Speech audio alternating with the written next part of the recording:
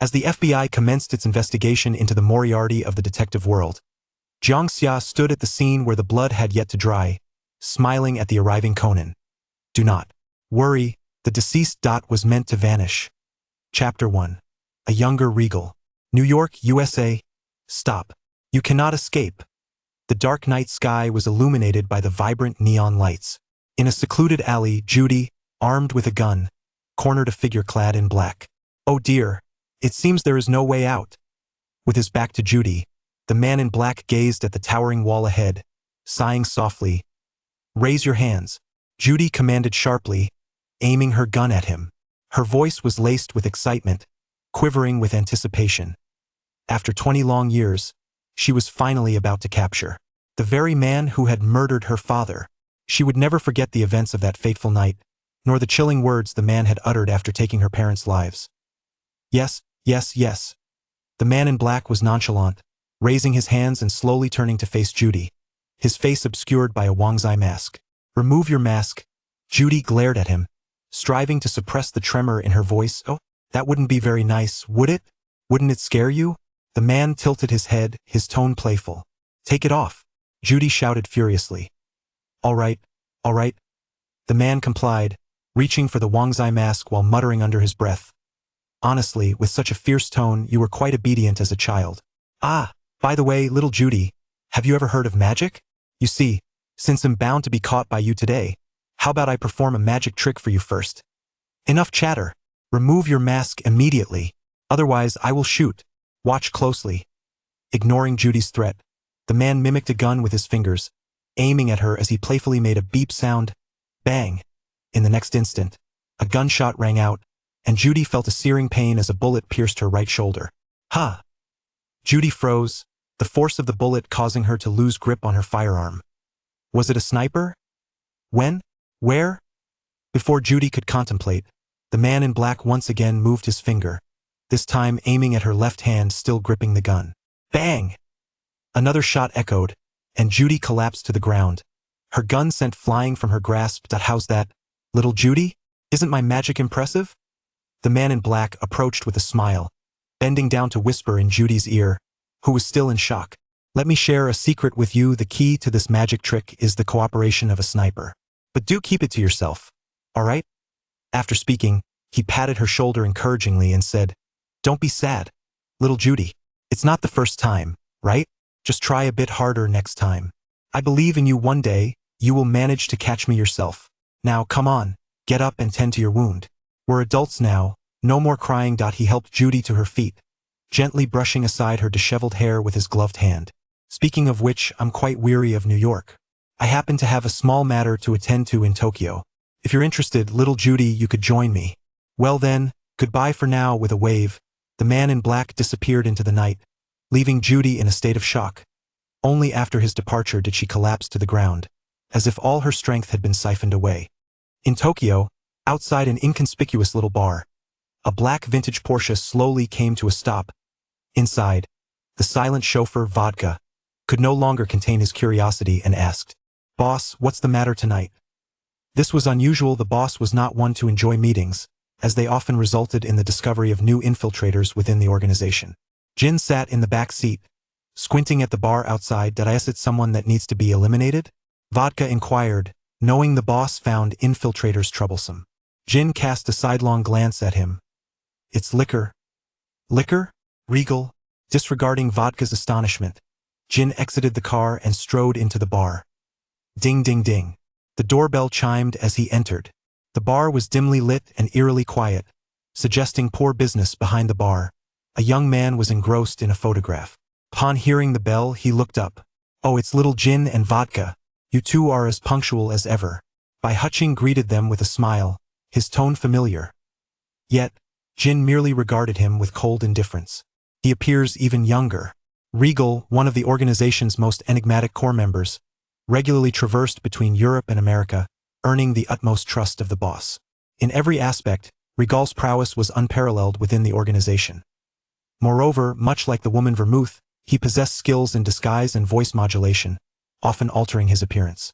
Jin was among the few who knew Regal's true visage. What concerned Jin most was that Regal did not fall within the category of young cadres. On the contrary, considering the duration of his affiliation with the organization, Regal was undoubtedly an old cadre, with seniority even surpassing Rum. For it was Regal who had promoted Jin to a position within the organization, this youthful-looking boy. Jin felt a sense of perplexity. He recalled the first time he met Regal, when Regal appeared to be around 40 years old. Why has he grown younger with each passing year? Is it through disguise? If so, why would Regal engage in such pointless and ambiguous transformations? What's the matter, little Jin? Standing at the door in silence? Come in and sit, I've already poured you a drink. Bai Huching rose to pour Jin a glass of gin, smiling as he gestured for him to join. Humph! With a cold snort, Jin walked directly to the bar and took a seat. Vodka, would you like something to drink as well? Bai Huching asked, glancing at Vodka, who had sat beside Jin, and playfully waving the gin in his hand. Vodka looked at the drink in Bai Hiking's hand, his lips twitching as his already pallid complexion grew even darker. After a moment, he gritted his teeth and managed to squeeze out 2 words. Coke. Bai Huching laughed heartily. It seemed this lad still remembered the incident from years ago when he was pulled over by the police for drunk driving. Enough, sit down, Vodka. Jin set down his gin, his voice low as he turned to Bai Huching. You should have arrived yesterday, Regal. I encountered a feisty puppy I used to raise in New York, so I lingered a bit to play with her. Don't mind it.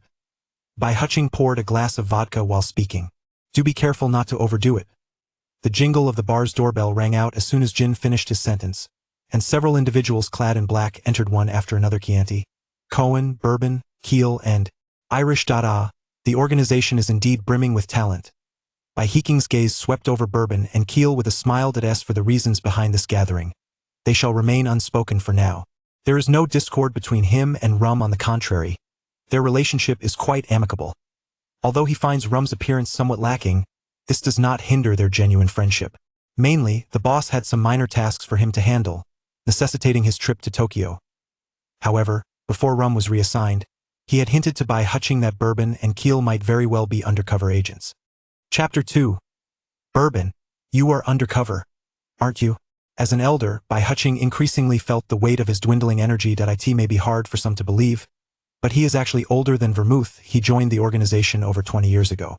As a time traveler, Bai Huching spent the first 30 years of his life following a predictable path, growing up methodically, studying diligently, attending police academy, graduating, joining the Metropolitan Police, solving a few cases, and rising through the ranks. Unfortunately, life is rarely so straightforward. Years later, he became part of the Black organization. Bai Huching considers himself a rather straightforward person. His decision to join the organization was not overly complex and did not stem from any antisocial tendencies or a desire to sow chaos in the world. He simply harbored a pure and singular wish to attain immortality. For a living being, this is an innocent and unadulterated aspiration. Bai Huching longs for eternal life, quite literally to live forever. In this world, only the organization could make such a possibility a reality. Thus, he joined the organization without hesitation, accepting the experiments conducted by the Mayano couple at the time alongside Vermouth. However, the experiment yielded differing results for the two of them. Vermouth's time ceased, her appearance frozen in the year she underwent the experiment. In contrast, Bai Hiking's time began to reverse. His body astonishingly began to age, growing increasingly youthful as time passed. This day, he appears to be barely in his 20s. Bai Huching can sense the fleeting shock and confusion in Jin's eyes whenever he beholds his youthful visage. This reaction is quite normal after all. Witnessing an uncle from over a decade ago transform into a youth younger than oneself would astonish anyone. Bai Huching is indeed quite curious. Of course, this is not the kind of immortality he desires. Regal, everyone has arrived. What are you daydreaming about? Apologies, little Jin, I was suddenly reminded of some past events. TSK. Jin's displeasure was evident in his expression. It was unclear whether his irritation stemmed from Bai Hiking's distraction or from being addressed as Little Jin in front of others. Little Jin? The other 5 executives displayed varying degrees of surprise at Bai Hiking's choice of address. Wait, isn't Vermouth in Tokyo? Bai Huching, donning a Wangzai mask, cast a puzzled glance at several executives in the bar. Is it because of me that she took the day off? Honestly, Bai Huching sighed in resignation, yet he could not be bothered to elaborate. Ahem. He stood up, cleared his throat, and addressed everyone. Good evening, everyone. I am Regal. In truth, before arriving at the bar, Toru Amuro had already sensed that significant matters might unfold within the organization that night, though he had not anticipated their magnitude. Regal Baijiu, the organization's second-in-command, had been the subject of various rumors among other executives that Amuro had heard. Some claimed he was mentally unstable, a lunatic. Others suggested he was quite elderly, perhaps in his 50s or 60s. Some even asserted that he had long since died, with the current Regal merely inheriting the title of the previous Regal. There were whispers that he was in fact Vermouth, as he too possessed skills in disguise and voice alteration. Even speculation arose that Regal was merely another identity of the organization's boss. Regardless of the veracity of such rumors, they suffice to illustrate that Regal is an exceedingly enigmatic figure, even within this clandestine organization. And now this mysterious individual appeared before Toru Amuro, donned in a comical mask. Today, I asked Little Jin to gather everyone here primarily to discuss a few matters. Behind the bar, Bai Huching skillfully retrieved a bottle of soda from beneath the table and poured himself a drink. The first matter is that rum has been reassigned to Europe. From this day forth, I will oversee all affairs of the organization in Tokyo and Japan. Is that understood? Yes. Understood. Then came Amuro and Irish, while Chianti and Cohen glanced at Jin, who glared intensely at the vodka before him, his expression darkening. Is there anything else? His reaction could be interpreted as an implicit acknowledgement of Regal's previous statement. Little Jin, ever so impatient as always, Bai Huching's tone bore a hint of exasperation. With the utterance of Little Jin once more, an invisible tension filled the air, causing Jin to grip his glass tightly for a fleeting moment. Yet, in an instant, Jin quelled his murderous intent, released his grip on the glass, and reverted to his usual cold demeanor. This scene left the other patrons in the bar momentarily stunned, particularly Chianti, whose eyes gleamed with astonishment. What on earth? That usually icy Jin managed to endure this humiliation. He actually held back. Truly, Regal possesses a remarkable ability to accomplish what we cannot. Big brother. Vodka observed his elder brother's humiliated state, unable to restrain himself from speaking, his heart bleeding. As for the second matter, it is that Rum informed me before his departure that there are undercover agents among the organization's executives in Japan. Bai Huching's gaze swept across the room and finally settled on Bourbon and Keel, a slight smile gracing his lips. He told me that those two undercover agents are likely Bourbon and Keel. At these words, Jin's murderous intent surged once more, his eyes glinting with intensity. Indeed, Jin's enthusiasm was palpable at the mention of undercover agents. While Amuro and Rei Furuya maintained a facade of calm, a flicker of anxiety coursed through them. What the hell? Rum suspicions. Have they been exposed? No, that cannot be. From Regal's remarks, it seemed Rum was merely suspicious and lacked concrete evidence. Regal likely shared this to test the waters. However, Amuro Toru and Mizuno Reina exchanged glances, each contemplating the possibility that the other might also be an undercover agent. Of course, came the reply. After all, this is merely Rum's suspicion. He has stated that he will handle this matter personally, and I have always detested complications, so I have chosen to let him proceed as he sees fit. However, even if it is just a suspicion, it was brought forth by Rum, and I must respect his sentiments to some extent. Therefore, you two shall temporarily refrain from attending the forthcoming meetings, if you please. This was, in essence, a subtle dismissal. Amuro Toru was somewhat taken aback. Regler's tone was surprisingly calm, devoid of the inherent brutality and malevolence typically associated with organizational leaders. If one were to judge solely by his manner of speech, it could even be inferred that Regler possessed a gentle disposition. That I understand. Until my suspicions are cleared, I shall refrain from engaging in any actions that might arouse doubt, Amuro Toru stated decisively, rising to leave with an impassive expression. As though the mention of an undercover agent pertained to someone else entirely. Did I feel the same? Mizuno Reina remarked, rising to follow Amuro Toru out of the bar, one after the other. Chapter 3. The newcomer at the Mori office. Is what you just said true? Jin coldly inquired after Bourbon and Keel had departed. Indeed, replied Shirakawa with a nod.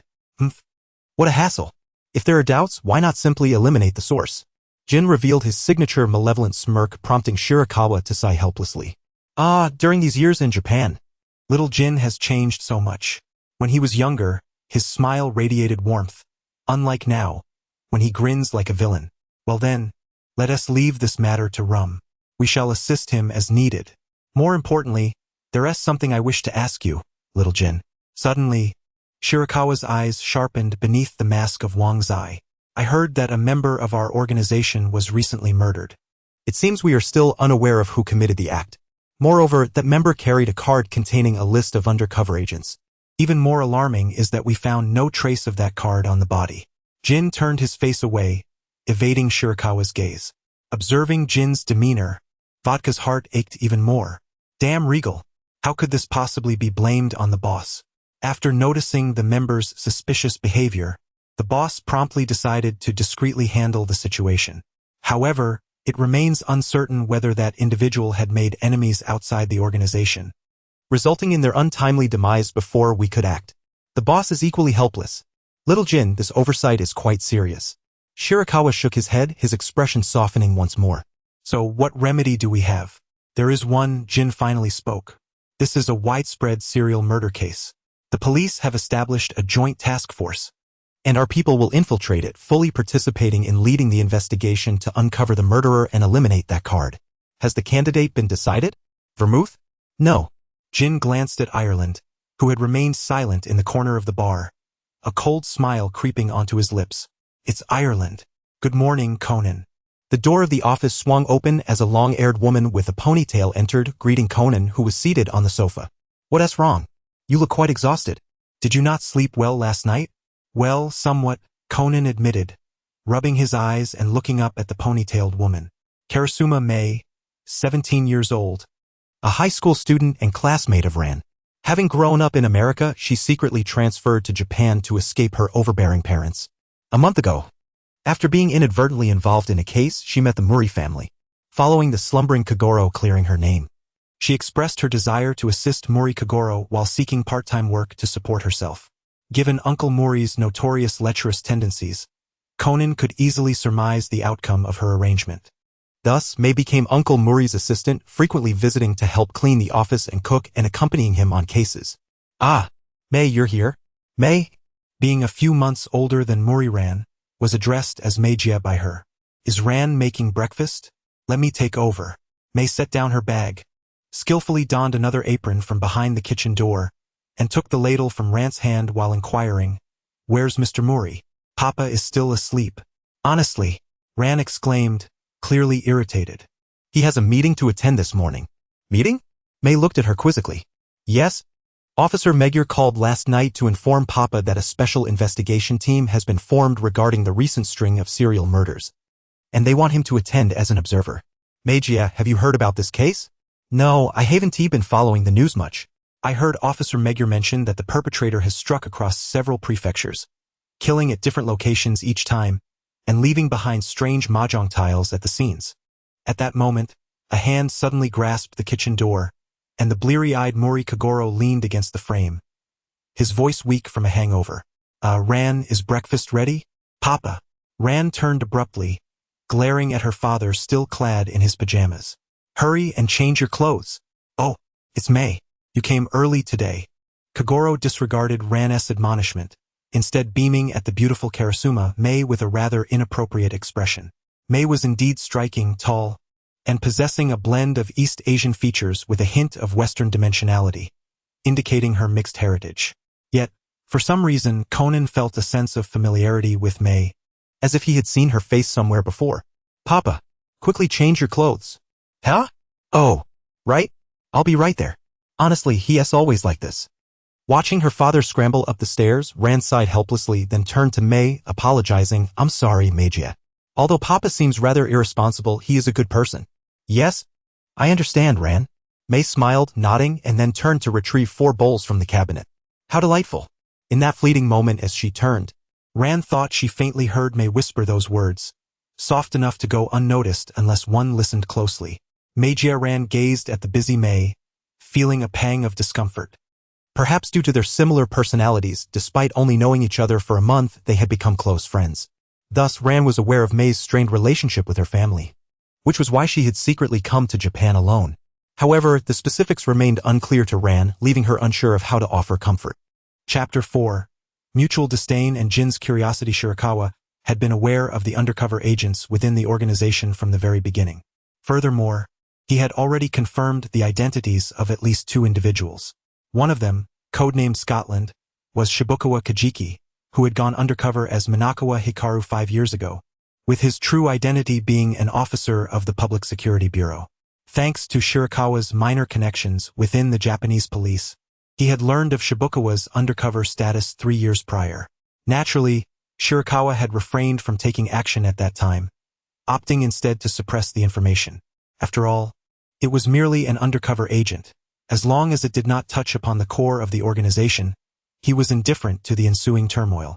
However, while Shirakawa had temporarily decided not to deal with Shibukawa, it did not mean he would refrain from investigating. In fact, this investigation had indeed unveiled some intriguing details. Leveraging his slight connections within the Japanese police, Shirakawa successfully acquired all the records pertaining to Shibukawa's life since birth. Among the most significant were his 4 friends from Police Academy, one of whom was a Kai Shuichi, also known as a Muro Turu or Bourbon. This was quite fascinating. Unexpectedly, he had managed to catch a small fish. Rum's instincts remained as sharp as ever. Inside a black Porsche parked by the roadside, Shirakawa sat in the back seat, staring down at a yellowed old photograph in his hand. He had already learned of Scotland and Bourbon's undercover identities 3 years ago, but had yet to take action at that time.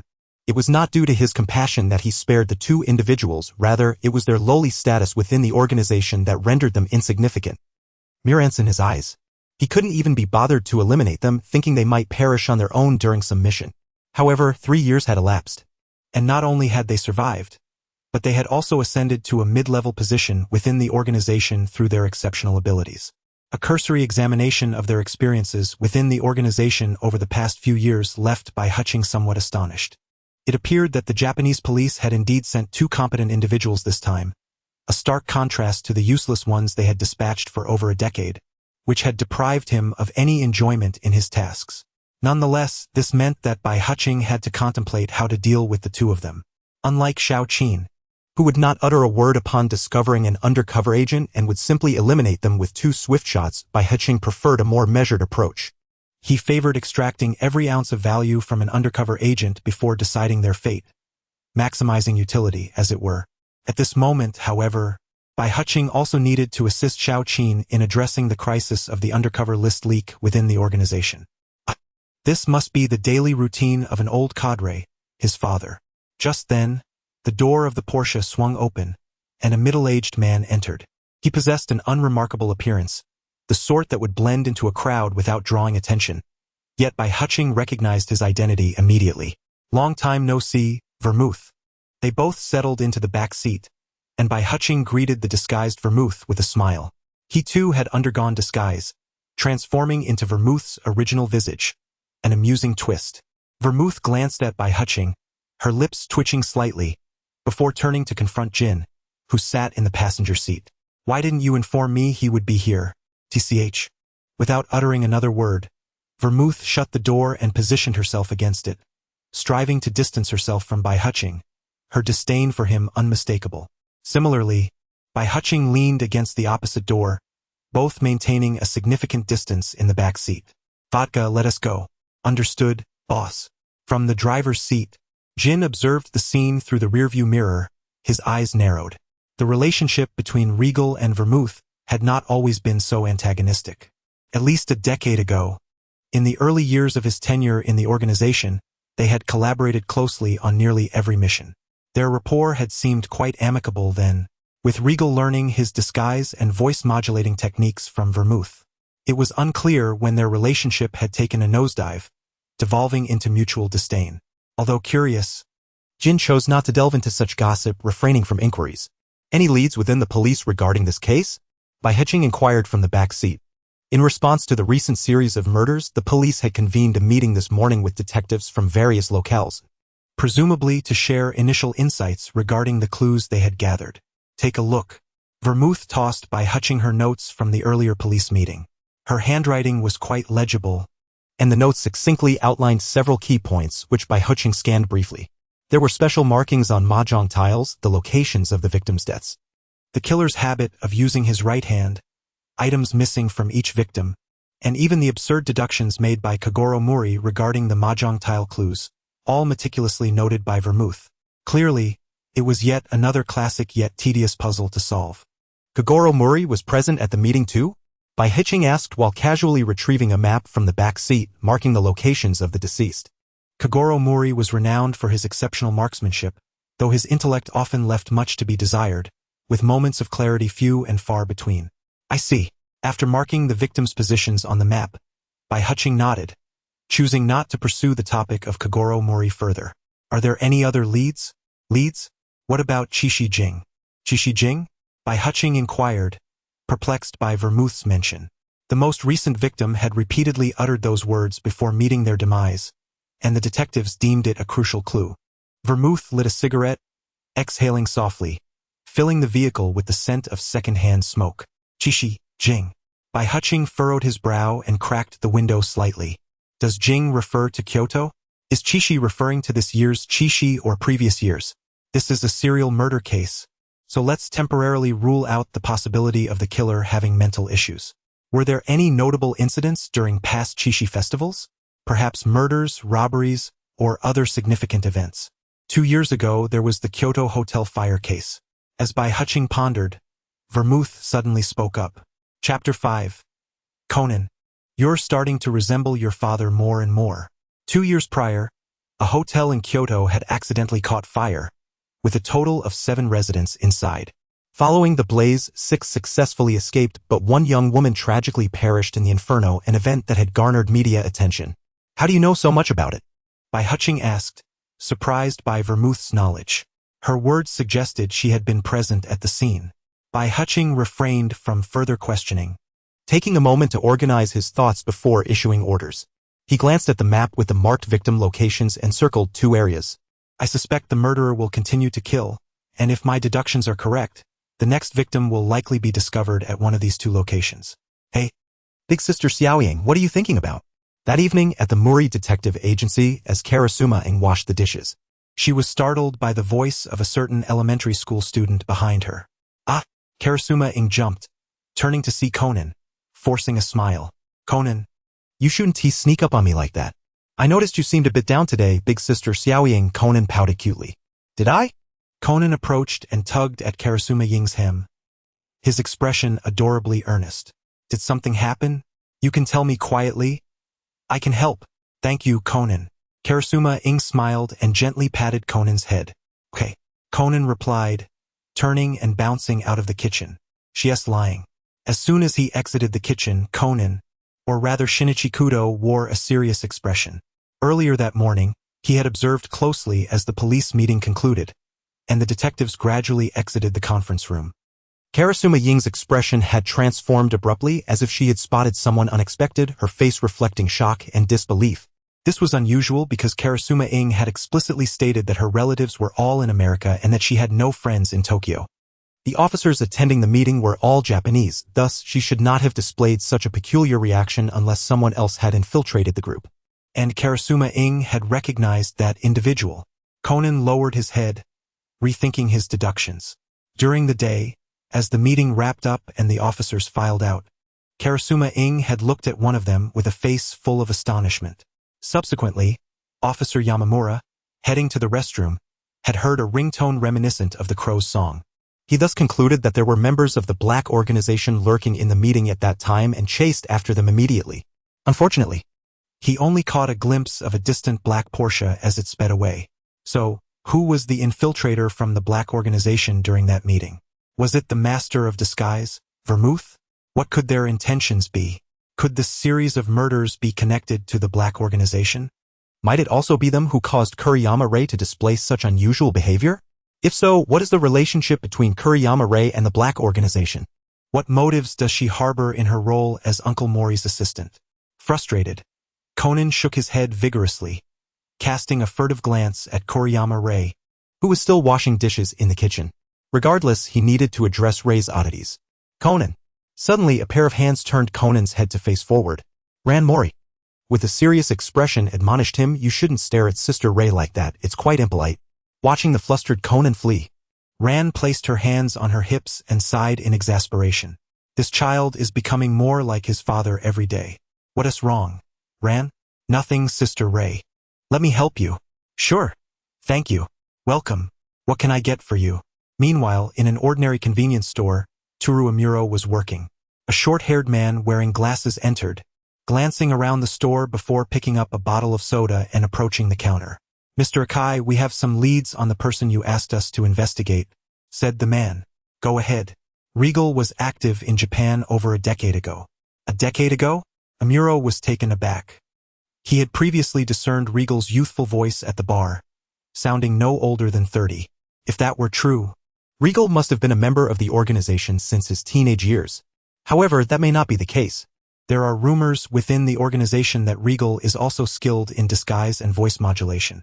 His voice last night at the bar might have been altered. If this were true, identifying Regal would become significantly more challenging, and Amuro could not even ascertain Regal's true gender. Are there any clues regarding Regal's physical characteristics within the Public Security Bureau? Amuro inquired. There is one, purple pupils. Purple pupils? Amuro asked, intrigued. Yes. This is from a sighting record within the Bureau from over a decade ago. Regal's eye color is quite distinctive, being purple. Is there anything else? No, that's all. This individual is very mysterious. Since he vanished in Japan over a decade ago, there have been no further records of his whereabouts. Understood, Amuro nodded, ceasing further inquiries. Yes. The items you requested are ready. Please proceed to checkout. Amuro suddenly altered his tone, smiling as he handed the man a large bag containing not only the soda but also a multitude of chewing gum, cigarettes, snacks, and a small umbrella. I didn't buy all this, the man stammered, showing a pained smile. Please proceed with payment. Amuro maintained his smile. Okay. Under Amuro's affable demeanor, the man ultimately succumbed, reluctantly retrieving his not-so-thick wallet. Chapter 6. Have you heard of Shinichi Kudo? The weather today was rather dismal, and Kusei Sports Park was devoid of people, making it an ideal location for a crime to unfold. Kiyohara Seiji sat alone on a remote bench, feeling rather bored. After marking the locations of the victims noted by vermouth on a map, he was astonished to discover that the pattern formed bore a striking resemblance to the Big Dipper, accompanied by a North Star. Although he was unsure of the reasons, it seemed highly probable that the killer was committing murders according to the positions of the stars in the Big Dipper. This was one point. Furthermore, there was a peculiar Mahjong tile that appeared at all 6 crime scenes. Aside from the first victim, who was associated with an entirely red tile, the other 5 victims were tied to a red circle on a 7 tile, each with unique markings. From this, Kiyohara drew a bold conclusion. The killer, for reasons unknown, was likely following the configuration of the Big Dipper to commit murders, and perhaps intended to kill a total of 8, with 6 already deceased. If he was correct, the next murder would likely occur in the vicinity of Kusei Sports Park, the corresponding point of the Big Dipper. In reality, there were 2 corresponding points on the map, Kusei Sports Park and Tokyo Tower. His choice of Kusei Sports Park stemmed from a conjecture that the Big Dipper might hold special significance for the killer, while Tokyo Tower housed telescopes for stargazing. Logically, Tokyo Tower seemed more likely to be the site of the 8th victim. Although these were merely his deductions without any evidence, Kiyohara still opted to stake out the location. Even if he was mistaken, it mattered little as he had Irish undercover within the police. Yesterday, it appeared the police had made a breakthrough. A suspect believed to be the killer was reportedly set to meet his girlfriend at a certain mall. It was said that this suspect had previously quarreled with one of the victims, leading him to contemplate murder, which was absurd. However, adhering to the principle of better safe than sorry, the police decided to apprehend him for questioning. Vermouth also arrived at the scene disguised. Unfortunately, it turned out to be a half-baked operation, as the suspect lacked the necessary conditions to be the killer. Due to an old injury, the suspect's right hand could not be raised, whereas previous victims bore stab wounds inflicted by the killer's right hand. This alone was enough to eliminate the suspect's potential involvement in the serial murders.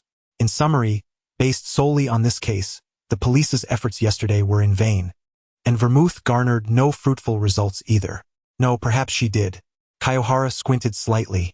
Yesterday, the covert report from Bourgeois indicated that after confirming the suspect was not the killer, Vermouth had left the mall promptly but had lingered unusually in the underground parking lot for nearly 6 minutes. Was she contacting someone there? Or was she waiting for someone? Surely she wasn't asleep? Well, never mind, Kiyohara shrugged, deciding it was best to directly inquire during their next meeting. Rather than speculate about the older woman's thoughts, he would focus on the task at hand.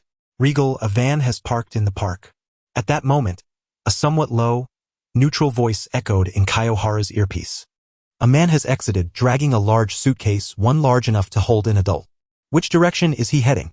Kiyohara inquired. Towards the north, he has entered the park. Wait a moment. Once he opens the suitcase, we'll see what it contains.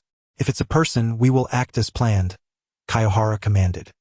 He preferred not to act alone. Almost always, he enjoyed arranging a sniper in the shadows, much like when he had toyed with Judy in New York. Regal? It's a woman. She appears to be unconscious and likely still alive. The neutral voice on the earpiece paused before continuing. She should be dead now. The man just stabbed her with a knife, and he discarded a Mahjong tile there. Then there's nothing more to say. Take him down. Kiyohara rose and made his way toward the man. The area is deserted for the time being, and the effects of the anesthesia are likely to last around 15 minutes.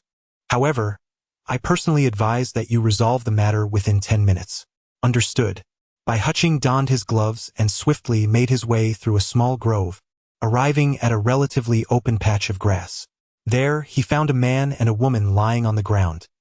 A syringe was embedded in the man's thigh, indicating he was unconscious, while the woman bore multiple stab wounds, clearly on the brink of death, yet somehow still clinging to life.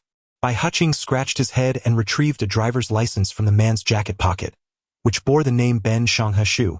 Rager, someone is approaching your direction. There is a significant chance they will discover you. Are they ordinary pedestrians? Yes, it appears to be a family enjoying a day at the park. Very well. I shall take my leave. Do you need me to call the police? Inquired a neutral voice through the earpiece. Call the police? Bai Huqing was momentarily taken aback, but then seemed to grasp the situation, glancing back at the woman on the ground, teetering between life and death. Bu Luoxin, do you wish to save her? I do. I am indifferent. As long as the matter is handled discreetly, I cannot afford to attract the police's attention. I would never make such a blunder. On the other end of the earpiece, the individual known as Bu Luoxin promptly dialed the police, leaving a message that a homicide had occurred at Guanglai Sports Park before swiftly disconnecting, removing the SIM card and severing all connections. After completing these actions, Bu Luoxin remained in place, continuing to observe the happenings within the park. Meanwhile, Bai Huqing had already used the woman's clothing to perform a hasty bandaging of her wounds and had gently lifted the still unconscious Ben Shanghashu, tossing him into the nearby woods. Very well, this shall suffice, Mr. Murderer. Given the exemplary standards of the Japanese police, they should not discover you hidden here. Until he finds that card, this individual cannot be apprehended by the police, or else complications may arise. As for whether Ben Shanghashu would harbor any suspicions upon awakening, Bai Huqing was unconcerned, as it was unlikely he would suspect him. Rager, it has been quite some time since we last visited the park together, Bu Luoxin suddenly remarked through the earpiece. You grasp my meaning. How insistent you are. Ireland is calling. I must take this. Coward. Moshi. Is there something you require, Ireland? The matter you previously asked me to investigate has been clarified, came Ireland's voice from the other end. Of course, it is no longer necessary, as the murderer has already been located. Having exchanged a few words, Bai Huqing decided to hang up, but Ireland hastily called out. No, wait. Mr. Rager, I have one more thing to report to you. Have you heard of a person named Kudo Shinichi? Bai Huqing paused at the mention. He was familiar with the name, recalling that Kudo Yusaku's son bore the same name and was rumored to be a detective in Japan. Considering that Yusaku had been a longtime friend, perhaps he should find an opportunity to eliminate this young brat and present Yusaku with a grand surprise during their next meeting. However, it seemed a shame to eliminate Yusaku's only heir. More importantly, there was currently no direct conflict of interest between this young lad and Bai Huqing's objectives, at least not for now. Is there an issue with this individual? Bai Huqing maintained a serious demeanor despite his mind wandering. Please continue. Not only is he alive, but his body has undergone an astonishing transformation. Oh, he has shrunk, now appearing as a child of 6 or 7 years old, going by the name Idagawa Conan. Oh, he has shrunk? Ireland, have you discovered the cause? Bai Huqing narrowed his eyes. I am still uncertain, but I personally speculate it may be related to the poison that Jin administered to Kudo Shinichi. Oh, poison? What kind of poison? Bai Huqing's tone remained gentle, yet a murderous intent gradually brewed within his narrowed gaze. I am also unsure of the specifics, Ireland continued, unaware of any abnormality in Bai Huqing's demeanor. Lord Rhaegar, you have been away from Japan for many years, so you may not be aware that rum and gin have been secretly developing a peculiar drug. Peculiar drug, you say? It is said to be a unique poison that, after killing, leaves no trace within the body. When Jin dealt with Kudo Shinichi, he administered this very drug, after which Kudo mysteriously vanished. Shortly thereafter, Jin instructed Shiho to confirm the truth of Kudo's death, and not long after, Shiho began to resist the organization and subsequently went missing. Lord Rhaegar, although there are many aspects I do not understand, I believe Jin may also be an undercover agent within the organization. I understand now. Sitting upon a bench, Bai Hutching smiled, deftly catching a falling leaf, which he meticulously crushed between his fingers. Ireland, what are your thoughts on the poison you mentioned? Bai Hutching inquired. Although I am unclear on rum and gin's intentions, I believe it is not merely a poison. The name of poison may simply serve as a ruse. Ireland candidly shared his speculation. Then, do you know where this Idagawa Conan, who is suspected of being Kudo Shinichi in his shrunken form, is currently residing? Yes. He is presently staying at the home of Muri Kagoro. He also attended the previous police meeting. The slumbering Kagoro, I understand. Thank you for the information, Ireland. Bai Hutching lowered his gaze, a smile gracing his lips as he watched the crushed leaf fragments fall to the ground. Thank you very much.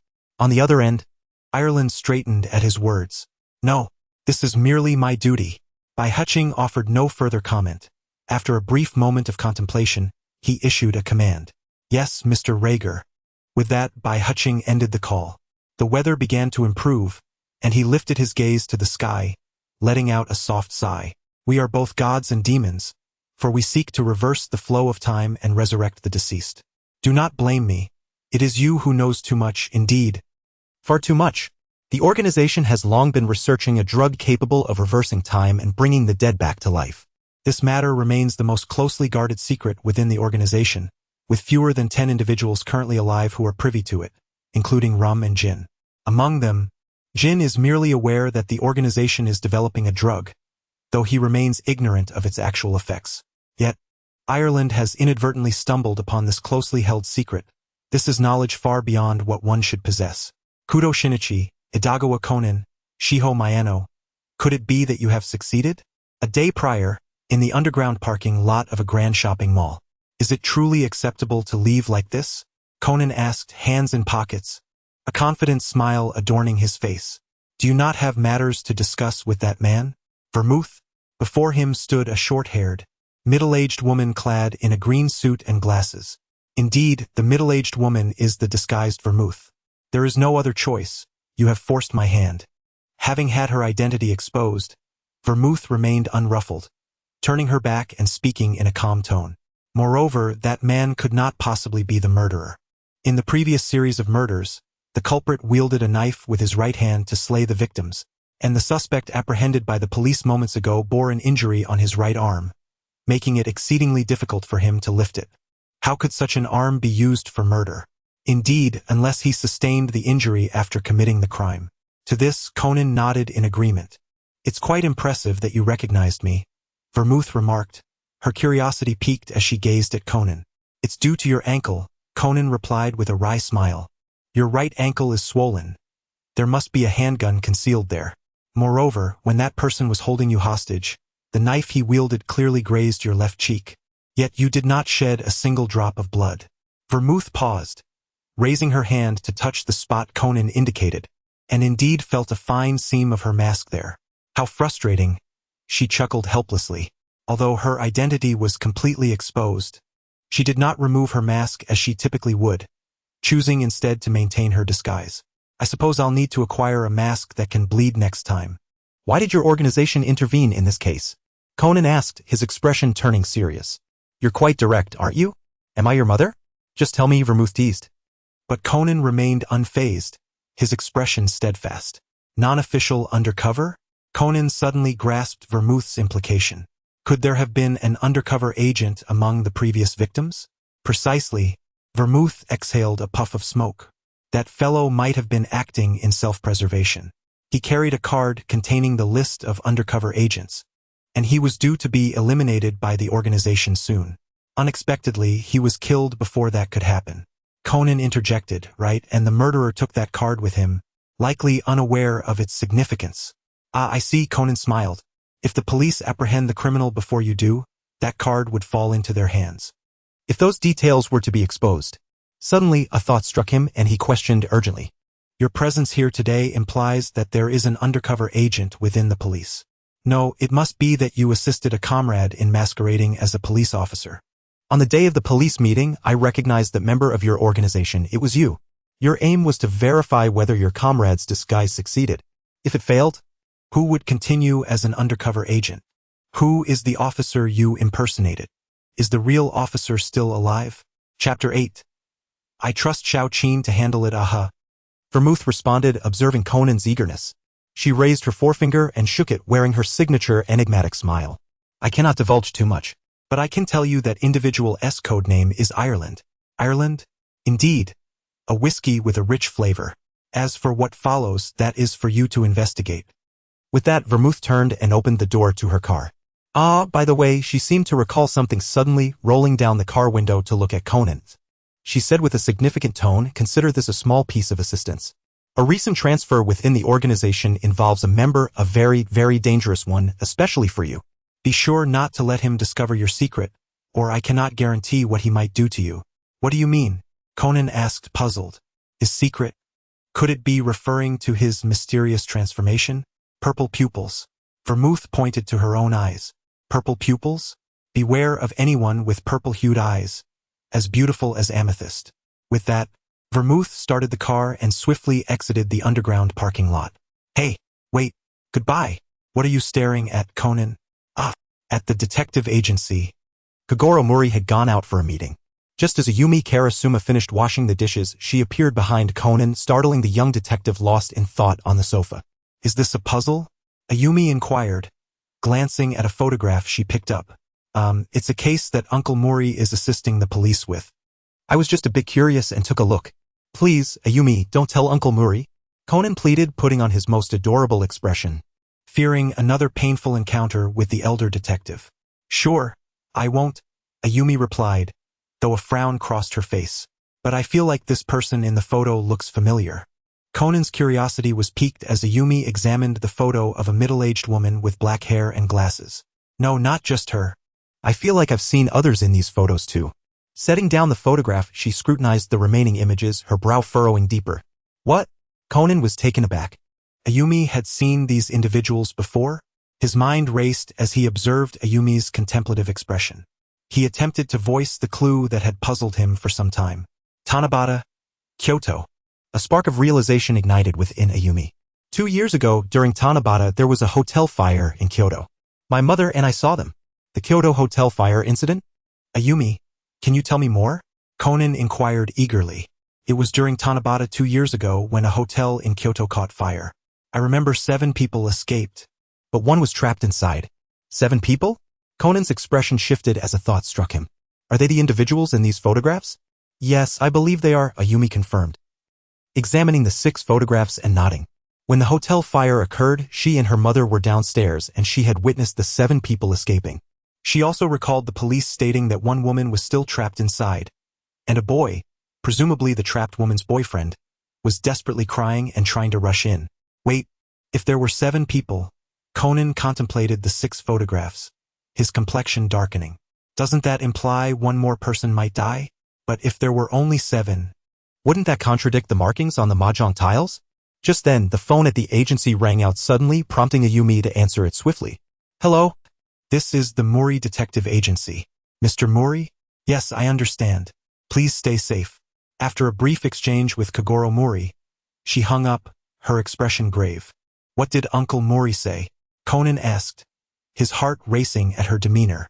Darn it, he muttered under his breath, turning swiftly to dash out of the agency. I have to step out for a moment.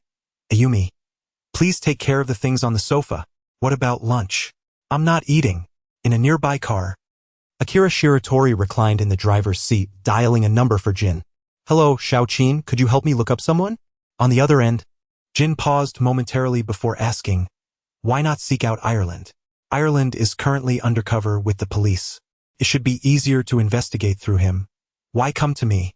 Oh, because I suddenly suspect that Ireland might be the undercover agent and I'm not entirely at ease. Undercover? Even through the phone?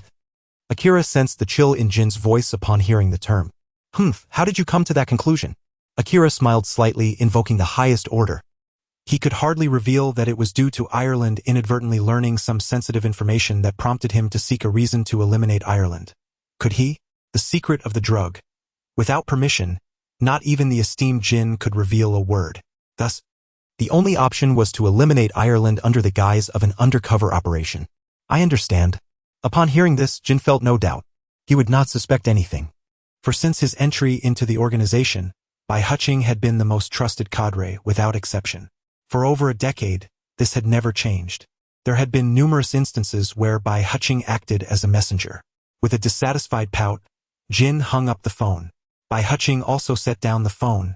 His expression relaxed. Jin was reliable. He had full confidence in him. Bai Huqing felt as if he had forgotten something. What was it he wanted to discuss with Xiao Qin? Well, never mind, perhaps it was just the mental fatigue of old age. A brief nap might help him recall it later. Chapter 9. Who helped you disguise yourself? Really, where has that boy Conan run off to? It's been a whole day. And he hasn't even answered his phone. That evening in the Muri Detective Agency, a table was laden with reheated dishes and a visibly anxious Ran Muri clutched her phone. Pacing back and forth. For reasons unknown, she felt a twinge of anxiety. Earlier that afternoon, she had accidentally shattered Conan's bowl. Suddenly, an idea struck her, and she marked the locations of the 6 deceased individuals and the critically injured victim from this morning on a map. There was still one more person unaccounted for. But why? Could it be that the perpetrator was not the boy from earlier? Or could it be? The true killer was someone else. Ingjie, what did you say? Ran Muri turned her puzzled gaze toward Karasuma Ing. Observing the map where only one point was missing, Karasuma Ing swiftly added the final location with a pen. It was Tokyo Tower. This would be the site of the killer's final act. Conan was likely to head there. The 7th victim from this morning was not dead but hospitalized and under tight police protection. It was probable that this victim had seen the killer's face. Thus, logically deducing, the killer would most likely attempt to strike again before the 7th victim regained consciousness and his identity was exposed, possibly even tonight. After speaking, Karasuma Ing turned to Ran Muri, her tone serious. You must call Mr. Muri immediately. The killer is named Motoharu Kazuki, the brother of the girl who perished in the Kyoto hotel fire 2 years ago. The 8th victim he intends to kill is likely the boyfriend of his sister. And Tokyo Tower is the final location. With that, Karasuma Ing snatched her coat from the door and dashed out of the agency. Wait, Ingjie. Just then, Ran Muri's phone rang, displaying Suzuki Sunoko's name. Hello? Sunoko? What?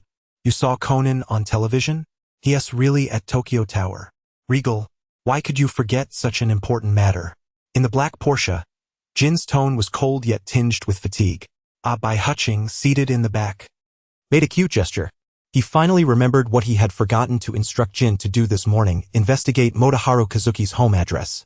Since they had not found the card on him, Bai Huqing surmised that he might have taken those items from the killer back to his home. He intended to delegate this task to Jin but had forgotten amidst their conversation about Ireland and subsequently dozed off in the car, only to awaken at night.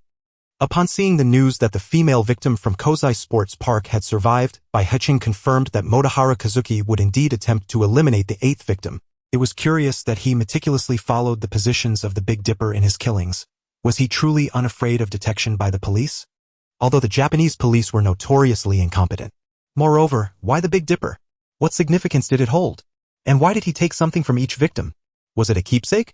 Bai Huqing pondered but ultimately decided not to dwell on it.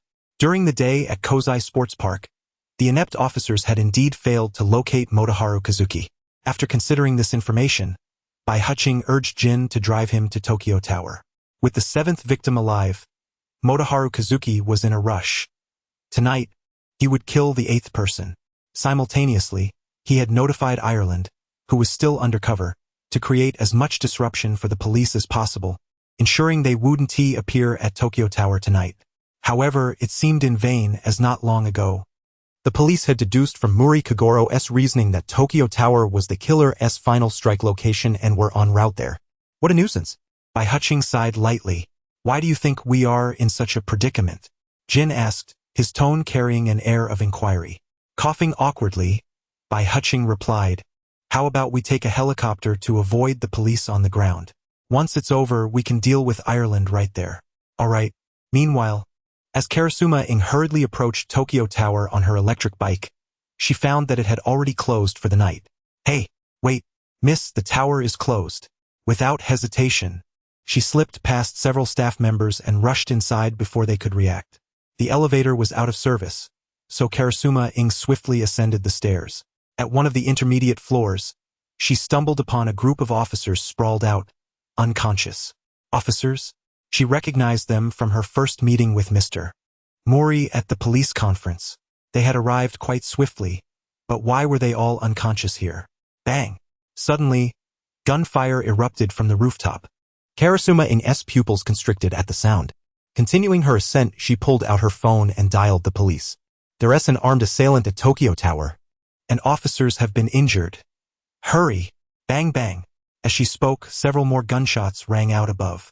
Conan, finally reaching the top of Tokyo Tower. Karasuma Ying's first sight was Conan leaning against a pillar with injuries on his face. Xiaoing Jie? Upon seeing Karasuma Ing, Conan's pupils dilated. Karasuma Ing rushed over to examine Conan's wounds, asking, "Are you alright, Conan? Did the killer, are you all okay?" At that moment, a middle-aged man's voice sounded from behind her. She turned to see Inspector Matsumoto, the leader of the Joint Police Investigation Team. "Matsumoto, I found other injured officers below." Karasuma Ing stood up, addressing Matsumoto. "Ah, I see. They were attacked by the assailant," Matsumoto replied, holding his gun as he approached her. "Xiaoing Jie, hurry." Conan weakly grasped her ankle. "Yes, not really, Matsumoto," Karasuma Ing stated bluntly, eyeing Matsumoto. "The face you're wearing has been altered with the help of someone else." "Hasn't he it?" Chapter 10, Close Quarters, Dodging Bullets. Oh! At her inquiry, not only Conan but also Inspector Matsumoto appeared taken aback, though he soon regained his composure. "Little girl, I remember you as that assistant of Detective Mori, right? How did you figure it out? Tell me, who are you really? Who helped you disguise yourself?" His temper was rather fierce, but she decided it was of little consequence. As he gazed at the fiercely determined Karasuma Mei, Inspector Matsumoto found himself disinclined to engage in further dialogue. Without hesitation, he aimed his pistol directly at her.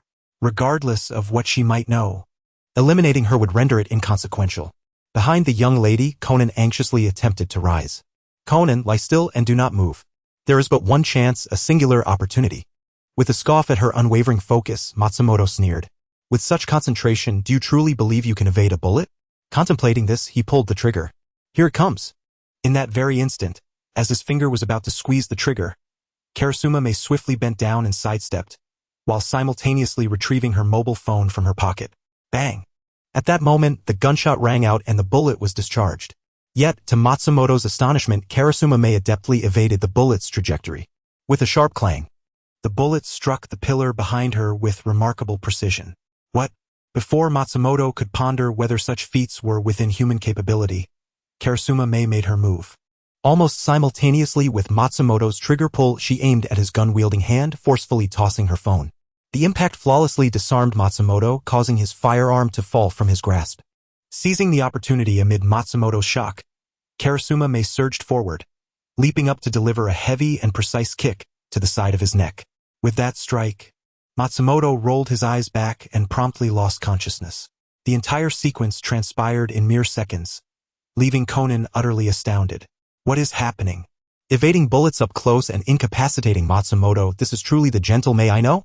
What a superwoman! How fierce! With Matsumoto subdued, Karasuma Mei exhaled a sigh of relief. Although her actions appeared effortless, she was quite tense. Crouching down, she gripped Matsumoto's face and forcefully yanked off a meticulously crafted mask. Gazing at the mask in her hand, a subtle frown crossed her brow, a flicker of sorrow evident in her eyes. Card? Holding the card between her thumb and forefinger, she posed a series of questions. "Conan, what does this card contain? And where is the culprit? Who is this imposter Matsumoto? And why did he attempt to harm you?" Just then, an unexpected turn of events unfolded. A sniper's bullet shot in from outside Tokyo Tower, precisely shattering the card held between her fingers. There is a sniper nearby. Realizing this, Karasuma Mei instinctively embraced Conan and rolled behind a nearby pillar. Estimating the sniper's position from where the bullet had originated, she deduced that it was a blind spot. ensuring the marksman could not reach them. "May, your hand." Conan observed blood flowing from her thumb and index finger. The injury was a result of the high-temperature airflow generated by the bullet's passage. "I'm fine." Hiding behind the pillar, Karasuma May glanced at her injured finger. What was happening? Why was there a sniper present? And what was contained within that card? Suddenly, the sound of a bullet striking flesh echoed, causing Karasuma May to freeze momentarily. Then, as if realizing something, she peered outside towards the individual impersonating Matsumoto. Sure enough, the previously unconscious Matsumoto now sported a gaping wound in his head, blood oozing from it. An execution? Simultaneously, in a distant skyscraper outside Tokyo Tower, a cloaked figure activated their earpiece. "Jin, you need not come."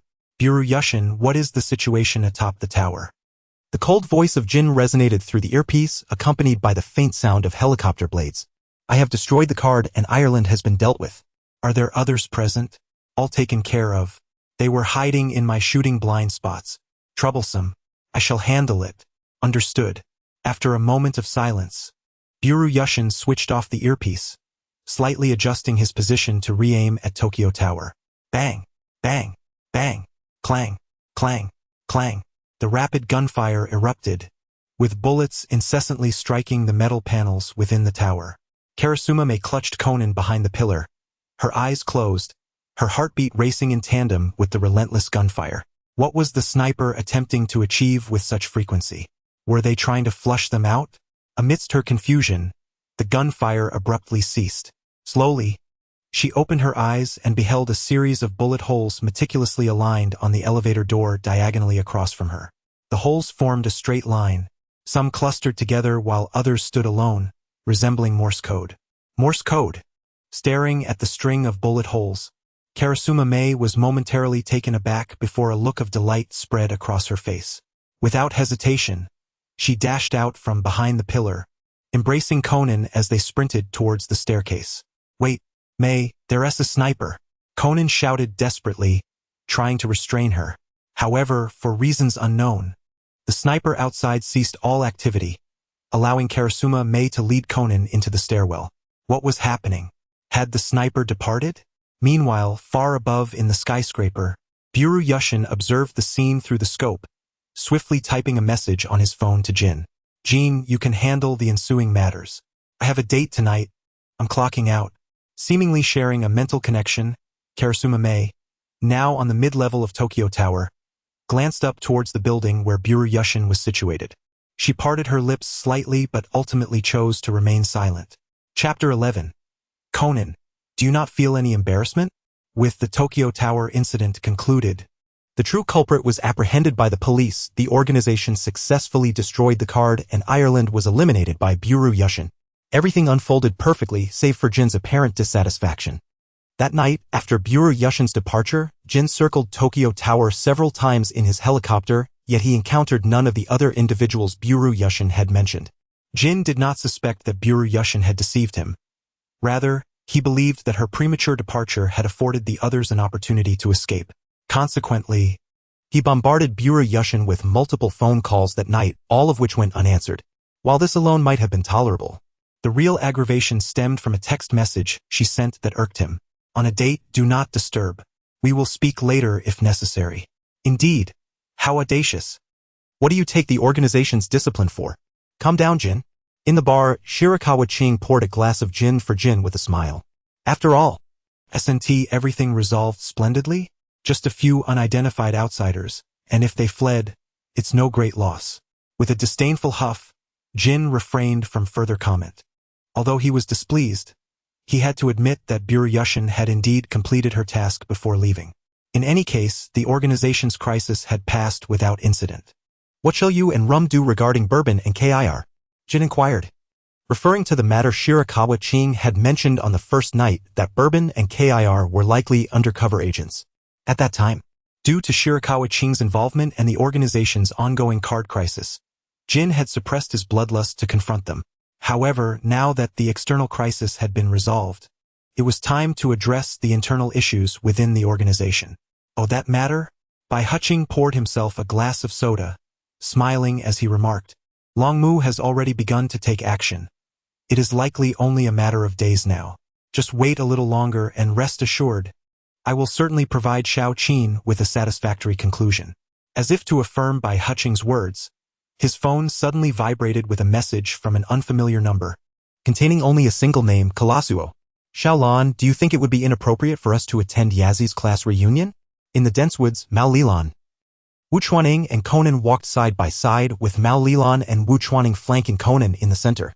The night before, Mao Lilan had received a call from Suzuki Yazi, inviting her to the class reunion of her elder sister, Suzuki Ayako.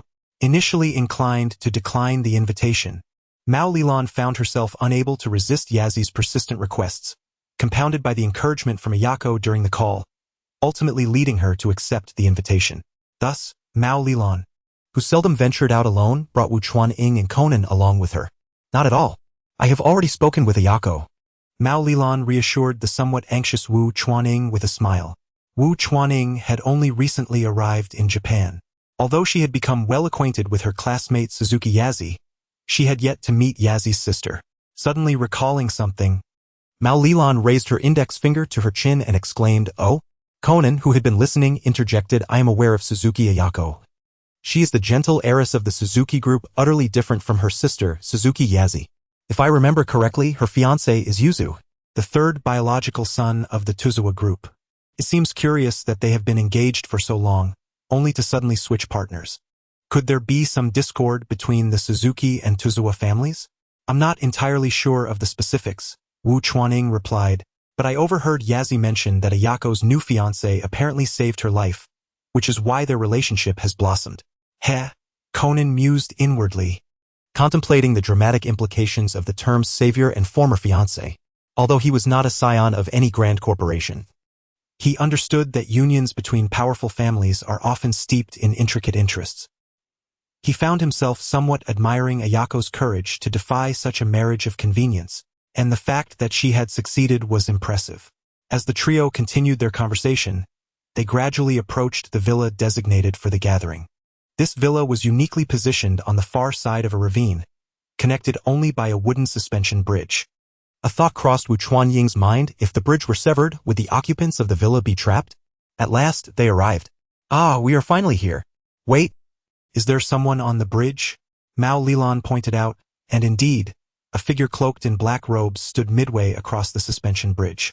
The sight startled the trio, as this mysterious individual, whose face was entirely wrapped in bandages, cast a glance at them before sprinting across the bridge and vanishing into the surrounding woods. "Surely, that person is not here for the gathering?" Mao Lilan managed a strained smile, to which Wu Chuaning and Conan responded with similar forced smiles. "Welcome." Upon ringing the doorbell, they were greeted by a girl with short hair tied back with a headband. Suzuki Yazi, Mao Lilan's close friend. "Really? Look who decided to show up." Suzuki Yazi feigned annoyance upon seeing Mao Lilan. "You were invited for such a rare occasion, and yet you arrive late." Yazi was not genuinely upset. Her gaze shifted to Wu Chuaning, and she immediately grasped her hand with a smile. "Aring, you are here too. This is my first time inviting you to my home. Don't worry, everyone here is quite amiable. Just relax." "Indeed," Wu Chuaning replied, though she was taken aback when Suzuki Yazi's expression suddenly shifted to one of exasperation as she caught sight of a certain short figure. "Mao Lilan, you truly brought that little brat along? Conan, you should really consider how you follow Sister Lilan around every day. Don't you feel any embarrassment?" "Ahahaha." Conan forced a smile, internally rolling his eyes at the absurdity of the situation. "I certainly don't need your lectures. Honestly, bringing along such a child leaves you no room for romance." "Lilan. Romance?" the trio exclaimed in unison, bewildered by Suzuki Yazi's unexpected remark. "Weren't we here for the gathering? Of course, we came here to meet some outstanding young men," Suzuki Yazi declared, clasping her hands under her chin with a dreamy expression. "This is the perfect opportunity to engage in a romantic escapade amidst nature." Mao Lilan and Conan exchanged glances, both incredulous at Yazi's intentions. Without lingering outside for long, Suzuki Yazi ushered Mao Lilan and the others into the villa. The two-story residence was spacious with a wooden structure, yet it felt eerily empty. "Yazi, where are those impressive young men you mentioned?" Mao Lilan inquired, surveying the somewhat desolate interior. Don't worry, Leland. My sister's classmates have already arrived. They are just resting in their rooms, Suzuki Yazi reassured her. Curiously, Wu Chuanying, who was changing her shoes, asked Yazi, "Is there anyone among them who is wrapped in bandages?" She recalled the mysterious figure from the bridge. Bandages? No, no one injured is attending today, Yazi replied, oblivious to Wu Chuanying's concern. Alright, enough of that. Leland, your room is upstairs, and you will share with Conan. I'll be with Ah-ing if that's alright. Sure, Wu Chuanying nodded, not minding the arrangement. Oh, and Conan, Suzuki Yazi suddenly focused on him, bending down with a serious expression. You must not do anything strange to Sister Leland tonight. Ah, Conan once again forced a smile, thinking, I would never do such a thing, you foolish woman. All right. Ah-ing, let me show you our room, Mao Leland remarked as she led Conan upstairs. Come along, Ah-ing, I'll show you our room as well, Suzuki Yazi said, watching the two ascend the staircase. Just then, a figure emerged from the kitchen. Yazi, is this your friend? The figure, a man in an apron, looked gentle and handsome, his voice rich and magnetic. Future brother-in-law? Wu Chuanying mused, sizing him up. Is this the man who caused Yazi's sister to break off her engagement? He appeared to be quite amiable. Ah-ing, allow me to introduce you. This is my sister's current fiancé, Shimizu Seiji. SNT his name unique? Suzuki Yazi enthusiastically introduced him, expressing no reservations about her new brother-in-law. She was open-minded regarding matters of the heart as long as her sister genuinely cherished the person she would wholeheartedly support their union. Moreover, Shimizu Seiji is indeed not lacking in merit. He has not only saved my sister but is also quite handsome, possesses integrity, speaks with grace and warmth, excels in culinary skills, manages household chores proficiently, and demonstrates no signs of male chauvinism. From Suzuki Yoko's perspective, aside from his family background, this prospective brother-in-law scores full marks in every other aspect. Unlike my parents, as the second daughter of the Suzuki conglomerate, she personally places little significance on lineage. And her sister feels the same. How frustrating. Why has Suzuki Yoko not encountered such an admirable man herself? How unfair. Hello. Shimizu Seiji greeted Karasuma Akari with a smile and a nod. Hello, Karasuma Akari responded similarly. Seeing the two exchange pleasantries, Suzuki Yoko quickly pulled Karasuma Akari away. Once they were a little distance away, Suzuki Yoko eagerly whispered in Karasuma Akari's ear, "What do you think of my prospective brother-in-law?" "Well, he seems like a wonderful person," Karasuma Akari replied. "Hehe, I knew you would feel the same way. How enviable my sister is." As the two continued their hushed conversation, Shimizu Seiji glanced back at Karasuma Akari before turning to enter the kitchen. By evening, as dinner time approached, everyone emerged from their respective rooms, and Maori Ran and her companions were introduced to Suzuki Ayako's university friends attending the gathering. First was the short-haired woman with a headband, Ikeda Chikako, a somewhat renowned director and screenwriter. Next was the male photographer, Kakutani Hiroki, an editor for a film magazine. Following him was the long-haired man with a headband, Oda Masaru, an agent for a foreign automobile company. Lastly, there was the stout, good-natured short-haired man, Takahashi Ryoichi, a manager at a food company. For Karasuma Akari, there was also Suzuki Yoko's elder sister, the gentlewoman with squinty eyes, Suzuki Ayako, the initiator of this gathering. So this is Suzuki Ayako. Karasuma Akari observed her quietly, and from any angle, Suzuki Ayako exemplified the quintessential Yamato Nadeshiko, making it hard to fathom that she possessed the courage to defy her parents' arranged marriage and succeeded. Let's not mention Atsuko anymore, Chikako said, glancing up at Suzuki Ayako with a hint of discomfort, while the others wore varied expressions, seemingly affected by the mention of the name. Among the attendees, aside from the oblivious Maori Ran and her friends, only Shimizu Seiji maintained an unperturbed demeanor, calmly savoring his meal. Ikeda Chikako seemed to realize her overly intense reaction and took a deep breath before sitting back down, explaining, "We finally carved out some time for a gathering to unwind. I do not wish to discuss a person who passed away 2 years ago." The handsome long-haired man Oda Masaru remarked teasingly, "Fame certainly changes one's tone." "What did you say?" All right, let us not bicker," Suzuki Ayako interjected, rising quickly and smiling. "The food is getting cold. I'll fetch some drinks for everyone." "Is anyone in the mood for alcohol?" "Oh yes, please bring me some," Kakutani Hiroki, the one with the camera, called out. "All right, coming right up." "Ayako, let me go," Shimizu Seiji finally set down his utensils and stood up, grabbing Suzuki Ayako's arm. Suzuki Ayako did not resist and nodded, "Okay, I appreciate it, Seiji. I'll go take a breather." Just then, Ikeda Chikako stood up and headed straight for the door. "Hey, wait. Chikako, I'm sorry, Ayako. I'll pass on the alcohol for now." Kakutani Hiroki quickly clasped his hands together in apology to Suzuki Ayako before setting down his camera and chasing after Ikeda Chikako out of the villa. Watching the two leave suddenly, Suzuki Ayako appeared troubled. At that moment, the stout Takahashi Ryoichi also stood up, saying, "In that case, I'll go fix the broken part of the roof. I anticipate rain soon, and if it leaks, that would be troublesome." Having been a props master in college, fixing a roof was a trivial matter for him. "Is that so?"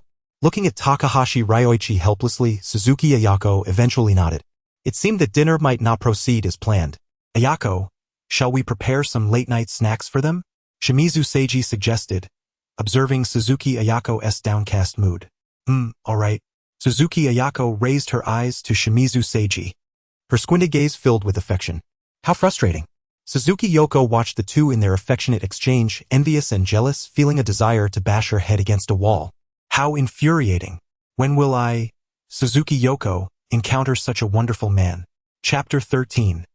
The Superwoman Best Friend. As the sky darkened with clouds, the first drops of rain began to fall, soon followed by a torrential downpour outside the villa. Maori ran, Karasuma Akari, and Conan stood by the window, gazing out at the curtain of rain. "Indeed, it has started to rain. We can't admire the beautiful maple leaves now." Maori ran sighed lightly, turning to look at Karasuma Akari only to find her staring blankly out the window, her eyes unfocused as if lost in thought. "Aki? What's wrong? You seem to be daydreaming," Maori ran said worriedly. "Ah, yes, I was thinking about the dinner Mr. Shimizu made. I didn't expect that although he is a man, his culinary skills would be so exceptional. It makes me feel inadequate," Karasuma Akari confessed a bit sheepishly. Although Suzuki Ayako was also in the kitchen, it was primarily Shimizu Seiji who prepared the meal, while Ayako mainly assisted. "Indeed, I never expected Mr. Shimizu to be such a great cook." Maori Ran nodded in agreement. Although dinner had been abruptly cut short due to some minor conflicts, it did not detract from the deliciousness of the meal.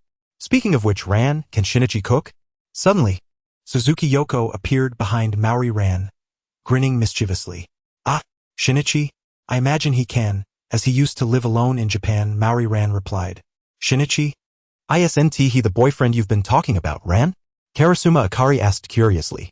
Since she had only recently met Maori Ran and the others, she had heard Suzuki Yoko mention several times that Maori Ran had a childhood friend named Shinichi Kudo, who was reputed to be a famous detective. "No, he is not my boyfriend," Maori Ran protested, her face flushing as she looked down.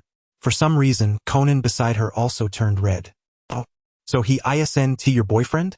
Suzuki Yoko leaned closer, almost pressing her face against Maori Ran's, teasingly saying, "In that case, I could take him away, right?" "Absolutely not," Maori Ran exclaimed loudly at the suggestion. "Ah, hee. Seeing Maori Ran's flustered reaction, Suzuki Yoko's joy only grew. She quickly changed the subject. "But it's such a pity that he wasn't invited along this time. Who would want to invite a person like him? If he dares to show up, I'll knock him down with one punch," Conan thought to himself, casting a deadpan look at the blushing Maori Ran. "I'm right here. Excuse me. Would you like to take a stroll outside with me?" Just as the group was enjoying their conversation, a suave voice echoed from behind them. The long-haired, handsome Oda Masaru approached with a smile, and upon seeing him, Suzuki Yoko immediately adopted a love-struck expression. "Sure, let us go together," she exclaimed eagerly. However, Oda Masaru simply bypassed her and walked towards Maori Ran instead. "Ah?" Feeling an inexplicable pressure, Ran Muri instinctively took a step back while Katsunari Oda advanced persistently. The two danced a delicate ballet of retreat and approach until Ran found herself pressed against the wall. Only then did Oda pause, raising his hand to lean against the wall beside her ear, adopting a playful stance. "After all, you have nothing pressing to do at the moment, do you? But it's raining outside and being suddenly pinned against the wall is quite bewildering." Ran managed a nervous smile. "Strolling in the rain could be quite delightful, don't you think? Shall we go?" Oda, evidently experienced, saw through Ran's flustered demeanor. denying her the luxury of thought or reaction as he grasped her hand and dashed toward the entrance. Mr. Oda.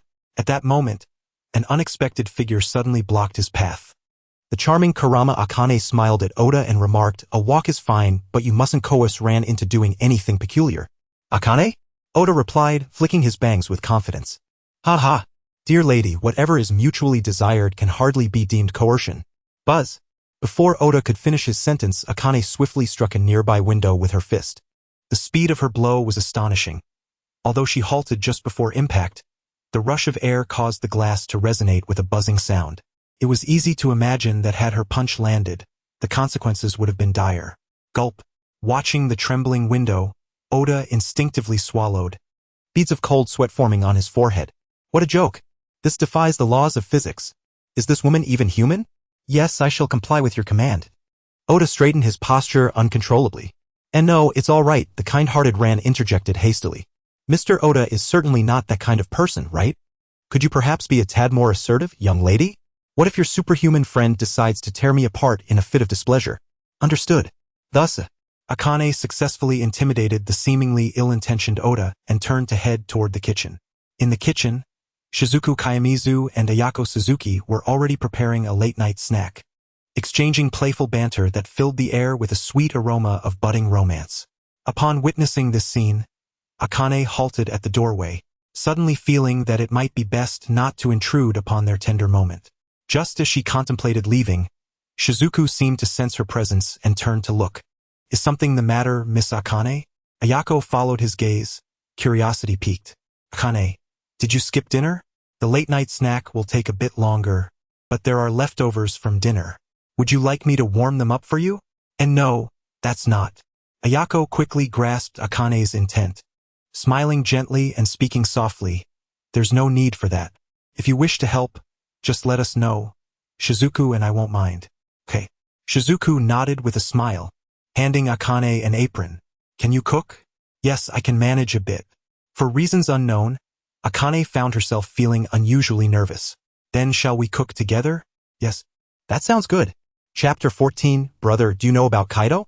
In the kitchen, after initially feeling anxious, Akane soon found herself engaged in lively conversation with the two.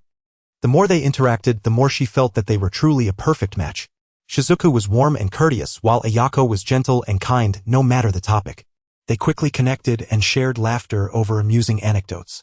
Even in the act of cooking, they seemed to have a unique synergy, intuitively understanding each other's needs without a word spoken. Often, Akane simply listened, feeling a profound sense of joy. It felt like family. Family! As thoughts of her own family surfaced, Akane's gaze dimmed, the faint smile fading from her lips. Is something wrong, Miss Akane? Shizuku asked, noticing her change in demeanor with concern. And no, it's nothing. Please don't mind me, Akane replied with a slight smile, not wishing to affect their mood with her troubles. Okay. Shizuku glanced at her but chose not to pry further, focusing instead on chopping the meat. After a while, he finally spoke, his words carrying a philosophical weight that seemed to hint at something deeper. Akane was taken aback by his sudden insight, turning to him with slightly parted lips. Mr. Kayamizu. You. Look out. Sister. There's a terrifying murderer nearby. At that moment, the voice of Sonoko Suzuki echoed throughout the villa as she burst into the kitchen. Breathless, followed closely by a panting Ran and Conan. A terrifying murderer? Sonoko, what are you talking about? Ayako looked at her sister with confusion. It's true, sister. Sonoko panted, gesturing animatedly as she explained. Just now, Ran encountered a murderer in the woods. A man clad in a black robe and wrapped in bandages, wielding an axe aimed at Ran. If I hadn't heard the commotion and rushed over, she might have. As she spoke, tears welled up in Sonoko's eyes. And no, it wasn't that frightening. Ran quickly soothed, trying to comfort her sister, though she had indeed been startled herself. Conan observed the scene with a deadpan expression, internally critiquing. Hey, shouldn't it be Ran who needs comfort? Why is she the one reassuring you? What happened? Did you see anyone unusual in the woods? Shizuku asked, turning to Oda, Hiroshi Kakutani, and Chikako Ikeda, who had also been in the woods. We didn't see anything unusual, did we, Chikako? Hiroshi looked back at Ikeda. Us? How would I know where you two wandered off to? Chikako shot him a glare. Really? What's the matter? Hiroshi's face flushed with embarrassment as he grew flustered. Alright, both of you stop arguing, Ayako interjected, trying to calm the situation. Sister, did you really not see anything? Sonoko wiped her eyes. I clearly saw that murderer running towards the villa. Towards the villa? Shizuku, upon hearing this, stepped away from the crowd gathered at the kitchen door and moved to the window at the front of the house to look outside. I don't see anyone. The rotund Raichi Takahashi scratched his head, seemingly recalling something. But now that you mention it, I think I did see something on the suspension bridge when I first arrived here. At that moment, Shizuku abruptly interrupted Takahashi, who paused, perplexed. The suspension bridge outside has been severed. It seems someone intended to do something here. It's been severed? Conan, upon hearing this, turned and dashed out of the villa. There's no need to go. I just checked. There are marks on the wooden stakes of the bridge indicating it was tampered with. Shizuku's voice halted Conan in his tracks. What? Hearing Shizuku's words, Conan was left utterly stunned. Qing Shueijing indeed glanced out the window, but dear brother, you are separated by a layer of glass, and it is raining outside with darkness already descending. How could you possibly discern the marks of axe cuts on those wooden stakes 100 meters away? What kind of extraordinary vision is this? Is it even scientific? Ignoring Conan, Qing Shueijing turned to Suzuki Ayako and said, Ayako, call the police immediately and inform them of the situation here so they can handle it. Understood. Suzuki Ayako nodded and hurried towards the landline. However, after a short while, she turned back to Qing Shueijing with a look of concern and fear on her face. Jinkuin, I can't get through. Upon hearing this, Qing Shueijing approached the landline and glanced at it. There was no signal. Could it be that the telephone line had been severed?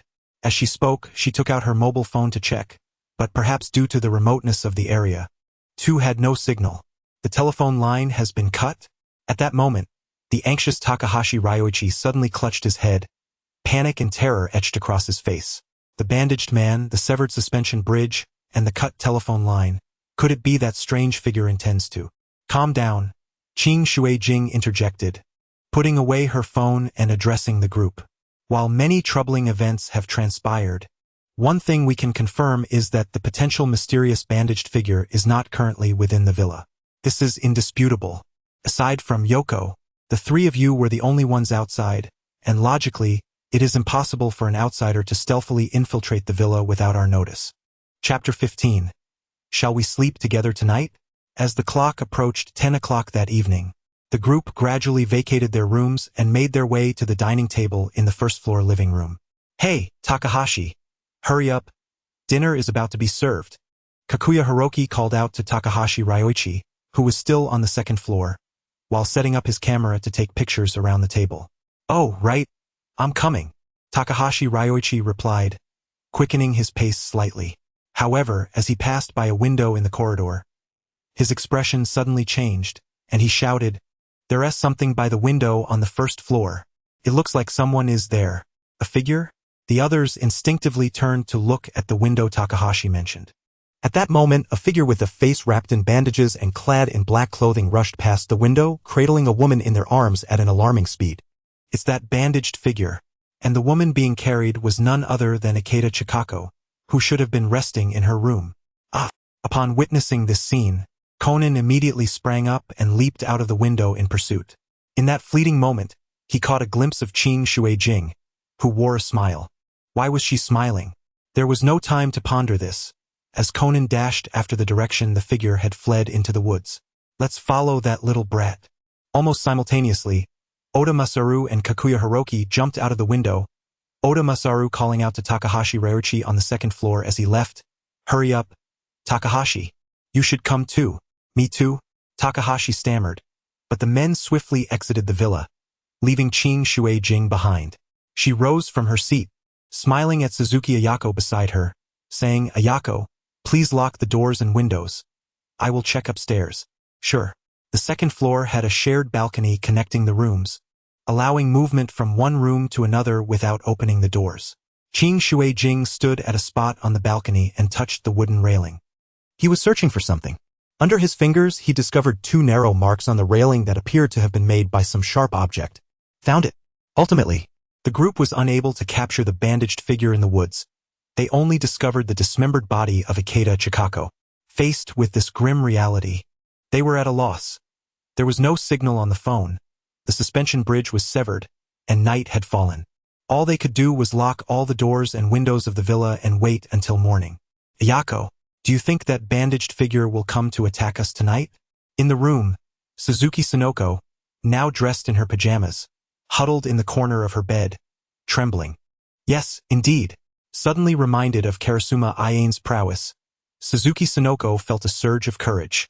Exactly. What is there to fear? Ayane is exceptionally formidable. If that bandaged figure dares to come, she will surely subdue him in no time.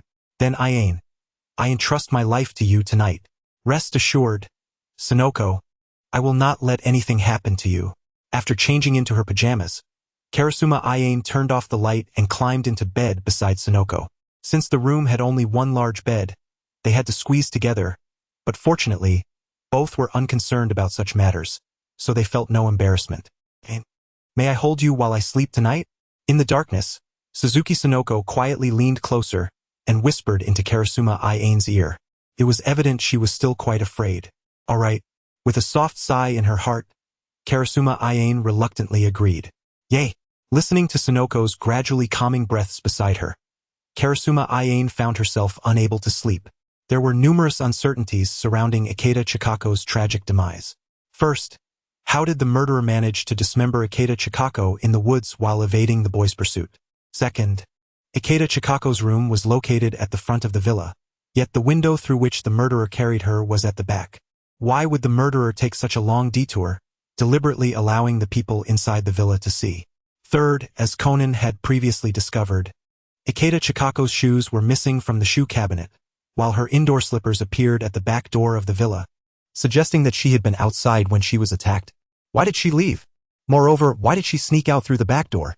Was she truly murdered outside? And what had caused her face to change so drastically upon seeing that note? What was written on that note that compelled her to leave the villa quietly? Suddenly, a piercing scream shattered the silence of the night. Is that Xiao Lan's voice? At the same time, in another room on the first floor, Qing Shuei-jing abruptly opened his eyes, glancing at Suzuki Ayako, who was still peacefully asleep beside him, before gently rising and pulling back the covers. Jingkuin? Just as he was about to open the door, Suzuki Ayako woke up, rubbing her eyes and looking at Qing Shuei-jing in confusion. It seems there is some commotion upstairs. I will go check. Wait, Jingkuin, I want to go with you. Suddenly alert, Suzuki Ayako hurriedly got up to follow Qing Shuei-jing. As the two departed their room, they encountered Karasuma Ayane, who was also coming out of her room. Mr. Qing? Sister Ayako? Ayane? Did you hear it too? Qing Shuei-jing asked directly. Yes. Karasuma Ayane immediately understood what Qing Shuei-jing was inquiring about and nodded before rushing upstairs, bursting through the door to Xiao Lan's room and knocking urgently. Xiao Lan, are you in there? Open the door. Before going to bed, everyone had locked their doors, intending to protect themselves from the bandaged figure, but now it had become an obstacle hindering their escape. Ah! Inside the room, Xiao Lan's scream echoed once more, causing Karasuma Ayane's heart to race. There's no other choice. With a loud crash, the door lock shattered, and the door swung open. In the room, as Conan prepared to open the door, he found himself momentarily frozen in place. Chapter 16. The Case Unraveled. Shizuka, who are you really? Have you been attacked again? In Rant's room, the late-arriving guests gazed in astonishment at the slightly embarrassed Ranmuri sitting on the edge of her bed. Although the bandaged man had once more attempted to assault her, she emerged unscathed thanks to Conan and the timely arrival of Karasuma.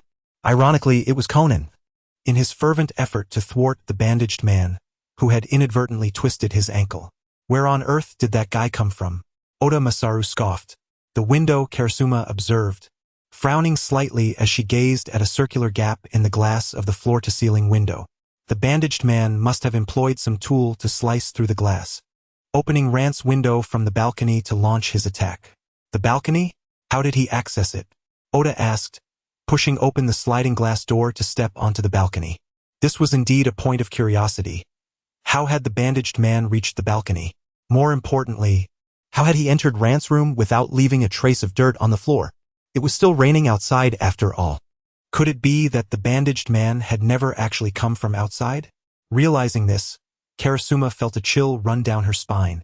Did this imply that the bandaged man had been hiding within the villa all along? or worse yet, that he was one of them? Instinctively, Karasuma turned to Conan, who happened to be looking at her as well. In each other's eyes, they recognized a shared understanding. Conan, did you notice the bandaged man's physique? Well, he wasn't particularly tall, neither overweight nor underweight. He had an average build, Conan replied. That doesn't match, Karasuma frowned. The male guests in the villa did not align with the bandaged man's physique. Shizuka and Oda were too slender, Kakuya Hiroki was too tall, and Takahashi Ryuchi was too heavy. As for the women, it was even less likely.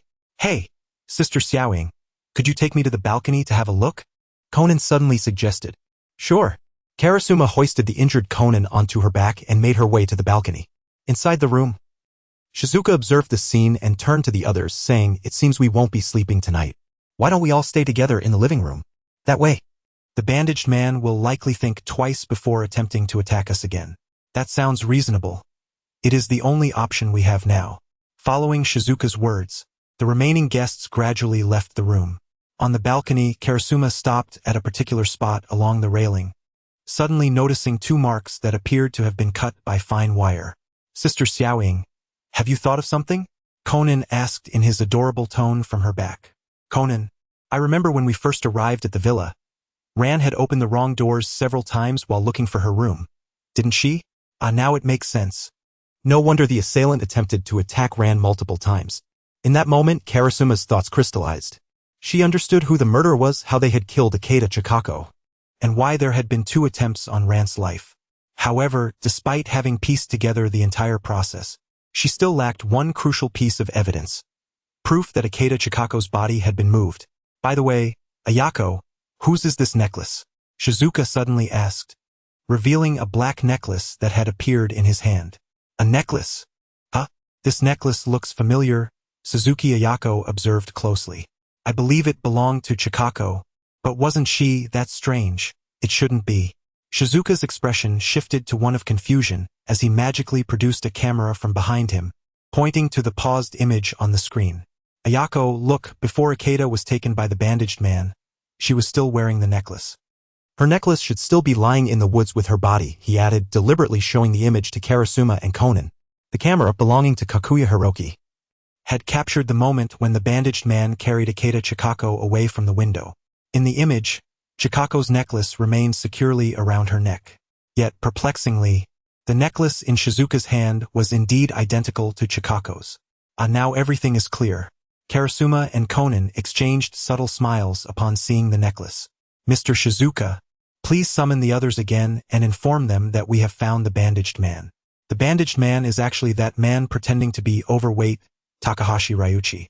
Exactly, pretending. Takahashi Ryuchi's true physique was not overweight. His protruding belly was a mere illusion created with props. When Ran had arrived at the villa and inadvertently opened the door without knocking, she had glimpsed Ryuchi changing clothes. But what if she remembered? What if she suddenly recalled? Thus, Ryuchi harbored murderous intentions toward Ran, first in the woods, and then while she was sleeping, he attempted to eliminate her, viewing her as a potential witness. In the woods, Ryuchi had made a direct move, but was startled away by the timely arrival of Suzuki Sonoko and Conan. Earlier in the room, he had used the shared balcony to circumvent and attack Ran from the adjacent room that belonged to Ikeda Chikako, only to be thwarted once again by Conan and the timely arrival of Karasuma. As for how he killed Ikeda Chikako, it was straightforward. The note that Chikako discovered beneath her door was likely left intentionally by Ryuchi, containing unsavory secrets about her, inviting her to the woods at night. Thus, Chikako had stealthily avoided everyone to venture alone into the woods, where she was murdered and dismembered by the waiting Ryuchi. Subsequently, he used fine wire from the second-floor balcony to stage a scene in front of the guests, depicting the bandaged man killing Chikako and fleeing into the woods, creating an alibi for himself. With all the mysteries surrounding the bandaged man unraveled, Takahashi Ryuchi, his spirit broken by Karasuma and Conan's deductions, confessed to his crimes and revealed his motives. It turned out that everything was connected to a member of their university, Atsuko, who had committed suicide. According to Ryuchi, Atsuko was his girlfriend. She had written an exceptional novel during their university days only to have it plagiarized and published by another member of their society. Unable to withstand the blow, Atsuko hanged herself in the clubroom. Thus, Ryuchi had harbored resentment towards Ikeda Chikako, seeking revenge for Atsuko by seizing the opportunity during Suzuki Ayako's reunion to murder her. The note he placed beneath Ikeda's door likely referenced this incident. With all doubts surrounding Ryuichi resolved, there remained one unanswered question for Conan. While on Karasuma's back, he gazed at Shizuka, who maintained an impassive demeanor, light reflecting off his glasses. Shizuka, who are you really? Chapter 17. Mysterious and dangerous. Shimizu Sujitsu in women's attire. Conan felt an unsettling intuition. Perhaps long before he and Karasuma Aya arrived, Shimizu Sujitsu, the fiancé of Suzuki Ayako, had already discerned the identity of the murderer. Under ordinary circumstances, one would expect a natural reaction of fear and suspicion in such an environment, making it nearly impossible for anyone to focus on verifying the safety of the suspension bridge. This behavior defied logic and reason, yet Shimizu Sujitsu undertook precisely that. Moreover, he inadvertently revealed his extraordinary vision, far exceeding that of an average individual. Upon confirming that the suspension bridge had been deliberately severed, Shimizu Sujitsu promptly urged Suzuki Ayako to alert the police, hoping to address the situation.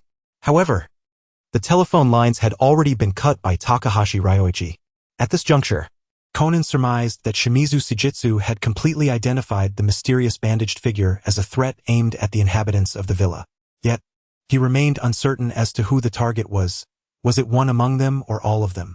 Thus, Shimizu Sujitsu executed a bold and ruthless strategy.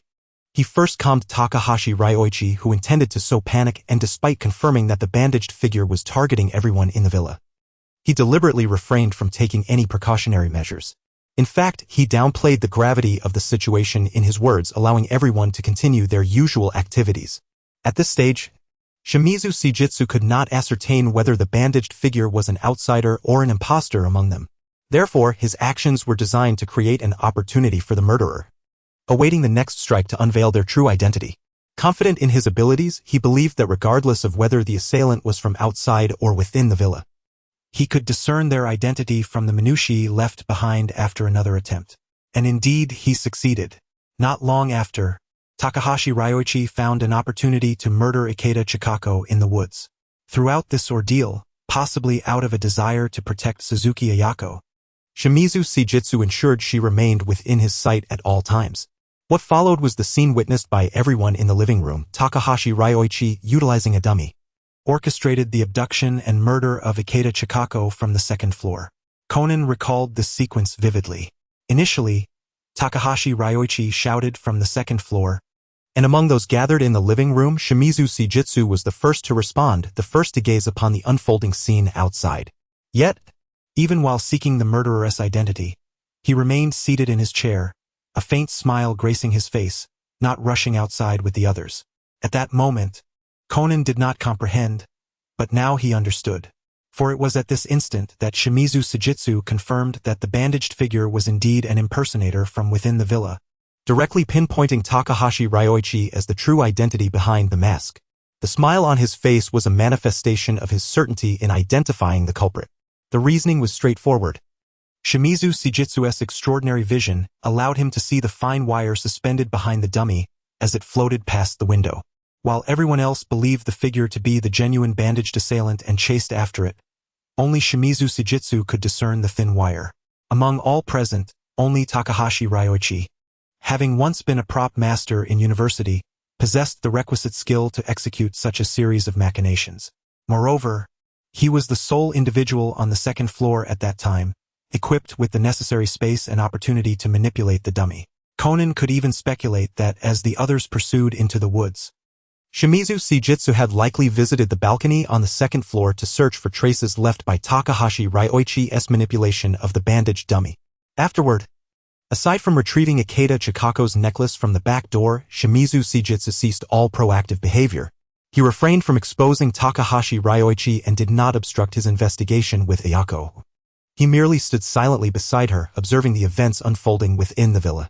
When Ayako and his deductions reached their conclusion, he provided them with the final piece of the puzzle. Why? What thoughts occupied Shimizu Sujitsu's mind? Although Conan had no concrete evidence to support his deductions regarding Shimizu Sujitsu, he felt an undeniable conviction in his intuition.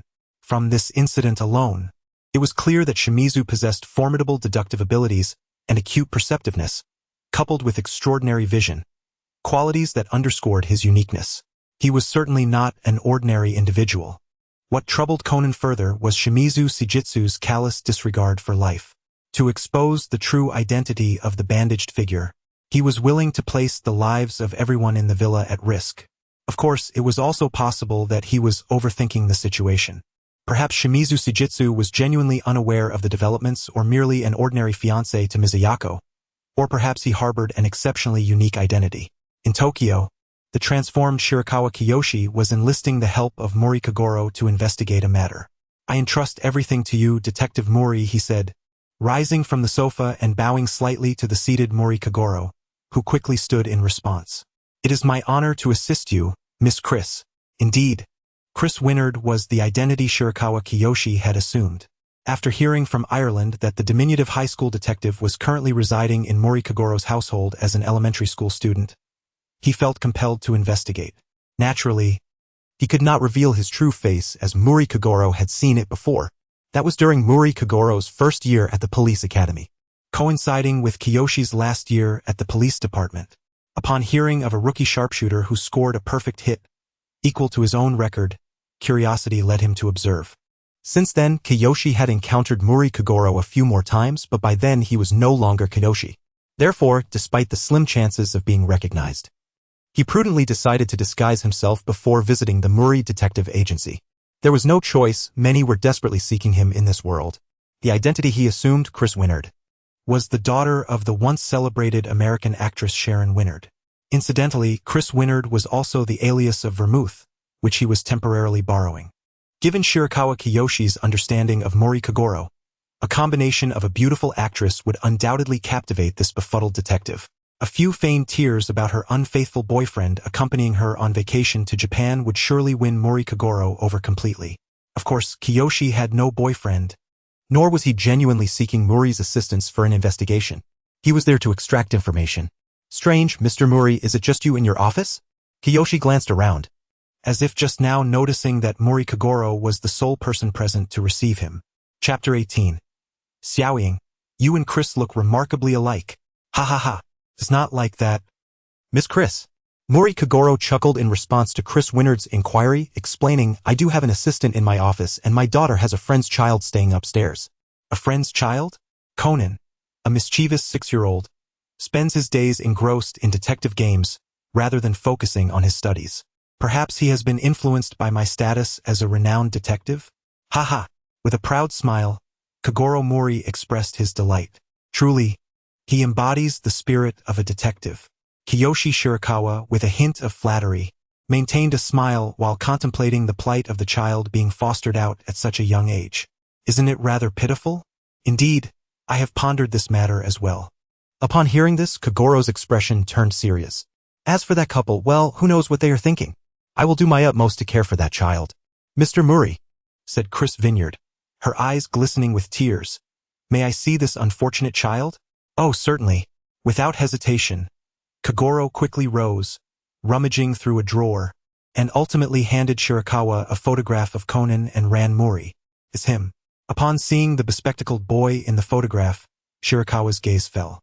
Although the child wore glasses, he immediately recognized the striking resemblance to the son of Yusaku, Shinichi Kudo.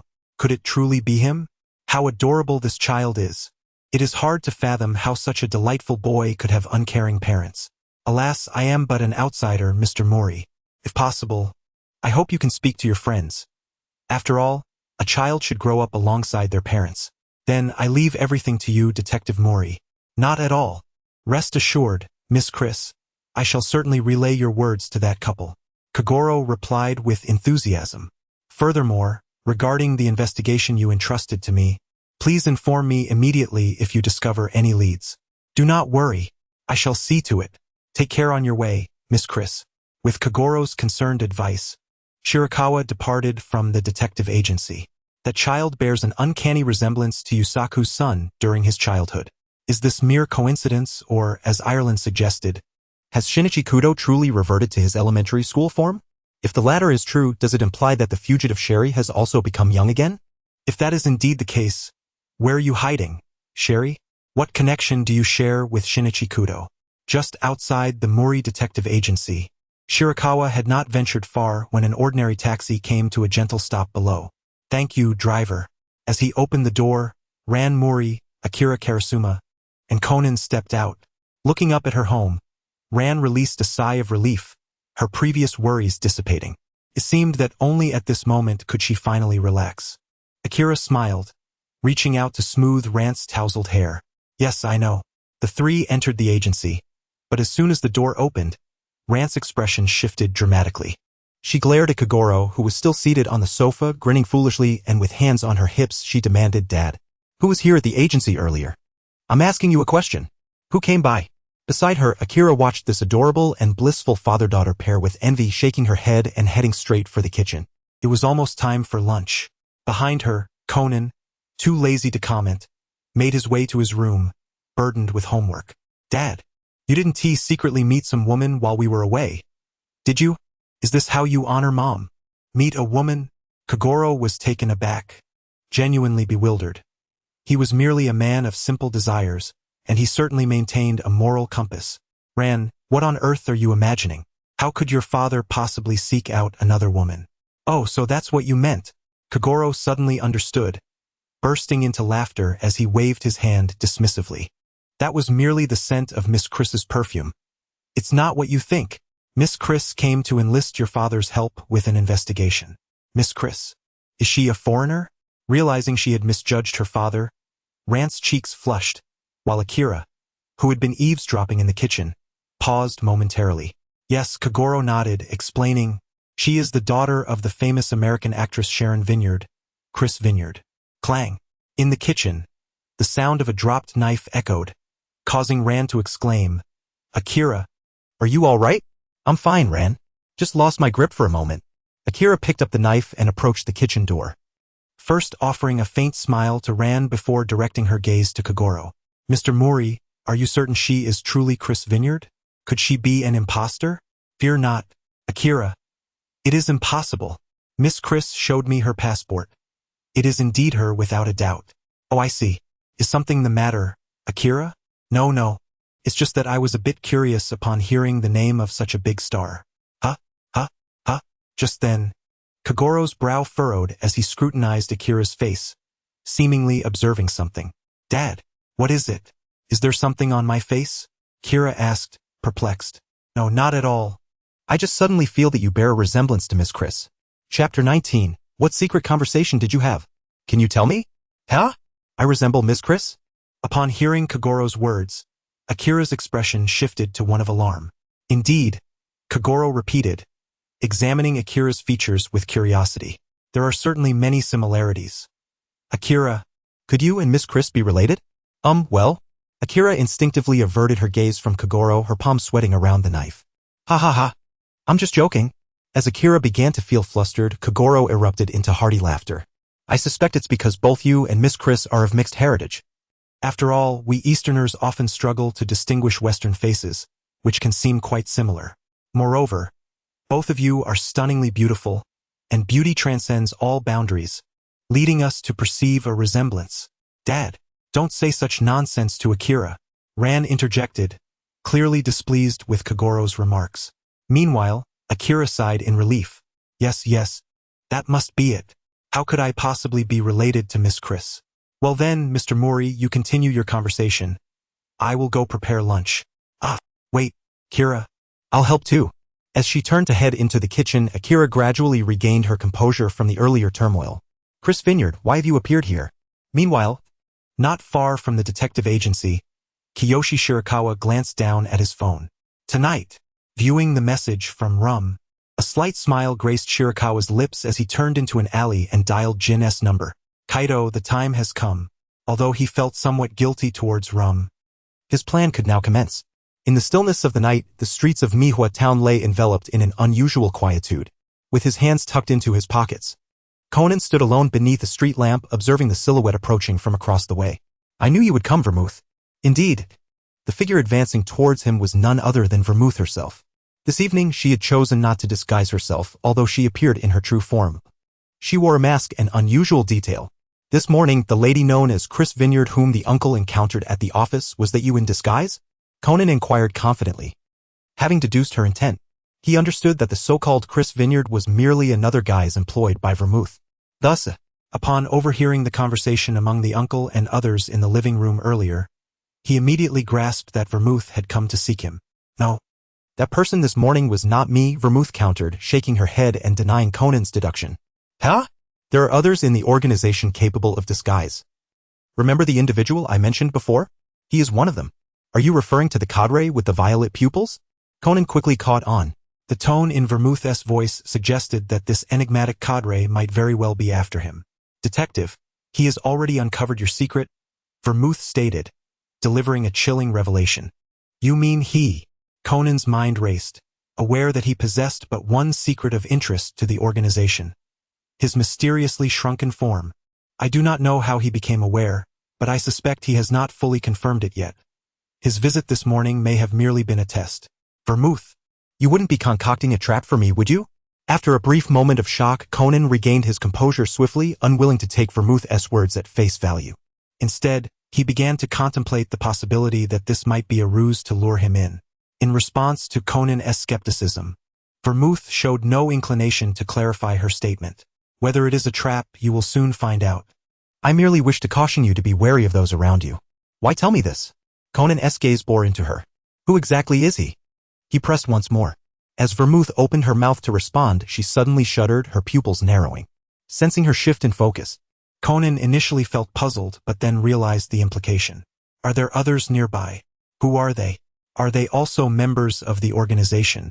Could it be the mysterious cadre you mentioned? The hour is late. You ought to leave, Detective Vermouth finally spoke, her tone measured. If you linger any longer, you may find it difficult to depart. Conan cast a deep look at her, hesitating not a moment longer before turning away to depart. Once he had vanished from sight, a figure emerged from the shadows behind Vermouth, Shirogane Seijiro, a smile gracing his lips. He still bore the guise of Chris Vineyard, his voice resonating with the appropriate timbre for the age and gender. Now tell me, how did you perceive it? Shirogane inquired with a grin. Is it the intuition of a woman? A truly mysterious and troublesome thing. He added with a tinge of exasperation. How did you know I was here? Vermouth countered. Her curiosity piqued. This was the crux of her confusion. Given that Rum's operation was scheduled for tonight, Shirogane's attention should have been directed elsewhere. Why had he focused on her? Why indeed? Shirogane mused, gesturing towards his own disguised visage. Can you guess why I specifically chose to assume Chris's appearance? And why I sought to acquire her passport from you? Vermouth, you cannot seem to shake your habit of panicking and failing to think clearly, he continued. If I merely wanted to deal with that bumbling detective, I could have disguised myself as any other woman. So, why then did I intentionally seek out Chris's passport and let you know I was in pursuit of that child? As Shirogane stepped closer, leaning in to whisper in Vermouth's ear, he softly remarked, I wanted to see if you would take the bait. After all, there are many who bear a resemblance. Had it not been for your actions tonight, I would have doubted that child was truly Kudo Shinichi. Vermouth's pupils constricted in realization. I recall, during those 6 minutes you lingered in the underground parking lot of the Grand Shopping Center, you must have encountered that child. I reviewed the surveillance footage. That child followed you into the parking structure, and less than a minute after you departed, he too left, Shirogane asserted. Vermouth, what whispers did you exchange with that child? Can you enlighten me? Chapter 20, Exposure of Actions. An undercover agent by Rum's side. Vermouth had always believed herself sufficiently vigilant against Shirogane, yet she had underestimated him. Ha ha! Just a jest, do not be alarmed, Vermouth. Shirogane suddenly laughed, stepping aside to maintain some distance from her. Look, the moonlight is truly beautiful tonight, reminiscent of our first meeting 30 years ago. Back then, I had only graduated from the police academy a few years prior. It was hard to imagine that we would end up on the same side, although it seems that is no longer the case. My apologies, as one ages, one reflexively reminisces about the past. I digress, do not pay too much heed to my ramblings. So, where's Sherry now? Shirogane abruptly shifted his gaze to Vermouth. Since Kudo Shinichi was not dead, it was likely that the missing Sherry was the young daughter of the Miyano couple, and Miyano Akemi was presumably in the same predicament. Regrettably, he had not gleaned any information about Miyano Akemi's whereabouts from Muri Kagoro earlier that morning. The existence of Kudo Shinichi was inconsequential. Whether he was large or small mattered not. Only Mayano Akemi held significance, for after the suicide of her parents, she might be the only one capable of synthesizing that particular drug. Over the past decade, Shirogane had validated this notion. When you lie, you wear that very expression, he remarked, stretching languidly and turning to leave. This attire is quite uncomfortable. I shall refrain from discussing it further.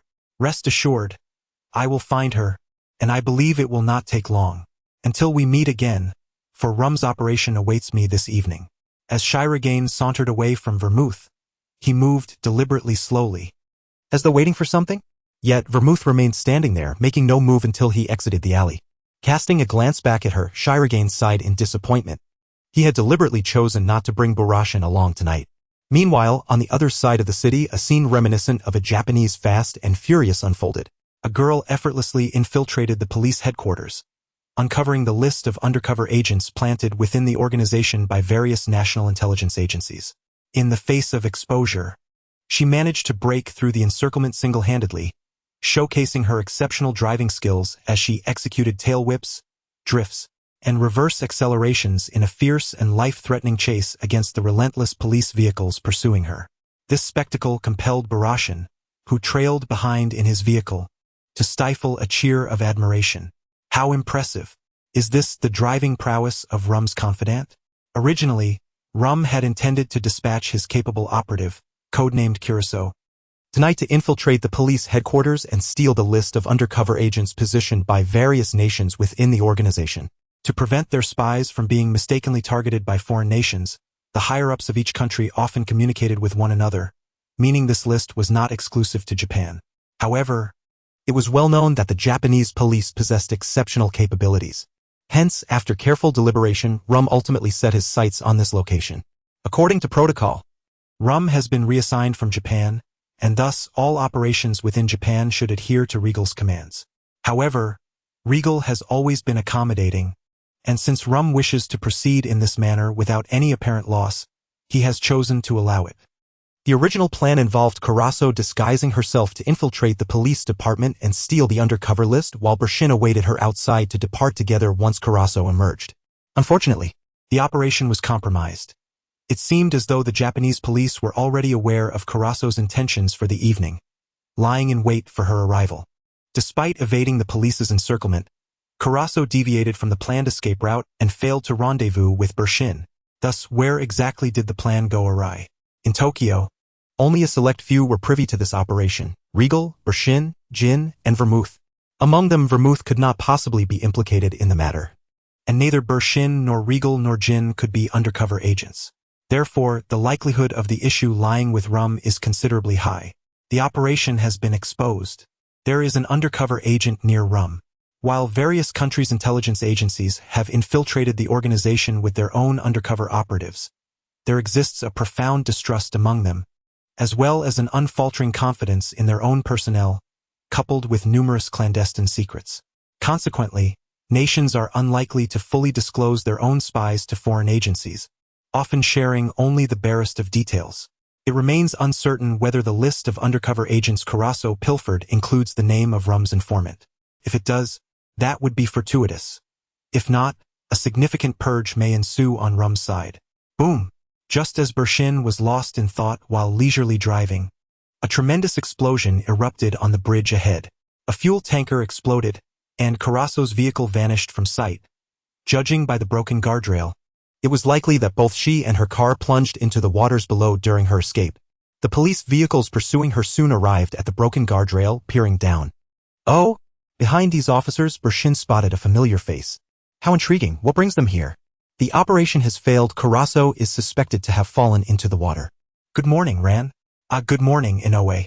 At the detective agency, Muri Ran greeted Karama Inoue in the kitchen. Did Mr. Muri stay up late last night? She asked, glancing at Muri Koger, who was slumped over his desk, fast asleep. With a huff, Ran approached and shouted loudly in Koger's ear, "Wake up, Dad!" Muri Koger jolted awake, tumbling to the floor with a thud. Ignoring him, Ran turned to draw back the curtains, allowing the glaring sunlight to flood in, momentarily disorienting Koger. Ran, really, Dad? How long are you going to sleep? Breakfast is almost ready. Suddenly recalling something, Ran pulled out her phone and showed Koger a photo. This was sent to me by Conan this morning. He found an amnesiac woman at the Tokyo Aquarium and wants you to help identify her. An amnesiac woman? Mori Koger took a look at the phone while Kurama Inoue leaned in with curiosity. The image depicted a striking young woman with white hair and heterochromatic eyes, exuding beauty and grace. However, it was peculiar that she bore multiple abrasions, and some areas of her clothing appeared stained with what seemed to be gasoline. Could an incident have caused her amnesia? Inoue speculated, while Koger's excitement grew. Oh ho, is this my client? She truly is beautiful. At the Tokyo Aquarium, you say? Excellent. I'm on my way. Wait, Dad. Without a moment's pause, Mori Koger dashed out of the agency, vanishing from Rand's sight in an instant. Honestly, Rand sighed in exasperation. He hasn't even eaten breakfast yet, and I'm not even his client. Chapter 21. Gil, you are an undercover agent at the Tokyo Aquarium, a lavish establishment owned by the Suzuki Foundation. The grand opening was taking place today. Inside, it boasted a plethora of indoor attractions unaffected by the weather, alongside an opulent dolphin performance arena and Japan's only dual-wheel Ferris wheel. Yet, all of this was inconsequential to Vermouth, who was not there to indulge in leisure but rather to seek someone out. Although Carasso had successfully stolen the list of undercover agents embedded within the organization from the police department the previous night, she had been exposed during her escape. Following a fierce chase, Carasso fell into the water, her fate unknown, and the police had not recovered her body from the depths. It was highly probable that Carasso was still alive, albeit injured and hiding in a nearby location. After a night of searching, Vermouth pinpointed her location to the vicinity of the Tokyo Aquarium near the bridge. Ideally, finding someone should not have fallen to her, but circumstances dictated otherwise. Following the events of the previous night, the remaining core members of the organization in Japan were all engaged in missions, with some even dispatched abroad, leaving her with little choice but to take on this task. Although Carasso was temporarily missing, she had managed to send a text containing part of the undercover list to Rum before her evacuation, which Rum subsequently forwarded to Regal. Thus, the hunt began. For utmost confidentiality, it was explicitly stated that the entire operation to hunt down the undercover agents would be orchestrated by a select few core members of the organization in Japan: Regal, Jin, Vodka, Chianti, Cohen, and Bershin. Based on Bershin's observations outside the police department the previous night, it was surmised that Carasso's actions may have been known to the Japanese police from the outset. Within Japan, only Vermouth, Regal, Jin, and Bershin were aware of the details of the theft operation. The likelihood of a leak was nearly zero. Therefore, the undercover agent responsible for exposing this operation was likely one of Rum's associates. Of course, that was a matter for Rum to address. As Vermouth strolled into an alley, she noticed a black suit jacket in the corner. The jacket bore numerous scratches with gasoline stains and tiny shards of glass scattered about. This must be Carasso's jacket. She truly sought refuge in the Tokyo Aquarium after being injured. Picking up the jacket, Vermouth gazed up to see the prominent dual-wheel Ferris wheel of the Tokyo Aquarium in the distance. Meanwhile, on the other side, Shirogane Kiyoshi, disguised as Chris Wynyard, was timing her arrival as she parked beneath the offices of the Nikamai television station. What shall we have for lunch today? I wonder. Perhaps we should check out that newly opened restaurant? Sounds good. During the midday break, television staff began to emerge in small groups. Kiyoshi noticed one of them waving from a distance, calling out, "Reina, I'm over here." Huh? Mizunashi Reina turned, momentarily taken aback. Oh, Reina, is that your friend? A colleague inquired curiously. No, she's a foreigner. She's so beautiful. And she looks just like that American star.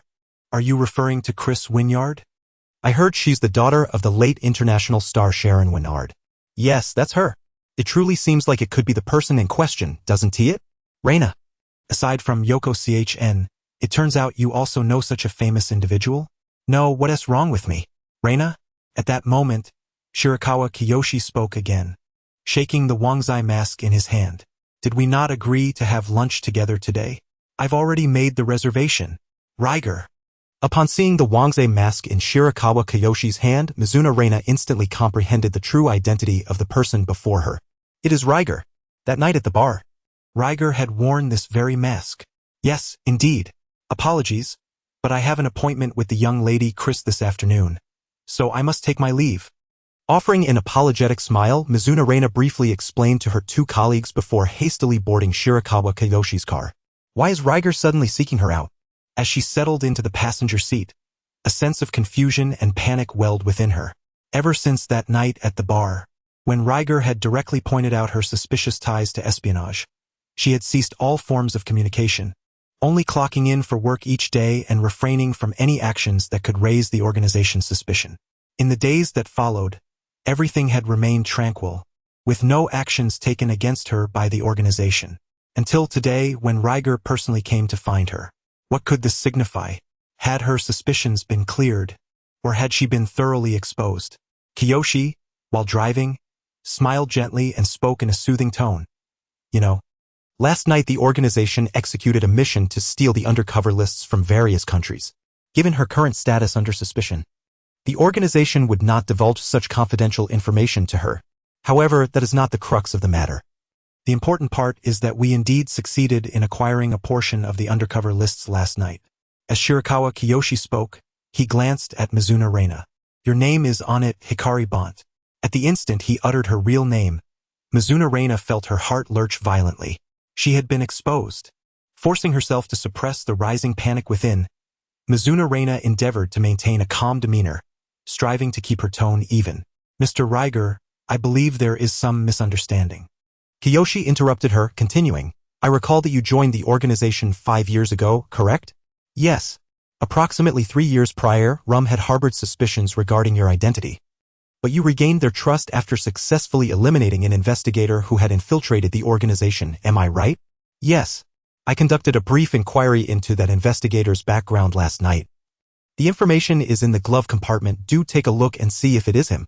Upon hearing this, Mizuna Reina, with trembling hands, retrieved the leather folder that Shirakawa Kiyoshi had placed in the glove compartment. On the first page of the document, she saw the name Ethan Bont. It is my father. Just a fleeting glance was enough for Mizuna Reina to recognize that the folder contained her father's internal file. How could Riger have procured this document? Ah! It seems I was correct. Shirakawa Kiyoshi nodded and continued, I heard from Shaoqin that 3 years ago, this investigator named Ethan Bont kidnapped you to extract secrets from the organization and even administered a truth serum to you. Yet you, with remarkable willpower, endured and managed to turn the tables, ultimately eliminating him during a moment of his carelessness, correct? Yes. No.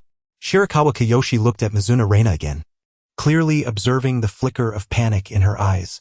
I believe the true narrative of this story is likely different. Chapter 22. The Devil's Temptation. Inside the moving vehicle, Mizuna Reina sat in the passenger seat, her growing anxiety and fear gradually spreading throughout her limbs. Shirakawa Kiyoshi, in the driver's seat, casually recounted the events of that fateful night 3 years prior. That night, Kiyoshi, as an investigator, was supposed to rendezvous with your colleague Ethan Bont to exchange intelligence. However, upon arrival, your colleague unexpectedly discovered the transmitter hidden on you. Realizing that his undercover identity had been compromised, he decided to turn the tables to protect you. He first injected you with a truth serum, then recorded a silent false video, ultimately severing his own wrist and committing suicide to fabricate a scenario in which he appeared to be interrogating you while you remained defiant, successfully creating the illusion that you had eliminated him, correct? Lord Riger, your story is indeed captivating. Shirakawa Kiyoshi observed her subtle movements but showed no intention of stopping her. Yes, it is indeed a compelling tale, for it is the truth. By the way, Kiyoshi, your real name is Hikari Bont, right? The investigator who sacrificed himself to protect you was also named Ethan Bont. What a coincidence. You both share the same surname. Could it be that he was actually your father? It seems to fit perfectly with the timeline. Stop the car. In an instant, Mizuna Reina drew the handgun she had concealed at her waist and swiftly aimed it at Shirakawa Kiyoshi's head. Observing her actions, Shirakawa Kiyoshi remained unfazed, even smiling. Oh dear. Kiyoshi, carrying a gun during work hours? Aren't you afraid of being discovered? I said stop the car. Immediately, with the safety disengaged, Mizuna Reina pressed the gun's muzzle against Shirakawa Kiyoshi's head. Upon seeing the file regarding her father, Mizuna Reina was left in no doubt that she had been exposed. Although she had anticipated this moment, she hadn't expected it to arrive so swiftly, especially since she had not yet infiltrated the organization's upper echelons. Nevertheless, it mattered little, for she had captured a significant target. Riger. Unbeknownst to whether it was intentional or incidental, the vehicle they occupied had arrived at an industrial area, sparsely populated and open, where reinforcements could arrive within mere minutes to apprehend them. So you're finally dropping the act, Kiyoshi? Gradually bringing the car to a halt. Shirakawa Kiyoshi inquired with a calm smile, his demeanor so composed that it sent a wave of unease through Mizuna Reina. Shut up. While keeping the gun trained on Shirakawa Kiyoshi, she retrieved a specialized communication device from her person. She needed to act quickly. Delays could lead to unforeseen complications, and she must notify her contacts immediately. However, Shirakawa Kiyoshi's next words halted all her actions. Speaking of which, Kiyoshi, I believe you have a younger brother, correct? Brother? Upon hearing this, Mizuna Reina turned to the still smiling Shirakawa Kiyoshi, her expression shifting from confusion to anger and finally to terror. How do you know? Isn't it quite normal? I even managed to trace your father. Why would I be unable to find your brother? If I recall correctly, his name is Hikari Bont. Am I right? What have you done to my brother? Mizuna Reina shouted at Shirakawa Kiyoshi, her hands gripping the gun tightly, her face a mixture of fear and fury. Clearly, her brother's safety had pierced through her psychological defenses in that instant. What do you mean? Why is my brother in Japan? What do you intend to do with him? That child is here to find you, dear sister. The bond between you two siblings is truly admirable. It's quite enviable. Shirakawa Kiyoshi pulled out a photo from his phone and handed it to Mizuna Reina. In the photograph stood a high school boy who bore a striking resemblance to Mizuna Reina. At the sight of this boy, her eyes dulled, and she felt as if her soul had been siphoned away in that moment. She understood the implications of this photograph. Hikari, her brother, her last remaining blood relative in this world, had been captured by the organization. Moshi Moshi? Is everything all right, Kiyoshi? Hello? Are you still there? Observing the fragile state of Mizuki Swarena, who was on the verge of collapse due to overwhelming anxiety and fear, Bai Huching first waved his hand before gently pressing down on her handgun. Let us orchestrate a little scheme together. If you succeed, I assure you that your brother will be transported to the safest place in this world where he can live a carefree life, he promised. His face adorned with a gentle smile as he gazed at her. Perhaps this could also facilitate your safe departure from the organization. It seemed that his words had struck a chord, for Swarena finally averted her gaze from the photograph of her brother. Her eyes filled with confusion and uncertainty as they met his. His voice was akin to that of a devil. Meanwhile, Vermouth had located Karaso. Though the situation appeared rather complicated, she had encountered no difficulty in finding Karaso. Indeed, it could be said that it was almost effortless. For Karaso was conspicuously out of place, with her white hair and mismatched eyes clad in tattered, dirty clothing. She dashed about the East Capitol Aquarium accompanied by a group of children, as if desperate for others to notice her peculiarity. Had she perhaps sustained a head injury the night before? To prevent Karaso from further embarrassing herself, Vermouth seized an opportunity to approach her quietly and suggest it was time to leave. However, an odd occurrence transpired. Rather than departing with Vermouth, Karaso looked at her in bewilderment as if she did not recognize her at all and continued to play with the children. What was happening? Could she truly have suffered a head injury? Shortly thereafter, Karaso exhibited symptoms on the Ferris wheel and was subsequently taken to a temporary medical facility by the aquarium staff. It was from the doctors there that Vermouth learned Karaso not only had sustained a head injury but had also developed amnesia as a result. In a secluded corner, Vermouth dialed Jin's number. She was reluctant to contact Bai Huching, knowing Jin would report the matter to him afterward. Jin, I found Karaso, but she seems to have lost her memory, likely due to the explosion last night. And where is she now? Jin inquired, his voice as cold as ever. Unlike the bright day in Japan, he was in a place shrouded in night, the streets desolate with only vodka on watch. She has just been transferred to a police hospital. So, she is under police control now? Indeed. And I noticed she seemed to have an episode while riding the Ferris wheel, Vermouth replied, due to the unique structure of her brain. Karaso possessed a remarkable ability for memory retention. Through her distinctive memory medium, the 5-colored card, she could recall anything she had specially memorized at any time. This was the reason she had been favored by Rum and why he had assigned her this theft operation. While on the Ferris wheel, it was likely that she had seen the 5-colored neon light beams outside which closely resembled her 5-colored cards, triggering her memory storage mechanism and causing her to faint from the intense stimulation. Understood. Continue with the surveillance operation. With that, Jin ended the call. At that moment, a black sedan approached slowly and a short-haired woman in black exited the vehicle. Gazing at this woman, blissfully unaware of her impending fate, a glimmer of malice flickered in Jin's eyes. Ultimately, he decided not to dwell on the matter, reassured by the fact that Regal had never made a significant mistake. As for Vermouth's concerns regarding Curaçao, he felt no apprehension, for Regal was in Japan and would handle everything adeptly. Of course, Jin was well aware of Vermouth's reason for calling him. After hanging up, he promptly dialed by Hutchings' number, needing to inform Regal of the situation. Chapter 23, Murray's Mishap. Goodness, Mr. Murray, you should at least let Rand finish speaking before you leave. At a milk tea stall in the East Capitol Aquarium, the flustered Karasume, who had finally arrived on her electric bike, looked helplessly at the seemingly soulless Murray Kagoro. Oh, my beautiful client, Murray Kagoro lamented, slumped over a roadside table resembling a fish that had lost its dreams. They said the lady is not your client anymore. Have some mineral water. Ran has said you cannot drink alcohol. Sitting across from Murray Kagoro, Karasume sipped her milk tea while curiously observing Officers Sato and Takagi, who were not far away, engaged in a phone conversation. But why were they here? Had Conan informed them to come? Chewing on a tapioca pearl, Karasume furrowed her brow. She recalled that the main responsibility of the 1st Investigation Division was serious crimes like murder, arson, and robbery. Why were they also involved in attending to an amnesiac woman? Hey Kay, could you get me a bottle of beer? This plain water is tasteless. Mourning the absence of his beautiful client, Murray Kagoro drained a mouthful of mineral water, feeling even more despondent. That's impossible, Mr. Murray, Karasume smiled, shaking her head. But I am your assistant, Murray Kagoro weakly protested. Karasume looked at him with a mix of exasperation and sudden realization. After some hesitation, she tentatively asked, Mr. Murray, did Miss Chris have something she wanted to entrust to you yesterday? Oh, you mean Miss Chris? Upon hearing her name, Murray Kagoro sprang back to life, sitting up straight with excitement. Haha, it's not particularly complicated, but it is important to Miss Chris. Waving for Karasume to lean in closer, he lowered his voice and whispered, Miss Chris suspects her boyfriend of infidelity, so she wants to hire me, the detective, to investigate quietly. Her boyfriend?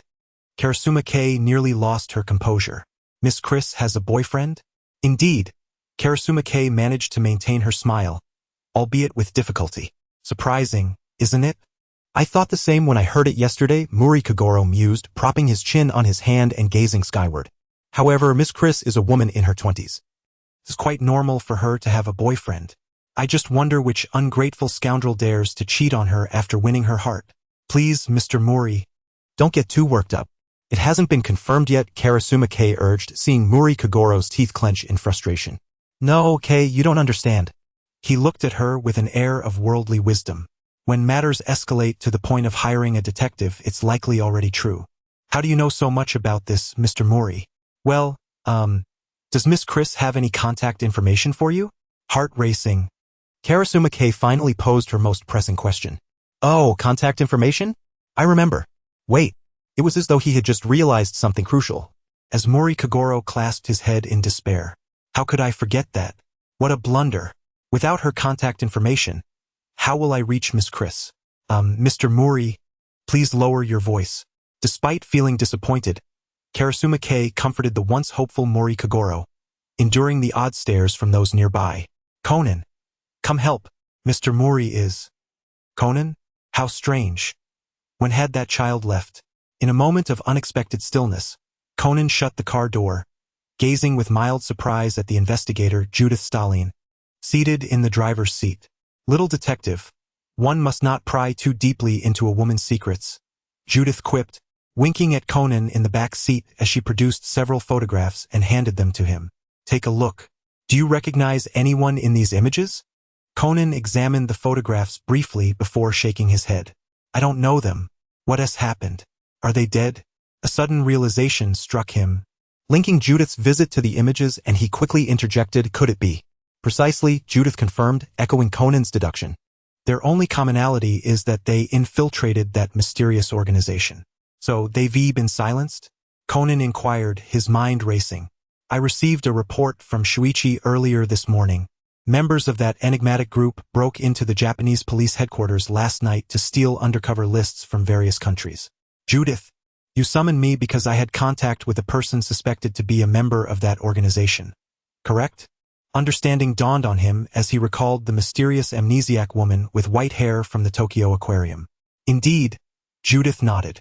However, that woman has lost her memory, and her smartphone, which could have stored vital information, is now damaged. A smartphone? Conan frowned slightly. Judith, your shoulder. It's just a minor injury from before. Nothing to worry about, she replied. By the way, I had Professor Agasa assist in retrieving the data from that smartphone. I expect to hear back from him shortly. All right. Please inform me at the earliest opportunity. As she spoke, Judith tightened her grip on the steering wheel, her expression turning somewhat fierce. Regal, you are in Tokyo, aren't you? Judith, what about Mr. James and Mr. Kamale? Conan suddenly asked. James and Kamale, both investigators as well, along with Judith and Shuichi, formed a cohesive task force. Typically, except for Shuichi, the trio operated together, seldom parting ways. Today, however, only Judith was present in the car. I arrived early. They won't arrive until later this afternoon. Judith briefly clarified Conan's query, calming her demeanor as she unlocked the car door. All right. Nodding, Conan exited the vehicle. It was only after he had walked some distance away that Judith started the car and drove off. Buzz. At that moment, her phone on the passenger seat rang, signaling an incoming call. Glancing down, she saw a name on the screen, Miyako Kokoro. Chapter 24. Better to err in killing than to let escape before the person on the other end could utter another word. Toru Amuro hung up the phone. Leaning back in the driver's seat, he closed his eyes for a moment, the uncertainty weighing heavily on his mind. Since last night, he had been unsettled. The members of the organization that infiltrated the police headquarters to steal undercover lists had managed to escape, eluding capture by the authorities. Fortunately, luck had not entirely abandoned them. Although the mysterious member had evaded the police's grasp, she suffered a head injury in her flight and lost her memory. More fortuitously, it was the police who first found her, rather than the organization. Now, if only they could bring her under police control, restore her memory, and extract inside information about the organization, it would undoubtedly deliver a significant blow to the group. With this thought, a faint smile crept onto Amuro's lips. Regal, do you truly think that merely keeping an eye on me will suffice? He mused. Foolish, who told you I was the only undercover agent placed within the organization? Even if you monitor my actions, others can still operate freely, transmitting confidential information from within the organization to the police. Regal, you could never imagine that the very agent responsible for leaking the organization's plans is right beside you. Knock, knock, knock. Someone rapped on the car window, prompting Amuro to turn his gaze. A striking woman wearing a sun hat and sunglasses stood before him. Vermouth, Urban, you are indeed hard to find, Amuro remarked as he rolled down the window, a knowing smile crossing his face. What urgent matter could warrant the presence of the organization's chameleon? Yes, I'm not one for games. Oh, so you two are indifferent to your future? While their exchange appeared cordial on the surface, Amuro felt a growing sense of unease within. Why would Vermouth seek him out at such a time? Well, enough small talk. Losing interest in the banter, Vermouth raised her concealed right hand, revealing the barrel of a hidden handgun. Come with me and do not resist. The sight of the silenced weapon sent a chill through Amuro. Very well. If this is the organization's directive, I shall comply. In the darkness, blinding spotlights suddenly illuminated two individuals handcuffed to iron bars. It seems we are suspected of being undercover agents, Amuro thought, instinctively squinting against the harsh light, barely able to discern the figure standing under the spotlight. Jin. Beside him, the other handcuffed individual was another member of the organization, KIR. Your names appeared on the undercover list sent by Karaso. Jin's voice was cold and deep, a thin wisp of smoke curling from his fingers, casting shadows against the wall. Karaso, Rum's confidant? Amuro inquired. You knew? From the shadows emerged Vermouth, the very woman who had brought Amuro here. Humph, he remarked, studying her. Her distinct heterochromia is quite rare, a well-known legend within the organization. Enough chatter. Vodka, hands in pockets, stepped from the darkness, his voice gravelly. For the sake of past camaraderie, if you cooperate, I can grant you a swifter demise. However, Amuro merely chuckled. The fact that you chose to abduct us rather than execute us indicates that Caraso's intel was incomplete. Am I correct? Humph. Vodka smirked, his facade of bravado faltering. Quite astute, Bourbon, Jin remarked, appearing unfazed, as if he had already thoroughly assessed the situation. Caraso's operation went smoothly at first, but they were discovered by the police during their retreat, leading to an accident that resulted in memory loss. Once you've reviewed the complete undercover list, you can decide our fates, can you not? Kir spoke with fervor, her body twitching slightly as she discreetly attempted to unlock her cuffs with a concealed wire hidden in her sleeve. That is indeed the case, Kir. Jin acknowledged with a nod, then stood, raising his weapon to aim at the two captives. Boss? Jin? This action startled not only the handcuffed duo but also Vodka and Vermouth, who exchanged glances of surprise. It is better to err in killing than to let an enemy escape, that is my principle. The cigarette fell to the ground, and Jin lifted his leg to extinguish it. Now it was time to punish the traitor. Bang! Doctor, are you not finished yet? Meanwhile, on the other side, Conan was racing on his skateboard while calling Dr. Agasa. Almost done, just a few more seconds. On the other end, Dr. Agasa was intently watching the progress bar on his computer screen. Good. Once the decryption is complete, you will follow my instructions, right? Understood. Just disguise the message as if it were sent from this broken phone. Oh, it's done. Shinichi? Oh, he has already hung up? After ending the call, Conan put away his skateboard and ran directly to the small car parked by the roadside where Judy was waiting. Judy, the text has been decrypted. Let me see. The voice wasn't Judy's but that of an elderly man seated in the back seat. James Black, a fellow investigator and Judy's superior. Mr. James? Mr. Kamale. You are here too? Conan handed the phone to James and greeted Kamale, who was in the passenger seat. MMM. The stern-looking Kamale nodded at Conan. What does the message say? Judy quickly inquired. The informants are Stout, Aquavit, and Wisteria, and it seems like the message was sent before being finished, including Bourbon and Kir. James read the content of the message aloud. Indeed, the three informants who were silenced this morning, as mentioned by Judy, should be Stout, Aquavit, and Wisteria from this message. As for Bourbon and Kir, I suspect they have not yet been silenced due to this seemingly unfinished message. The organization likely cannot fully ascertain their undercover identities at this point. Thus, if we utilize the phone number and make slight modifications to the content, we may have a chance to save them. Chapter 25, let us engage in a game of cat and mouse. Bang! Cough! Under the spotlight, a gunshot rang out, and Kir let out a muffled groan, blood gushing from her left shoulder as she slumped down helplessly against the iron bars. The thin wire she held fell to the ground. What is wrong, Kir? Keep going. Jin still held his gun, looking down at Kir, who was sweating profusely while seated on the ground. You were trying to unlock the handcuffs, weren't you?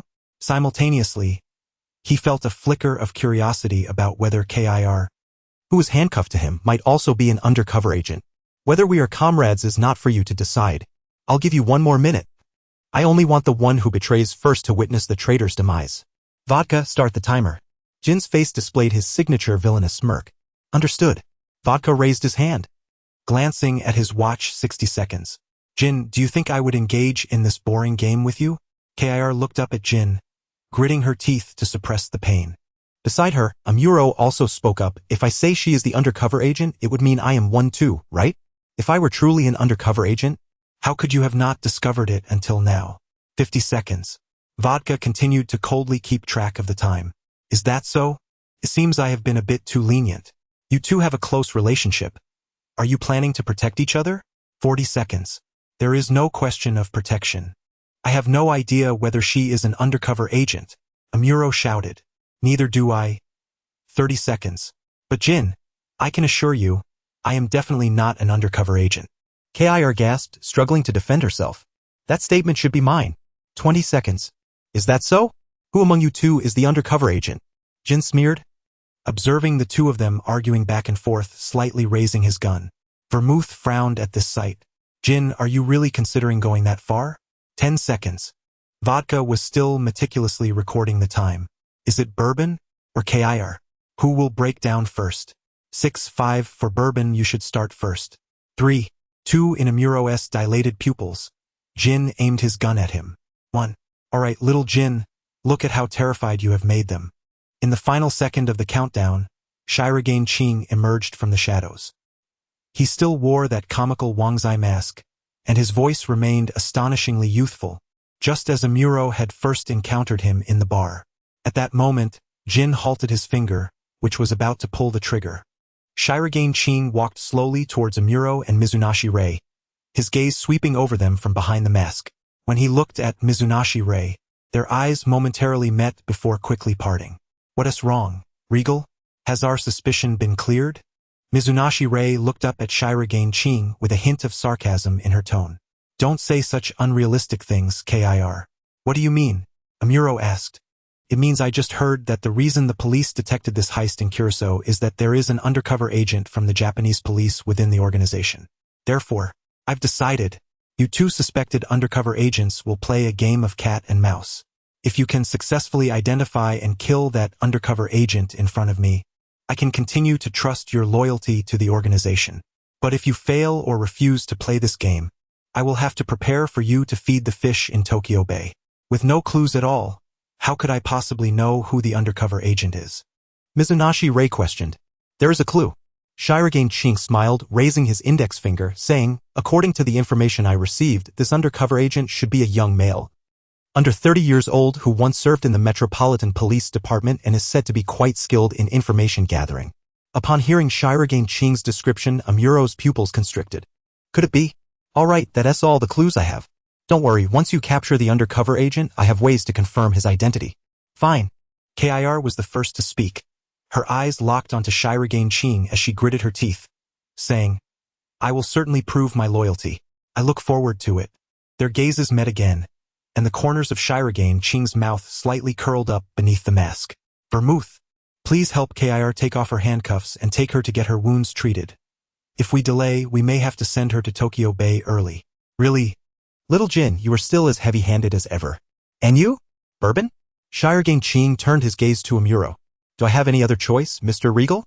Amuro's tone was sharp, but Shirogane Qing paid no heed, stepping forward to help him remove the handcuffs. What a smart person, Bourbon, don't disappoint me. Oh, I almost forgot to mention, this mission requires you two to act together until you bring that undercover agent before me. What? Don't try to play tricks. I will have people watching you. If you exhibit any behavior that raises my suspicions, I will immediately give the order to eliminate you. With that, Shirogane Qing's gaze swept over the two of them once more, his eyes deep and inscrutable behind the mask.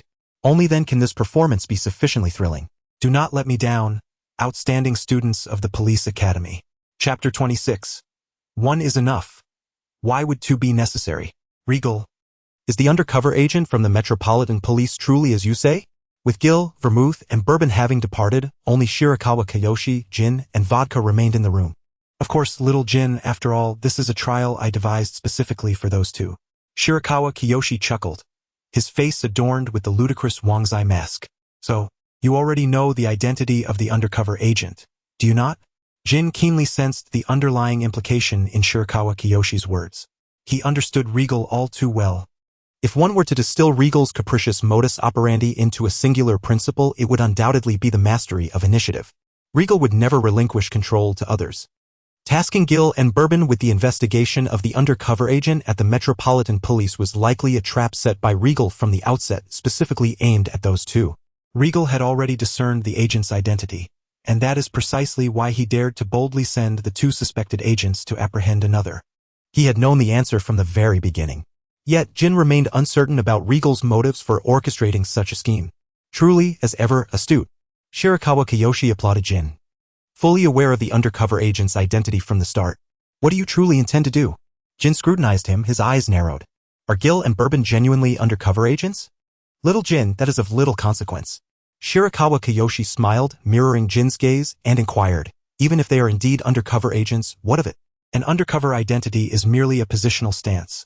In comparison to a person's intrinsic nature, the vast majority seem resolute in their positions, yet they are often the most malleable. Do not forget, I was once a high-ranking official in the Metropolitan Police. Shirakawa Kiyoshi stepped into the spotlight, extinguishing the sole light source in the pitch-black room. In an instant, darkness engulfed them as he removed his mask. They are merely a few deeply concealed little mice. Is the purpose of our organization merely to capture them? To expend great effort in unearthing them only to hastily dispose of them seems rather wasteful, does it not? Little Jin, why must we not consider a different approach? From among these exceptional talents, let us select a few suitable candidates to become true members of our organization or even double agents. Regal, do you find these individuals trustworthy? Though Shirakawa Kiyoshi's words were enticing, Jin remained unconvinced. Among the myriad of spies embedded in our organization across various nations, there may be some lacking in capability. Yet their positions and beliefs have undoubtedly undergone rigorous testing and remain exceptionally steadfast. It is no jest. Who would dare assign you to be an undercover agent if your loyalty is in question? Furthermore, even if there exists an undercover agent with wavering loyalty, even if they genuinely wish to abandon their original organization and sincerely join us, how can you ensure they will not betray us again on some future day? Once someone has betrayed, the likelihood of a second betrayal is alarmingly high. Jin held this belief firmly. Thus, rather than endeavoring to entice those undercover mice to truly join our ranks, Jin favored the more direct approach of eliminating them. Simply put, the unstable factors are far too many. Little Jin, the distinction between trustworthiness and untrustworthiness is not as simple or absolute as you think. Shirakawa Kiyoshi understood Jin's intent well. He pressed his finger against his eye and continued in a gentle tone. Even the most steadfast individuals possess weaknesses. Once one masters that weakness, they hold the key to their very vulnerability. At that point, does their so-called stance or the question of trustworthiness truly matter? Upon finishing his statement, Shirakawa Kiyoshi lowered his hand from his eye. In the darkness, Jin seemed to glimpse a pair of eyes as beautiful as amethyst. Are you suggesting that among those two, there is one you deem worthy? One is sufficient. There is no need for two. Who is it? Bourbon or Gil? After this matter, I will leave it to you, Little Jin. Remember to report any developments to me promptly. For now, let us first address the situation with Kuraso. Little Jin, you previously instructed Chianti and Cohen to monitor that group of police, correct? How is the situation with Kuraso? Since Shirakawa Kiyoshi did not elaborate, Jin chose not to press further. He too took out his phone and called Chianti and the others. Kuraso has been transferred to the police hospital by the Public Security Bureau. The police have also noticed Kuraso's unusual behavior at the Ferris wheel. They plan to take Kuraso back to the Ferris wheel once more, believing it may stimulate her memory recovery. So, Kuraso remains under strict surveillance by the police? How intriguing. Shirakawa Kiyoshi glanced at the text message just sent to his phone by Rum, a hint of mockery flashing through his pure purple irises. In the message, Rum indicated that Kuraso had just sent him a message stating that Bourbon and Gil were not undercover agents, that they were innocent. How fascinating. He was genuinely curious about how Kuraso intended to send a message to Rum using her own phone while under the police's close scrutiny. Of course, Rum also expressed skepticism regarding this message. Shirakawa Kiyoshi's fingers danced as he swiftly composed a text to Rum. Kuraso has been apprehended by the police. That is sufficient. And you? I shall go play. Inside Judy's car, James was on the phone with Akai Shuichi. Yes, understood. Take care of yourself too, Shuichi. After hanging up, Conan eagerly inquired, Is it Mr. Akai? Yes. James nodded and then turned to the equally curious Judy and Kamale, saying, Shuichi has located the abandoned warehouse where the organization temporarily detained Gil and Bourbon. He mentioned that just moments ago, Gil and Bourbon had departed from that warehouse. Though both sustained minor injuries, their lives are not in jeopardy and it appears their suspicions have been temporarily alleviated. Splendid. Cool kid. Your plan succeeded. Kamale immediately praised Conan. He naturally assumed that Gil and Bourbon's safe exit from the abandoned warehouse was due to Conan's clever use of Kuraso's number to send a message that misled the organization.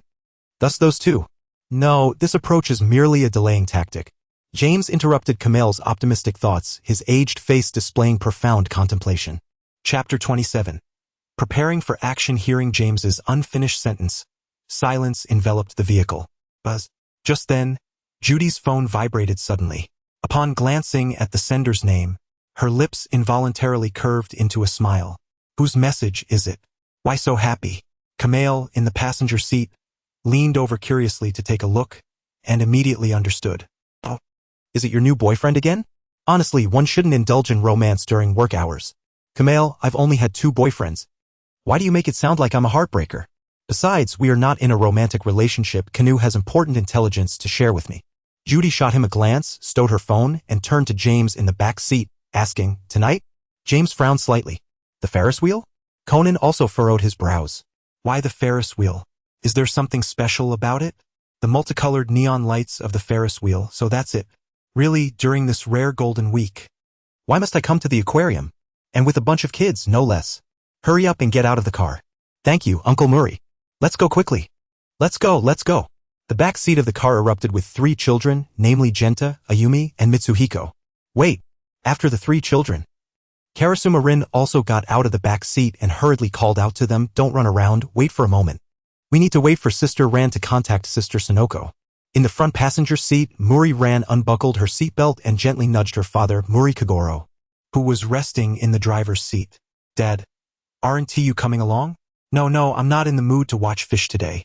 I'll just take a nap in the car. You all have fun."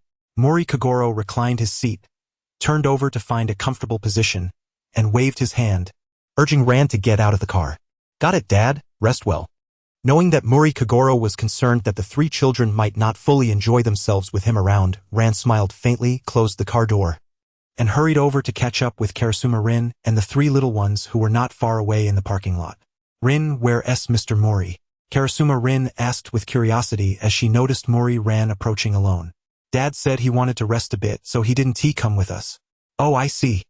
Rin understood Muri Kagoro's intention immediately and smiled without asking further.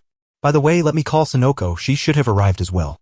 Mori Ran took out her phone and dialed Sonoko Suzuki's number. "Hello? Sonoko? Yes, Rin and I, along with the children, have arrived. Where are you now?" While Mori Ran was on the phone, Karasuma Rin glanced around the amusement park named the aquarium. Compared to the daytime, it was indeed much more lively at night, especially the enormous Ferris wheel in the center of the aquarium, which was incredibly eye-catching. What if it suddenly fell? That would surely be a catastrophic accident, wouldn't it? For some inexplicable reason, this thought suddenly crossed Rin's mind. However, she quickly shook her head and chuckled at herself, wondering what strange notions she had been entertaining. Surely, a Ferris wheel could not just fall. Suddenly, out of the corner of her eye, she spotted a familiar small figure darting past. Rin turned her head swiftly and caught sight of that figure. "Conan? Why is he here alone?" Rin frowned slightly. Earlier that morning at the Eastern City Aquarium, Conan had quietly slipped away while she was talking to Mr. Mori. In the afternoon, he called to say he was having dinner at Ms. Judy's house, and now he had appeared alone at the Eastern City Aquarium again. This child really loves to run around. With a resigned sigh, Rin patted Mori Ran on the shoulder, who was still on the phone. "Huh? Conan? Where?" "No, Sonoko, it was Rin who was speaking just now." "I see. Is there a power supply from somewhere else then? I suppose it can't be helped." Meanwhile, at the aquarium's electrical control center, Vermouth removed the flashlight from her mouth and pressed the button on her right ear's earpiece. "All set, Jean. You can appear directly without being noticed." "Thanks, Vermouth." On the helicopter, Jin connected to Bourbon's communication. "Bourbon, has the public security arrived at the aquarium?" "They just arrived a few minutes ago, along with Kurosaki, and are heading towards the Ferris wheel." Somewhere inside the aquarium, Bourbon, cloaked entirely in black, slightly adjusted his sniper rifle. Through the scope, he could clearly see Kurosaki, looking bewildered, being escorted away. "Excellent, everything is prepared." On the helicopter, a smirk crept across Jin's lips as he revealed his characteristic villainous grin. "Gianti, Cohen, speed up and get to Alpha Point. Stand by for action in 15 minutes. Received. Accelerating now. Damn it, I missed it." Meanwhile, Conan had finally located Kurosaki being escorted within the aquarium, but unfortunately, he was too late, as the public security had already taken her onto the Ferris wheel. "Kid, there are quite a few Japanese public security officers in this aquarium now." In his earpiece, he heard Ms. Judy's voice. After learning that the organization planned to abduct Kurosaki that evening, Mr. James decided to bring his task force to assist. Of course, this assistance was covert. Due to various concerns and the complexities of international relations, Mr. James did not inform the Japanese public security of their actions. With so much police presence in this aquarium, do you think those guys can really abduct Kurosaki? Kamel's voice chimed in, accompanied by the continuous ringing of police sirens from his side. "I believe they anticipated this situation long ago," Conan replied, trying to steady his breathing. "So I think they would never be foolish enough to attempt to abduct Kurosaki on the ground." What do you mean? Upon hearing Conan's deduction, Judy suddenly realized and looked up towards the distant Ferris wheel adorned with various neon lights. Are they planning to abduct Kurosaki on the Ferris wheel? But how would they do that? They can't just fly a plane in and take her away, can they? That would be outrageous. Camille couldn't help but scoff. Indeed, that does sound a bit far-fetched. Watching Kurosaki being taken onto the Ferris wheel by the public security, Conan turned to run in another direction. He had noticed a small door there, an entrance to the interior of the Ferris wheel. If a plane was impossible, then the best place for them to act would surely be within. Just then, a powerful hand suddenly reached out from the crowd. Chapter 28. Does America still teach this? Conan. Hey, wow, Rin, how did you end up here? In the crowd, Karasuma Rin finally caught up with the erratically moving Conan and grabbed him by the collar, lifting him into the air. Why am I here? That question should be directed at you, Conan. Seeing Conan's panicked expression, Rin smiled, showing no intention of letting him go. Why are you here? Didn't you say you were at Ms. Judy's house? Oh, well, that's not the point. This isn't the time to get caught up in that. Shouting loudly to mask his unease, Conan flailed his arms in the air, urgently pleading, Rin, you have to let me down. Something serious is about to happen at the aquarium. I must stop them. Huh? Something serious? Really? Please, Rin. Ding. Just then, Rin's phone suddenly rang. She took it out to check. It was Muri Ran calling. Hello, Ran? Rin, is everything all right over there? Upon answering, Muri Ran's anxious voice came through. What's wrong, Ran? What happened? I don't know, there are suddenly so many police around and I feel scared. I have a bad feeling something bad might happen. Police? Hey, Conan. Conan? What happened to Conan? Rin, where are you right now? On the other end, Muri Ran heard Rin's instinctive exclamation. That child is really not listening. Hearing the urgency and panic in Muri Ran's voice, Rin took a deep breath to steady herself and then spoke in her usual gentle tone. Don't worry, Ran. Conan and I are fine. It's just a small incident here. Rest assured I'll take care of him. In the meantime, please keep an eye on the 3 children. And if you feel scared, go find the nearby police and do as they say, all right? Rin's voice seemed to carry a calming magic, gradually soothing Muri Ran's emotions. I understand now, Ing. You and Conan must also be cautious. All right, I shall hang up first. After ending the call, Yukari's expression grew increasingly grave. She looked around, observing her surroundings carefully, and indeed spotted several individuals in the crowd who did not resemble ordinary tourists. Are they undercover officers? Something feels amiss. What on earth is happening in this aquarium? Could the significant event Conan mentioned be the reason for the sudden appearance of the police? After a brief moment of hesitation, Yukari hurried after Conan as he dashed through a small door. Unlike the vibrant neon decorations outside the Ferris wheel, the interior was surprisingly monochromatic, dominated by a rusty iron hue. Curiously, Yukari noticed that numerous critical points within the Ferris wheel were adorned with square objects connected by wires. What are those? Bombs? Surely, this must be a jest. Why on earth would the Ferris wheel be rigged with explosives? Conan. Catching sight of Conan ascending the stairs, Yukari called out and quickly followed him. The two of them raced until they reached a fire cabinet on the mid-level platform of the Ferris wheel.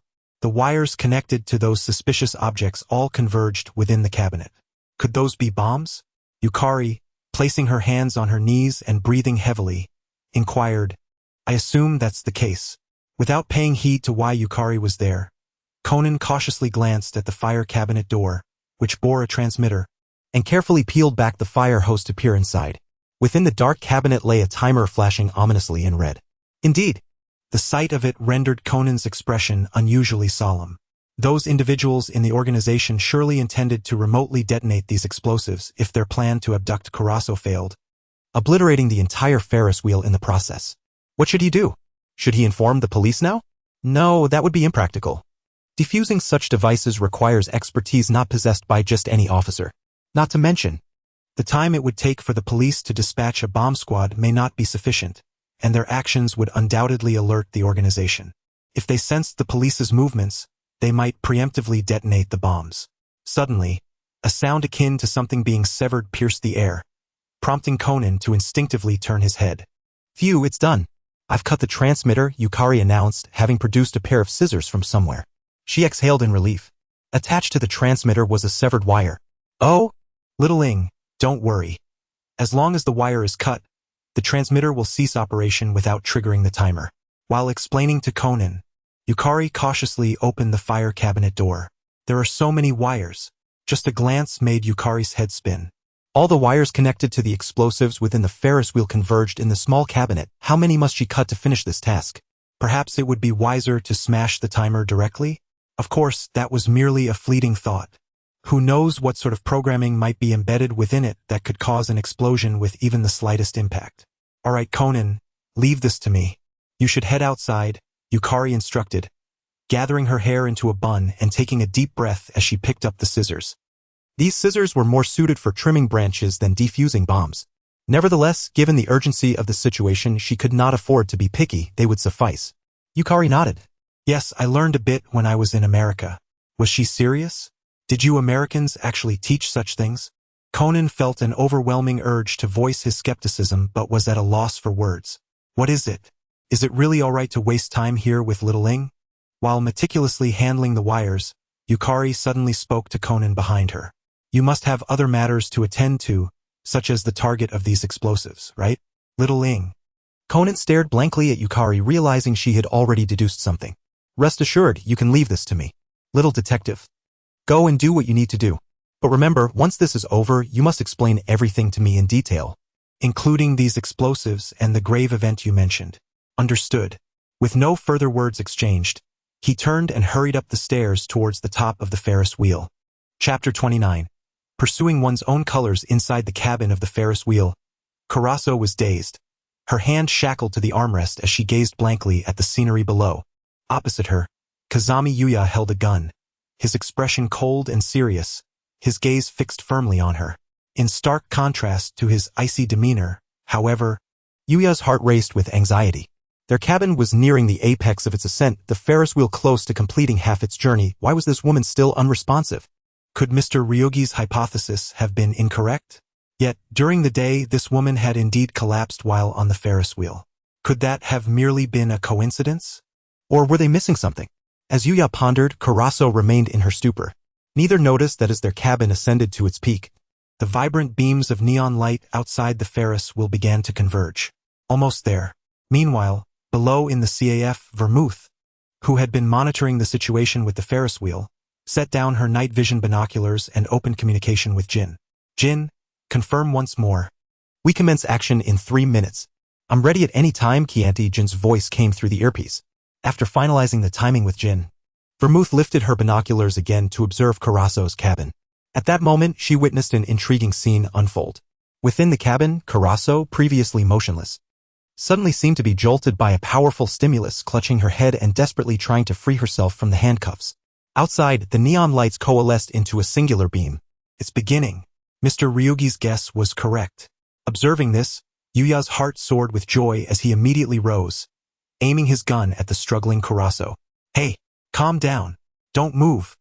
Uncertain if his words had any effect, Karaso suddenly trembled, slumping back into her seat as if she had fainted once more, completely still.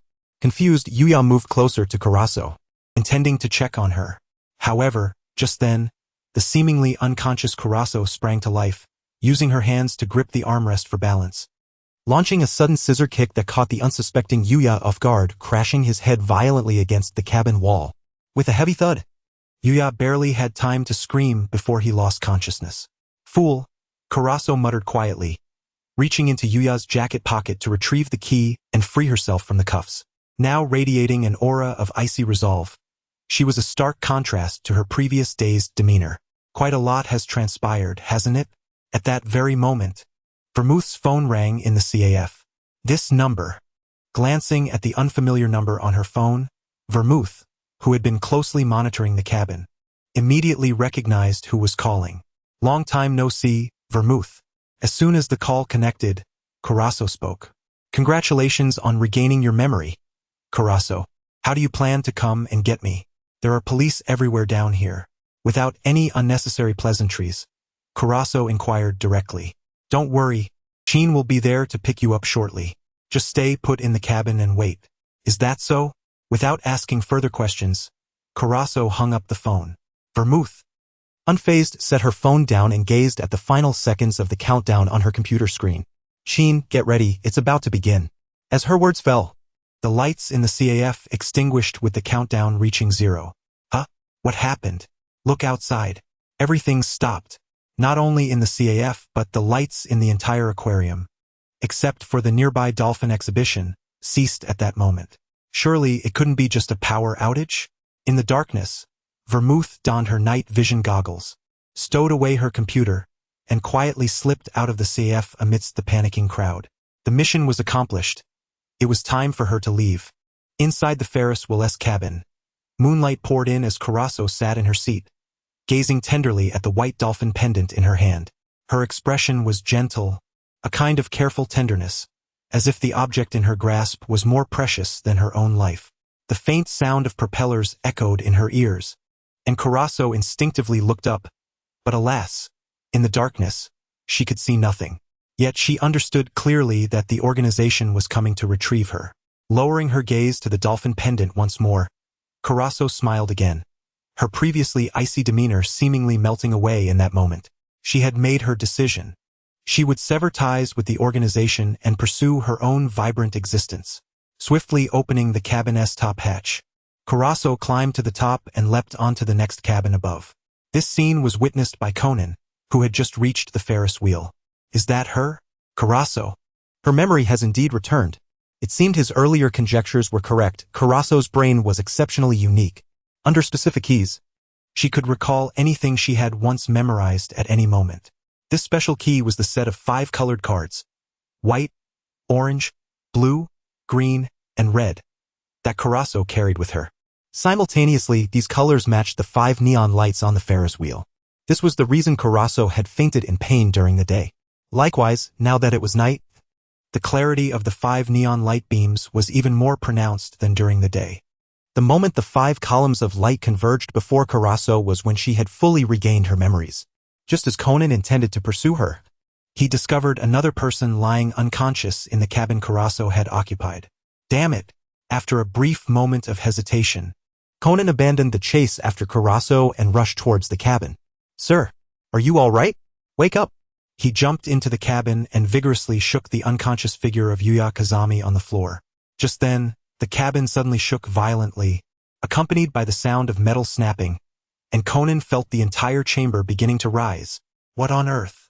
Conan looked up, just in time to see an Osprey helicopter using its mechanical claw to lift the entire cabin off the Ferris wheel. Hey, this is too much, right? Got it?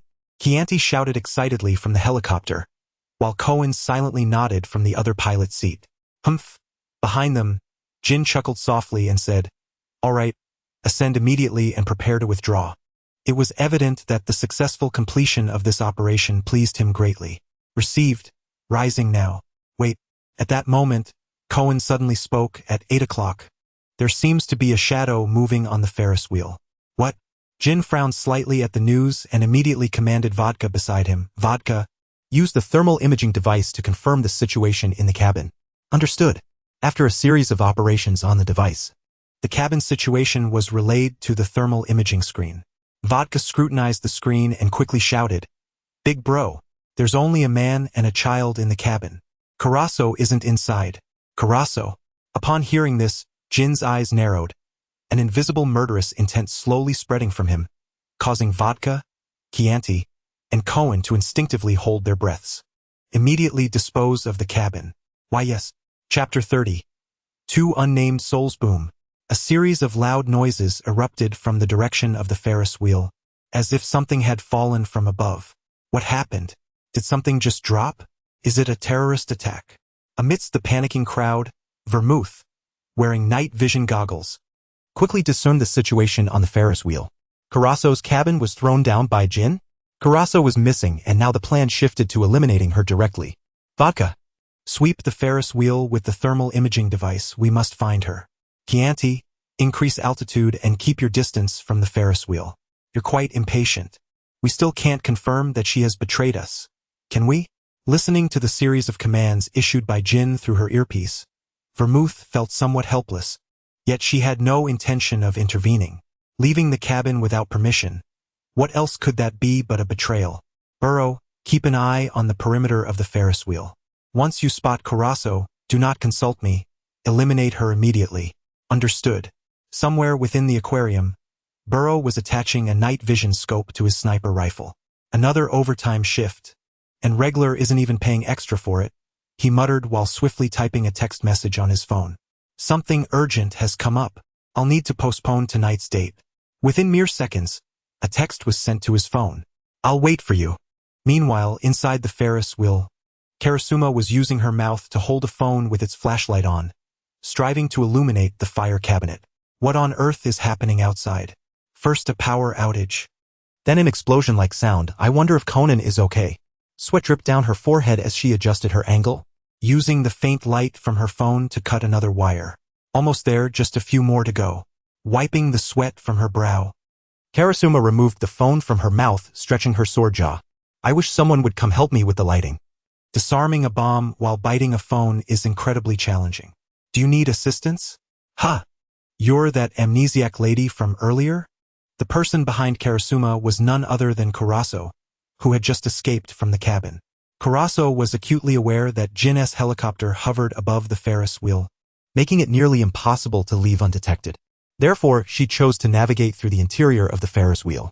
Although the area beneath the wheel was swarming with police, the chances of escaping this way were significantly higher than confronting Jin directly. Moreover, all facilities in the East Capitol Aquarium, except for the dolphin exhibition, had their power supply cut off, providing Kuraso with excellent cover. However, Kuraso was not one to simply run away. She needed to address the troubles she had caused. For instance, the bombs the organization had set within the Ferris wheel. Let me help you with the lighting. Kuraso crouched down and took Karasuma's phone. Wait, that... Karasuma was somewhat puzzled, unsure of the situation, wondering why this amnesiac white-haired lady had appeared here. Furthermore, young lady, do not delay any longer. If those individuals detonate the bombs during this time, I fear that not only you and I, but many visitors within this aquarium will be in grave danger. Observing that Karasuma Ing was still in a daze, Kuraso gently reminded her in a low yet tender voice. I understand. Thank you for your concern. The white-haired lady was indeed correct. She had no time to ponder the identity or intentions of the others. Her utmost priority was to dismantle the explosive device hidden within the Ferris wheel.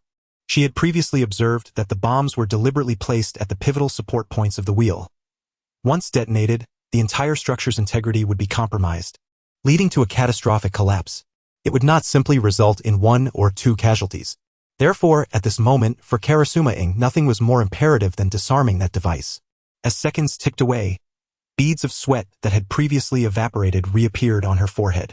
However, she felt fortunate that in the final moments, she encountered no unforeseen complications, and she successfully dismantled the bombs located within the Ferris wheel. At last, after the mental strain, physical exhaustion washed over her. Kuraso reached out to support the weakening Karasuma Ing, smiling as she said, "Let us depart together." No, Karasuma Ing gently shook her head, refusing. There is a child I know still up there. Pushing Kuraso's hand aside, she smiled as she continued, You go ahead, amnesiac white-haired lady. I must go find that child and then leave with him. Is there still a child up there? Kuraso asked, momentarily taken aback before her gaze fell, seemingly in hesitation.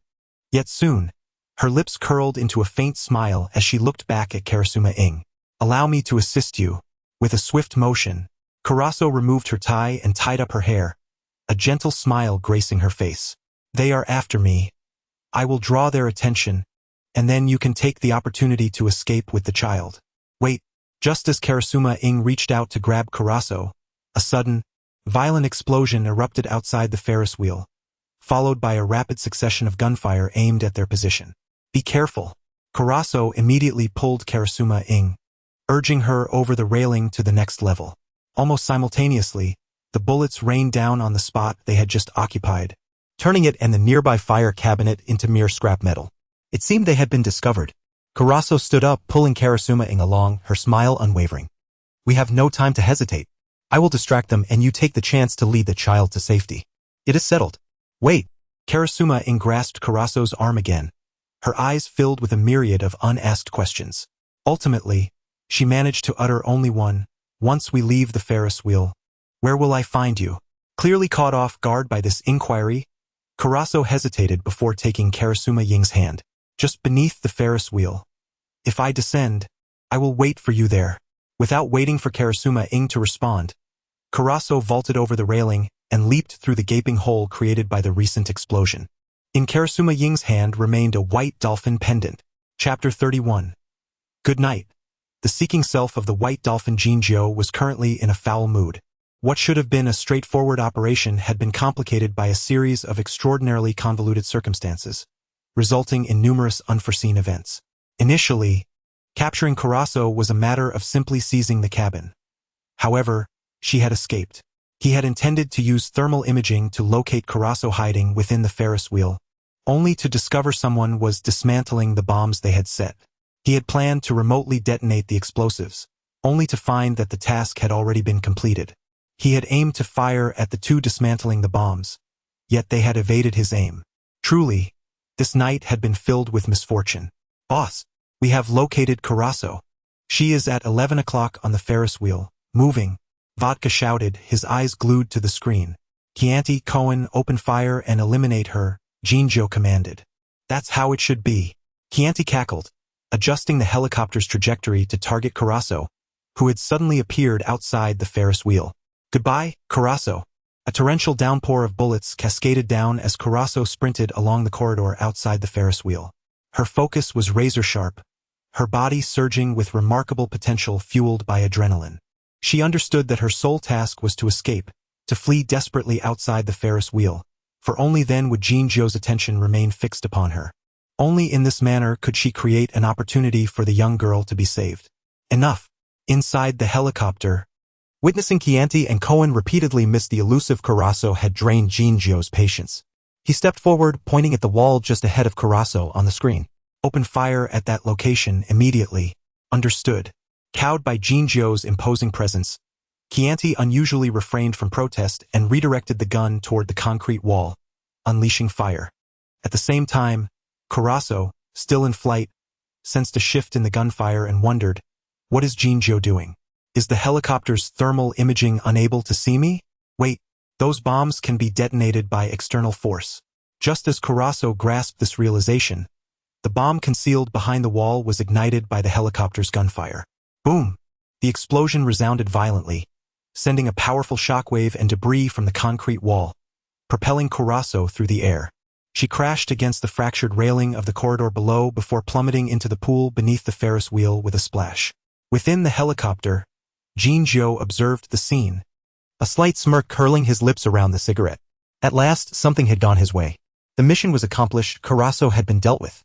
Jinzhou rose from his seat, relaying this information through the headset to his subordinates, Vermouth and Blofeld. Boss, what about the others in the Ferris wheel? Vodka could not contain his curiosity. The thermal imaging screen revealed 4 individuals still aboard the Ferris wheel, including the child they had previously seen in the cabin. A police officer, a woman, and a man who appeared to be a sniper. Notably, the suspected sniper had been maneuvering with a sniper rifle, shifting positions on the top level of the Ferris wheel, likely seeking an opportunity to shoot them. However, under the cover of night and with Jinzhou continuously directing the helicopter to alter its flight path and apply appropriate fire suppression, the sniper had been unable to find a suitable opening. If he had been unable to locate Karaso, he might have vented his frustrations on the police officers aboard the Ferris wheel. But with Karaso now dead and the mission complete, he had no interest in wasting time with those officers. With a nod, Chianti gripped the controls, slowly elevating the helicopter. Jean, do you think I would make such a mistake? Outside the aquarium, Vermouth donned her helmet, shut off the headset, twisted the throttle, and gradually rode away amidst the roar of the engine. Why does it feel like I am the only one left behind? Suddenly, Blofeld paused, noticing something at the base of the Ferris wheel. Several hundred meters away, in the area where his gaze fell, he beheld a figure struggling to rise from the pool beneath the Ferris wheel, stumbling laboriously step by step towards the edge of the water. Is that Karaso? How can she still be alive after falling from such a height? Observing the extensive injuries adorning Karaso's body, along with the vast pool of crimson pooling from the steel rebar that had pierced her abdomen, Boruo Exine hesitated, contemplating whether to spare her a bullet, thereby hastening her release from suffering. This extent of injury was surely fatal. The only variable was whether death would come now or later. Rather than perish in agonizing torment, perhaps granting her a swift end would be an act of mercy. With this thought, Boruo Exine raised his weapon once more, aiming at Karaso.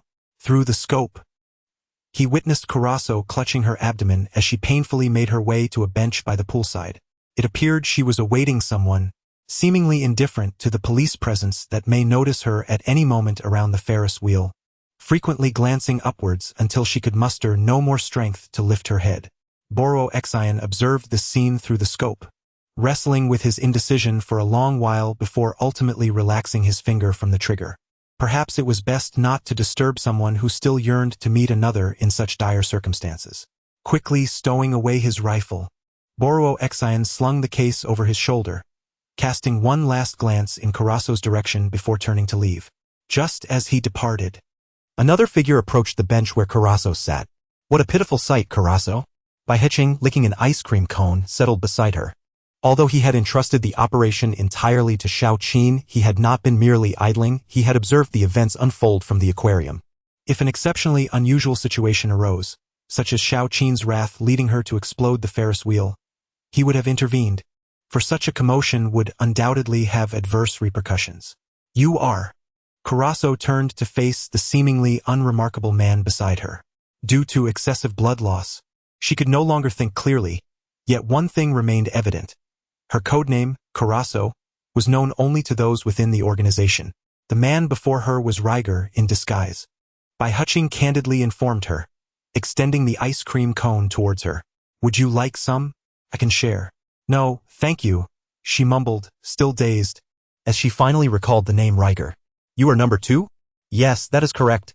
I see, so I Haven T escaped after all. Don't think like that. You are about to die, so it could be considered an escape, Bai Heching reassured her. Is that so? Have I already escaped? Karaso smiled, seemingly oblivious to the weight of Bai Heching's words. However, before you pass, Karaso, I have 3 questions for you. Go ahead, Karaso replied weakly, lowering her head, her voice growing fainter. Her time was truly running out. Why did you leave that cabin? Bai Heching asked directly, having observed everything from beneath the Ferris wheel. The white ones are the dolphins. The children. Karaso slumped against the bench, her voice barely audible. What? I know I might die, but I cannot simply run away. I don't want to disappoint them. So that's it. I understand now. Bai Heching grasped the meaning behind Karaso's words. All of his queries finally resolved. One last question. Do you have any final words? It seems I won't be able to wait for her. I'm sorry, I don't even know her name. Do not worry.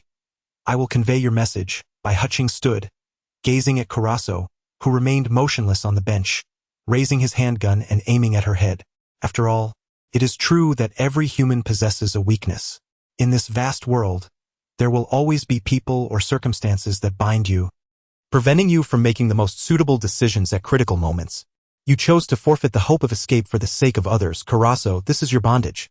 Yet, I must admit that at that moment, you transcended your former self, embodying the most untainted essence of humanity. Good night, Seeker of Self, White Dolphin. Bang. Chapter 32. Kill. You wouldn't want that. What do you want me to do? In a room, Mizuki Reina sat before a vanity mirror, watching Riger as he applied makeup to her face, unable to suppress her inquiry. What? Bai Heching appeared to misunderstand her question, wholly focused on helping her disguise. What was the purpose of the act you had me perform in that warehouse? Was it to confuse Bourbon? Mizuki Reina asked once again. After Riger had threatened her with her younger brother, Mizuki Reina had scarcely hesitated before choosing to betray. It was not a betrayal of the organization but rather of her own principles. She recognized the shame in her actions, understanding that it would tarnish the reputation of her father, who had once been an investigator, yet she felt she had no choice.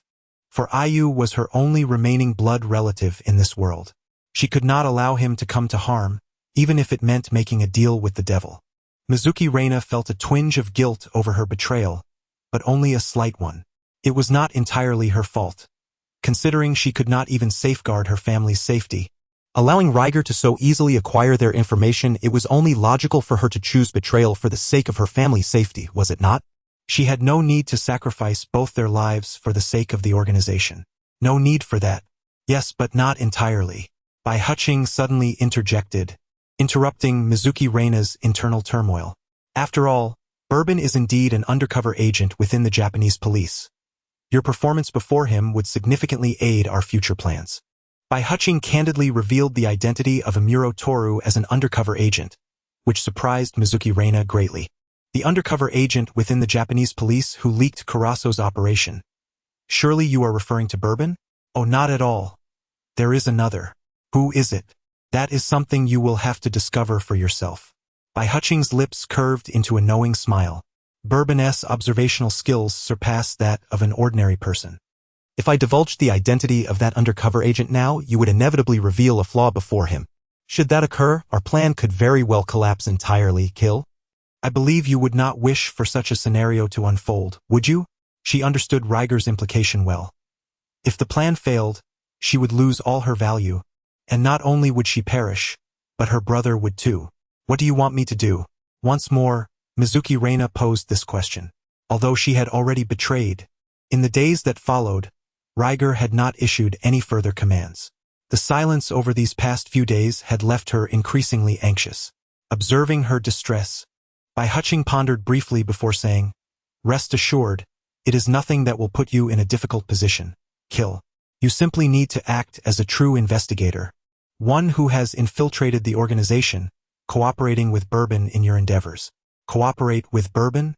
Mizuki Reina furrowed her brow at his words. By your account, if Bourbon is also an undercover agent, he would surely endeavor to protect the other agent, wouldn't he? Not just would, he certainly will. Bai Huching positioned himself behind Mizuki Reina, bending down to examine her reflection in the mirror, nodding in satisfaction. Regardless of the reasons, Bourbon will make an attempt to rescue the undercover agent, and your role is to cooperate with him. Do you want me to assist Bourbon in order to protect that undercover agent? Is he also one of yours? Incorrect. Bai Huching gently shook his head and smiled, stating, "Do not misplace the order of priorities, Kill. The fate of that undercover agent, whether he lives or dies, holds no significance. His existence poses no threat to the organization whatsoever. To me, he is merely a useful pawn in our plan, and that holds true for you as well, Kill. You must diligently cooperate with Bourbon, working alongside him to gradually uncover the identity of that undercover agent, and assist him in finding ways to protect him. During this period, you must also subtly reveal your identity as an investigator, allowing them to recognize you as a comrade and encouraging them to accept you. If you can successfully reach this stage, then our plan will be largely accomplished. Regal, if your intention is for me to infiltrate them, why complicate matters so? After all, I still hold the identity of an investigator, and that alone is quite sufficient." Upon saying this, Mizuno Reina suddenly felt a wave of self-loathing. She realized that she was, in fact, strategizing for Regal, for the very person who held her brother's life in his hands. This is not enough. A person's identity can be easily altered. Bai Huching understood Mizuno Reina's meaning and patiently explained, "Kill, if you merely rely on your identity as an investigator, it will be difficult to gain their genuine trust. Therefore, you must fully immerse yourself within their ranks. You need to share in their joys and sorrows, experience life and death alongside them, and align your aspirations with theirs. You must learn to understand them and reveal a hint of your own vulnerabilities. Thus, Kill, this is why I want you to act alongside Bourbon. This is an opportunity one have arranged for you, a chance to understand them and earn their trust. I have a feeling that there exists a particular group lurking in the shadows whose ultimate goal is to dismantle our organization. This group does not belong solely to any one nation or institution. They are a collective of individuals who have come together spontaneously. Your mission is to infiltrate this group by any means necessary and become one of its core members. This is the true task I wish for you to undertake. In comparison to this, the life or death of one or two undercover agents is trivial. Though it may sound daunting, I believe you can accomplish it, Kill. So this is your true aim?" After hearing Bai Huching's words, Mizuno Reina closed her eyes, a semblance of self-mockery gracing her lips. "And after that? When will you allow me and Ayu to leave?" "That will depend on your efforts, Kill," Bai Huching replied with a smile. "My efforts, you say?" Mizuno Reina suddenly opened her eyes, her sharp gaze piercing through the mirror to Bai Huching behind her. "Regal, I will do as you say, but should you dare to deceive me, I will ensure our mutual destruction. I swear. Do not worry, I will fulfill my promises." Bai Huching maintained his cheerful demeanor in the face of Mizuno Reina's threat. "I wish to see Ayu today. I must confirm his current situation." Mizuno Reina expressed her request. Certainly, Bai Huching readily agreed. "Your disguise has been completed, so let us go together." Chapter 33. A new teacher and a transfer student. The school bell had just rung when Suzuki Sonoko leaped from her seat and dashed towards Kurama Ain, enveloping her in a tight embrace. Did you take notes in class today, Ain? Yes, I did, Kurama Ain replied, one hand supporting Suzuki Sonoko while the other busily packed her books into her bag. Her expression tinged with exasperation as she anticipated Sonoko's next words. Then could I borrow them? I got distracted during class and didn't write anything down, wa. Ain, please. With tear-filled eyes, Suzuki Sonoko clung to Kurama Ain, her body twisting as if in a playful pout. I knew it. Kurama Ain sighed softly but still pulled out several notebooks from her bag. Upon receiving the notebooks, Suzuki Sonoko leaped into the air with a cheer, exclaiming, Yay! Ain, you're the best. I'll treat you to a feast next time. Really now, Sonoko? You should pay attention in class. You can't keep borrowing Ain's notes every time. You won't pass the exams like this. Maori Ran, who had finished packing her books, chimed in, glaring at Suzuki Sonoko with an air of disappointment. It's just occasionally, Sonoko replied, her face slightly flushed with embarrassment. Yet her hands were busy stuffing Kurama Ain's notebooks into her own bag. It's not just occasionally, you always do this. Last time too. Hey, by the way, Ain, who gave you that charm on your bag? It looks so nice. Noticing that Maori Ran was about to continue her lecture, the sharp-eyed Suzuki Sonoko quickly pointed at the charm on Kurama Ain's bag, attempting to divert the conversation. Her tactic worked well. The interrupted Maori Ran curiously followed Sonoko's pointing direction and immediately spotted the white dolphin charm adorning Kurama Ain's bag. Oh, Ain, who gave you that? Maori Ran inquired, recalling that the charm had not been on Kurama Ain's bag previously. As the two spoke of it, Kurama Ain's gaze fell, a flicker of melancholy surfacing in her eyes. It was given to me by a stranger.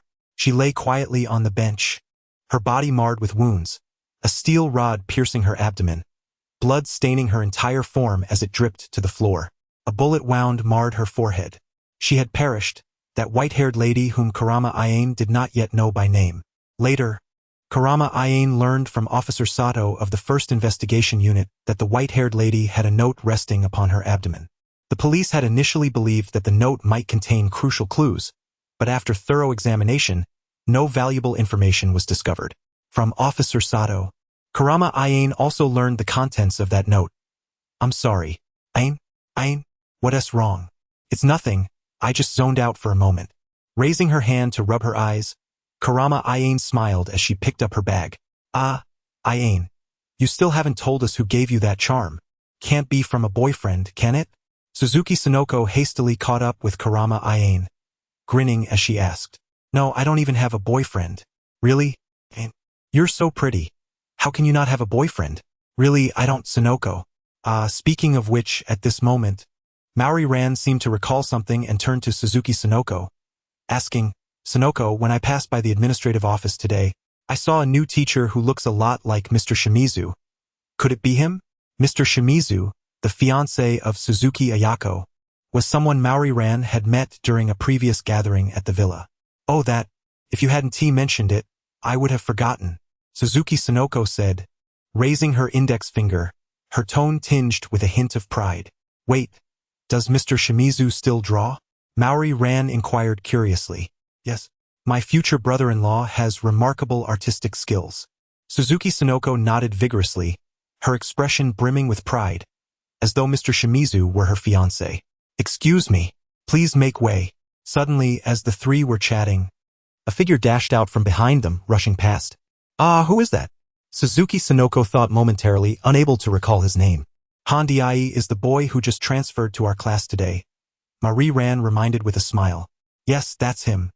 Not only has Kayamiza Shizuka taken on the role of art teacher at TN Junior High, but there is also a new transfer student in Marie Ran's class. Hondiai, a young man with a charming and adorable appearance, is said to have also moved from abroad. Much like Karasuma Rin, he possesses a pleasant demeanor and shows politeness towards everyone, although it seems he has a bit of bad luck. Clang. Just as Marie Ran was contemplating this, Hondiai suddenly slipped and fell hard to the ground. Ouch, that hurts, Marie Ran exclaimed, rushing over to help him up.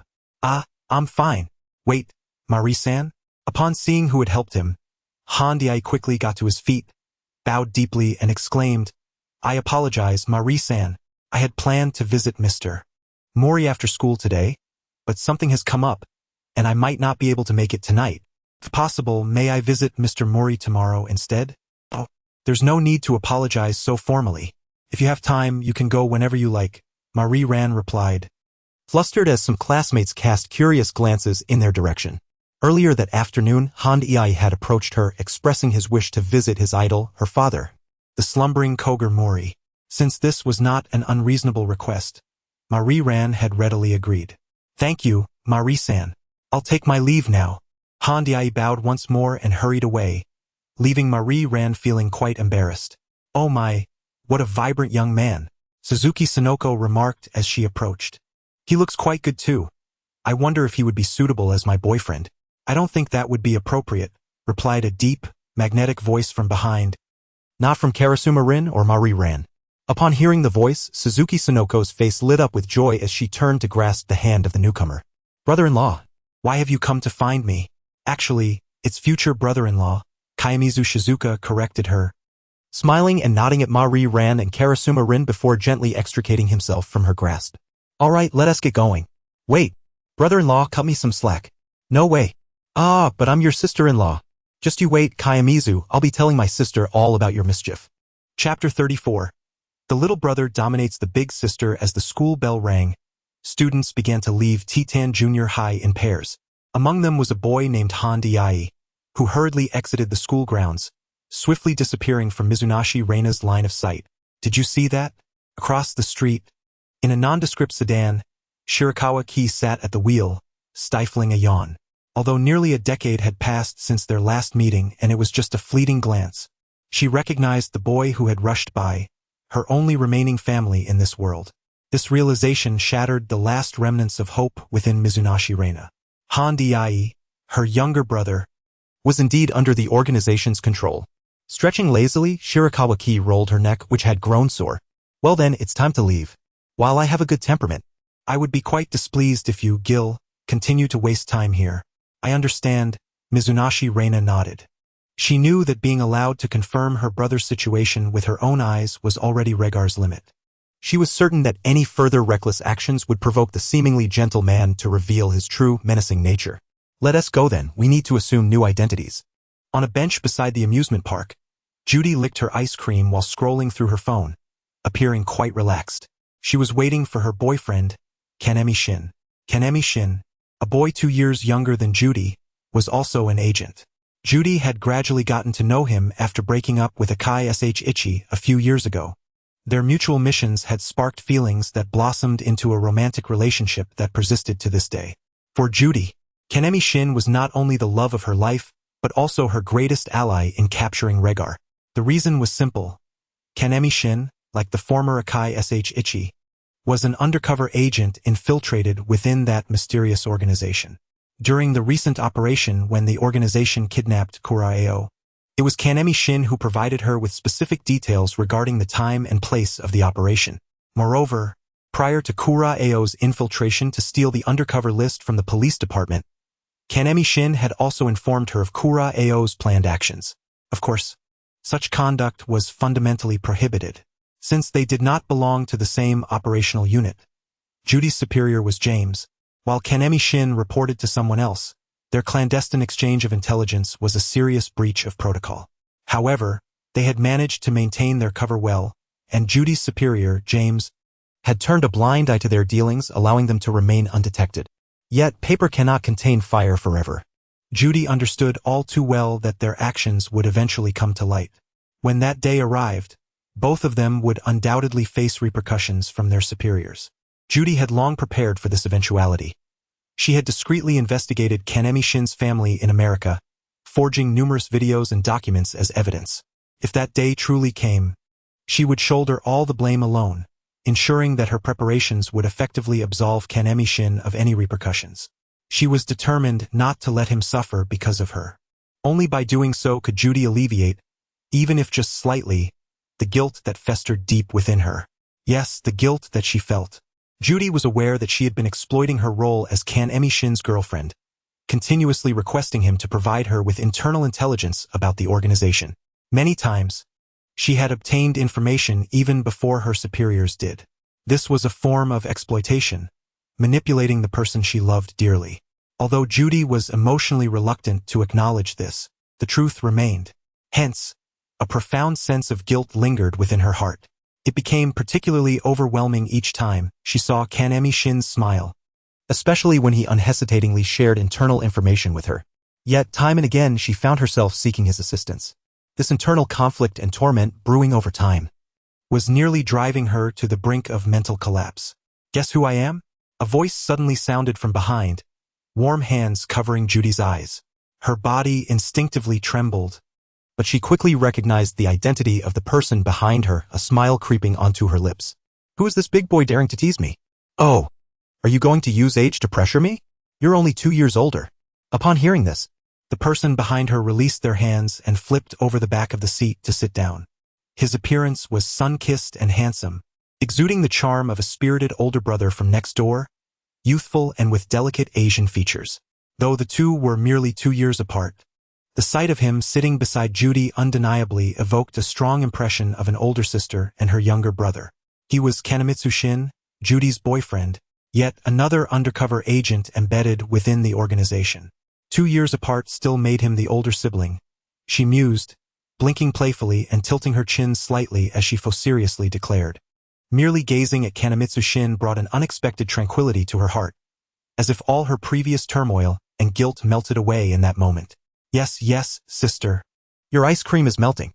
Resigned, Kanemitsu Shin glanced at the ice cream in Judy's hand, which had already begun to lose its shape, and leaned in to take a bite, exclaiming, "Wait, Kanem, I've already had a bite of that," Judy protested, blushing as she noticed the evident teeth marks on the ice cream.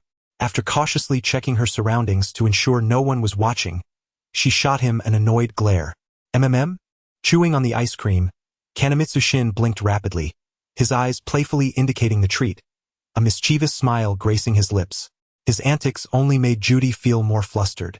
After shooting him another glare, she raised a hand to cover her mouth, then gently took a bite of the ice cream still marked by his teeth.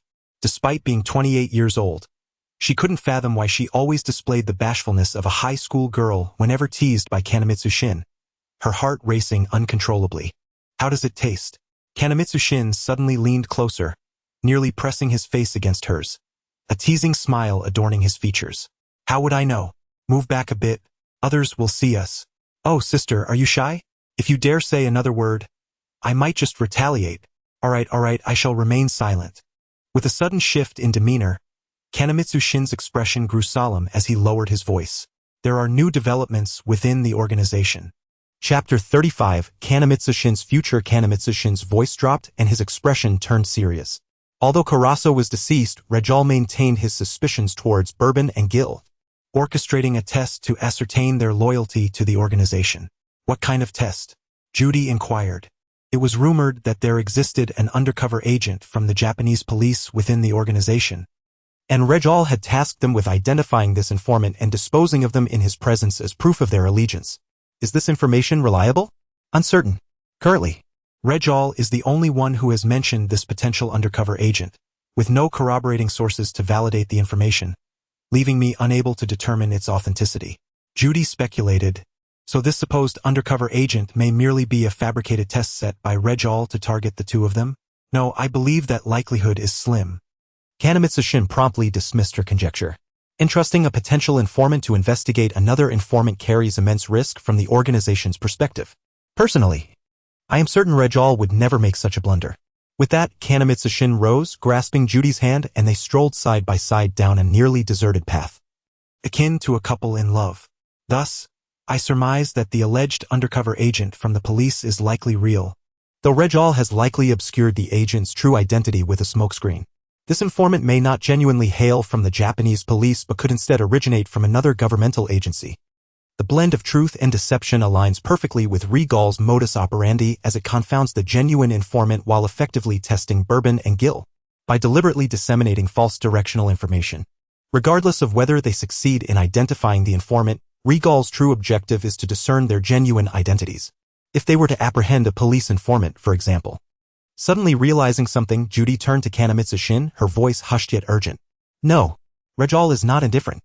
He likely knew the identity of this supposed police informant from the outset. He merely capitalized on the simultaneous possibility that Gil and Bourbon could also be informants, hence crafting this test to verify their identities. For them, this test has been a deadlock from the start, as Rejal already possesses the answer. Thus, unless Gil and Bourbon can genuinely capture and present the informant before him, he will remain suspicious of them. Otherwise, unless there is indeed another undercover agent from the police within the organization, and Rejal possesses the means to verify this informant's identity, the two of them are doomed. This is my speculation as well, Kanemitsu-shin acknowledged, nodding in agreement with Judy's reasoning. Do we possess a means to assist those two? Judy queried. Although Gil and Bourbon were not part of her circle, she felt no obligation to concern herself with their fates. However, she was unwilling to miss any opportunity to vex Rejal and the organization. Additionally, on a personal level, if possible, she truly wished to offer assistance to her fellow comrades from other national agencies. It is still too early. Kanemitsu-shin shook his head slightly, then turned to Judy. Several times opening his mouth but ultimately only uttering casually, this situation may be more complex than it appears. These words made Judy's heart constrict instantaneously. She regarded Kanemitsu-shin with urgency. What has happened? Within the organization? Or is it from our superiors? It's within the organization but merely a minor issue. I will resolve it shortly. Do not speak in riddles, tell me the truth. Kanemitsu-shin's reticence only heightened Judy's anxiety, her grip on his hand tightened, her palms growing clammy with sweat. Do not worry, I will handle it. Heart. Judy grasped Kanemitsu-shin's hand, holding him firmly in place, her eyes fixed on him, revealing a depth of worry and turmoil. They exchanged a silent stare. Ultimately, Kanemitsu-shin relented. The informant whose identity was in question. He had previously mentioned a clue to Gil and Bourbon. What clue? Why did Rejal suddenly uncover an informant within the organization without any forewarning? Was it due to his uncanny observational skills, enabling him to identify the informant at a glance? Or perhaps the informant was simply foolish, exposing their identity through their actions? Alternatively, had the informant previously performed certain actions for someone that caught Regal's attention? Rejal had informed Gil and Bourbon that the reason Caraso's theft operation had been exposed was due to the informant leaking the organization's operational plans. He suggested they investigate in that direction. Buzz. A sudden cacophony echoed in Judy's mind, rendering her legs weak as memories of that fateful night 20 years ago flooded back. The smiling man had ruthlessly taken her parents' lives before her very eyes. In this moment, she seemed to glimpse a similar future in the figure of Miko. Taking a deep breath, Judy felt a warm pair of hands cradling her face, soothing the turmoil within her mind. The undercover agent mentioned by Rager, is it you? Concern can lead to confusion, do not overthink it, everything remains uncertain for now. Miko smiled, gently wiping away Judy's tears with the back of her hand. At least there have been no actions taken against me by the organization as of now. Of course, I will remain vigilant, so there is no need for excessive worry. Alright. Chapter 36. Come. Let us act together. Bourbon. Don't you think we are wasting time? Miss Kir, when the situation reaches a stalemate. Often the most prudent course is to wait. Setting down her black coffee, Mizuki looked up at the opposite Toru Amuro, her tone laden with significance. Or perhaps, you were employing this method to buy time for someone? Kir, I cannot comprehend what you were implying. Amuro's gaze met Mizuki's unwaveringly, both attempting to discern hidden meanings in each other's eyes. Bourbon and Kir, Amuro and Mizuki. Yet, due to the incomplete information on the list, it was impossible to ascertain whether either of them was the undercover agent. Rager proposed a test to identify an undercover officer from the Metropolitan Police hidden within the organization and eliminate them in his presence to prove their loyalty. This was no mere test. Amuro had sensed this from the outset. Rager's insistence that he and Kir must act together forced them into a form of mutual surveillance. Neither was a fool. Should one exhibit any suspicious behavior, the other would likely notice. Thus began their intricate game. Was Kir truly an undercover agent, or a legitimate member of the organization? Upon noticing Amuro's suspicious demeanor, would she assist him in concealing it, or would she immediately inform Rager, using Amuro's downfall to absolve herself? These questions lingered in Amuro's mind, unanswered. He took a sip of coffee and suddenly spoke. Given the sparse crowd in the CAF and their secluded corner, they could speak softly without fear of eavesdroppers. What? Are you seeking to investigate my past? Kir neither confirmed nor denied this. I have no such intention. I merely find it ironic that after 5 years of minimal communication, we are now compelled to share coffee due to an enigmatic list. Life is indeed unpredictable. I beg to differ. Kir perceived the underlying meaning in Amuro's words. Amuro was probing her, deliberately expressing dissatisfaction to test her reaction and determine the authenticity of her allegiance. A loyal member of the organization, when faced with sudden suspicion, would invariably harbor some discontent, with more extreme individuals potentially resorting to self-destructive behavior. At this moment, Amuro was crafting such an image deliberately. Though both were implicated on the list of undercover agents, neither dared to reveal their true identities to the other before absolute confirmation, opting instead to weave a narrative of organizational loyalty as a means to probe Kir. Discussing such matters is futile. Completely disregarding Amuro's words, Mizuki too took a sip of her coffee, her tone flat. Rather than indulging in idle chatter, I am more concerned about how you, Bourbon, plan to uncover the undercover officer from the Metropolitan Police. We have already wasted 2 days here. Do not tell me you intend to wait for the undercover agent to stroll out of the precinct and declare, "I am the mole?" Although Rhaegar had not imposed a time constraint, she was certain he would not idly watch them accomplish nothing. While Rhaegar's directive was for her to gain Amuro's trust during this cat-and-mouse operation, trust is a gradual process. She needed to continue performing, subtly revealing her allegiance during the act. Patience was essential. As a fellow member of the organization, Mizuki had gleaned some understanding of Amuro. He was undoubtedly a man of formidable capability. Any slip on her part could be perceived as a weakness. I have no solutions, but I do have some ideas. On the way home from school, Karasuma, Ran, and Sonoko picked up Conan from T10 Elementary and headed toward the Mori Detective Agency. In response to Ran's inquiry, Sonoko grinned with pride, stating, "Humph, I am his sister-in-law. He is merely my brother-in-law, so he must heed my words." However, before she could bask in her triumph for 2 seconds, Karasuma smiled and mercilessly exposed her. "Mr. Shimizu told me earlier that it was Sonoko who insisted on visiting Mr. Mori today, pleading with him for quite a while before he agreed not to pick her up." "Ah, how did you know about this, Aang?" The truth unraveled. Sonoko blushed, playfully lunging at Karasuma. "Oh, Mr. Shimizu texted me about it this afternoon," Karasuma replied, holding Sonoko back while retrieving her phone to show the message from earlier. The message roughly conveyed Mr. Shimizu's request for Karasuma to look after Sonoko. "How curious, Aang. How did you obtain my brother-in-law's number?" Under Karasuma's hold, Sonoko squinted at the message, her brow furrowing as she scrutinized her friend. "I got it during a gathering at the villa. Mr. Shimizu is an excellent cook, so I wanted to learn from him when given the chance," Karasuma explained, handing the phone back to Sonoko, who saw that apart from the message from this afternoon, there had been no further communication between them. "Aang, you mustn't steal my brother-in-law." After returning the phone, Sonoko shot a fierce glare at Karasuma, her expression akin to that of a possessive puppy. "I won tea." Karasuma replied with a resigned smile, indicating her lack of interest in pursuing a relationship at present. "How unexpected. I never imagined Mr. Shimizu would entrust Aang with such a task because she appears quite composed," Ran remarked with curiosity. "Indeed surprising," Conan nodded instinctively, standing nearby. Both Shimizu and Karasuma had always struck him as extraordinary individuals. In fact, he had once suspected Karasuma might be involved with the Black Organization. However, following the events surrounding Curacao, that suspicion had nearly dissipated. Yet, deep within Conan's heart, there lingered an unresolved question about Karasuma. Why had she shown such shock after that police meeting? As for Shimizu, the silent and reserved man, Conan had also entertained doubts about his special status, yet such speculations remained unsubstantiated, devoid of any evidence. Since the villa gathering, he had had no further interactions with this man. Were these two truly devoid of any issues? Chapter 37. Muri can no longer hold back. By the way, Ran, did that boy mention when he would come over?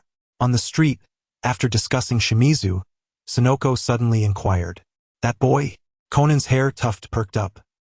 Conan suddenly became alert, raising his head to look at Ran Muri, and in a cute tone he asked, "Sister Ran, who are you talking about?" "It's a transfer student from our class.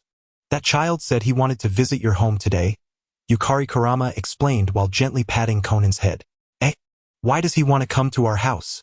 Conan inquired hastily, alarm bells ringing in his mind. Could it be? Seeing this, Sonoko Suzuki couldn't help but break into a mischievous smile. She stepped forward, playfully pressing down on Conan's head, teasing, "You little rascal, you don't think that Ran has a new boyfriend and you're feeling jealous, do you?" "Sonoko, you're impossible." Ran replied with a smile, though her expression conveyed a sense of helplessness. "And no, that's not it." Conan protested loudly with a flushed face as he wriggled free from Sonoko's grasp. "What is it then?" Sonoko eyed Conan, suddenly struck by a thought. "You little rascal. Could it be that you want to tell Shinichi?"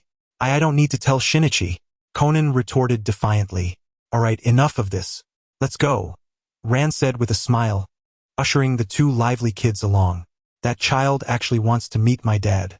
Not me." "Huh? Meet Uncle?" Conan was taken aback as he hurried to catch up with Ran. "Yes, he's a fan of Mr. Mori and a mystery enthusiast," Yukari Kurama added. "Ah, I see." Conan sighed in relief upon hearing this. "Why do you look so relieved?" Sonoko leaned in closer, grinning mischievously. "Are you perhaps feeling relieved because—" "And no, I told you no," Conan hurriedly denied.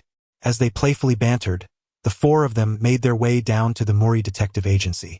Yukari Kurama noticed that the previously vacant storefront on the first floor had been opened, with many large cardboard boxes resembling those used for furniture. "Ran, has the first-floor storefront been rented out?" Yukari asked, turning to Ran.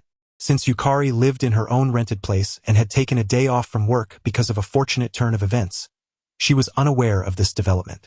"Look, here are their business cards," Ran said, rummaging through her belongings to hand Yukari 2 business cards she received yesterday.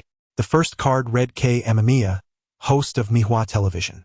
The second card stated Rue Amamiya, painter. Miss Kei Amamiya wishes to rent the first-floor storefront for her brother Rue's gallery. Yukari nodded, refraining from asking further questions. The four of them ascended to the second floor, where Ran unlocked the door. On the sofa facing the entrance, Kagoro Mori sat with his legs crossed, head lowered, eyes closed, flipping through a book in a low voice. Silence enveloped the room, an oppressive stillness. "Are you all right, Dad?" Ran asked, her brow furrowed with concern at her father's strange demeanor. "Uncle, are you okay?" Sonoko added, her expression unusually worried. "Mr. Mori, let me make you some coffee," Yukari offered, entering the room and heading straight for the kitchen. "Huh?"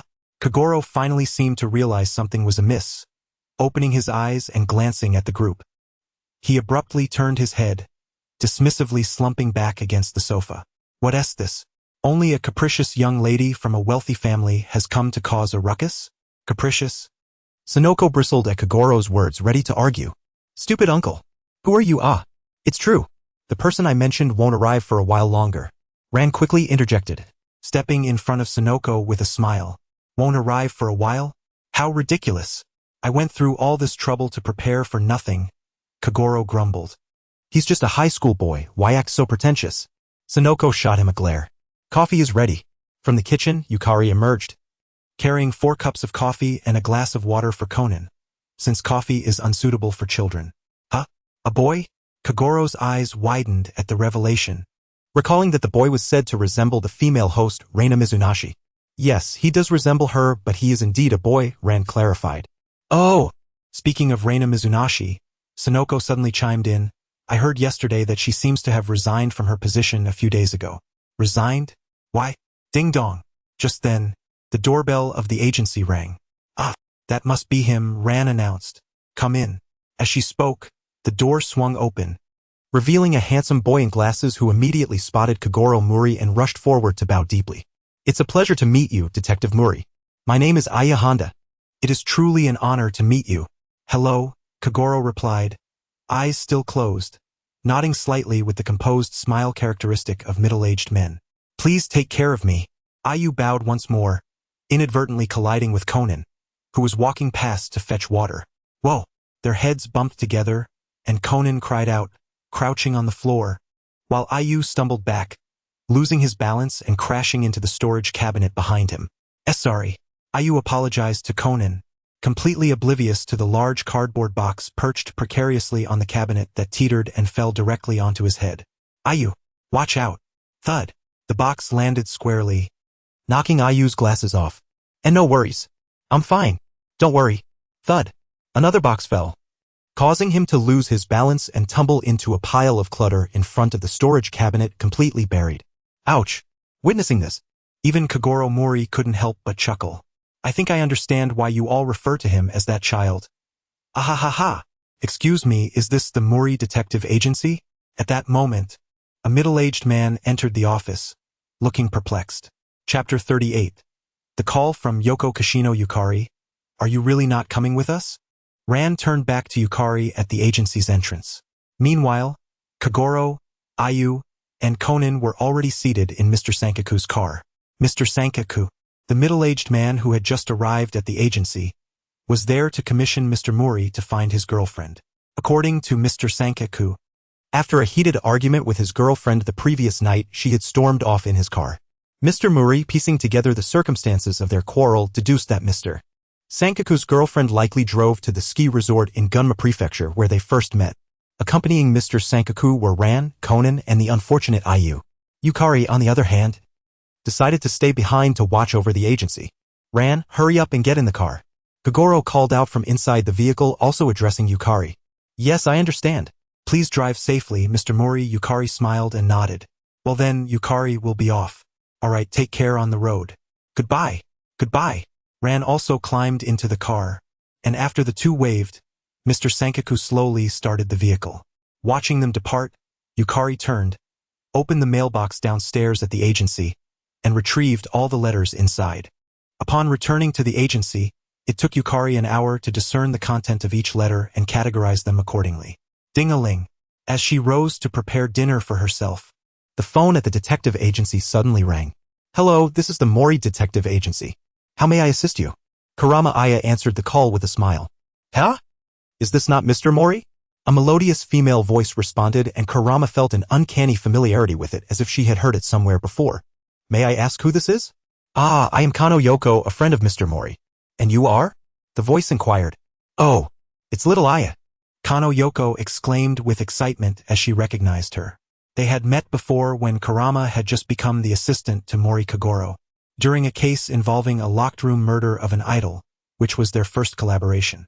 At that time, Kano Yoko had sought Mori Kagoro's help regarding harassment incidents occurring near her home, only to discover her ex-boyfriend had been murdered in her residence. Following Mori Kagoro's deductions, the entire sequence of events was unraveled.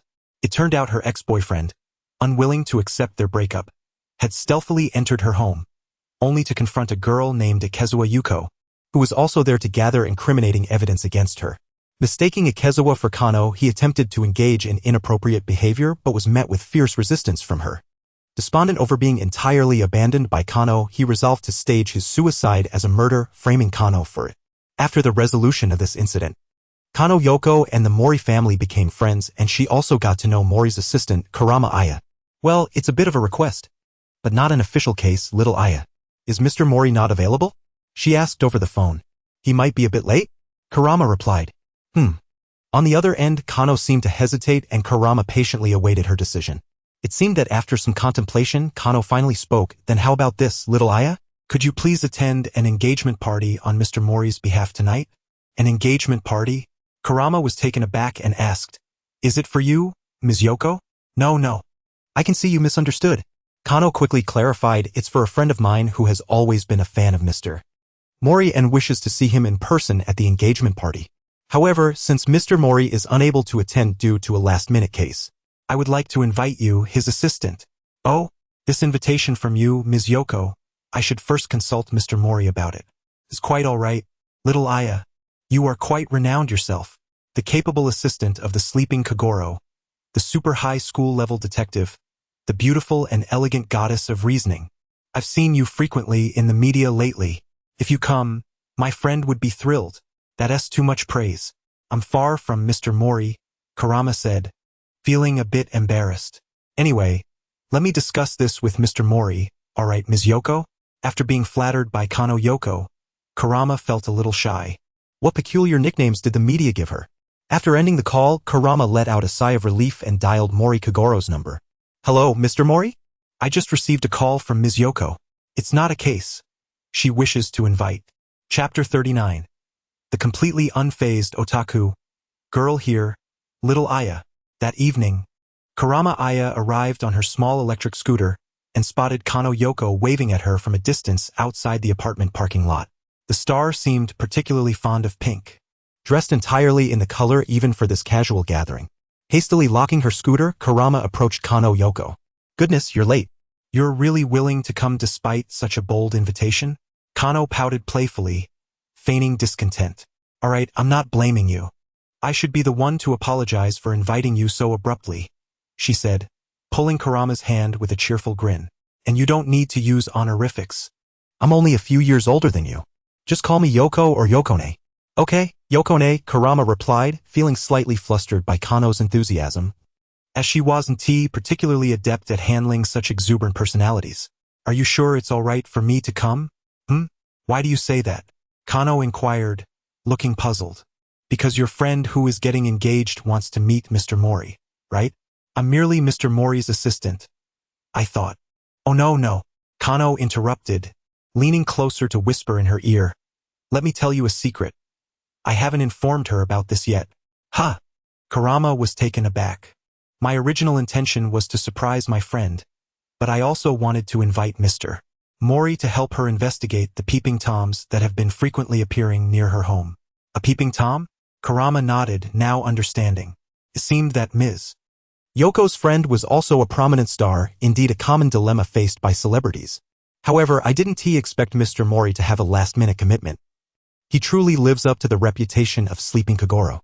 Changing the subject, Kano linked her arm with Kurama's, nearly pressing against her, and continued with a smile. "But you're no less impressive, little Aya. The media now regards you as Mr. Mori's future successor. That's too exaggerated," Kurama said, her face flushing with embarrassment. She rarely followed the media, so she was only just discovering these things today, which felt quite awkward. "Not at all. You are simply being too modest," Kano smiled. The two chatted and laughed as they entered the apartment elevator. Upon reaching their floor, they exited together and walked to the door of an apartment. "Kawaguchi, it's me," Kano said, deliberately stepping in front of Kurama and ringing the doorbell. Coming." The door swung open to reveal a beautiful girl with short hair. She first glanced at Kano, then immediately noticed Kurama behind her. "Huh? SNT this?" The short-haired girl seemed surprised, covering her mouth in disbelief as she exclaimed, "The assistant of Detective Mori." "Exactly." Kano clapped her hands, smiling. "Hello," Kurama nodded at the short-haired girl. "Hello.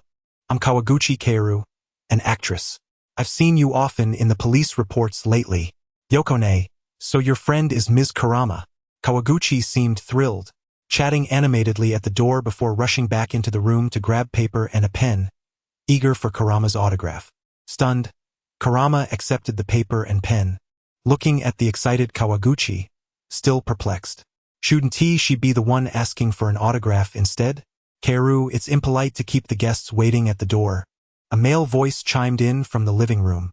The man, named Kenzaki Osamu, was tall and well-built, and as introduced by Yoko, he was the groom-to-be for the engagement party, while the bride was undoubtedly the enthusiastic Kawaguchi. The two individuals seemingly once co-starred in a detective drama as the lead roles and consequently developed a friendship that gradually blossomed into affection, leading them to their current relationship. However, Ukarume was largely oblivious to these details, as she did not follow celebrity news. If it weren't for Miss Yoko's introduction, she wouldn't have recognized any of the people here. After being seated in the living room by Chiya Yoko, two more individuals rang the doorbell and subsequently entered the apartment. The first was the alluring Yukino Ye, sporting glamorous wavy hair and dressed in a form-fitting purple dress, her lips adorned with bold lipstick and her fingers embellished with long red nails, presenting a remarkably striking appearance. Following her was the poised Hoshino Terumi, clad in a dark coat, her short hair elegantly tied back, a lit cigarette resting at the corner of her mouth. Her cool demeanor, combined with her uniquely deep voice, exuded a captivating charm that would undoubtedly appeal to many young women. Ukarume quickly shook her head, dismissing these peculiar thoughts. The last guest of the gathering was the agent of Kaori Kasano, a seemingly ordinary man named Nakagoma Daisuke, who did not enter through the door but emerged from the kitchen, suggesting he had been preparing dinner. It was at this moment that Ukarume learned from Chiya Yoko about the past of these starlets. Chiya Yoko, Hoshino Terumi, Yukino Ye, and Kaori Kasano were once part of an idol group called the Earth Ladies Team. However, it appeared that a conflict arose a few years ago between Kaori and Terumi, leading to a heated argument and the eventual disbandment of their group. Following that, each pursued their own path in the entertainment industry, with only Yoko continuing to sing, while the other three transitioned into professional acting. This engagement party marked the first reunion of the four since the disbandment of the Earth Ladies team. Who would have thought that among us, the youngest Kaori would be the first to get married? Yukino Ye remarked as they sat in the living room, where Kaori was currently showering and Yoko had gone to change. To celebrate Kaori's engagement and their reunion, Yoko proposed that while Kaori was in the shower, they should quietly change into their old Earth Ladies team uniforms and surprise her with the performance of their former team's song upon her return. This suggestion was met with agreement from the other two, leading to a flurry of activity as they took turns heading to the restroom to change. Indeed, it is quite unexpected, Hoshino Terumi said, lighting another cigarette with a nonchalant tone. You mentioned before, Terumi, that you had someone you liked, right? What has come of that? Yukino Ye asked, reclining on the sofa and smiling at Terumi. Casting a glance, Terumi exhaled a puff of smoke, replying coolly, there is no development. That person and I were never meant to be. Nearby, Okarume perked up at this, sensing a hint of tragedy in Terumi's words. Suddenly, her curiosity was piqued. Chapter 40. The incident occurs all right. Yukino, it's your turn, Yoko cheerfully announced as she entered the living room, now dressed in an adorable pink asymmetrical outfit adorned with star decorations, reminiscent of a child idol from television. You look beautiful, Yoko, Okarume complimented with a smile. Not at all. I am no longer of that age, Yoko replied shyly. Now it's my turn, Yukino said as she stood and headed to the restroom. Let us take this opportunity to write our congratulatory cards, Yoko suggested, pulling out prepared cardboard and markers from her bag. She began writing heartfelt messages before passing the materials to Hoshino Terumi on the sofa. Come on, Terumi. You have to write one too, Yoko urged. Do I really have to? Terumi replied, glancing at the cardboard. Absolutely. This is a perfect chance for you two to reconcile, Yoko insisted, recalling how the argument between Terumi and Kaori had led to the disbandment of their group. With a resigned sigh, Terumi accepted the cardboard and hastily inscribed a few words, even doodling a lit cigarette beside them. Hey, Terumi, Yoko remarked, noticing the lack of positivity in her message. I am merely expressing my thoughts, Terumi explained, sipping tea from the table. Really now? Yoko sighed, passing the cardboard to Okarume. Here, May, why don't you write a little something as well? Sure. Okarume nodded, taking the cardboard and writing a simple wish for happiness. What are you writing? Just then, Yukino emerged from the restroom, now dressed in her uniform. I'm writing my wishes for Kaori. You're the last one, Yoko said, handing the cardboard to Yukino. I'm off to change, Terumi said as she stood and walked toward the restroom. Let me see, Yukino said, taking the cardboard and quickly noticing Terumi's unique message. She swiftly wrote her own blessing and sealed it with a bright red lip print before handing it to Nakaguma Daisuke, who stood nearby. All right, you should write something too, Mr. Agent. No, I think I'll pass, Nakaguma declined with a wave. Come now, don't be shy. Even if you want to write something sarcastic, we wouldn't mind, Yoko encouraged, noting Nakaguma's less than stellar relationship with Kaori, especially after being scolded by her over dinner. Reluctantly, Nakaguma took the cardboard and wrote a few words. However, after a moment, he abruptly covered his face with the cardboard, his shoulders shaking as if he were crying. Mr. Nakaguma, Yoko said, stepping forward to comfort him. No, it's nothing, Nakaguma said, lowering the cardboard and adjusting his glasses with a smile. I'm just very happy.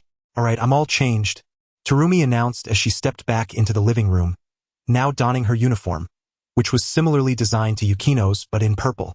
Since everyone is ready, I'll go fetch Kaori, Nakaguma said, returning the cardboard to Yoko and walking towards the bathroom. What's up with him? Terumi asked, noticing Nakaguma's somber demeanor. I'm not sure, Yoko replied, equally perplexed. It seems that this agent harbors feelings for Miss Kusano, Okarume mused silently. However, it was indeed quite remarkable that Nakaguma was preparing dinner for Miss Kusano at her home. Okarume had never heard of an agent taking on such tasks. Could their relationship be more amicable than it appeared? Furthermore, would Mr. Kanzaki not mind having another man in his home? What's wrong, Mr. Nakaguma? Yoko inquired with genuine concern. The meaning of Jian Xiongdu is quite evident. Kusa no Kaoru likely does not wish to see him at the moment. Perhaps someone else should be sent to call for her? In an instant, Yuko Chono realized this and turned her gaze to Kenzaishi Shu, who was seated on the sofa. It seems that Kaoru is throwing another tantrum. Very well. Kenzaishi Shu rose, a fleeting expression of distress crossing his face.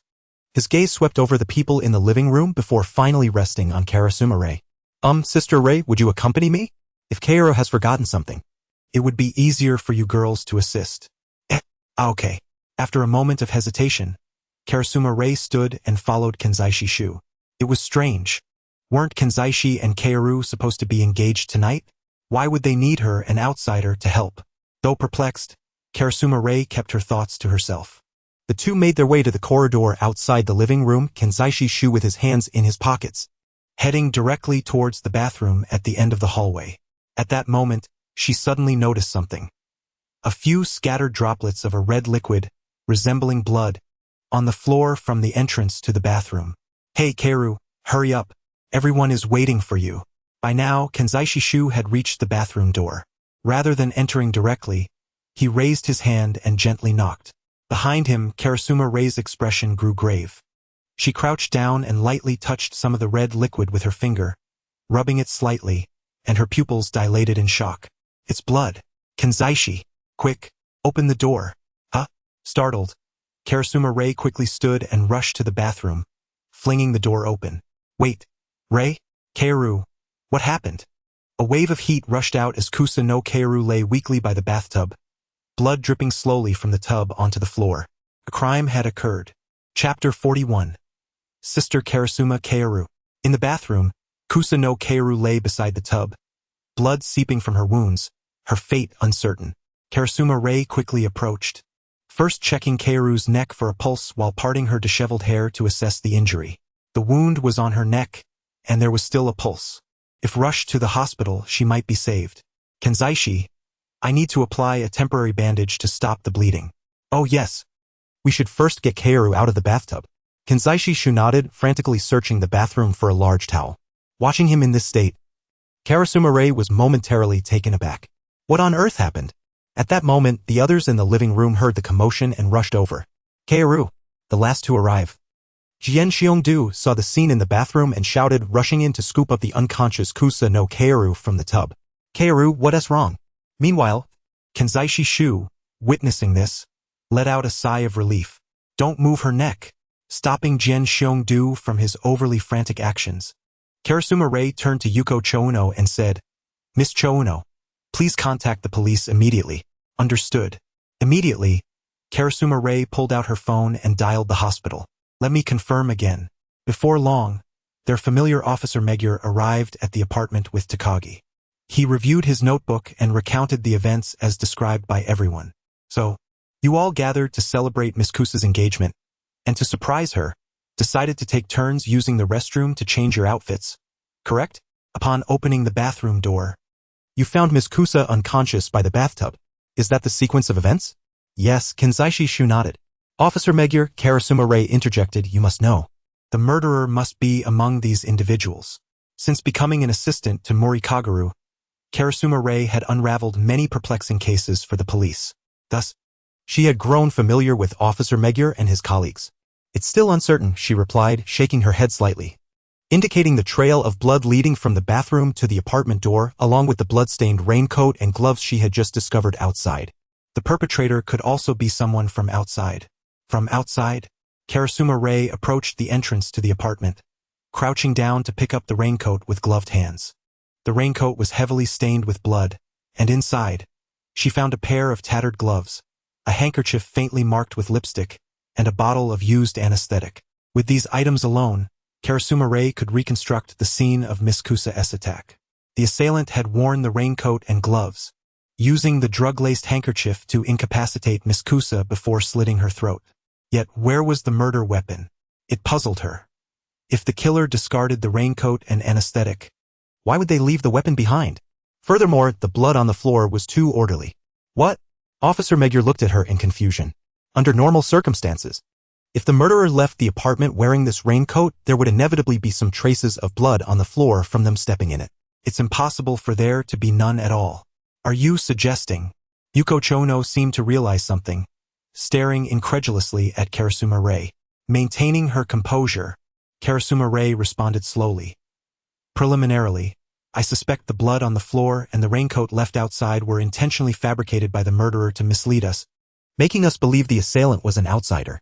Therefore, she continued, there are currently two possibilities regarding the murderer. First, they may still be hiding somewhere within this apartment.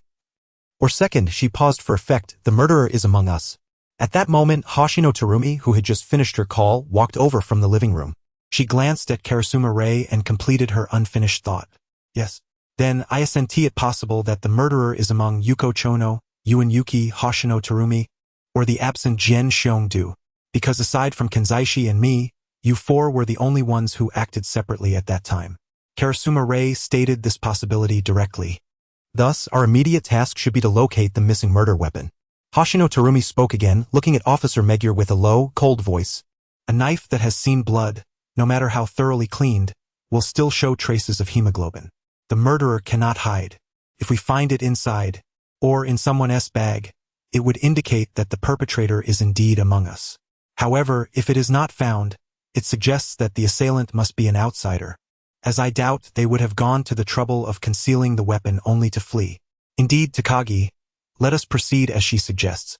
Observing the composed analysis of Hikari Hoshino, both Officer Megure and Officer Takagi were momentarily taken aback before hastily nodding in agreement. Especially Officer Megure, whose gaze towards Hikari Hoshino had transformed. This young lady, could it be that she possesses considerable knowledge on the matter? Pondering this, Officer Megure couldn't help but voice his curiosity. It's merely a slight interest in criminal investigation influenced by someone from my childhood.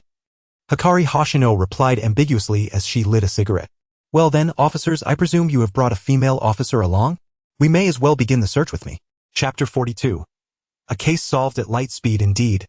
We have yet to locate the murder weapon in this entire room.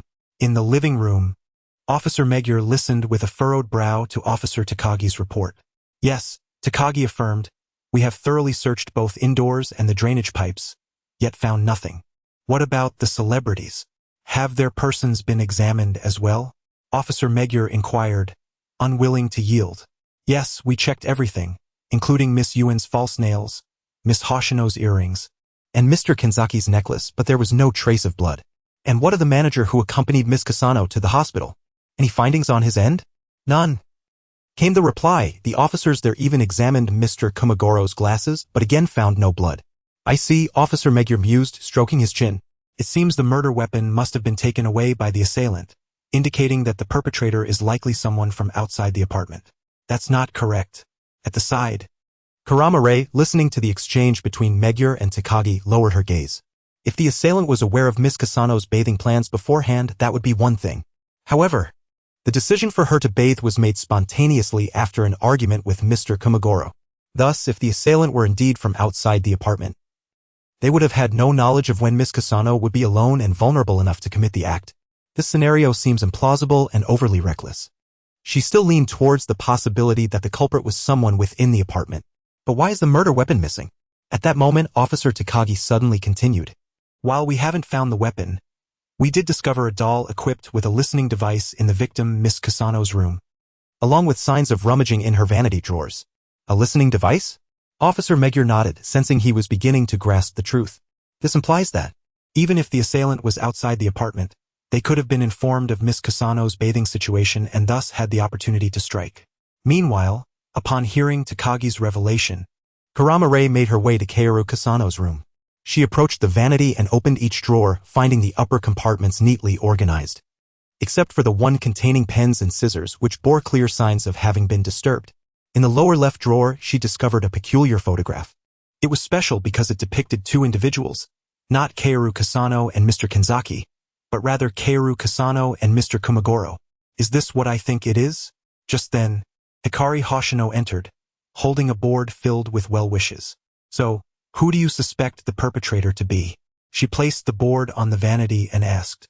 I believe the assailant is indeed. Karama Rei's words faltered as her gaze inadvertently fell upon the board, and upon noticing a particular detail, she froze. I see now. What is it? I have identified the assailant, and I also know the weapon they employed. In that instant, fragmented thoughts coalesced in her mind. She lifted the board, pressing her finger against a specific spot. Hikari Hoshino glanced over, noticing that Kurama Rei's finger was pointing at the lip print left by Miss Yuen. Strangely, at the center of the print there was a darkened red area that clashed with the surrounding lipstick color. This is the color of blood. The blood of Miss Kaoru Kasano, and the assailant is none other than Miss Yuen. Observing the unusual lip print, Kurama Rei spoke slowly. The timing coincided with when Miss Yuen went to the restroom to change. She first donned a raincoat and wore gloves specifically designed with a hole for her fingertips. After coaxing Miss Kasano to open the door, she administered an anesthetic to incapacitate her. Subsequently, using the hardest part of the human body apart from teeth, her sharpened thumbnail, she slit Miss Kasano's throat. Unlike Miss Yuen's other 9 neatly trimmed nails, her thumb's nail was genuinely elongated, with the long nail tip merely a disguise. After the act, Miss Yuen disposed of her raincoat and gloves before searching Miss Kasano's room for nail clippers to remove her thumbnail, seeking to obliterate the evidence. However, she was unprepared for the fact that Miss Kasano habitually trimmed her nails as soon as they grew and thus did not possess clippers but rather a convenient file. This file was inadequate to cut through Miss Yuen's sharp and hard thumbnail. To avoid detection by the police, Miss Yuen had no nail clippers on her person, leaving her with no choice but to bite her own nail off piece by piece. Am I correct, Miss Yuen? Kurama Rei suddenly turned to face Yuen, who was standing at the door, her hands gripping the frame, her expression frantic and pale. You executed your plan exceptionally well. If it weren't for the lip print on the board revealing the blood on your lips, Miss Yuen, I fear it would have taken me much longer to realize you were the perpetrator. Yuen. At that moment, the room fell into silence. Yuen said nothing, merely biting her lip, her gaze fixated on the board of blessings in Kurama Rei's hand. Hikari, little Yuki, I just received a call from the hospital. They said Kaoru's surgery was a success and she has now regained consciousness. What is going on with you all? Yoshino Yoko burst in excitedly, her expression shifting to confusion as she surveyed the tense atmosphere among the three, especially Yuen, who seemed to collapse upon hearing that Kaoru Kasano had awakened.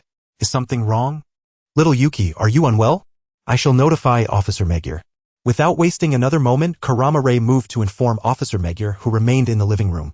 Wait. At that moment, Hikari Hoshino grasped her hand.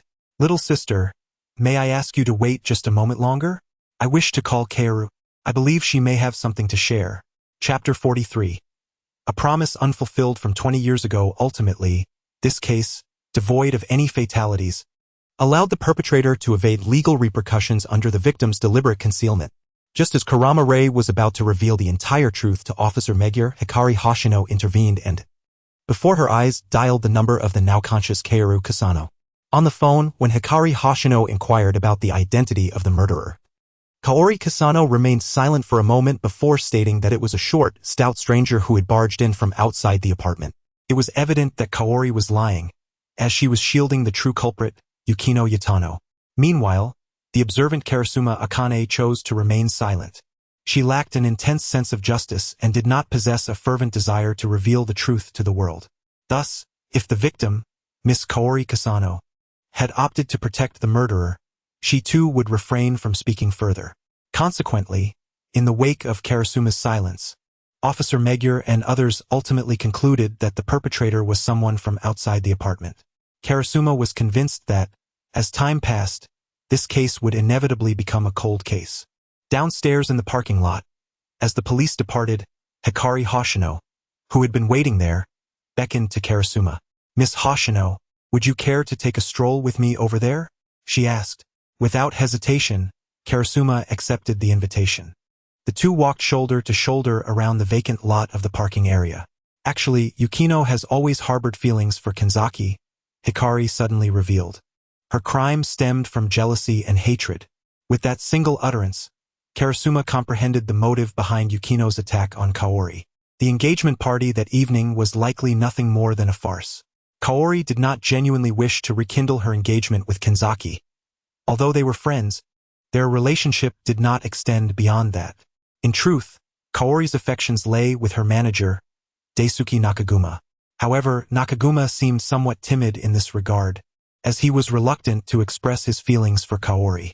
Frustrated, She sought Kanzaki's cooperation in staging an engagement charade to compel Nakaguma to confess his feelings.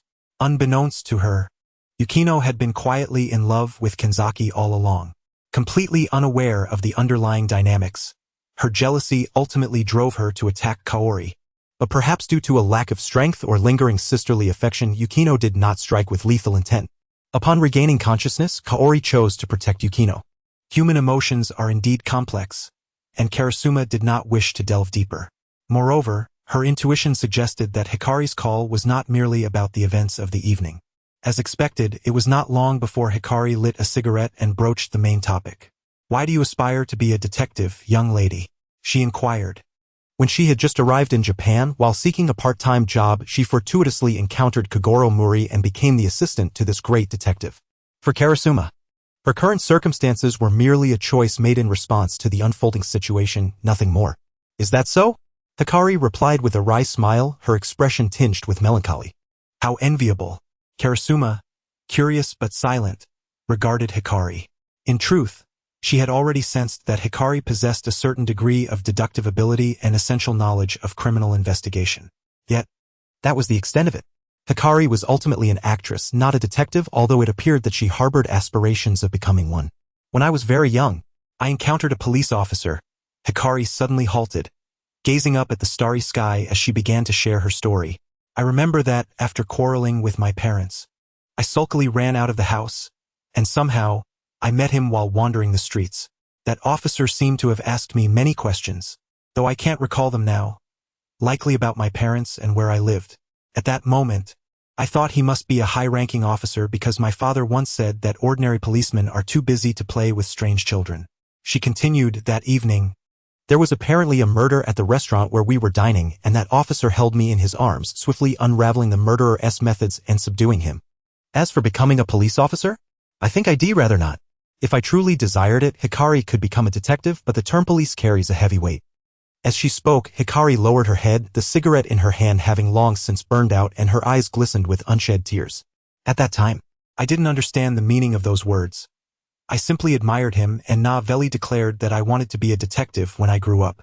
He told me that detectives needed their own offices, and I promised I would ask him to help me build one. He laughed and said that if, when I became an adult, I still had that aspiration, he would assist me." And what happened next? Lost in Hikari's narrative, Karasuma could not help but inquire. Though she anticipated the outcome, there was no next part. Hikari gradually came to a halt, still gazing down, seemingly smiling. "Because half a month later, that officer lost his life in the line of duty. It's rather sad that he can't come anymore." She wiped her eyes, took a deep breath, and offered Karasuma a smile. "I apologize for bringing up these trivial matters." To this, Hikari merely smiled gently. "Today, when I saw you deducing, for some reason, it reminded me of him, and I couldn't help but want to share his story with you." "I'm sorry. It's quite all right," Karasuma replied. "Be careful on your way, Miss Hoshino." "You too," came Hikari's response. With few words exchanged, the two waved farewell. Karasuma mounted her electric scooter while Hikari slid into her car.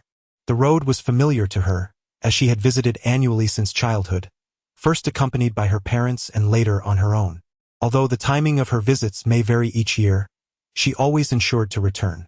Parking her car outside, Hikari took a flashlight in one hand and a bouquet in the other, proceeding to a gravestone situated in the middle of the cemetery, where she gently placed the flowers down. "Today I encountered a remarkable child. I don't know why, but she reminded me of you." "Perhaps it's because both of you are extraordinary individuals," Hikari said, withdrawing a yellowed photograph from her inner pocket. The image depicted a man in his 30s, handsome and gentle, cradling a 5- or 6-year-old girl. Judging by the background, the photograph appeared to have been taken in an amusement park.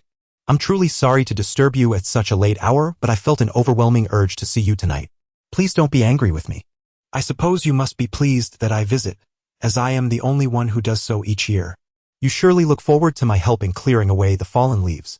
The gravestone was simple, devoid of any embellishments or family names, bearing only the name and rank of the deceased. "Am I correct in saying this, Officer Shirakawa?" Shirakawa Kiyoshi, Chief Inspector, Chapter 44. The gradual assimilation of Gil, the archetypal villain's smile. "So, do you believe the undercover agent is among these three individuals?" In a dimly lit conference room, Jin scrutinized the 3 photographs presented to him by Gil and Bourbon, his expression inscrutable. Riger had a penchant for complicating straightforward matters, or so Jin thought. In the list compiled by Curacao, both Bourbon and Gil were suspected of being undercover agents, but subsequent betrayal by Curacao had cast doubt on the veracity of that list. In this matter, as a direct subordinate of the organization, Jin naturally received orders to reinvestigate Bourbon and Keel. Upon confirming their undercover identities, he was instructed to take immediate action without further consultation. This directive somewhat aligned with Regal's plan. Given the betrayal from Karashiki, doubts arose regarding the authenticity of the list, prompting a thorough re-examination of these 2 individuals before a final decision could be made. Regal aimed to achieve 2 objectives with 1 arrow: to use an undercover officer from the police department as bait to test the true identities of both individuals while concocting a double-agent scheme, akin to a game of espionage. From Jin's perspective, Regal was merely squandering time. The only reason Jin refrained from voicing his discontent was that Regal's plan coincided with his own orders. Thus, Jin begrudgingly increased his workload, observing Bourbon and Keel as they foolishly loitered at the entrance of the police headquarters. Just as he contemplated whether to intervene and eliminate these 2 embarrassing fools, they finally undertook a modestly significant action. They discreetly investigated the organization's intelligence division's members and, after careful selection, identified 3 potential undercover candidates based on the clues previously provided by Regal. Although Jin did not obstruct their actions under Regal's command, he resolved to initiate a substantial overhaul of the intelligence division's personnel once this matter concluded.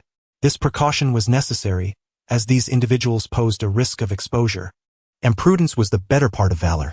Jin was confident that Regal had anticipated the scenario after all. The clue he provided about the undercover agent's proficiency in intelligence gathering was an obvious lead. Foreseeing the potential crisis yet failing to implement any risk mitigation measures indicated that Regal was willing to sacrifice the entire intelligence division for his double-agent scheme. This old monster had not changed a bit in over a decade, Jin mused internally. Indeed, according to the clues provided by Regal, these 3 individuals bore the greatest suspicion. Jin acknowledged as Keel spoke before him. If Regal's leads were accurate, then the undercover agent must be one among them.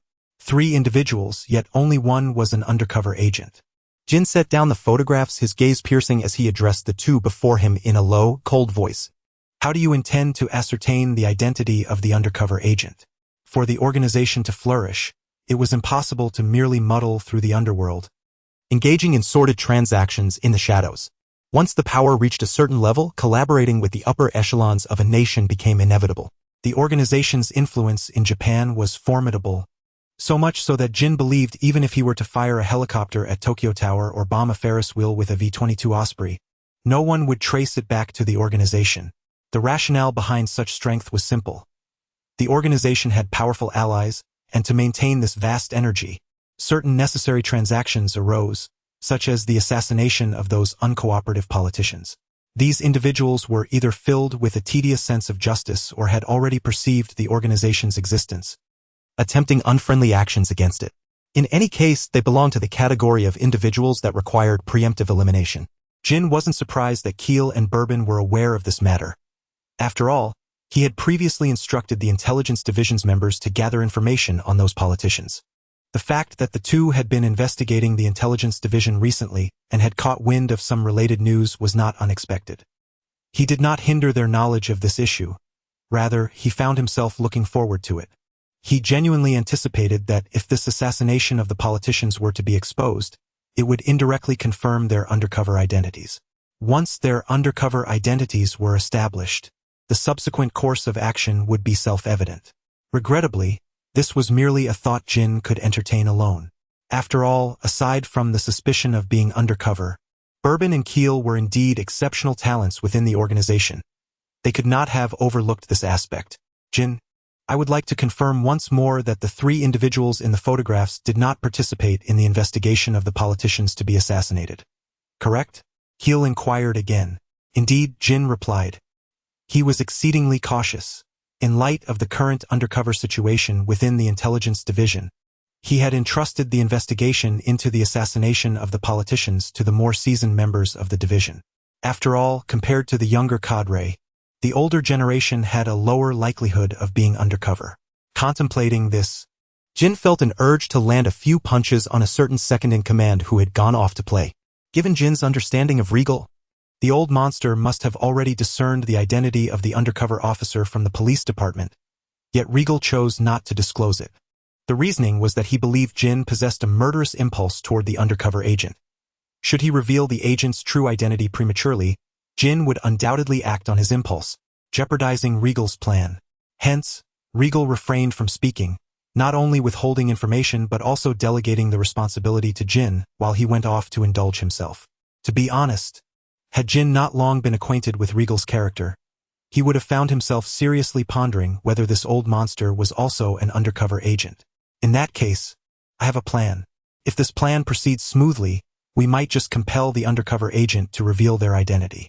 Upon receiving Jin's confirmation, Keel's face broke into a somewhat sinister smile, the kind that suggested she was indeed a genuine threat. Of course, Jin, I will need to utilize the assassination of the politicians as bait. Your cooperation is essential. Amused by Keel's smile, Jin's lips curled into his signature villainous grin. Let us hear it, Keel. Meanwhile, Toru Amuro observed the peculiar smiles on the faces of the two, his heart sinking. He thought he might have an inkling of what Keel's plan entailed. Chapter 45. Are you that brave, kid? Impressive. Mr. Amamiya. This portrait of mine is almost as good as an actual photograph. Not at all, just a few sketches, nothing of technical merit. Mori Ran knew little about the new tenants, the siblings Amamiya, except that the elder sister, Kei Amamiya, was a host on the Mahara TV station, while the younger brother, Rue Amamiya, was an artist. It was said that these siblings had lived abroad until recently when they decided to develop their lives in Japan. Although she was unaware of her sister's status, she had just witnessed Rue's remarkable artistic talent. The few sketches Rue had just completed left Ran utterly astounded. Whether it was the texture of the images, the spatial relationships, or the vitality of the characters, Rie had replicated them nearly perfectly in just a matter of minutes. Those simple strokes could represent years of practice for others. All right, Suzuki-san. Rue Amamiya smiled as he removed the sketch from the board and presented it to the girl sitting opposite him. Sonoko Suzuki. Let me see. How impressive. Even compared to my future brother-in-law, it is not lacking. Taking the sketch, Sonoko gazed at her portrait and couldn't help but exclaim. Being placed alongside her notion of the world's most outstanding prospective brother-in-law, it was clear that Rue's sketch had indeed pleased her. Too kind, Suzuki-san, Rue responded humbly, retrieving another sheet of sketch paper. He then turned his attention to the side, asking, Karasuma-san, would you like me to draw one for you as well? Mori Ran and Suzuki Sonoko have already completed their drawings, leaving only Karasuma Ayane. Oh, do I really have to? Upon hearing this, Karasuma Ayane attempted to decline. It's perfectly fine, Ayane. Both I and Ran have already drawn ours. It wouldn't be fair to leave you out. Suzuki Sonoko said, proceeding to take Ayane's hand and forcibly seating her on a chair. Nearby, Conan, overhearing this exchange, wore a rather vacant expression. Hey, am I really being excluded here? Reluctantly, he agreed, well, I suppose it can't be helped, Mr. Amamiya. Observing Ayane seated, Amamiya Rue picked up his pencil and began to sketch with practiced ease. Is Miss Karasuma of mixed heritage? He suddenly inquired as he sketched. Yes, Ayane nodded, accustomed to such questions due to her distinct appearance. I see. A mixed child raised in Japan, he mused. Actually, I lived in America during my childhood and only transferred to Japan recently. I see. May I be so bold as to inquire about the reason for your transfer to Japan? It's primarily due to family circumstances, she replied vaguely. Your parents? One could say that. Ayane responded ambiguously, and Amamiya Rue did not press further. He quickly finished the sketch, detached it, and handed it to Ayane. All done. Suzuki Sonoko and Mori Ran gathered around. Sonoko, please refrain from saying such things in front of Mr. Amamiya, Ran said helplessly. Amamiya Rue merely smiled slightly before turning his attention to the boy, who had been standing by for quite some time. Little brother, how about I draw one for you as well? Yes, Conan, you should join in, Ran encouraged, pulling Conan to sit in a chair. All right, since Ran has said so, I have no reason to refuse. Once Conan was seated, Amamiya Rue took out another sketch paper and began to draw again. However, after a brief moment of sketching, he suddenly paused, looking apologetically at Conan. I'm sorry, it seems I've received a message. Please hold on a moment, little brother. It's fine, Conan replied sweetly. Amamiya Rue set down his pencil and retrieved an older model phone from his pocket. As he glanced at the screen, a smile graced his lips, and his fingers began to tap on the keys, producing a series of beeps reminiscent of an older device. Conan sat quietly, listening to the sound, his mind racing. Strange? This sound seems oddly familiar. It resembles a song. Wait, the Crow song. The tone of those keystrokes is identical to the one used when Vermouth sent messages to that superior in the organization. Why does he have the same tone? Could he also be a member of that organization? What's wrong, little brother?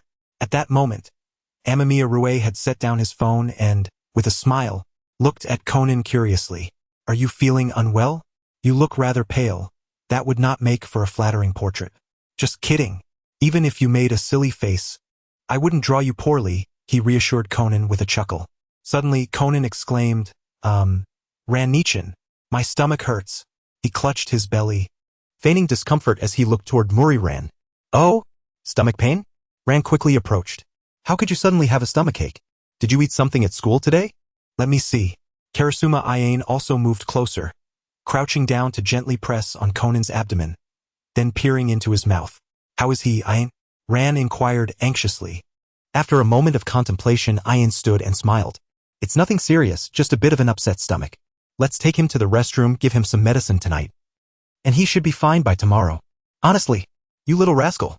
Suzuki Sonoko scolded, pulling Conan's ear. You must have eaten something strange at school, right? Ouch. That hurts. No need to worry, you can come again next time, Amamiya Rue said with understanding. Without further ado, Muriran scooped up the whimpering Conan and hurried away. She did not notice that, in her embrace, Conan discreetly dropped something into the corner of the wall, hidden from view. Meanwhile, Karasuma Iane cast a deep glance at Conan before turning to call Suzuki Sonoko. All right, Sonoko, let us head upstairs. Oh? I wanted to chat with Mr. Amamiya a bit longer, Sonoko replied. Goodbye, Mr. Amamiya. I'll come to see you again next time. Yes, see you next time. Thus, the four of them left in succession, and the first floor fell silent once more. Amamiya Rue set down his pencil and walked directly to the corner where Conan had carelessly discarded his item, crouching down to take a curious look. Oh my, isn't this a listening device? That little rascal is quite bold. Isn't he? Does he not fear that I might discover this device and then come upstairs to silence his entire family? Truly, even if I wanted to exclude him, that would be impossible now. You, Yuzaku, are truly delivering yourself to me on a silver platter. Chapter 46. Be careful not to end up single. Well, that's fortunate.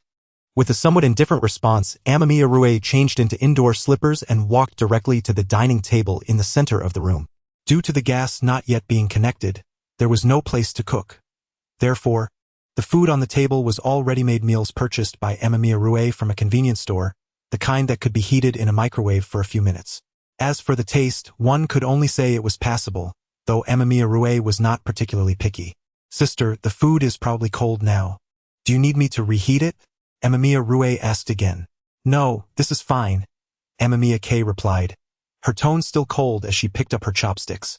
Did you encounter any difficulties at the television station today? No. Since you are a newcomer, I was worried that someone might give you a hard time. That won't happen. There's no need to worry. I see. Observing his sister, who was indifferent to him, by Hutchings sighed slightly, his tone changing. Your reaction makes it quite easy for others to discern the complexities between us, Gil. Indeed, Amamiya Rue and Amamiya K were, in truth, the disguised by Hutching and Mizunashi Rina. Gil.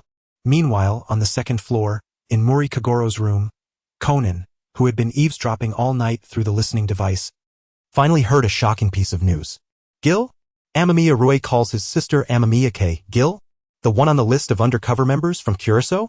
Since there's no one else here, I don't see the need to act. Gil spoke through Conan's earpiece. Act. So these two aren't actually siblings? How cold-hearted. On the first floor, Bai Hutching looked at Mizunashi Rina, who was focused on her meal, and smiled. How are your action plans coming along? Action?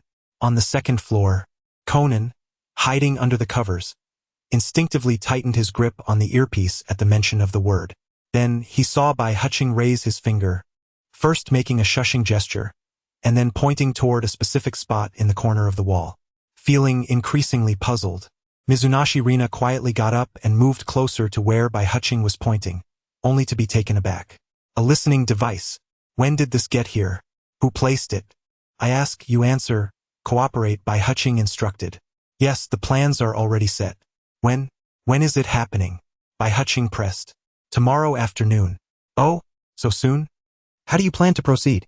On that day, the television station was set to conduct an exterior interview with the target for which I was responsible as the host.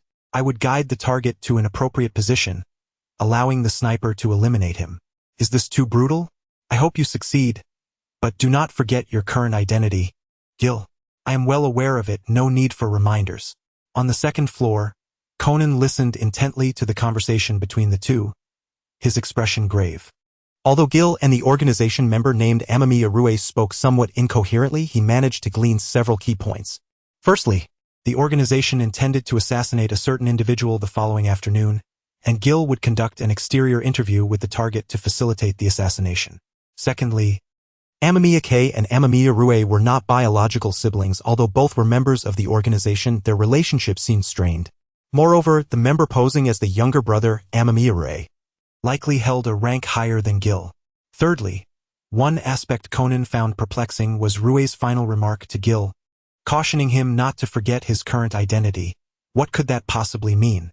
Having previously seen the message from Carasso, Conan was among the few who understood Gil's undercover identity, despite having never truly met him. From the organization's perspective, if Gil indeed possessed a special identity, it would undoubtedly be that of an undercover agent. Continuing along this line of thought, it suggested that even after he had asked Dr. Agasa to send that false message and following Carasso's demise, the organization still harbored suspicions regarding Gil's undercover status.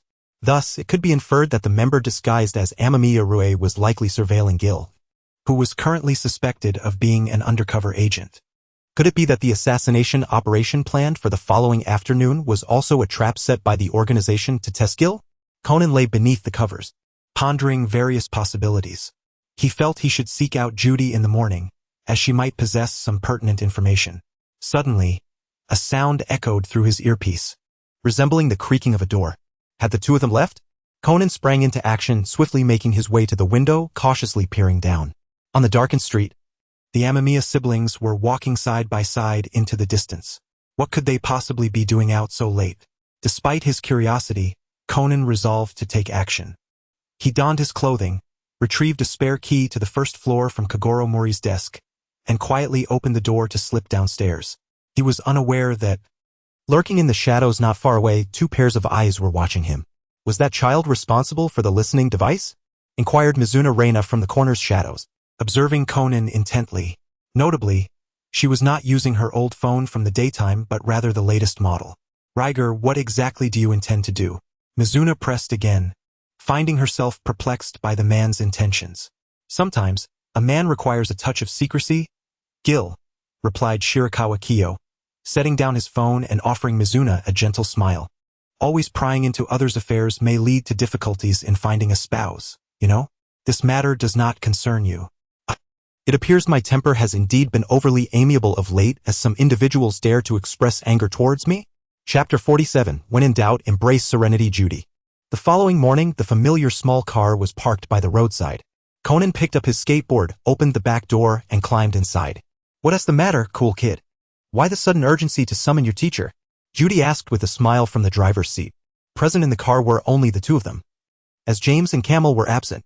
Teacher, how much do you know about that organization member, Gil? Securing his seatbelt, Conan directly inquired. Gil? The undercover member of the organization? I am not certain. Why do you ask? Judy knew only this codename and that he was an embedded agent within the organization. She was completely unaware of other details such as his age or appearance. Perhaps Haya would know, but for the sake of basic protective principles, Hayu would not divulge such information freely. Some fake siblings rented the shop downstairs a few days ago. Last night, I discovered that these imposters are actually members of the organization, and the one posing as the sister is likely Gil. Conan succinctly recounted the events of the previous night, including the identities of the fake siblings and the organization's planned action for today. A test for Gil, is it? Judy frowned slightly after listening to Conan's account. Due to her possession of more information, she did not concur with Conan's hypothesis that the organization intended to use the assassination attempt that afternoon as a means to test Gil's loyalty. She had previously learned from Imanaka that the organization had long harbored doubts regarding both Gil and Bourbon, a suspicion that had not dissipated with Caraso's death. In fact, Riger had even orchestrated a scenario aimed at uncovering the undercover agent within the police department. She understood that the current situation was not one where Gil should be separately assigned to partake in another assassination operation, especially when he should be collaborating with Bourbon to investigate the undercover agent. Furthermore, according to Conan, the Amamiya siblings were merely disguises, not their true identities. This implied that the organization had no need to enlist Gil, whose identity was under suspicion, to disguise himself. They could easily assign another individual to take on the guise of Amamiya K. So why was it Gil? Could it be that her suspicions had been cleared? That seemed unlikely, for the individual masquerading as Amamiya Rue was clearly there to monitor Gil. Or perhaps, within the organization's assassination operation that afternoon, there existed some critical factor that necessitated Gil's involvement? Ultimately, there was too little information. With her thoughts in disarray, Judy pressed her fingers against her temples. This trial concerning Gil and Bourbon appeared to be known only to a select few core members within the organization, while those of lower rank were completely oblivious. However, ever since Haya's exposure, the only remaining insider within the organization was Imanaka. The other infiltrators had either remained at the lower levels or lacked sufficient rank to gain insight. Coupled with Imanaka's potential suspicion from the organization, she had chosen to sever contact, leading to a state of profound ignorance regarding the organization's upper echelons. Had Conan not detected the anomaly concerning the fake siblings downstairs, Judy might still be unaware of the assassination operation planned for that afternoon. If only Imanaka were here now. Instinctively, Judy's gaze fell upon her mobile phone resting on the passenger seat. As if responding to her unspoken thoughts, the screen lit up, revealing a message from someone. It was from Imanaka. Shizuka Kajimitsu felt an unsettling atmosphere within the organization lately, though he could not pinpoint the exact cause. Especially after Caraso's betrayal, the strange ambience had become increasingly pronounced, as if something was quietly brewing in the unseen. Since he had infiltrated the organization 5 years ago under the alias of Midorikawa Hikaru, Shizuka had never experienced such an eerie sensation. More importantly, Rei had also been acting strangely. Rei Furuya, Shizuku's childhood friend, had grown up alongside him, attended the police academy together, and infiltrated the organization 5 years prior under aliases. It would not be an exaggeration to say that they had grown up as two peas in a pod. For the past 5 years, within the undercover organization, the two have supported each other, enduring numerous trials and doubts, gradually arriving at this moment. However, recently Zero has exhibited some peculiar behavior. Initially, following the betrayal in Curacao, Zero became engrossed in some undisclosed task within the organization, spending every day alongside that woman, Keel. It is crucial to note that prior to this, their interactions were minimal, limited to merely knowing each other's codenames. Furthermore, just a couple of days ago, Shufu Jingguang noticed that Zero had been covertly tailing him.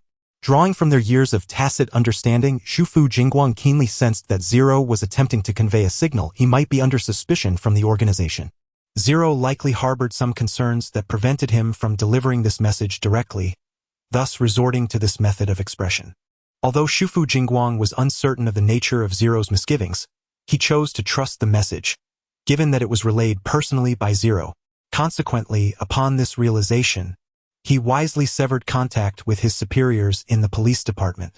He refrained from any unnecessary actions, maintaining his routine of eating and sleeping normally, and continuing with his assignments. Experience over the past 5 years taught him that during such times, one should remain composed, avoiding agitation, anxiety, or fear. He resolved to embody the demeanor of a truly serene operative, allowing events to unfold naturally, permitting the organization to investigate or surveil as they pleased. Until last night, when he inadvertently overheard a phone call between Vodka and Jin. The conversation was brief yet laden with significance. The organization planned to assassinate a member of parliament who might pose a future threat to them the following afternoon. Vodka, as expected from someone who had long served as Jin's sinister secretary, communicated the information with remarkable conciseness, enabling Shufu Jingguang to grasp the entirety of the operation's details. The time was set for the afternoon of the next day, or rather today, and the location was K-Sai Sports Park. It was reported that the parliamentarian would be there for an outdoor interview, while the organization's members would lie in wait nearby, poised to carry out the assassination. The entire operation was alarmingly straightforward and brutal, with the task entrusted to the organization SA sniper, the loyal subordinate, Block. Barring any unforeseen circumstances, the parliamentarian was as good as dead. From a rational perspective, upon learning of the Organization S assassination plot, Shufu Jingguang should have remained silent. After all, Zero's hint had indicated that his identity was under suspicion within the organization. In such circumstances, the prudent course of action would be to maintain silence rather than risk exposure by intervening in the Organization S assassination operation. However, Shufu Jingguang found himself incapable of such restraint, for he was a police officer. Even though this identity was now shrouded in darkness, he had not forgotten it. He had heard of the parliamentarian targeted by the organization. Unlike other lethargic members of Congress, this parliamentarian was capable, idealistic, and possessed a strong sense of justice, genuinely seeking to benefit the populace. If possible, Shufu Jingguang did not wish to witness his demise, even knowing that it could potentially lead to his own exposure. Suddenly, a motorcycle careened out from the side and collided with his vehicle. What on earth? Is this a scam? Shufu Jingguang slammed on the brakes, fortunate that his car had just begun to move and came to a halt. I'm sorry, sir. From the motorcycle emerged a foreign woman, seemingly of similar age to Shufu Jingguang, along with a cheeky bespectacled boy. What are you two doing? Shufu Jingguang rolled down his window, perplexed as he regarded Judy and Conan on the motorcycle. I apologize, the bike lost control. Judy lifted her helmet, her face painted with remorse. If you're not in a hurry, could we find a place to sit and talk? The weather appeared ominous, with rain anticipated later today. In a nearby skyscraper overlooking K-Sai Sports Park, Block set up his sniper rifle and glanced at the thick clouds above. However, it did not significantly impact him as, with a stroke of luck, he could complete his mission before the rain began. After confirming the signal of his communication device, Block peered through the sniper scope towards an open area in the park below. There, staff from Mihua Television busily prepared the site, while Keel, disguised as the interviewer, calmly retouched her makeup. The parliamentarian would soon arrive, and Block, waiting patiently, would take the perfect shot at the opportune moment. Everything was meticulously arranged. Who would suspect that this entire assassination was merely a ruse? Through the scope, Block observed Keel, a slight smile gracing his lips. To decisively identify which of the three candidates from the intelligence team was the undercover agent in the police department, Keel proposed a bold and direct plan to Jin. Keel believed that there were distinctions between undercover operatives from different nations, the most significant being their attitudes towards political figures from their home countries. Upon learning of the organization's intent to assassinate a Japanese parliamentarian, most foreign operatives would likely remain indifferent, allowing events to unfold without interference. However, an operative from the police department would certainly not adopt such a passive stance. As the organization was targeting a member of the Japanese parliament, any undercover agent dispatched by the Japanese authorities would be obligated to report to their superiors. Furthermore, if that operative possessed a strong sense of patriotism, this obligation would be even more pronounced. Consequently, at Keel's suggestion, Jin added another parliamentarian to the assassination list, creating a total of 3 targets. Block couldn't help but feel a twinge of sympathy for Vodka, who had spent the previous night making 3 calls from 3 different locations, unwittingly portraying himself as a fool leaking organizational secrets. Moving forward, the organization merely needed to follow the assassination plan step by step. Among the 3 targets, the one exhibiting any anomalies would be the one leaking information to the police department. The organization's task was to wait quietly. Jin, I believe I might be in line for a grand prize. Suddenly, the director of the interview team burst out, loudly addressing the other staff members through a megaphone. At that moment, in the communication channel of the action team, Keel spoke up. What about the parliamentarian? Jin's cold voice resonated through the channel. The parliamentarian 1T be coming.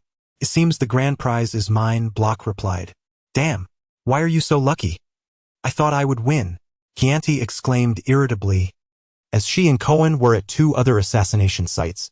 Chianti, Cohen, let me confirm once more, you've detected no anomalies, correct? None. This pig is currently enjoying a lavish meal with his wife at a high-end restaurant, ISNT that right, Bourbon? You're right next to that pig, aren't you? Excellent, the target is clearly defined.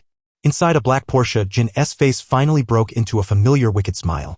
Only Block's assassination target had shown signs of anomalies. And among the 3 suspects from the intelligence team, It was Vodka who had revealed the details of this assassination. It was Scotland. From now on, the action plan is altered. Hunt down Scotland. Understood. With Jin's command issued, the entire team sprang into action. Bourbon, who had been working temporarily at the upscale restaurant, dashed out, leaping towards his parked car and swiftly starting it, heading directly for Scotland's location as indicated by the tracker. Behind him, Chianti swiftly eliminated the target congressman still dining in the restaurant. Meanwhile, Cohen also quickly dispatched his target. Bourbon, having secured his weapon, departed the building, where Vermouth awaited him on a motorcycle with a cheerful demeanor. Jean conveyed the location of Scotland, instructing him to proceed in that direction. Tossing his phone to Vermouth, Bourbon mounted the motorcycle, settling in behind her. Not far away in the Kozai Sports Park, Kill quietly slipped away from the scene, hastily making his way to his car outside the park, simultaneously sending a text message to Hakuba Ray. Is Scotland the undercover? That child has indeed fallen for the trap. What do you intend to do? Kill, just follow your prearranged plan. After all, Scotland cannot possibly survive today. In the room, after sending the message, Hakuba Ray yawned wearily, gazing out at the overcast sky as he dialed a number. Reckler, Chapter 49, The Gaze of the Fearless Abyss. So it was Mr. Kane Mori who sent you to find me. The weather grew increasingly gloomy as Jufu Kajiki began to comprehend the identities of Judy and Conan, as well as their purpose for seeking him. Judy Stalin, an agent and a trusted colleague and friend of Mr. Kane Mori.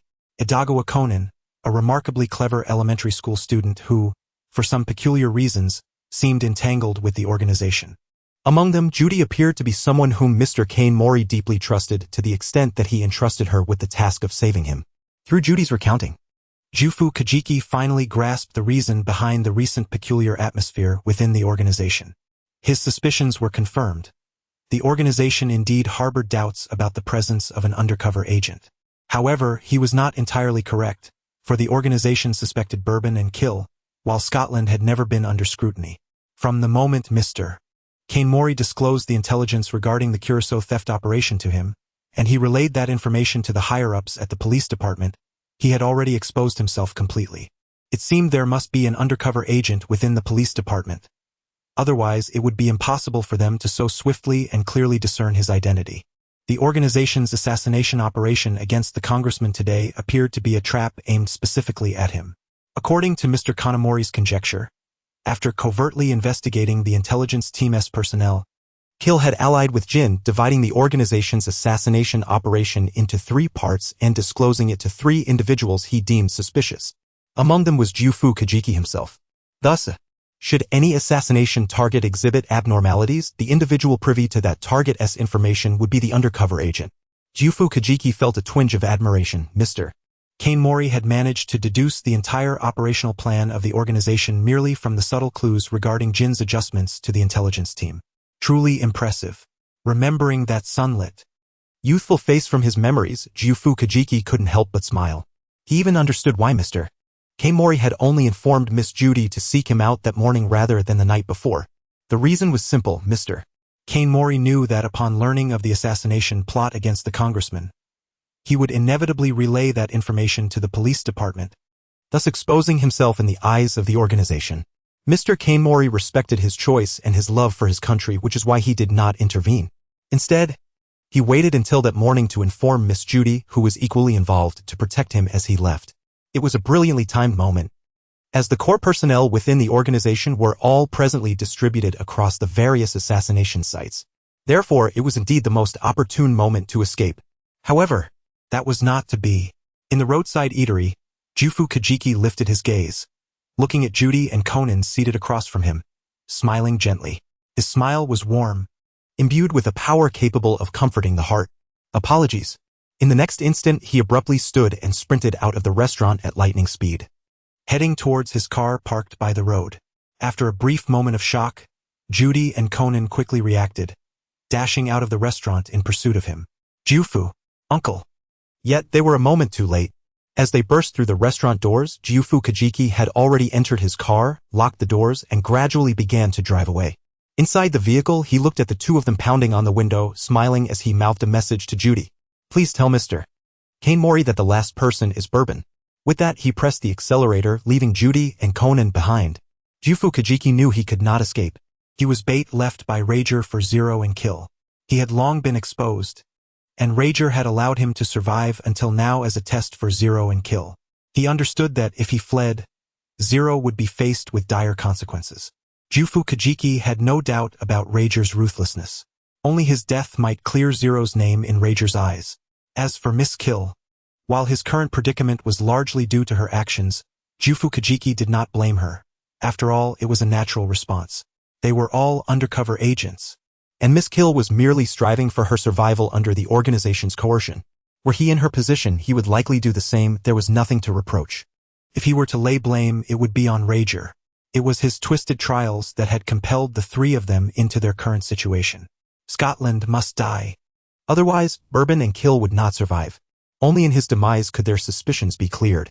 Jufu Kajiki only hoped that Zero would not direct his anger at Miss Kill due to his death, for they were all navigating this abyss of an organization. Helplessly advancing forward. Buzz. His phone suddenly rang. Jufu Kajiki glanced at the unfamiliar number.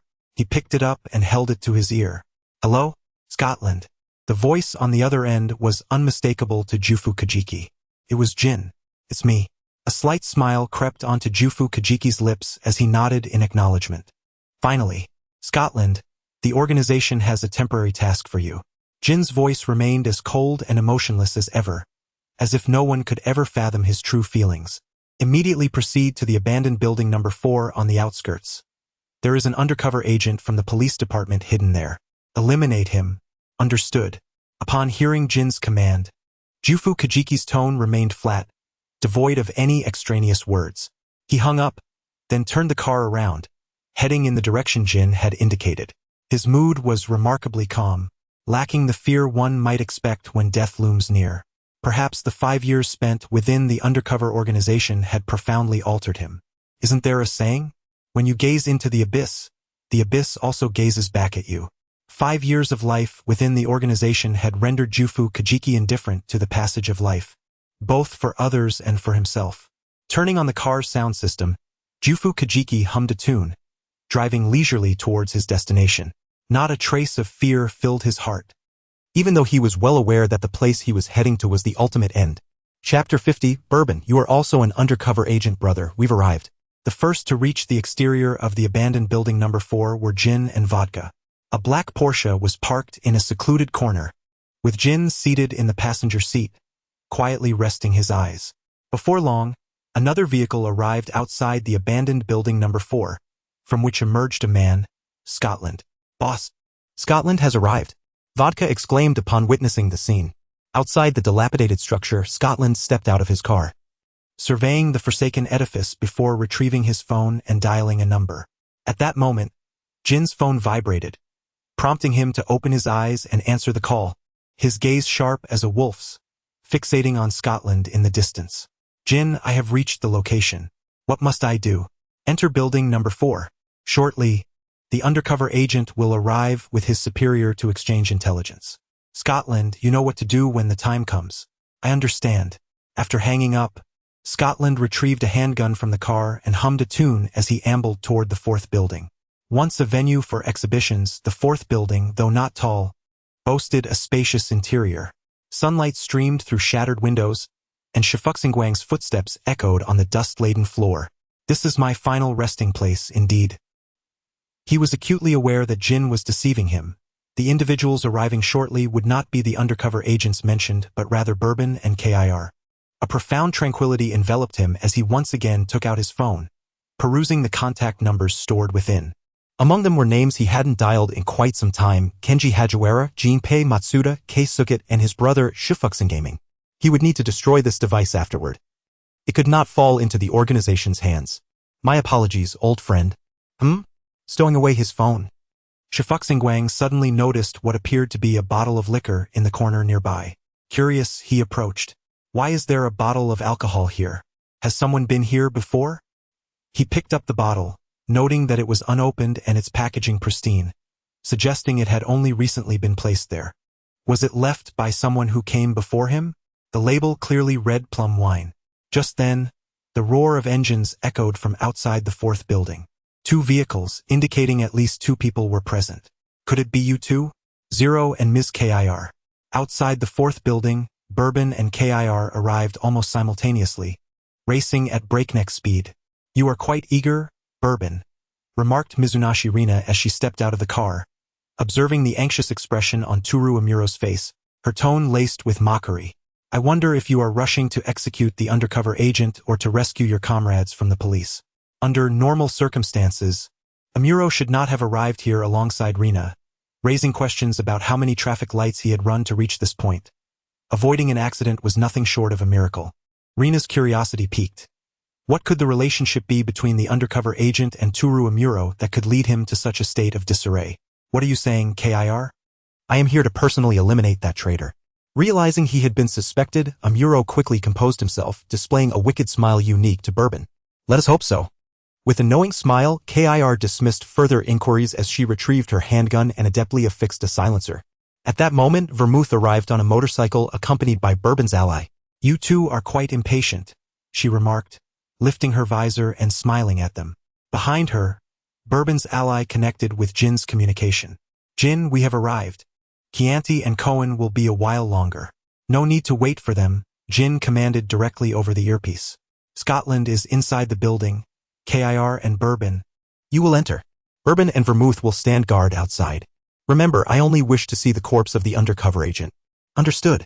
Kir and Bourbon exchanged a glance and entered building number 4.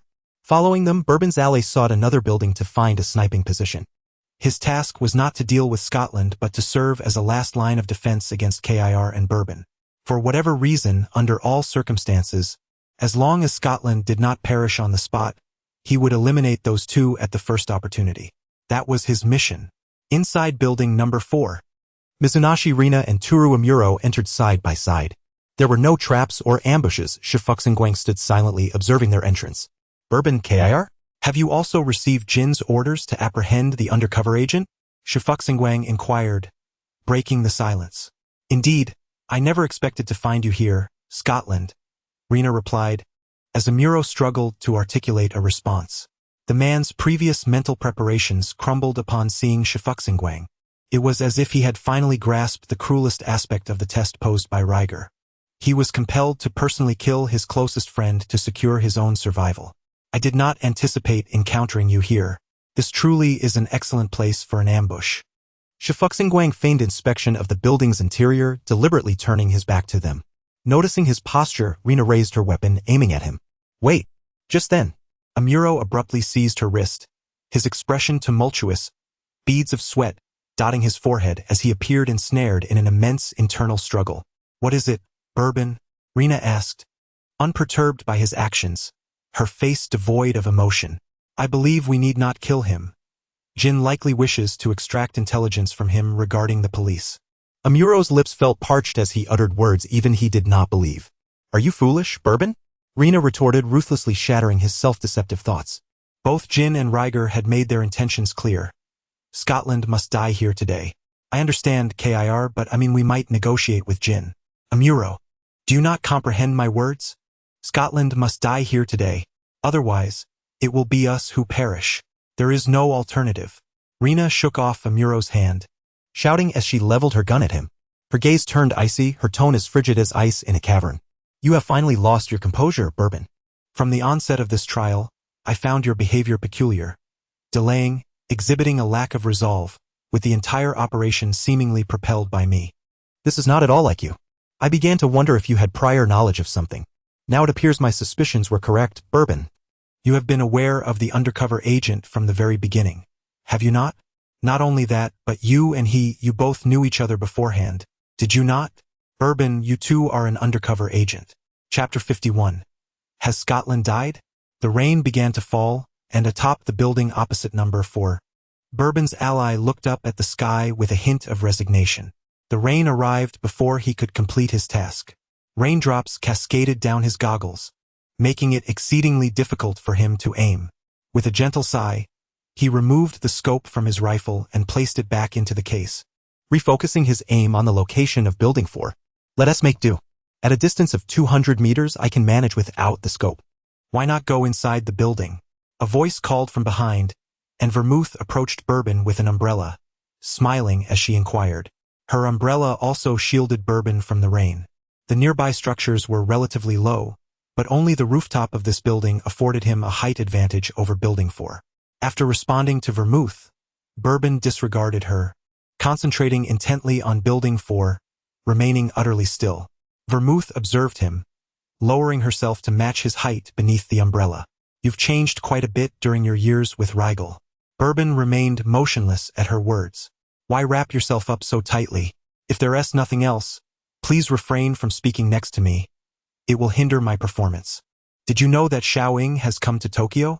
Vermouth suddenly remarked, causing Bourbon's hand to tremble instinctively. Bang! At that moment, gunfire erupted from within Building 4. They had finally begun. Bang, bang, bang. Several shots rang out in rapid succession, and soon a limping figure staggered onto the rooftop of Building 4. It was Scotland. Following him, Kir and Bourbon rushed up the stairs to the rooftop. The three of them are now on the rooftop. Observing the situation on the rooftop, Bourbon activated the communication on his earpiece. At that moment on the rooftop of Building 4, Scotland had been cornered against the wall, with Kir and Bourbon each brandishing a firearm surrounding him from two directions. I never imagined I would find myself in this position. In the heavy rain, Zhu Fujing Guang chuckled as he watched the two approaching him. His right thigh was wounded, a result of Kir's earlier shot. The pain repeatedly stimulated his nerves, blood seeping from the wound and mingling with the rainwater at his feet. Scotland, do not resist futilely. Mizunashi Rei-na aimed her gun at him, speaking coldly. Reveal your superiors and companions, and we may consider sparing your life. Superiors and companions? Do you think I would believe such nonsense? Zhu Fujing Guang shouted furiously, suddenly raising his gun and aiming at the nearby Amuro Turu. As a public security officer, even if I die, bang, the gunshot rang out again, and Mizunashi Rei-na accurately struck Zhu Fujing Guang in the right temple, the bullet embedding itself in his brain and spraying a small burst of blood. Without any surprise, Zhu Fujing Guang instantly ceased his shouting, his body limply collapsing to the ground. Amuro Turu immediately stepped forward, rummaging through Scotland's clothing, retrieving only a bullet-riddled phone from his right leg pocket. Jin, Scotland is dead. Our mission is complete. Behind Amuro, Mizunashi Rei-na dialed Jin's number. Fire another shot to his head. Jin coldly commanded over the phone. All right, step back, Bourbon. Hesitating for a moment, Mizunashi Rei-na raised her gun once more, aiming at the other side of Zhu Fujing Guang's temple. Bang! Another shot rang out, blood spilling forth again, washed away by the rain. Is this satisfactory? On the rooftop of another building, Bourbon observed the entire scene. Indeed, they fired both shots hitting the head. Oh really? In a black Porsche, rain pelted against the windows, producing a rhythmic sound.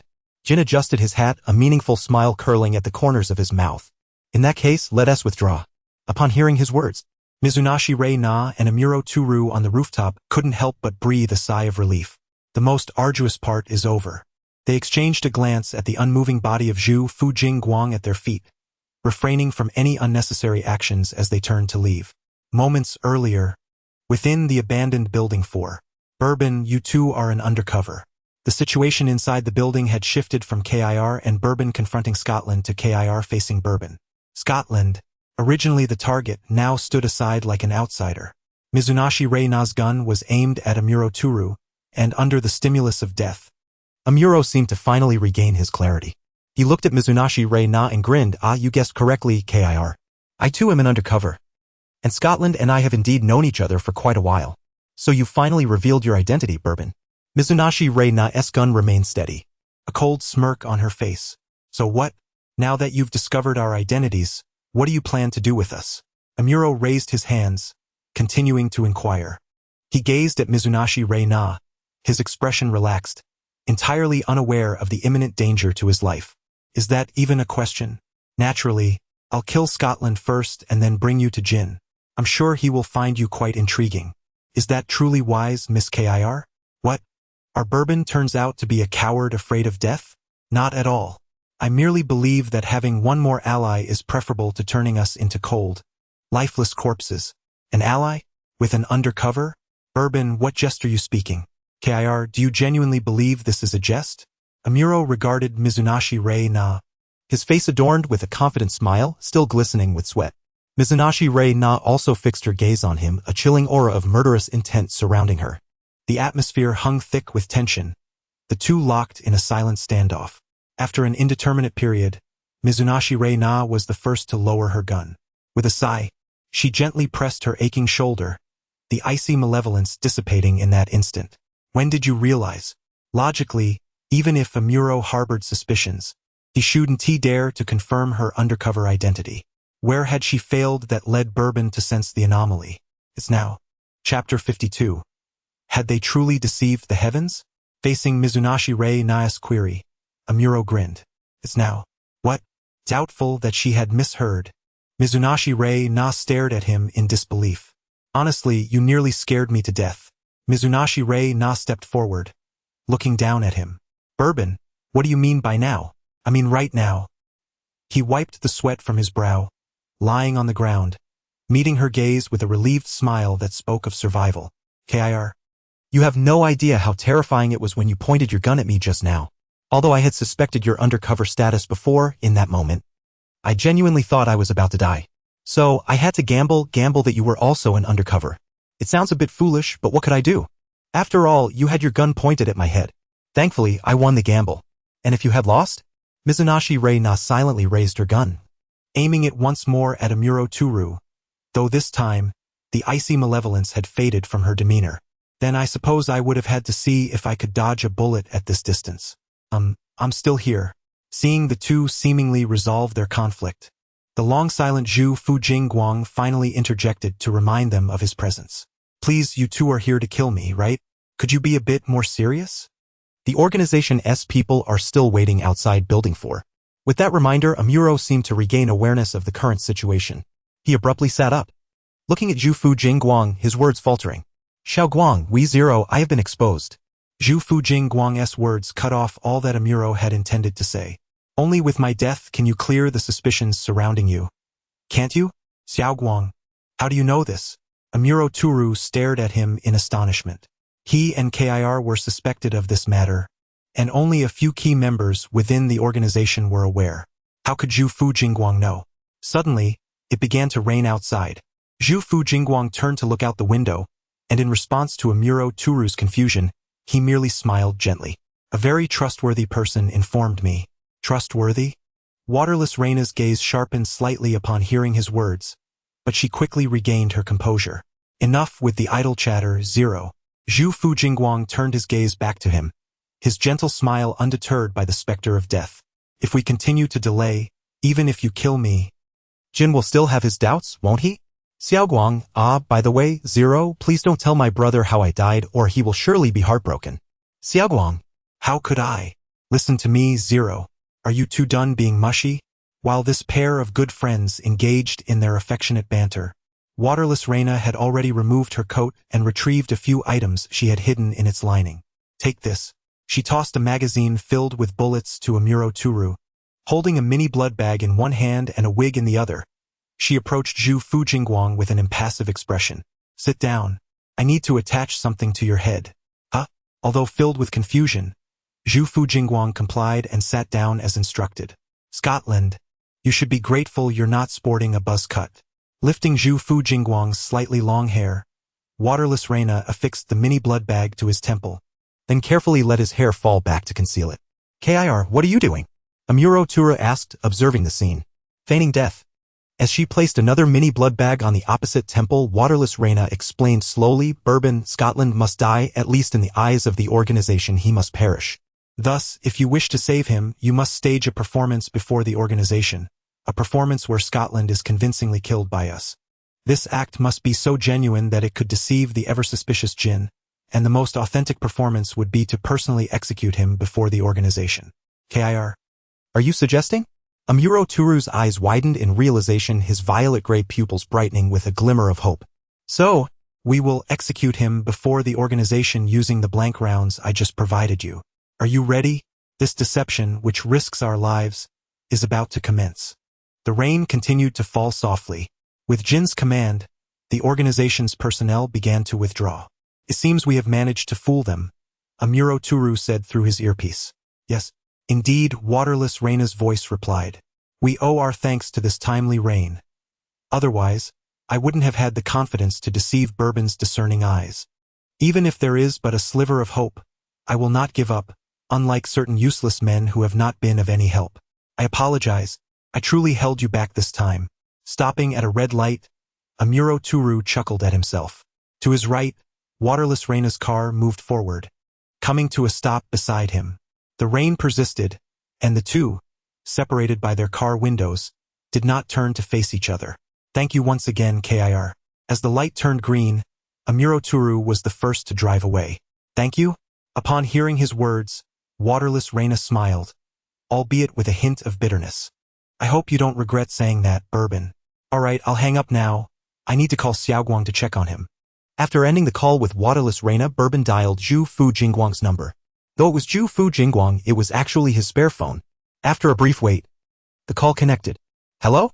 100 meters away from building number 4, in a filthy alley, Zhu Fu Jingguang picked up the phone. His right thigh was wrapped in a makeshift bandage. Xiaoguang, it's me. How are you? Amuro Turu inquired. I'm fine. I've already left that place, and no one is following me. It seems Jin has been completely deceived this time. Leaning against the wall, Zhu Fu Jingguang smiled. Please thank Miss Kir for me. Yes, I will. So, using blank rounds to simulate a headshot? She truly is a clever woman. Isantishi? Zero, are you close with her? Xiaoguang, what nonsense are you thinking? Haha. After all, Zero, you're not getting any younger. You can't stay single forever, or you might just become a wizard. Aren't you single too? As if you're any different. Aha. It seems I must also make an effort. I can't lag behind you, Zero. I've told you. I have no relationship with Kir. We're not very familiar. Sure. Rising from his lean against the wall, Zhu Fu Jingguang held the phone in one hand while using the other to support himself as he limped out of the alley. Alright, enough idle talk. I just called the police department. Someone will likely come to pick me up soon. Don't worry about me, Zero. You must be careful now that you're alone in the organization. I understand. Oh, by the way, there is someone in the organization, the trustworthy person I mentioned, he. Xiaoguang? Chapter 53, The alley you cannot escape is plum wine. Just as Zhu Fu Jingguang was about to exit the alley, a hand suddenly reached from behind, covering his mouth. Another hand swiftly sliced his throat with a knife. Xiaoguang? On the other end of the line, Amuro Turu called out in confusion, as he seemed to have heard something strange. In the rain, Zhu Fu Jingguang's pupils gradually dulled, unable to emit a sound as he slowly sank to his knees. What is happening? Xiaoguang? Amuro Turu asked again. However, the hand did not relent, twisting the knife and plunging it into his heart. Blood gushed from the corner of Zhu Fu Jingguang's mouth as his body collapsed into the water pooled in the alley, hot and crimson blood flowing freely. Ultimately, he could not escape this filthy alley. He ran quite far. I almost lost him. The assassin, adeptly maneuvering the knife in her right hand, retrieved a bottle of liquor from her waist and placed it beside Zhu Fu Jingguang's corpse. It was an unopened bottle of plum wine, its name clearly inscribed on the label. Moshi, who are you? The Xiaoguang you mentioned, does it refer to Scotland? The assassin picked up Zhu Fu Jingguang's phone, her voice melodious, suggesting she was undoubtedly a beautiful woman. So, why was this woman's voice coming from Xiaoguang's phone? How did she know Scotland? Was she part of the organization? On the other end of the line, Amuro Turu raised his hand to cover his mouth, unaware that his entire body was trembling in fear. He was afraid. He feared the worst scenario had come to pass. If it's Scotland, he is already dead. I just killed him. The sound of blood gurgling from his throat. Can you hear it? Amuro Turu's pupils constricted to their limits as his hand instinctively clamped down on his mouth, listening to this woman deliver the cruelest truth in her most playful tone. Moshi? Why aren't you speaking? What is wrong? Are you too sad to respond? Don't be upset. After all, death is a part of life. And that is perfectly normal. Moreover, I was quite swift. I assure you, Xiaoguang felt only a few seconds of pain. Please don't be too sorrowful, alright? Indeed. Listen closely. He has fallen silent now. I would not deceive you. Xiaoguang is truly beyond recovery. Unwilling to speak? Allow me to introduce myself first. I am Requiem, a delightful plum wine. I have left a bottle by Xiaoguang's side. If you fancy, you may come and take it. I wholeheartedly recommend it. Oh, you really won't utter a single word to me? I genuinely wish to befriend you. Very well, perhaps another time. Farewell. The call was abruptly disconnected, taking with it the voice of the woman who called herself Requiem. Requiem. Amuro Turu clenched his mouth tightly, his nails digging deep into his flesh, crimson droplets seeping through. Tears welled in his striking purple-gray eyes, already bloodshot with a brewing intent to kill. Requiem. The interior and exterior of the window seemed to embody two disparate worlds, a sensation particularly pronounced on rainy days. The room was dimly lit, sparsely furnished with only essential items, rendering it devoid of warmth or charm, far removed from the descriptors of beauty, coziness, or cuteness. It was hard to fathom that this was indeed a high school girl's bedroom. Yet it was. Karasuma Rei reclined against the bed, clad in a white nightgown, with takeout boxes strewn across the adjacent table, awaiting tidying. In her hand, she held a small whiteboard adorned with several photographs, each accompanied by a name. She gazed at them, lost in thought. Notably, 2 photographs bore special markings. The first depicted Conan, labeled Edagawa Conan. The second featured the renowned high school detective, Kudo Shinichi, with his name inscribed beside it.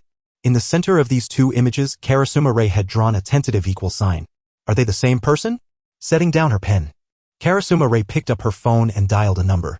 Not long after, the recipient answered. Hello? A gentle female voice came through the line. It's me, Mom. Karasuma Rei said. Oh, it's you, little Rei. Why the sudden call? The woman, whom she referred to as Mom, seemed taken aback, perhaps surprised by her daughter's initiative. I just wanted to let you know that Tokyo is indeed an intriguing place compared to New York.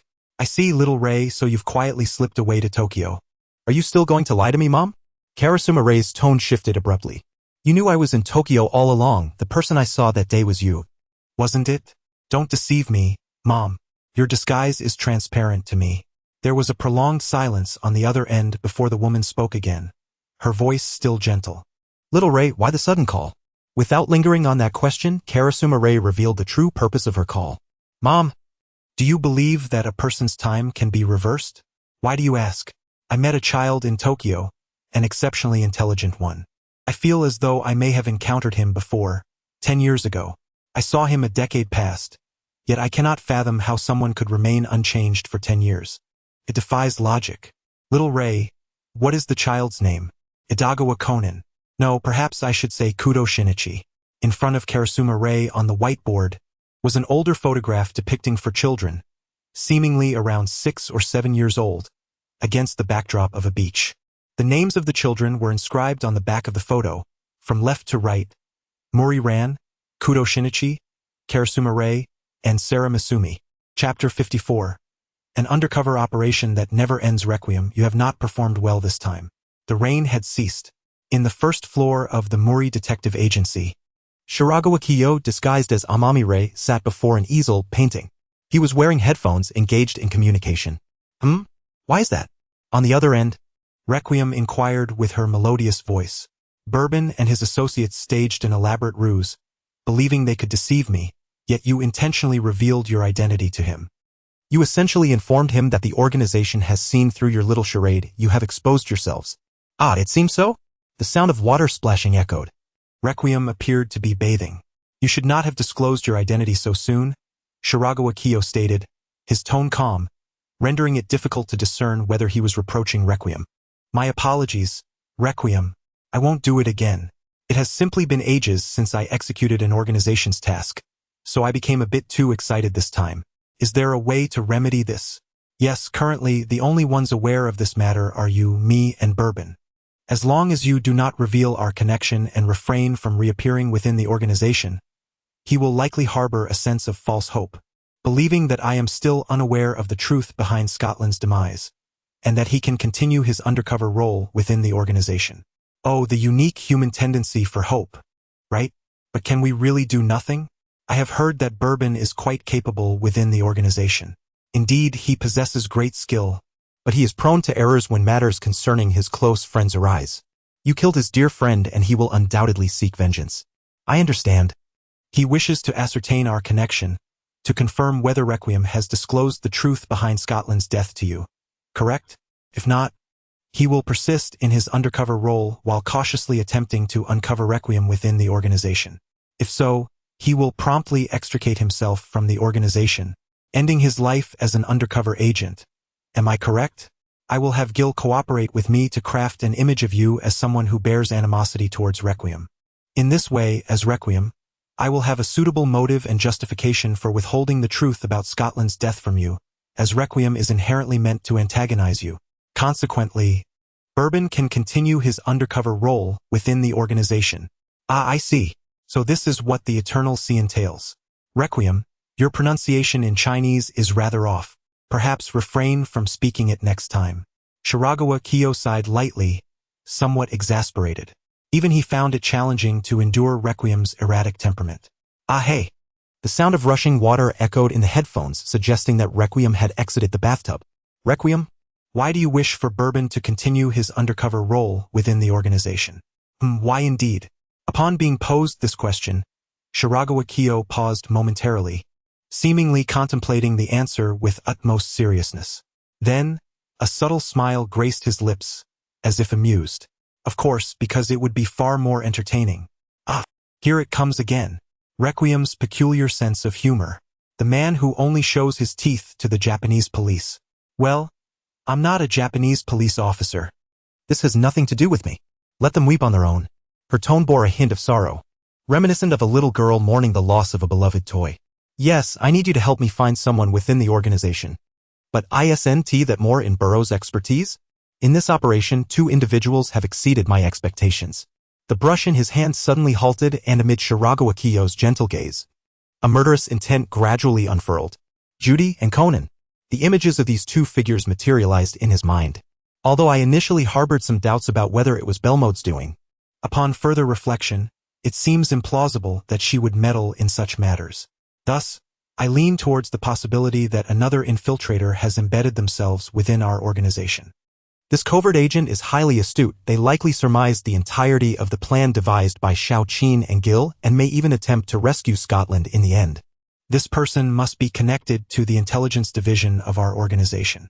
Mahjong, pursue investigations in this direction and uncover their identity. I typically detest tasks that involve locating individuals, but I have temporarily summoned the Jundu siblings from Europe to assist you. Jundu liquor, you say? Very well. Farewell for now.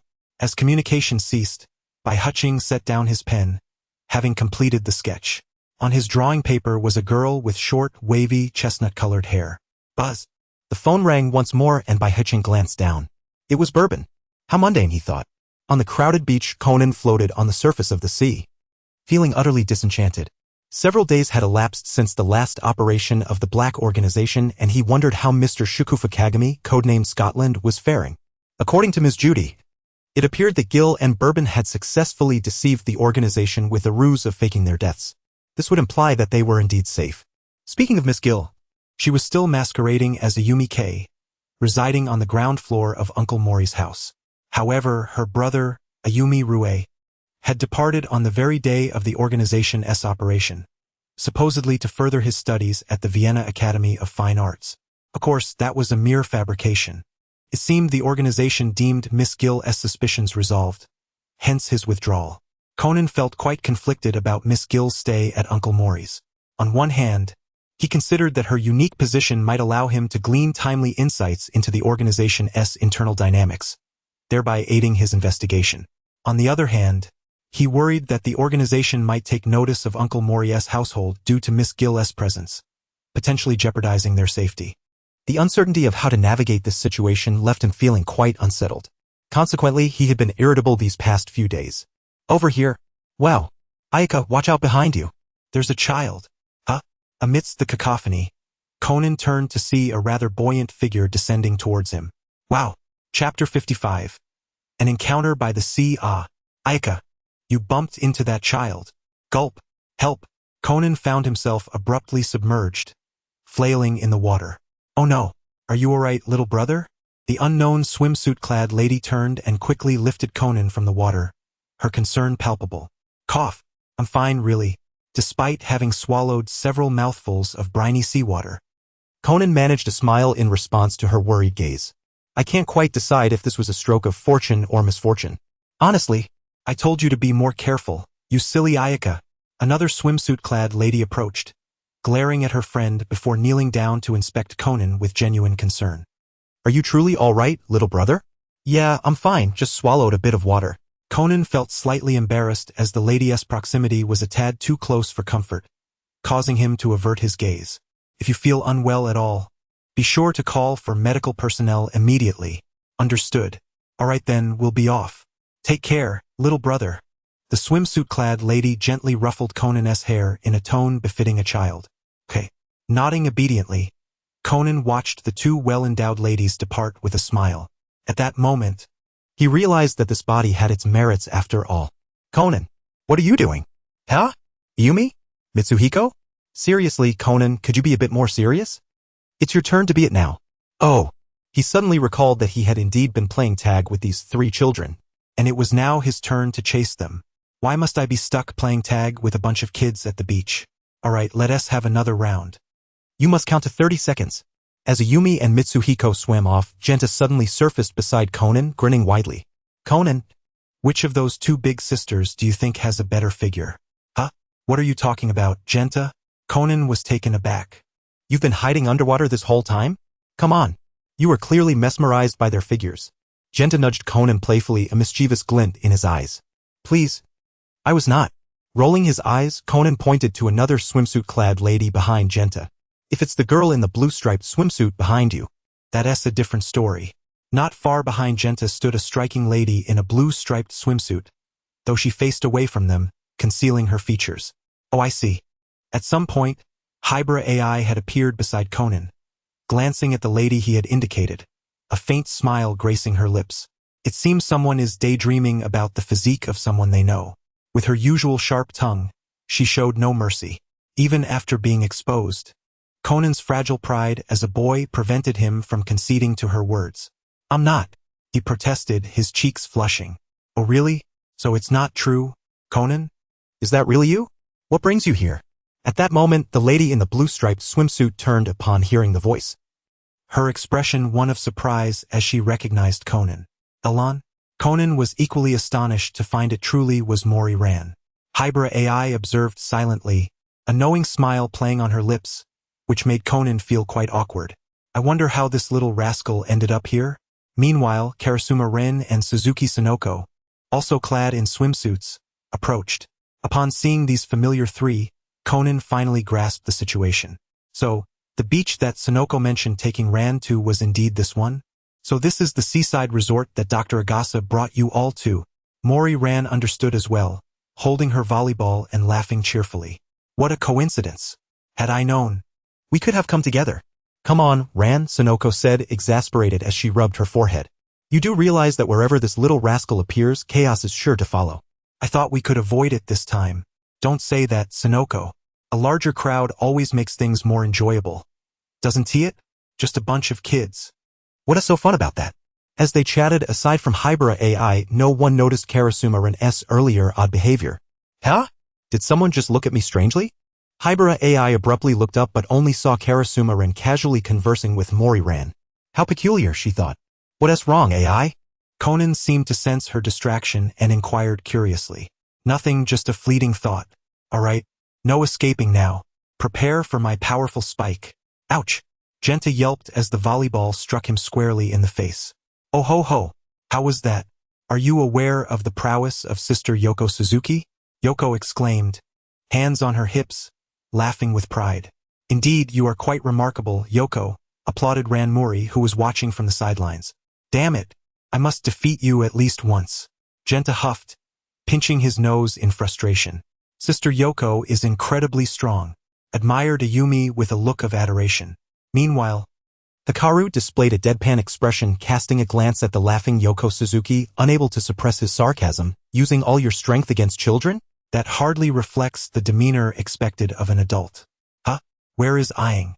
Yoko suddenly realized, after having laughed enough, that Karasuma Aang had mysteriously vanished. Just when you went to fetch this volleyball, AI seemed a bit unwell, so Conan took her and that sister Aang to rest over there, Hikaru explained, gesturing towards a nearby beach umbrella. There, AI Hybra lay weakly on a beach chair while Aang, Conan, and the professor surrounded her. Aang was retrieving a towel from an ice bucket to place on AI's forehead. Chapter 56.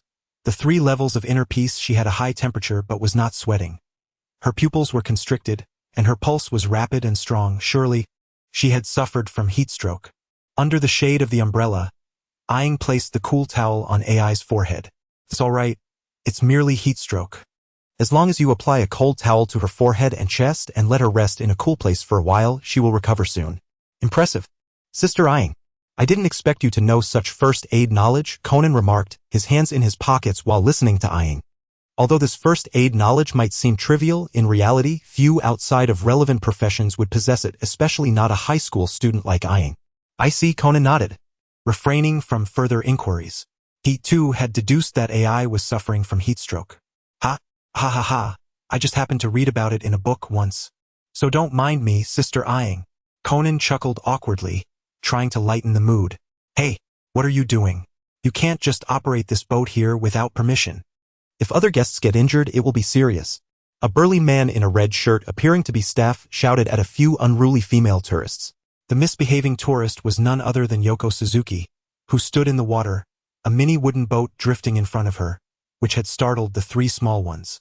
We're only playing here on the beach, the waves won't reach this far, and I'll be sure to hold onto it tightly to avoid any collisions. What did you say? Is there something wrong with what I said? All right, Yoko, let it go, Ran quickly intervened. Sensing Yoko was about to argue with the burly man, and apologized to him. TCH, really, the man scoffed but said nothing further. All right, Aiden, don't be so loud. You're scaring the other guests. Just then, a chubby man approached from the beach, patting the burly man's shoulder with a smile, explaining to Ran and Yoko, sorry, ladies. This guy is my childhood friend, Aiden. He just got dumped by his girlfriend, so he's particularly irritable lately. I apologize on his behalf. Nonsense. I was the one who dumped that woman. Aiden retorted angrily. It's fine, we were in the wrong anyway. You three should come down now. Ran waved her hand, beckoning the three small ones to disembark from the boat. Humph. Yoko turned her head with a huff but refrained from further comment. It's all right. Handling these minor issues is part of our lifeguard duties. Leave it to us, said another lifeguard, a robust man under the umbrella. Oh, lifeguards? The burly man scoffed. I thought you were fishermen. My mistake. But honestly, rather than being incompetent fishermen, it would be better to pick up trash on land to make a living. His voice was not loud, but it was enough for Aiden and Yuta to overhear. You jerk. Aiden exploded, rushing forward to shout incompetent. The reason we can't catch any fish is because of you. All right, Aiden, Yuta interjected, stepping in front of Aiden with a serious expression. Mr. Aramaki, we will meet you at the East Wind Hotel at 8 p.m. as agreed. I hope you will arrive on time. Don't sneak away alone. Aiden called out from behind Yuta. The man referred to as Aramaki merely chuckled in response. Rest assured, I will be there. Just make sure to keep your necks clean for me. Meanwhile, Yoko Suzuki observed the quarrel with an unsettling feeling in her heart. Ran, this East Wind Hotel they mentioned, it wouldn't happen to be the one we reserved, would it? Yes, it seems so. I have a bad feeling about this. That evening, at the East Wind Hotel, Ran Mori and Yoko Suzuki entered, having changed into their outfits. Sister Ran, over here. Ayumi waved enthusiastically from the dining table. Huh? Where's Aang? Didn't she come down after changing first? Ran inquired curiously as she sat down, not seeing Karasuma Aang. Professor Agasa, who was not well acquainted with Aang but had heard about her analytical abilities from Conan, offered an explanation. Oh, is Aang not having dinner? In that case, I'll bring her some later, Ran decided.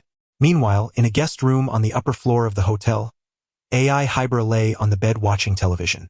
Aang sat in a chair by the window, flipping through an old book. From AI's perspective, she could clearly see the title of the book, Zen and the Art of Motorcycle Maintenance. She was familiar with it. This book, authored by the renowned American novelist Robert, was adapted from his experiences traveling on a motorcycle with his child and friends. It narrates the journey of a father and his 11-year-old son across the United States, engaging in a spiritual exploration, discovering the meaning of life, and achieving self-redemption. The book not only details motorcycle maintenance knowledge but also emphasizes the author's reflections and critiques of Western philosophy. In summary, it is a profoundly influential yet exceedingly tedious book in modern American literature. The inner peace of a person has 3 levels.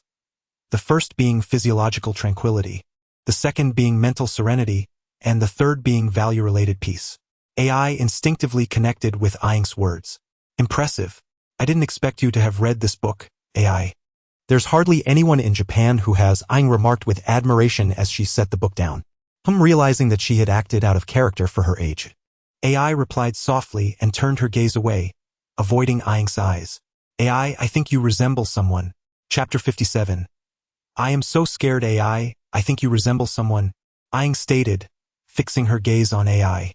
Upon hearing this, AI's body trembled ever so slightly on the bed. However, Aang's next words soon put her at ease. Approximately a decade ago, I encountered a foreign woman. A decade ago? A foreign woman? Hybra AI inquired curiously, although she herself bore a hint of mixed heritage. The traces of it were scarcely reflected in her appearance. Hardly anyone would perceive her as foreign based solely on her looks. Well, that was at my father's funeral. It's not that my memory is particularly sharp. Rather, the foreign woman was quite peculiar. While my father's other friends wore expressions of sorrow, she alone had a grim visage, seemingly harboring anger. Her odd demeanor made me subconsciously remember her face. Interestingly, that foreign woman bore a striking resemblance to you, AI. The only difference being that her hair was golden while yours is chestnut. She shifted her position on the bed for a more comfortable view of the television. Indeed, it is merely a resemblance. Kuriyama-kei nodded in agreement, having mentioned it casually, before returning her gaze to the book in her hands. The room fell silent once more, with neither of them speaking, only the enthusiastic voice of the television host filling the air. Yet, Hybra AI found herself unable to resist glancing furtively at Kuriyama-kei again. There was something she refrained from voicing. It was not only Kuriyama-kei who saw her as someone else. In truth, she also felt a sense of familiarity when looking at Kuriyama-kei. This sense of familiarity, however, stemmed not from appearance but from aura, a quality exuded by Kuriyama-kei. Especially as she observed her quietly immersed in her book, that familiar feeling became particularly pronounced. The essence of Kuriyama-kei resonated with someone from Hybra AI's memories. It was curious, given that today marked their first meeting. What's the matter? Perhaps her gaze was too overt, prompting Kuriyama-kei to notice. She set her book down, smiling at Hybra AI. There's no need to avoid my gaze. Instinctively, Hybra AI turned away, presenting her back to Kei. What a shy child. Kuriyama-kei mused with a hint of exasperation. She stood up and said, I wonder if Ran and the others have finished eating. I shall go down and bring some food for you, AI. No need, I'm not hungry. It's all right, just as she was speaking, Kuriyama-kei abruptly paused. Having stood and faced the window, her gaze instinctively shifted outside. What she saw was astonishing. On the pitch-black beach, it appeared as though a crime had occurred. Police, along with Ran and the others, including the man they had encountered earlier, were all gathered there. What happened? Noticing the unusual scene, Hybra AI looked up and asked. Something seems to have gone amiss down there. From a distance, Kuriyama-kei squinted at Conan standing on the beach. That fellow really seems to attract trouble wherever he goes. Watching Conan darting around the beach, collecting clues, Hybra AI felt a pang of concern. Suddenly an idea struck her. She turned to Kuriyama-kei, her lips curling into a slight smile. Sister Kei, it seems there's been a murder down below. Aren't you going to help? Kuriyama-kei chuckled and ruffled her hair. There's no need. The police are already on the scene. Even if I went, I wouldn't be of much assistance. That might not be the case after all. You are the police's recognized super high school level detective. Huh? Taken aback by Hybra AI's praise, Kuriyama-kei blinked. I read about it in the police's newspaper, Miss Kuriyama, a disciple of Detective Mori, capable of challenging that high school detective. As Hybra AI continued her flattery, Kuriyama-kei felt a mix of embarrassment and helplessness. But it's only been a few days. How did they bestow upon me so many titles? Let us go see, Miss Detective, please, Hybra AI pressed. Hoping to persuade Kuriyama-kei to aid them, for the reason was simple, the peculiar identity of Adagawa Conan. Did he truly not realize how extraordinary his current situation was? His brazen presence in assisting the police. Did he not fear that the organization might discover that Kudo Shinichi was still alive? Hybra AI felt exasperated. Fortunately, with Kuriyama-kei present, it seemed solving a typical case like this would pose no challenge for the recently emerged talented detective. The crime scene is not a place one can just stroll into, Kuriyama-kei remarked with resignation. However, despite her words, she acquiesced to Hybra AI's request and led her out of the room. Well, I can always observe Conan later. Since this child is so insistent, I'll take her to have a look. Meanwhile, on the beach, Conan had begun to piece together the truth after meticulously analyzing the various clues left at the scene. It was quite a coincidence. He had stumbled upon yet another murder. It involved the uncle Aramaki, whom he had briefly encountered that morning with Ran. The uncle had been scheduled to meet Shimojo and others at the Toho Hotel at 8, but he had yet to arrive. Growing impatient, Shimojo and his companions had taken turns calling Aramaki. Oddly, when they connected, no one spoke. Only the sound of relentless waves echoed through the line. Eventually, they discovered Aramaki's body ensnared in a fishing net by the beach. Thus, a murder had transpired. Familiar with such scenarios, Conan began collecting evidence more adeptly than the police. After a thorough deduction, he confirmed the identity of the perpetrator and the method employed. A subtle smile crept across his lips as he instinctively reached for the wristwatch concealing a tranquilizer needle. With the uncle absent, I must rely on you this time, Yon. The watch? Conan paused, realizing he hadn't found it. It dawned on him that he had left it in his room while playing in the water earlier. Well, a small mishap. Even without the watch, I still have my bow tie voice changer.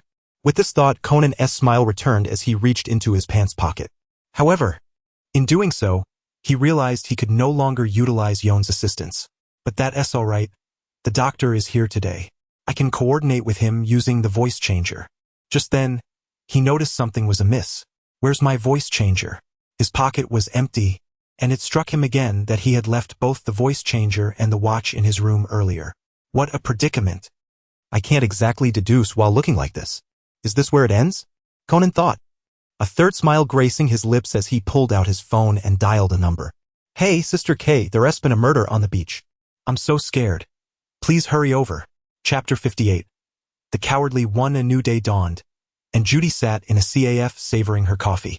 Adorned with a conspicuous sun hat, she held a book in her hands, leisurely flipping through its pages in a corner seat. Cameo had re-established contact, and today marked their agreed-upon meeting day. Of course, it was a private rendezvous. With a smile gracing her face as she perused the book, Judy's heart began to race. The time they had set for their meeting had long passed, yet Cameo had yet to appear. Although she felt a twinge of jealousy at the thought of other couples. Her boyfriend was known for his punctuality, never once breaking the time they had arranged. Even in unusual circumstances, Cameo would inform her ahead of time, unlike today, where he had not shown up without any warning. Has something happened? Struggling to maintain her composure, Judy glanced at her phone resting on the table.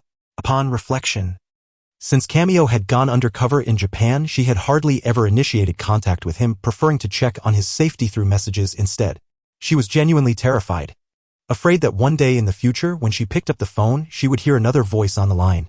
Judy had dreamt of such a scenario countless times, where, upon dialing, the voice that echoed back was that of Regal. Each time, she would awaken in a start, a victim of her own fears.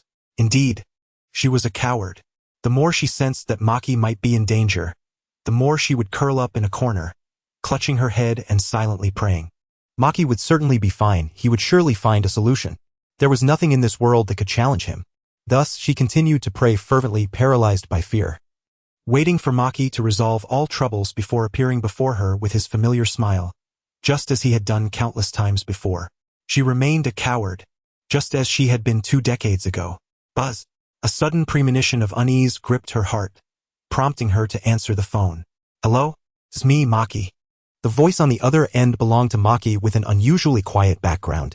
Maki, where are you? Time has already passed. Judy attempted to keep her tone light and teasing. Well, how should I put it? Maki's voice sounded somewhat strained.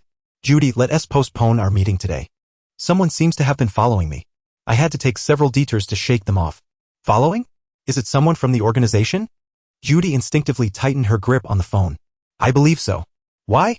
Didn't the situation in Scotland already get resolved? Why would the organization send someone to follow you?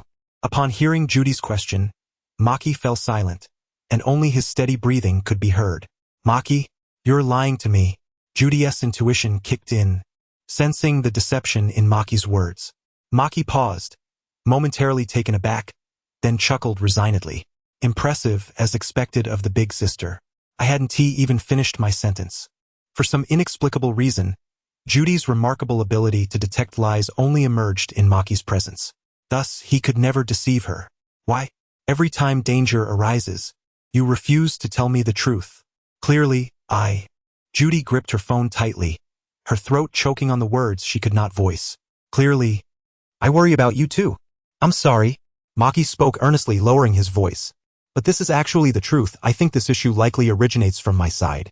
The organization has likely initiated another internal investigation following the events in Scotland.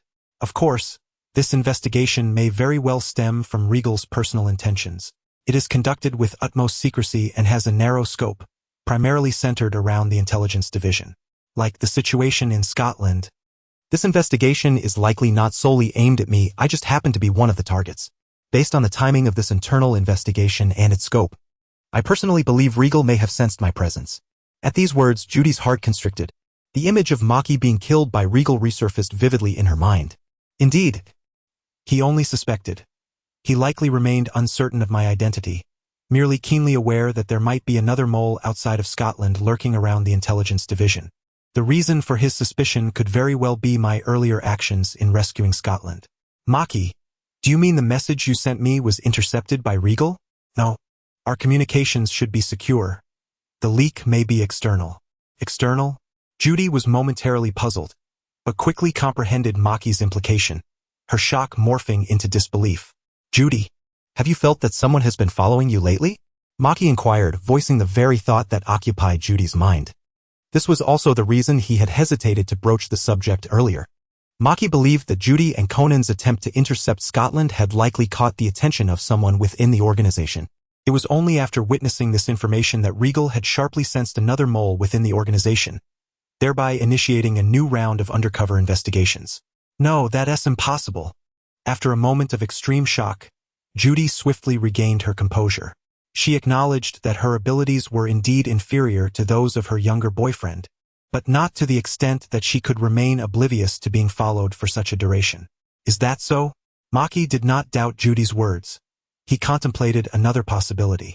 Judy, was there anyone else with you that day? Your student, perhaps? Maki had heard Judy mention Conan before. A child inexplicably entangled with the organization, incredibly intelligent, with a mind more agile than many adults. During the earlier incident in Curacao, this child had been of considerable assistance. Conan? Judy recalled that Conan had mentioned a pair of organization members disguised as siblings moving into the first floor of the Mori Detective Agency recently. The sister, Ayumi, had been identified as the undercover agent Gil, while the brother, Ayumi Mizuki, had disappeared following the Scotland incident, and it seemed they were both unaware of each other's true identities.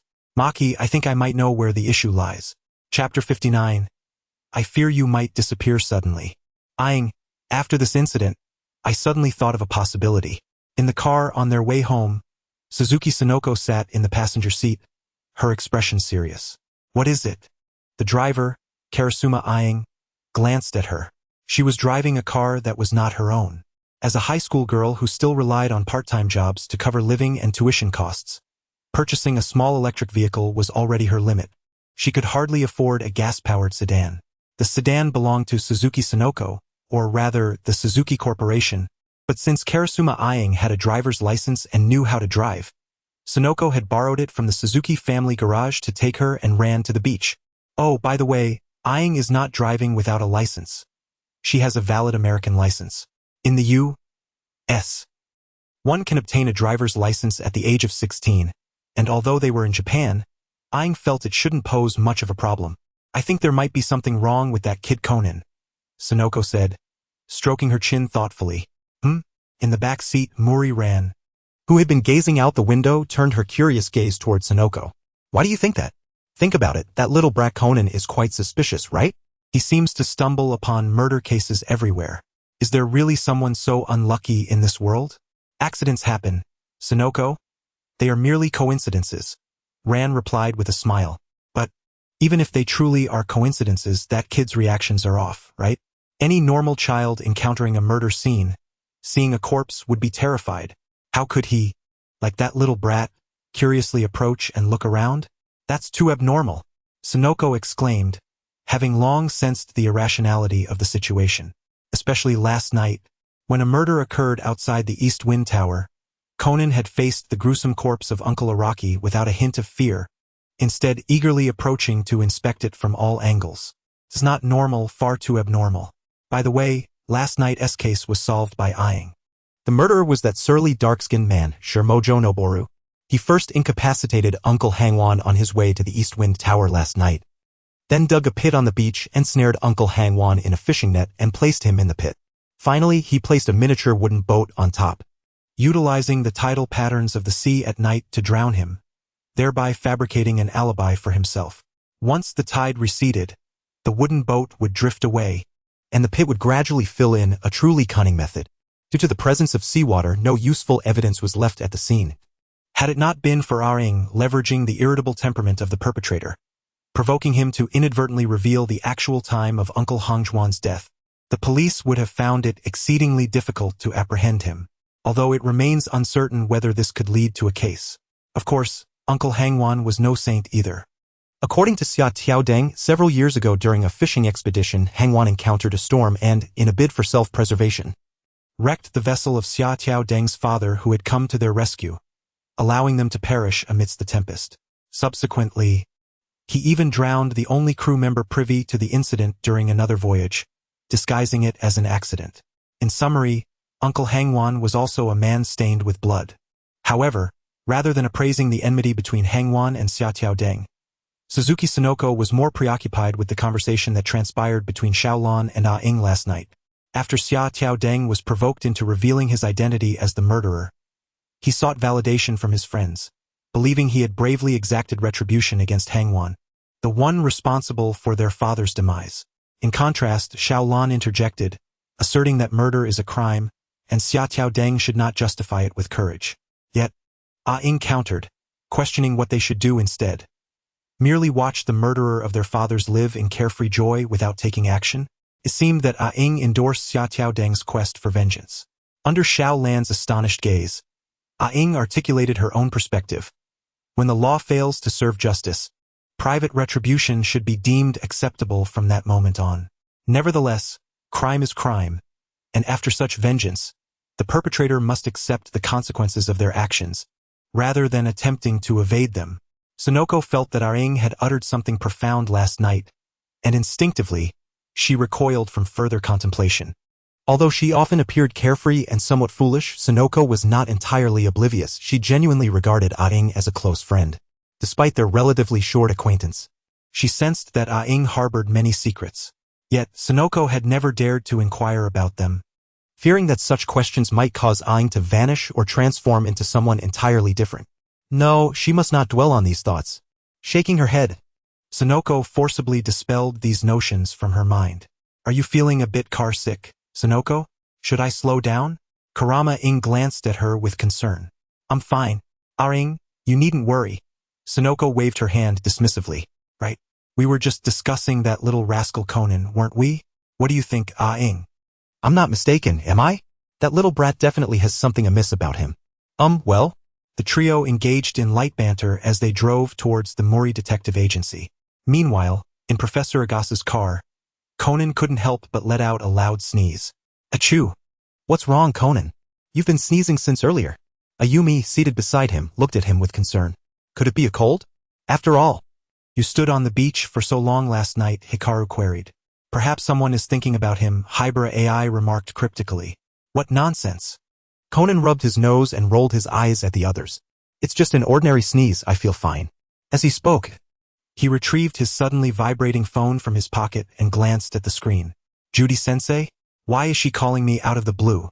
Frowning slightly, he hesitated before answering, casting a sideways glance at the children in the car. Hello?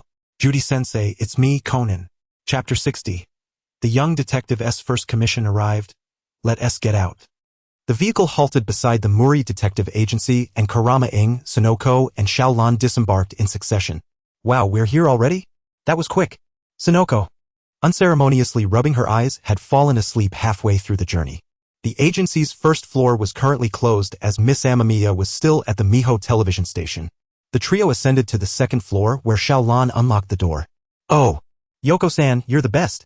Inside the office, Mori Kagoro was animatedly shouting at the television, oblivious to the three entering. The desk was cluttered with beer bottles and undiscarded instant noodle cups alongside a pile of cigarette butts in the ashtray. Clearly, This particular uncle had begun to indulge himself once more in his daughter's absence. "Dad!"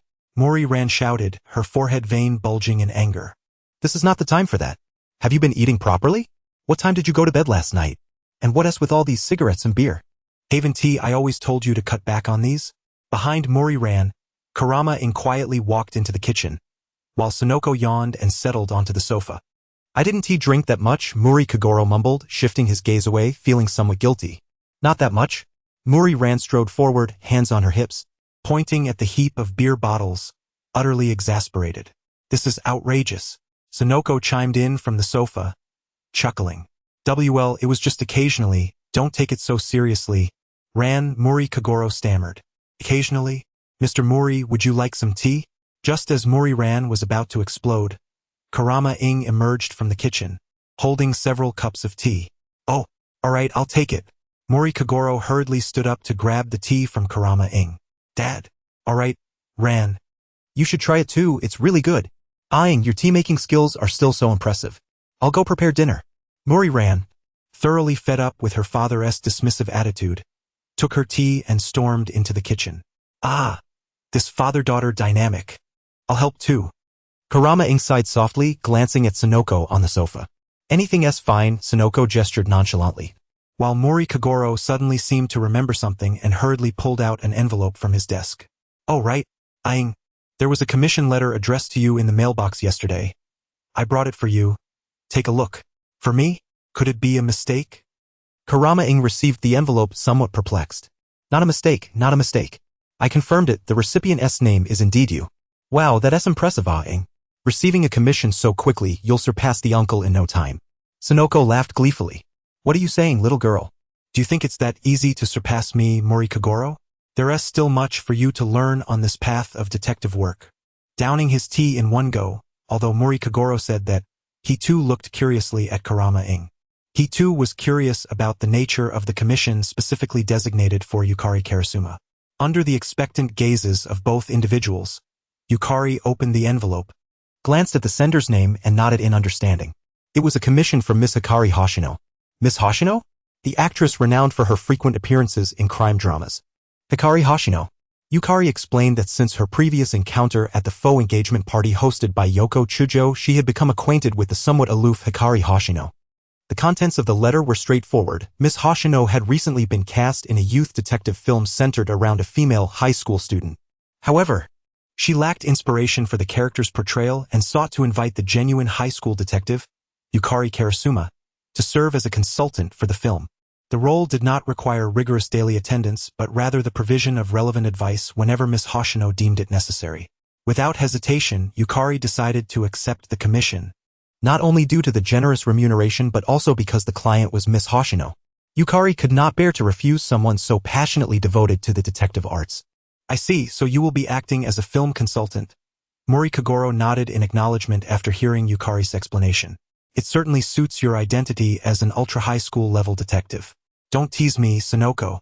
Stowing away the letter, Yukari took out her phone and sent a text message to Hikari Hoshino, confirming her acceptance of the commission. Just as she pressed send, the office door swung open abruptly, and a small figure rushed in. "Conan? What's the matter?" Yukari asked, puzzled by the frantic demeanor of Conan. "Sorry, I need to step out for a moment." Without further explanation, Conan darted to the desk, rummaging through a drawer to retrieve a sketch portrait. "Hey, you little rascal, don't go rummaging through my drawers." "Sorry, uncle. I'm heading to Miss Judy's for lunch. Don't wait for me." With that, Conan nimbly evaded Muri Kagoro's grasp and swiftly exited the office. "That rascal." Yukari had just seen Conan pull out the sketch that Mr. Mizuki had drawn of Ran. What was the significance of that drawing? Why was he in such a rush to take it? In a nearby art shop, an elderly gentleman with graying hair scrutinized two portrait sketches with a magnifying glass. Neither sketch was particularly remarkable. However, one was noticeably aged, suggesting it had been stored for several years, while the other appeared quite fresh, likely completed recently. The gentleman carefully compared the two sketches as Judy and Conan quietly awaited his verdict.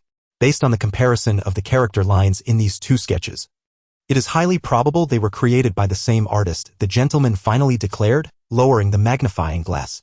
Upon hearing this, Judy sprang to her feet, excitement evident in her demeanor as she approached the gentleman. Are you certain? These two sketches were indeed drawn by the same person? Yes. Unless there is a possibility of imitation involved, they should be by the same hand. Thank you. Placing several yen on the table, Judy swiftly grabbed the two sketches and turned to leave, pulling out her phone to quickly send a message to Shin Kamiyama. Miss Judy. Behind her, a puzzled Conan hurriedly followed, and the two climbed into the car parked at the roadside. Miss Judy, what is the issue with these sketches? Conan inquired as he fastened his seatbelt in the back seat. Earlier that morning, Judy had called him asking how much he knew about Mizuki Amamiya, who had lived under the Mori family. Uncertain of the situation, Conan recounted everything he knew, including that Mizuki was an artist and had created portraits for Ran and others. Judy had suddenly grown excited and insisted that Conan bring those portraits to meet her. This led to the recent events at the art shop. The two sketches under the gentleman's scrutiny included one that Conan had brought, Mizuki's portrait of Ran, and the other was brought by Judy, which was a portrait of herself. The gentleman's assessment confirmed that both sketches were likely from the same artist. This implied that the individual masquerading as Mizuki Amamiya had previously sketched Judy's portrait. Conan arrived at a conclusion that felt slightly absurd. It's Riger. Judy, seated in the driver's seat, fixed her gaze ahead with an intense expression. Both sketches were created by Riger. Mizuki Amamiya is Riger. Judy trembled, and Conan struggled to discern whether her reaction stemmed from fear or fury. Riger? This was the first time Conan had heard the name. He is the second in command of the organization. Taking a deep breath, Judy forced herself to calm down and explained slowly. This individual is shrouded in mystery. Even within the organization, there is no record of his original identity. The only certainty is that he joined the organization a long time ago, at least 20 years back. Conan, my primary mission in Japan is to investigate and apprehend Riger. At this point, Judy turned to Conan with a serious demeanor. So, if you have any further information regarding the individual posing as Mizuki Amamiya, please do not withhold it. Share everything with me, alright? At the Miho television station, one of Tokyo's most influential broadcasting networks, Yukari arrived at the side entrance on her electric scooter and immediately spotted Hikari Hoshino, who had been waiting for her. Here I am, Yukari. Hikari, maintaining her characteristic cool demeanor, raised a hand slightly in greeting, the ever-present cigarette still glowing. Miss Hoshino. Locking her scooter, Yukari hurried over. There is no need for formalities. Just call me Hikari. Very well, Hikari. The two walked side by side into the television station building. Hikari pressed the button for the elevator once they reached it. Have you reviewed the details of the commission? Yes, I have. Rest assured, I won't impose any requests that would put you in a difficult position. Nor will I require your daily presence here. I understand. As they entered the elevator, Hikari pressed the button to close the doors. Wait. Just then, a voice called from outside the elevator and a man's hand managed to slip in just before the doors fully closed. As the elevator opened, a middle-aged man with tousled, short, curly hair appeared before them. You're always in such a hurry, Nara, Hikari remarked with a hint of indifference. Though they were acquainted, their relationship was not particularly close. My apologies, Miss Hoshino. Nara Shogo quickly turned to wave and called, Maiko, come on, or you'll have to wait for the next elevator. Alright, Shogo, honestly, I'm in high heels here. A somewhat exasperated female voice joined as a short-haired woman stepped into the elevator, dressed in a tailored green suit, exuding professionalism. Nice to meet you, Miss Hoshino, said Maiko Katsuki, Nara's assistant, both of whom were part of the same production team and rumored to be in a romantic relationship. Meiko Hisashi first greeted Hikari Hoshino, then shot an annoyed glance at the nearby Shogo Sumai, complaining honestly, if we don't have time next time, we might as well wait for the next round. Running so fast, my feet are almost killing me. I'm sorry, Meiko, but the elevator is really slow. Waiting for the next round would take at least 10 minutes. Shogo hurriedly explained. The two exchanged banter, and Hikari Hoshino, observing the scene, suddenly interjected, You two seem to have a close relationship. Have you already made it clear? Huh? What? They both froze in surprise. Isn't that so? I noticed you both are wearing matching couple watches, Hikari pointed out, gesturing towards their wrists.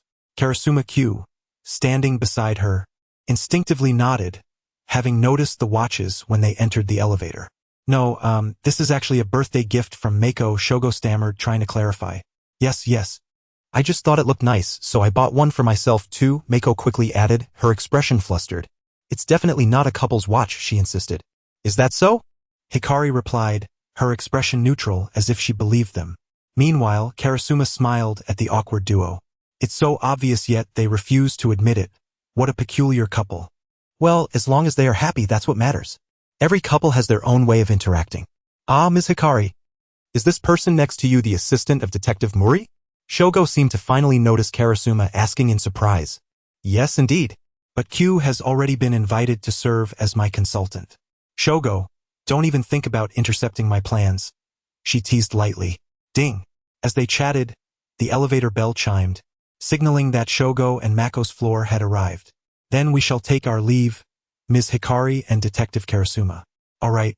They watched the two exit, and as the elevator doors closed again, Hikari stubbed her cigarette in the trash bin inside. Huh? Karasuma blinked in surprise. No wonder Hikari made that remark earlier. She was genuinely worried about you being taken away. They are indeed quite capable, but unfortunately, they ended up with a rather poor producer. Hikari remarked meaningfully as the elevator bell chimed once more and she led Karasuma out. Let's go, Q, to my room. Chapter 62, it seems. Perhaps it was sent after finishing dinner in the studio around 7 o'clock. Karasuma and Hikari left the room together. Q, shall we agree on this? Yes, sounds good. I will have the payment sent first thing tomorrow morning. No need to rush, Hikari sister.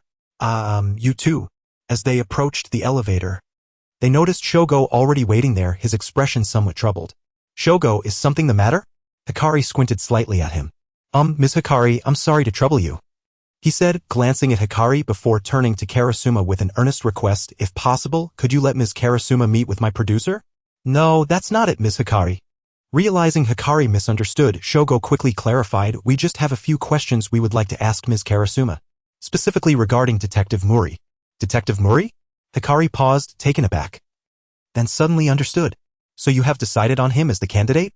Since Ms. Karasuma is Detective Mori's assistant, our producer wants to ask her some questions about him to ensure we have a better grasp when discussing matters with Detective Mori. Mr. Mori? Karasuma looked at Hikari in confusion. Hikari patiently explained, Q, if you're interested, I can accompany you. Since Shogo's intention was not to target Karasuma, she had no objections. Although Hikari despised Shogo's producer, she believed that as long as she accompanied Q, there would be no issues discussing matters related to Detective Mori. Please, Ms. Karasuma. Shogo bowed deeply, exclaiming. All right, fine, Karasuma responded, feeling somewhat helpless in the face of his sincerity. It seemed she was simply at a loss when dealing with such types. Shogo's producer's studio was on another floor, and after they exited the elevator, Shogo led them to the producer's room. Shogo, don't you need to change your clothes first? Karasuma couldn't help but ask, noticing that the shoulders of his shirt were still damp. Speaking of which, the rain was indeed quite heavy tonight. Caught me off guard. This way we have arrived. Ding dong. Reaching a door, Shogo pressed the doorbell. They waited quietly outside, but after a long time no one came to answer. Huh? That's strange. Shogo wondered, pressing the doorbell several more times. It seems the producer is out, Hikari observed, lighting a cigarette and turning to Karasuma. Huh? Yes, okay. Please wait a moment. Just then, Shogo hurriedly called out to the two, saying, I believe the producer should be inside. He told me this was the time we agreed upon. Shogo. But no one is answering the door, Hikari reminded him. Ms. Hikari, I'm worried. Perhaps something has happened. The producer's behavior has indeed been unusual lately. He has been drinking excessively and often expresses suicidal thoughts when intoxicated. Is it possible for someone like him to think about suicide? That's truly unexpected, Hikari scoffed. But despite her words, she took out her phone and dialed the front desk. Soon, a staff member arrived with a spare key to unlock the door. Producer. Shogo rushed to open the door, but as soon as it cracked open slightly, it immediately got stuck. It's the security chain, Karasuma frowned. The door was secured with a chain from the inside, indicating someone was indeed inside. But why had anyone come to answer? An inexplicable sense of unease welled up within her. Can the chain be cut? She turned to the staff member, her tone now tinged with urgency. Oh, all right. The staff member retrieved a pair of bolt cutters from his bag and easily snipped the security chain. Producer. The door finally swung open and Shogo dashed inside, with Karasuma closely following. Hikari entered slowly behind them while the staff member remained at the doorway. Ms. Karasuma, I'm going to check the living room. Please take care of the study. Okay. Without hesitation, following Shogo's direction, Karasuma hurried towards the study. The study was immaculate, with all the books neatly arranged on the shelves, indicating that they were merely for display. Producer, are you all right? Wake up. Just then, a sharp scream echoed from the living room, causing Karasuma and Hikari to rush towards the sound. Please keep an eye on the door. Okay. The staff at the entrance called out, prompting Wu Kuan-ing to hastily enter the living room. Inside, a corpulent middle-aged man lay sprawled on the floor, his features contorted in a grimace. It appeared he was likely deceased. Chapter 63.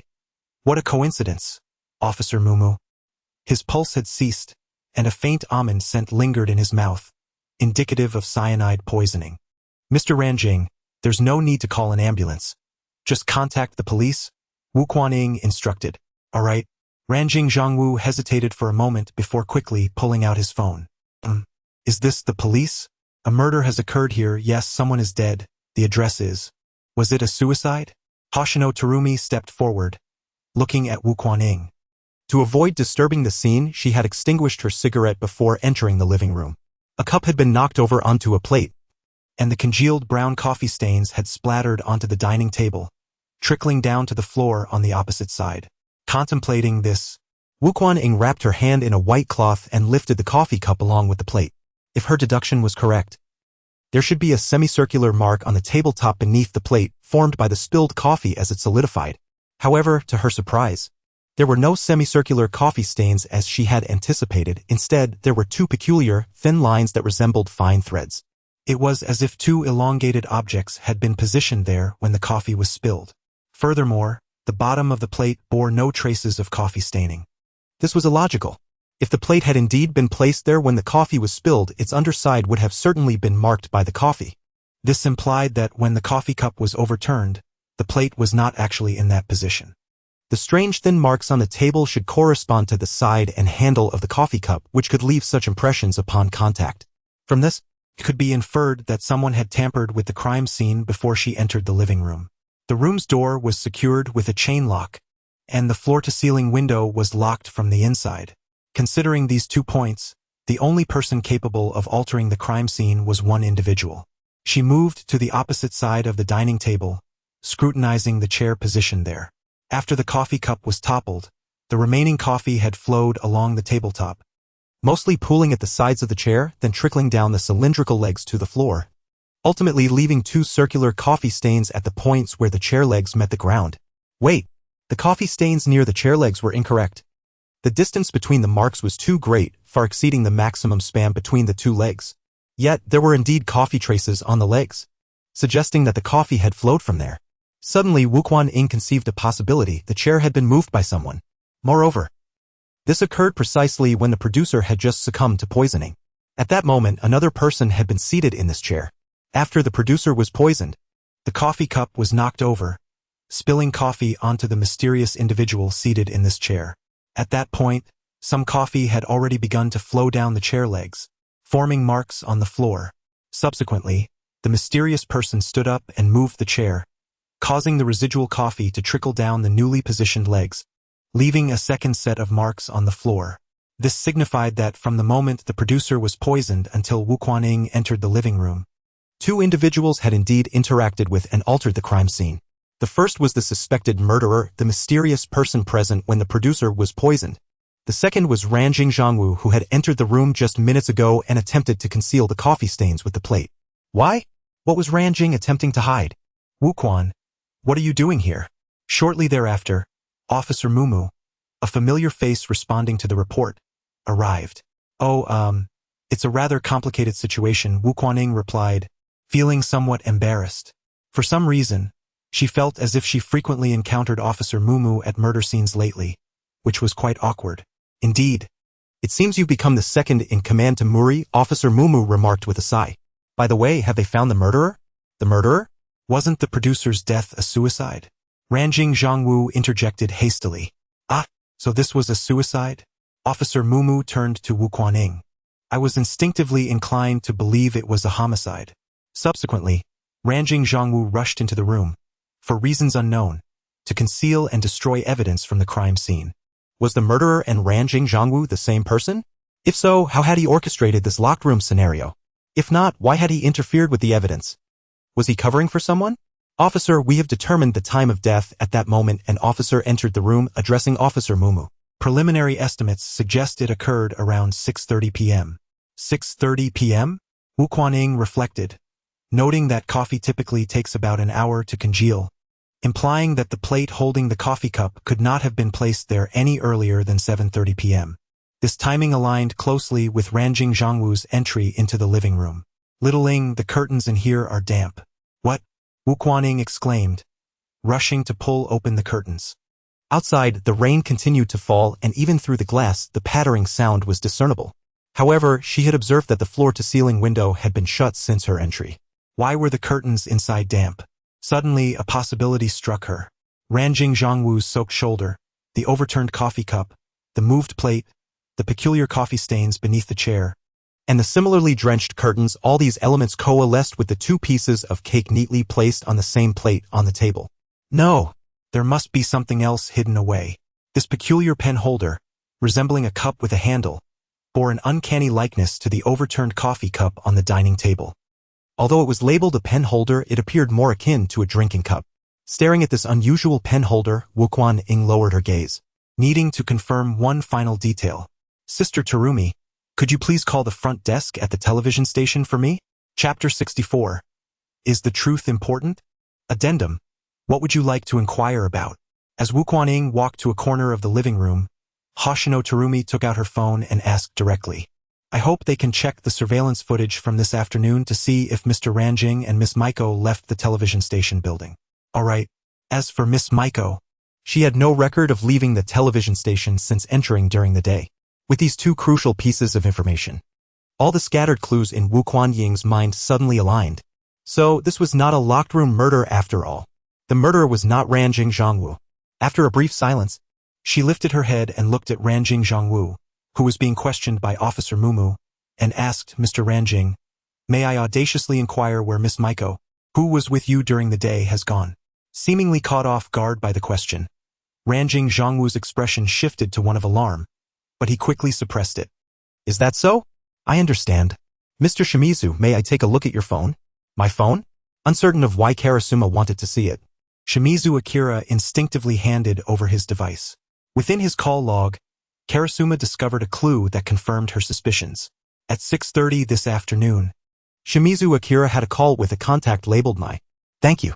After returning the phone, Karasuma refrained from further inquiries and instead turned to open the floor-to-ceiling window. Stepping out onto the balcony. Behind her, Officer Muro seemed to realize something, suddenly glaring at Shimizu Akira with a look typically reserved for suspects. "Mr. Shimizu, may I ask where you were at 6:30 this afternoon?" Officer, are you suspecting me? This is merely a routine inquiry." On the balcony, the rain fell heavily.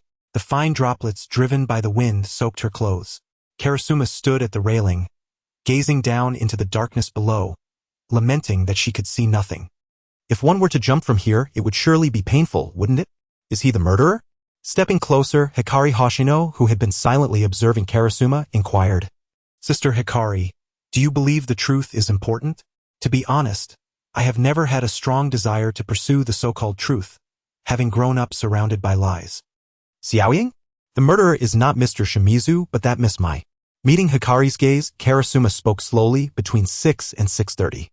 The producer invited Miss Mai to his room and then locked the door with a security chain. They entered the living room, where the producer went to the kitchen to cut the cake, and Miss Mai seized the opportunity to poison his coffee. After witnessing the producer succumb to the poison, she called Mr. Shimizu. Subsequently, Miss Mai chose to jump from the building. Perhaps it was due to the darkness and the rain outside, but Mr. Shimizu was the first to discover Miss Mai's body. I suspect Mr. Shimizu initially intended to disguise the producer's death as a suicide, which explains why he hurried into the living room, closed the window, and concealed the cups. He aimed to erase any trace of Miss Mai's presence in that room, likely to protect her reputation. Karasuma lacked an unwavering sense of justice or an intense desire to unveil the truth. Instead, the emotions between individuals might sway her choices more profoundly. Just as at the previous faux engagement gathering, she concealed the truth about Yu and Yuki's attempt to murder Kasano Kaoru. She sought the truth but would not become obsessed with it. At present, she had nearly pieced together the entire sequence of events surrounding the murder, even speculating on Miss Mai's motive for poisoning the producer. Earlier, she had heard Hikari mention that the producer was of particularly vile character, frequently abusing his power within the company. It was said that when Hikari was a novice actress, he had attempted to make improper demands of her under the guise of being her producer. Perhaps this time was no different. However, he had not anticipated that Miss Mai's resistance would be so fierce. This was likely influenced by Mr. Shimizu, as he and Miss Mai were in a romantic relationship. Although both seemed to deny this fact, due to his inability to win over Miss Mai over time, the producer may have sought to use Mr. Shimizu's future in the industry as leverage against her. This directly struck at the most sensitive part of Miss Mai's heart. Thus, unable to contain herself any longer, she poisoned the producer and chose to leap to her death afterward. Before jumping, she had called Mr. Shimizu. In that call, besides confessing to poisoning the producer, she likely expressed her true feelings to him. This encapsulated everything hidden behind the murder. Karasuma could even anticipate that when she revealed the fact that another person had been present in the living room when the producer succumbed to the poison, Mr. Shimizu would undoubtedly take the blame for the crime, assuming the role of the murderer without hesitation. Thus, she hesitated. She was uncertain whether to unveil the complete truth behind this case or to conform to Mr. Shimizu's unspoken desires, concealing all evidence related to Miss Mai, thereby framing Mr. Shimizu as the murderer. She believed she could achieve this by slightly altering the logic of her reasoning and obscuring certain clues from the scene. Karasuma was confident she could deceive the police, weaving a narrative devoid of flaws that would entirely eliminate Miss Mai from the incident. Even if the police later discovered Miss Mai's death, they would not correlate it with the producer's demise. However, she grappled with her conscience. Did she truly possess the right to do so? Xiaoying. Hikari gently placed her hand on Karasuma's head, her eyes radiating a tenderness akin to that of an older sister watching over her younger sibling. In the face of Karasuma's inner turmoil, she refrained from delivering grandiloquent wisdom and simply posed a gentle question. Do you think Mai would want to see Shimizu do this? That single phrase struck Karasuma like a bolt from the blue. She trembled, turning stiffly to gaze at Hikari, who smiled back at her. I understand. Thank you, Sister Hikari. In the night rain, Judy sat alone in a car, on the phone with Canoe. The sketch Conan brought is remarkably similar to the one I've kept, confirming it likely came from his hand. It's quite the unexpected revelation. I never imagined he would take the stage himself. Ah, indeed. If only I had discovered it sooner. Judy instinctively tightened her grip on the phone, her expression gradually twisting into a grimace. It seemed that her emotions spiraled out of control whenever the topic of Rhaegar arose. Judy, take a deep breath. Noticing Judy's distress through the phone, Canoe spoke softly. Are you all right? I'm fine, Canoe. Judy exhaled deeply, calming her breath. I'm just frustrated that this big fish slipped away right under our noses. There's no need to rush. Opportunities will arise. Canoe reassured her. It was worth noting that they belonged to different task forces. Capturing Rhaegar was Judy's mission, not his. Canoe could have chosen to focus less on Rhaegar, but how could he remain indifferent when Judy was his girlfriend? Just as Judy constantly worried about his safety as an undercover agent, he feared that one day she might vanish without a trace.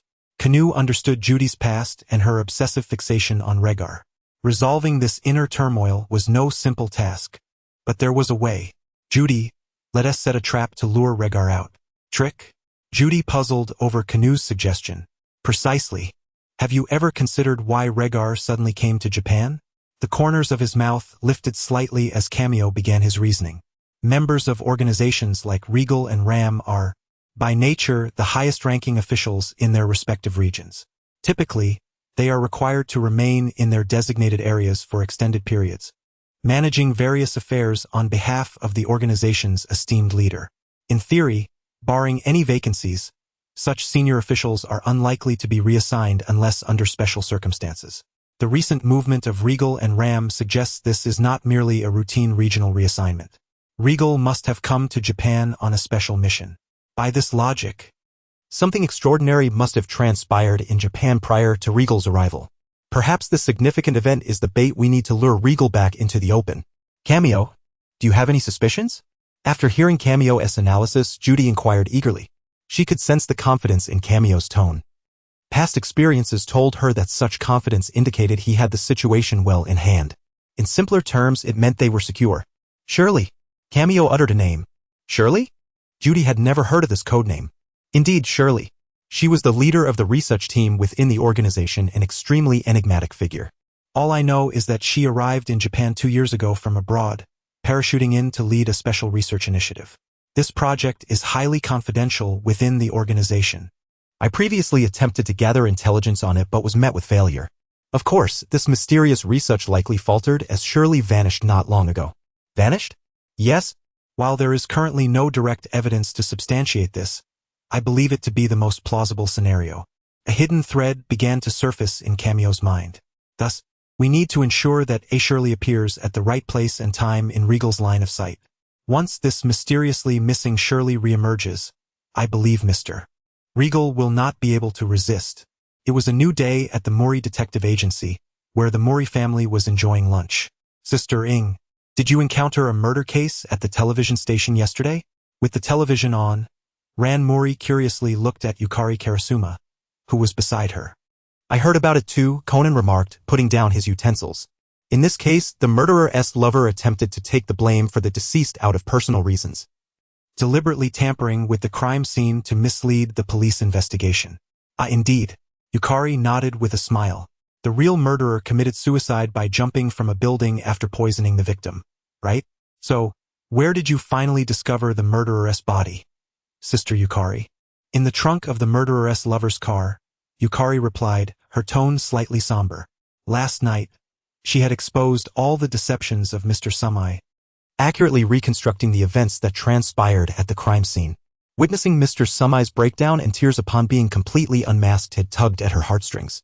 However, the deceased would likely not wish to see Mr. Sumai go to such lengths for her.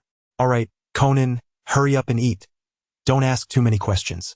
Noticing Yukari's unusual expression, Ran lightly tapped Conan on the head.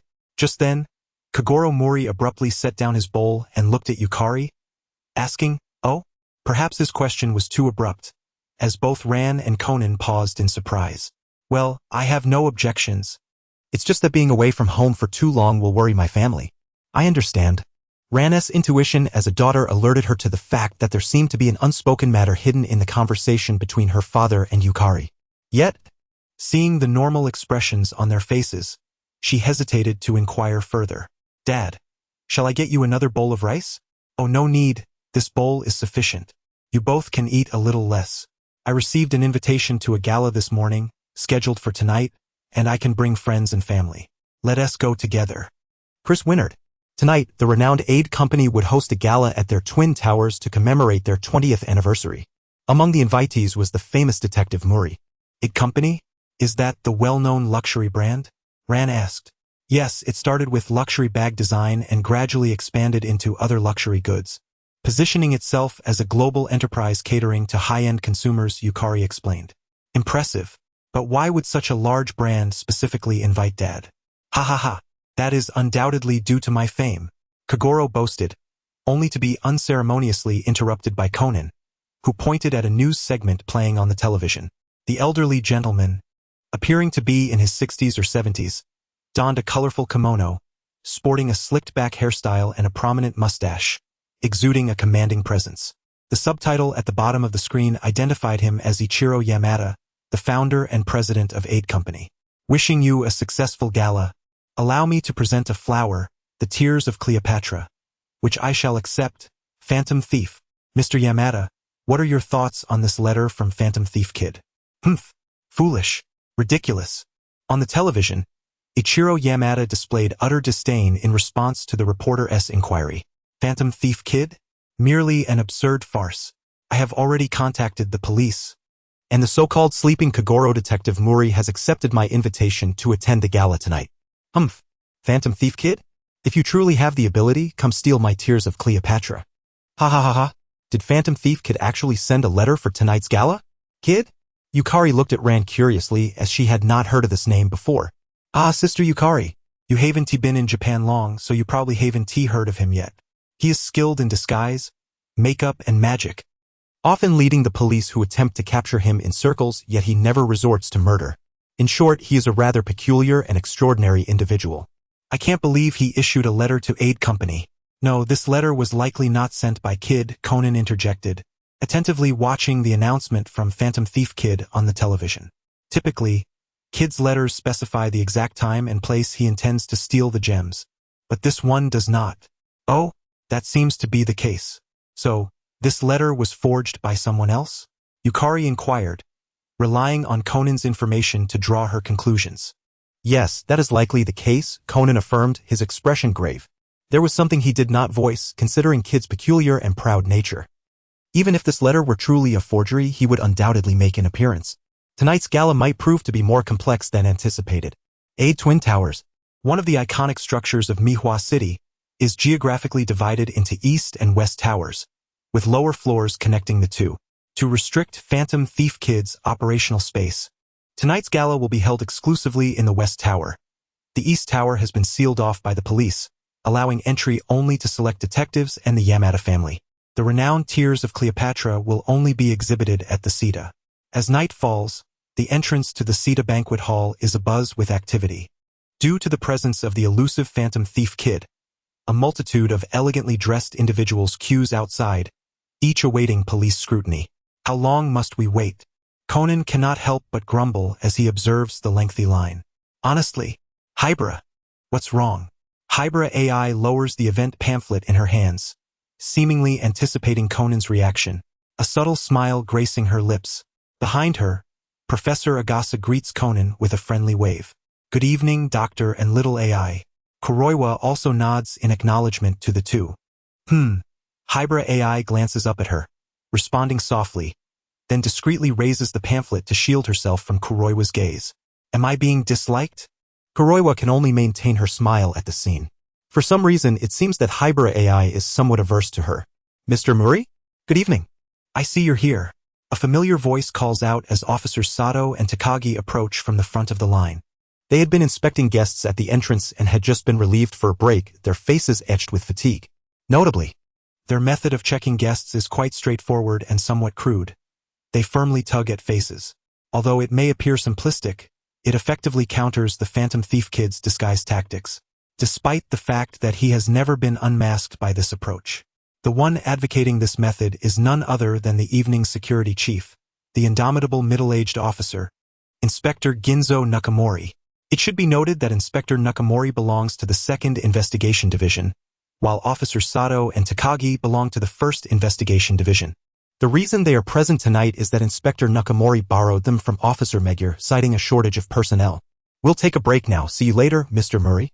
After exchanging pleasantries with Kagoro Mori, the weary Officers Sato and Takagi support each other toward the nearby rest area. Their relationship seems to have grown closer. Ran Mori observes with a smile at the affectionate pair. Indeed, Conan nods in agreement. I wish Shinichi could be here tonight. Well, my brother Shinichi is probably busy. Ran sighs softly. Ahaha.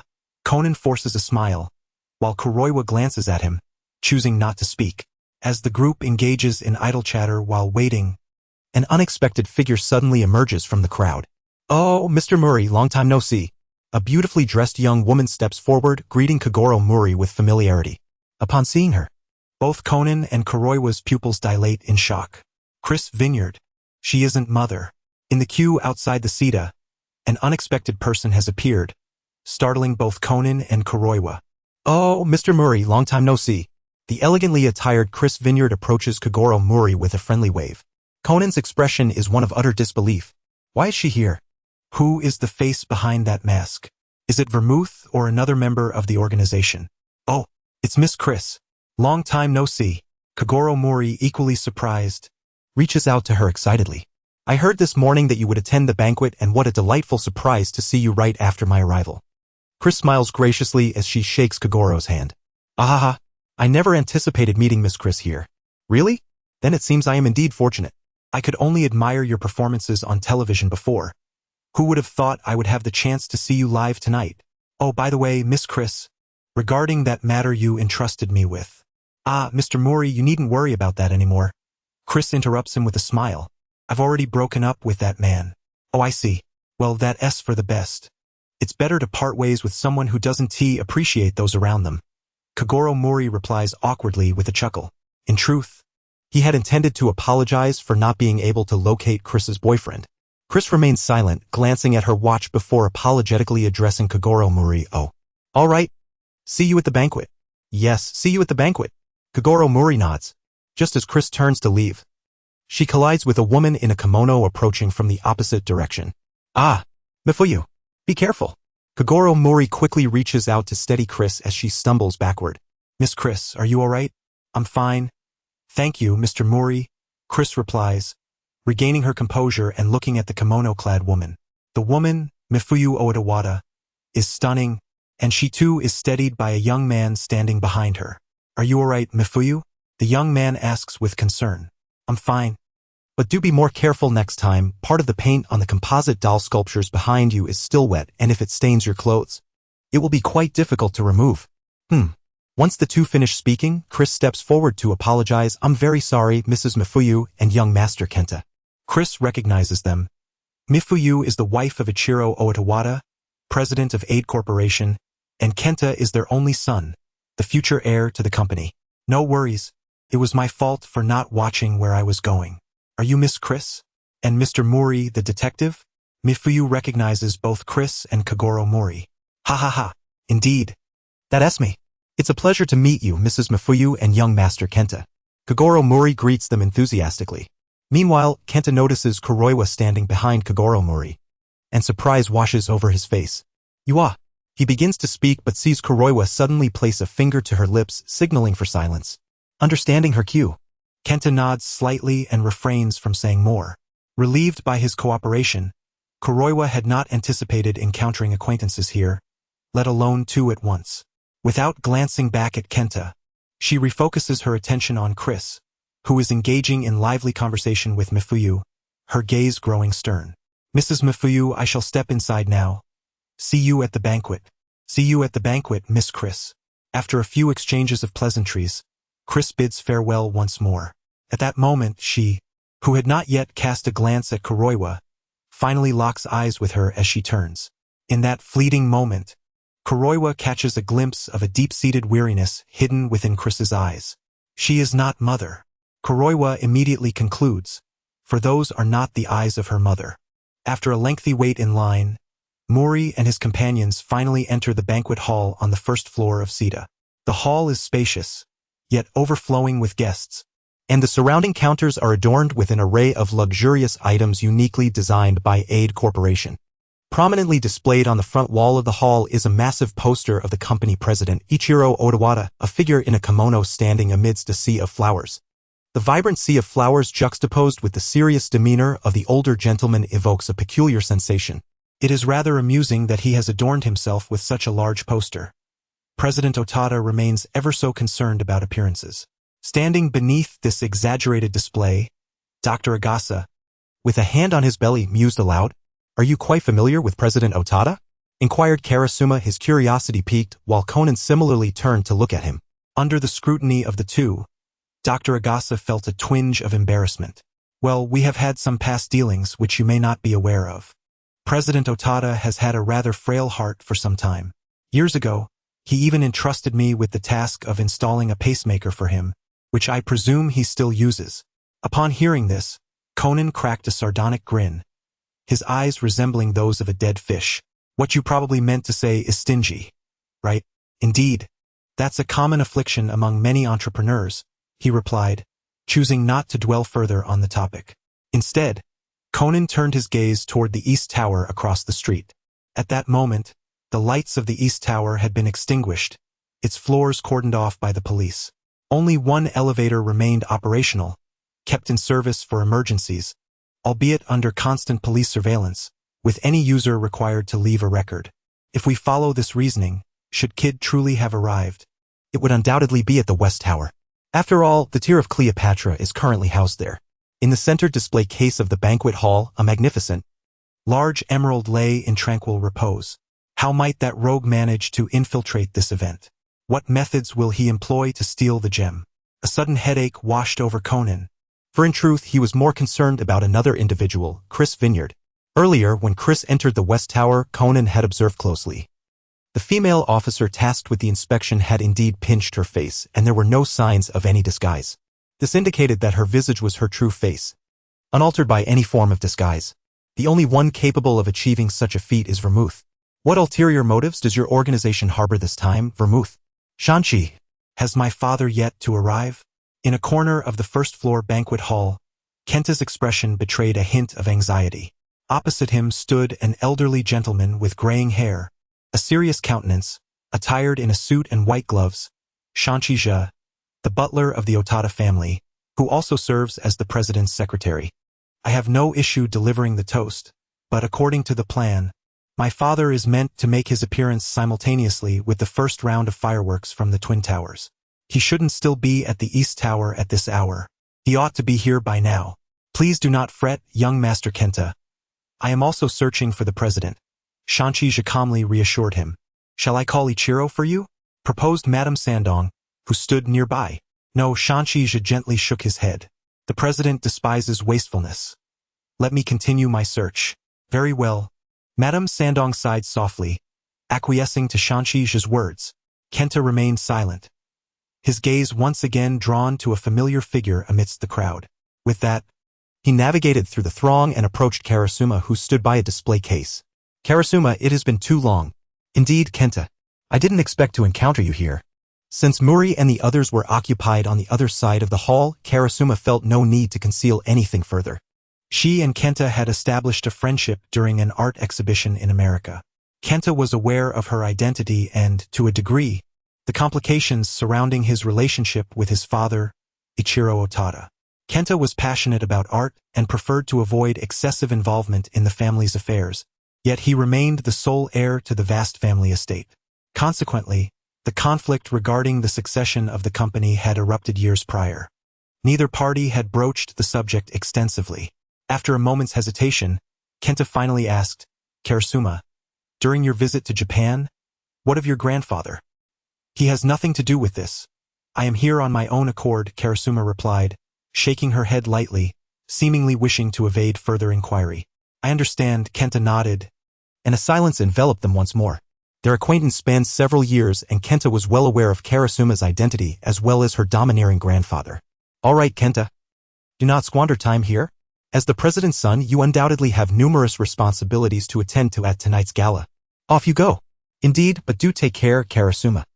After all, the infamous kid, the Phantom Thief, may very well make an appearance tonight. Rest assured, I have heard that kid exclusively targets jewels. You should be far more concerned about your family's emerald than I. I comprehend. After a brief exchange of pleasantries, Kenta departed as Karasuma had indicated. For there were indeed matters requiring his oversight at the event. Did you two know each other? Hibara? When did you arrive?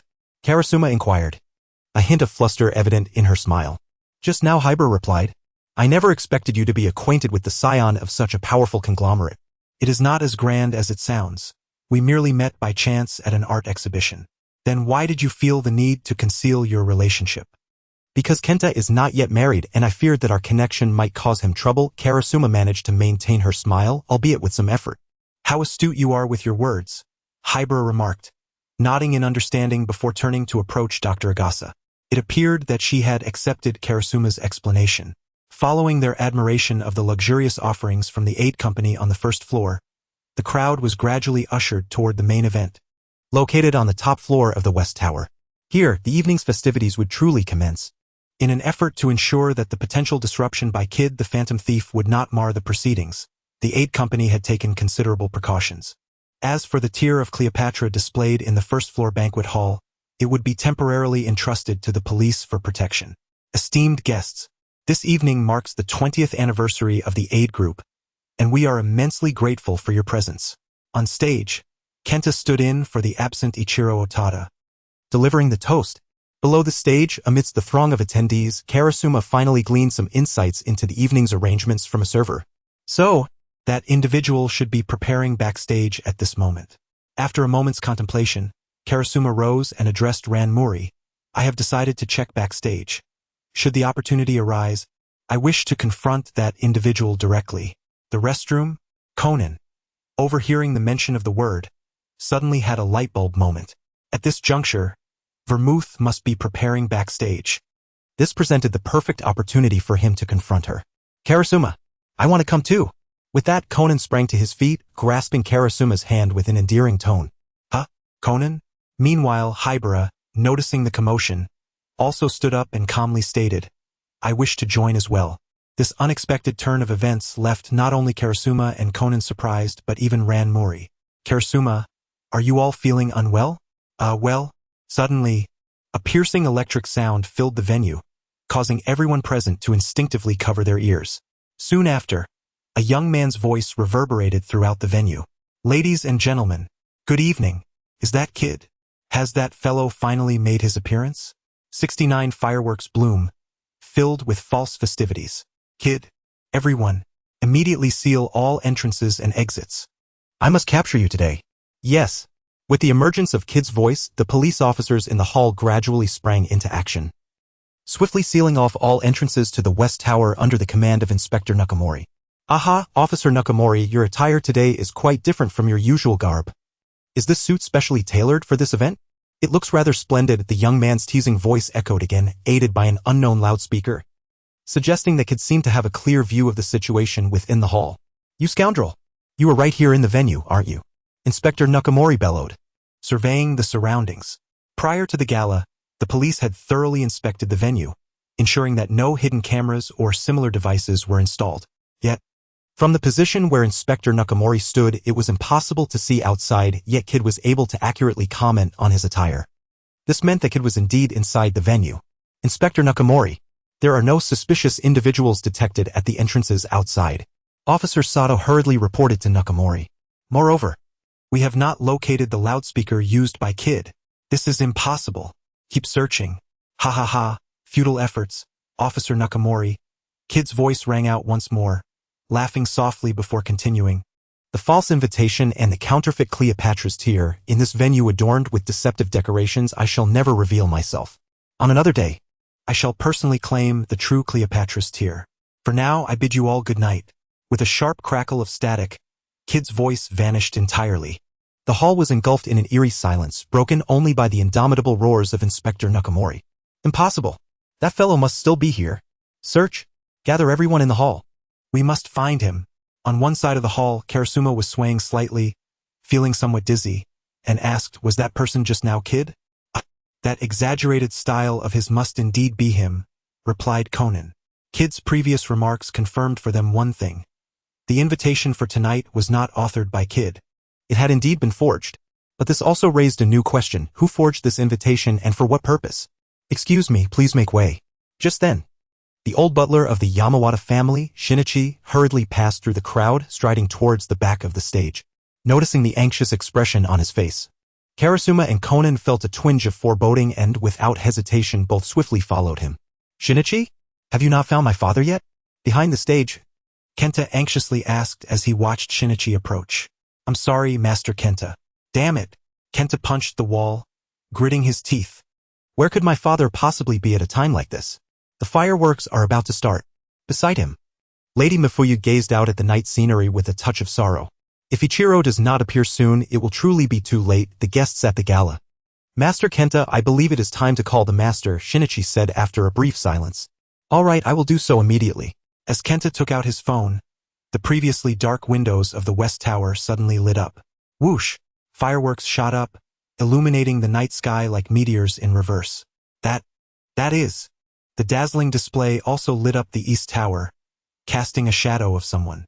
The distinctive outline of a kimono and a recognizable bulky figure, though not entirely visible due to the lighting, was nonetheless recognized by the three at first sight. That is my father. Kenta rushed to the floor-to-ceiling window, incredulously gazing at his father's silhouette across at the East Tower. Why is he still in the East Tower? And in the observation room? Could this also be Kid's doing? But isn't the true Cleopatra's tear in the CEO's office on the 53rd floor? Even if he was worried, he shouldn't. I will call the master right now. At this critical moment, the old butler Shinichi reacted first, quickly dialing Ichiro Yamawata's number. Beep, beep. An engaged tone echoed through the line. No good, the master isn't answering. Abandoning the attempt to call, Shinichi glanced once more at Ichiro across the East Tower before turning to Kenta, saying, Master Kenta, I will head to the observation room immediately. You and Lady Mifuyu stay here to entertain the guests. No, I will go too. Ignoring his instructions, Kenta grasped Shinichi's arm, declaring, my father is still in the observation room. This must be related to Kid. Moreover, I am very concerned about the situation with Cleopatra's tear. I must personally check the CEO's office. Understood. Shinichi nodded in agreement. Then let us go together. Lady Mifuyu, we leave the gala to you for the time being. All right. Please be careful. With that, the two hastily departed, while Karasuma, along with Conan, emerged from their hiding place behind a pillar. The first wave of fireworks had concluded, And the East Tower once again plunged into darkness. Standing by the floor-to-ceiling window, she gazed across at the East Tower, her expression grave. Sister Xiaoying, what are you thinking about? Conan asked, looking up at her. I am pondering whether the person who forged Kid's invitation is targeting that CEO Yamawata. As if mirroring his thoughts, Conan lowered his head in contemplation. The individual who forged Kid's invitation and orchestrated such a grand affair must have an unknown agenda to achieve. Up to this point, the only unexpected occurrence during the gala was the continued presence of CEO Yamawata in the East Tower. Why? What is the true intention of the person who forged the invitation? And what does CEO Yamawata hope to accomplish by remaining in the East Tower? As the two pondered, the doors to the gala hall opened once more. Led by the police, the backstage staff who had been downstairs started to enter. Among them was the person that Karasuma and Conan were most concerned about. Previously, the scene of CEO Yamawata appearing in the observation room had seemingly gone unnoticed by many in the hall. The overall atmosphere of the gala remained vibrant, with familiar guests mingling in small groups. Good evening, Mr. Muri. Chris Winnard sauntered over, holding a glass of red wine. To be honest, I am somewhat worried whether this gala can continue. Ahaha, that is indeed unfortunate. But since it is a request from the police, we can only do our best to cooperate. Speaking of which, Mr. Muri, have you seen CEO Yamawata? Chris suddenly inquired. Huh? The CEO? No. CEO Yamawata appeared in the observation room during the fireworks display. Karasuma suddenly appeared beside Kagoro Muri, staring intently at her. Oh dear. So CEO Yamawata is still in the East Tower? As the gala had already commenced, Chris, after a moment of surprise, curiously gazed at Kuruma Rei and inquired, Little sister, may I ask if you are Kuruma Rei, Mr. Muri's assistant? Kuruma, is it? Such a rare surname indeed. With a playful gesture, Chris raised her hand to gently cover her mouth and jokingly asked, I wonder if you are related to that renowned Kuruma consortium? I recall there is a little princess within the consortium, approximately your age. Just a jest. At that moment, her gaze suddenly turned piercingly sharp, but it quickly reverted to her usual cheerful demeanor. SNT that's so, Kuruma-chan? How would I know? Kuruma Rei managed to force a smile. Unbeknownst to anyone, Chris's remark had caused beads of sweat to form in her tightly clenched palm. Nearby, Conan observed them, the peculiar glint reflecting off his glasses. What are you thinking? Hybra AI approached him and asked. In Conan's impression, Kuruma Rei was not the type of woman prone to jealousy, suggesting that such a situation between the two should not arise. With her hands behind her back, Hybra AI shot him a glance and queried, Idagawa, do you think there is something off about this Chris? I suspect she might be Vermouth in disguise. Vermouth? Now it was Hybra AI's turn to be astonished. This Chris bore a striking resemblance to Vermouth. One could even describe her as a younger version of the latter. However, she felt no hint of the organization's presence emanating from Chris. Had Conan not suggested it, she would not have even associated Chris with the organization. Conan seemed to finally recognize Hybra AI's unusual reaction. He turned to her, surprised. AI, didn't you have any inkling before? He knew that Hybra was extremely sensitive to the presence of organization members around her, especially those of higher rank. Yet why did she have no response to Chris? Was she really not Vermouth? Could it be that there truly existed a Chris Wynyard? That was impossible. Even if she did exist, she must be linked to the organization. Could she actually be Kaido in disguise? No, that was improbable. Chris had been thoroughly checked by the police upon entering the venue. Her appearance was undoubtedly genuine. Not a mere disguise. Damn it. My head is a mess. I can't figure out what I've overlooked. Don't you think Kuruma Rei and Chris bear some resemblance? She had intended to ask this. However, after hearing Conan's words, she hesitated. Suddenly, vibrant fireworks illuminated the night sky once more, painting it with brilliant colors. Wow! Look, everyone! It's the second wave of fireworks! Ran Muri exclaimed, gazing out the window. Attracted by her voice, Kuruma Rei instinctively glanced outside, only to witness a dreadful sight beneath the fireworks. A body in a kimono, hanging from the balcony of the president's office on the 53rd floor of the East Tower. Is that President Yamawata? It seems trouble has indeed arisen. As the fireworks erupted outside in the corridor, Miwako Sato looked up at the lifeless body dangling from the east tower, her expression grave. She swiftly took out her phone and dialed a number. Officer Magyar, it's me, Sato. A murder has occurred at the Adelphin Twin Towers. No, it's not Kaido. It's President Yamawata. Understood, Takagi and I will take over the scene. Thank you. Indeed, she was not the genuine Officer Sato but rather Kaido Kuroba in disguise. Alternatively, he could be referred to as the Phantom Thief Kaido Kid. Turning to enter the venue, Kaido swiftly scanned the crowd. Yamawata Ikiru was dead, and the murderer was likely the one who forged his announcement. Betting on his pride as a phantom thief, he vowed to capture the individual who had exploited his fame to carry out this murder. Of course, he still needed to find an old accomplice. Officer Sato. A young girl rushed towards him as soon as he entered the venue, her face etched with urgency. Kuruma? What's wrong? Kaido, momentarily taken aback, quickly adopted Sato's voice to ask. He recognized the girl with the ponytail. She was Muri Kagoro's assistant, often featured in police reports, and was undoubtedly a capable detective. She appeared to share a good rapport with the disguised Kaido Sato. Did you see what happened outside the East Tower just now? Kuruma Rei inquired hastily.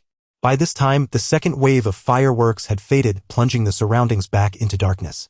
Yes, it seems to be President Yamawata, Kaido nodded, glancing around the crowd within the venue. The atmosphere inside had begun to stir, with guests near the floor-to-ceiling windows murmuring anxiously. This was understandable. During the previous fireworks display, while not everyone had seen President Yamawata's body hanging outside the East Tower, some undoubtedly had. All right, let us head over there. Confirming that Sato had also witnessed the incident, Kuruma Rei seized her hand and swiftly made her way outside. I have a feeling President Yamawata's death is far from simple. It is likely related to the forger of the announcement. Let us hurry, lest the murderer destroys the scene. Eh? Oh, okay. Behind them, watching Kuruma Rei leave with Sato, Conan adjusted his glasses. You two take care of that, Kuruma. Watching them depart the venue, Conan redirected his attention to Chris, who was engrossed in a lively conversation with Mori Kagoro. Now, let me see what you are made of. Confirming death Takagi. At the first floor of the already cordoned-off East Tower, Wataru Takagi stood guard in front of the only elevator still operational. Officer Sato and Kuruma, you're finally here. Upon seeing the two hastily arriving, Takagi's anxious expression momentarily brightened with a smile. Are you aware of the situation? Kaido, disguised as Sato, asked. Yes. Officer Magyar just called to inform me about President Yamawata. Can we confirm which elevator was used? Who went up before? Oh, that young gentleman Kenta and Mr. Shanky Tetsu went up earlier. I have their names registered here. What about the other elevators? Are they operational? Kuruma Rei inquired. To prevent Kaido from escaping, only one elevator was allowed to operate in the East Tower that night, while the others had been shut down.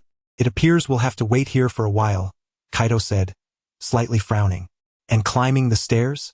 What a joke. That's 53 floors. By the time we reach the top, we'd be half dead. It's better to wait for the elevator. Officer Takagi. Kuruma Rei glanced at Takagi's notebook used for registering elevator users, asking, do you remember which floor Kenta and Mr. Shanky Tetsu were headed to? I remember. Mr. Shanky mentioned he was going to the observation room on the 48th floor, while young Master Kenta went to the President's office on the 53rd floor. The elevator did indeed stop at those two floors. Understood. Nodding, Kuruma Rei continued, Officer Takagi. Do you recall which floor the elevator was on during the second wave of fireworks? The second wave of fireworks? Let me think. I remember. It was on the 40th floor. The 40th floor? Kuruma Rei's eyes narrowed, and Kaido immediately understood her implication. This implies that when we discovered President Yamawata's body in the West Tower, there were no other individuals present on the entire 53rd floor of the East Tower. Earlier, the police had evacuated everyone from the East Tower as a precaution against him. When Kenta and Shanky Tetsu arrived at the East Tower following the first wave of fireworks, they only reached the 40th floor by the time the second wave of fireworks rose and President Yamawata was found hanging outside the East Tower. Thus they lacked the means to commit the crime. Was it suicide? Or was it impossible for a crime to have occurred? Ding. Lost in thought. The elevator finally descended to the first floor. Takagi, you remain here. I will accompany Shoin to inspect the scene. With that, Kaido Kuroba and Kuruma Shoin entered the elevator, pressing the button for the 53rd floor. As the elevator ascended slowly, the two remained silent in the confined space. Ding! Time swiftly passed, and with the chime of the bell, the elevator halted at the 48th floor. Officer Sato? What brings you here? As the elevator doors opened, Shanky Tetsu looked at the two in surprise. Please come in, Mr. Shanky. Is President Yamawata here? Kuruma Shoing inquired. Is that so? Indeed. Earlier, we saw President Yamawata hanging from the balcony of his office. What? He hanged himself. Upon hearing Shoing's words, Shanky Tetsu's expression shifted to one of utter shock, the previously composed demeanor crumbling in an instant. How could this be possible? How could he? Was it because of that incident? If so, he could have consulted me about it. How could he? Shanky Tetsu appeared quite flustered, muttering a series of incomprehensible words that left Kaito Kuroba and Kuruma Shoing bewildered. Ding! The elevator bell rang again. They had arrived at the 53rd floor. Although Kuruma Shoing wished to pose questions to the elderly steward, it was clear that more pressing matters awaited. Mr. Shanky, please lead us to the president's office. Ah, yes, of course. Under Shanky Tetsu's guidance, the three hurried down the corridor to the office door. Kaito Kuroba approached first to open the door, but the doorknob refused to budge. Is it locked? He found this unexpected. Shouldn't young Master Kenta have already entered the office? Please wait a moment. I'll unlock it right away. Shanky Tetsu hurriedly stepped forward, retrieving a key card from his pocket and placing it against the doorknob. Beep! With a crisp sound, the door swung open. I apologize. This door requires a key card for both locking and unlocking. Upon entering the office, the trio proceeded straight to the balcony outside. Father, please wake up. Father. On the balcony, a long hemp rope was tied to the railing, and Kenta Yamawata was weeping over a lifeless body on the ground. Kenta, the master. Shanky?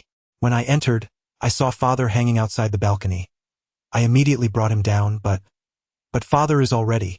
Calm down, Kaito Kuroba shouted, stepping forward to examine Ikiru Yamawata's condition. As he spoke, Kaito rolled up his sleeves and immediately began performing CPR on Ikiru Yamawata. What is this? However, after just one compression, he felt a hard object in Ikiru's left chest. A phone?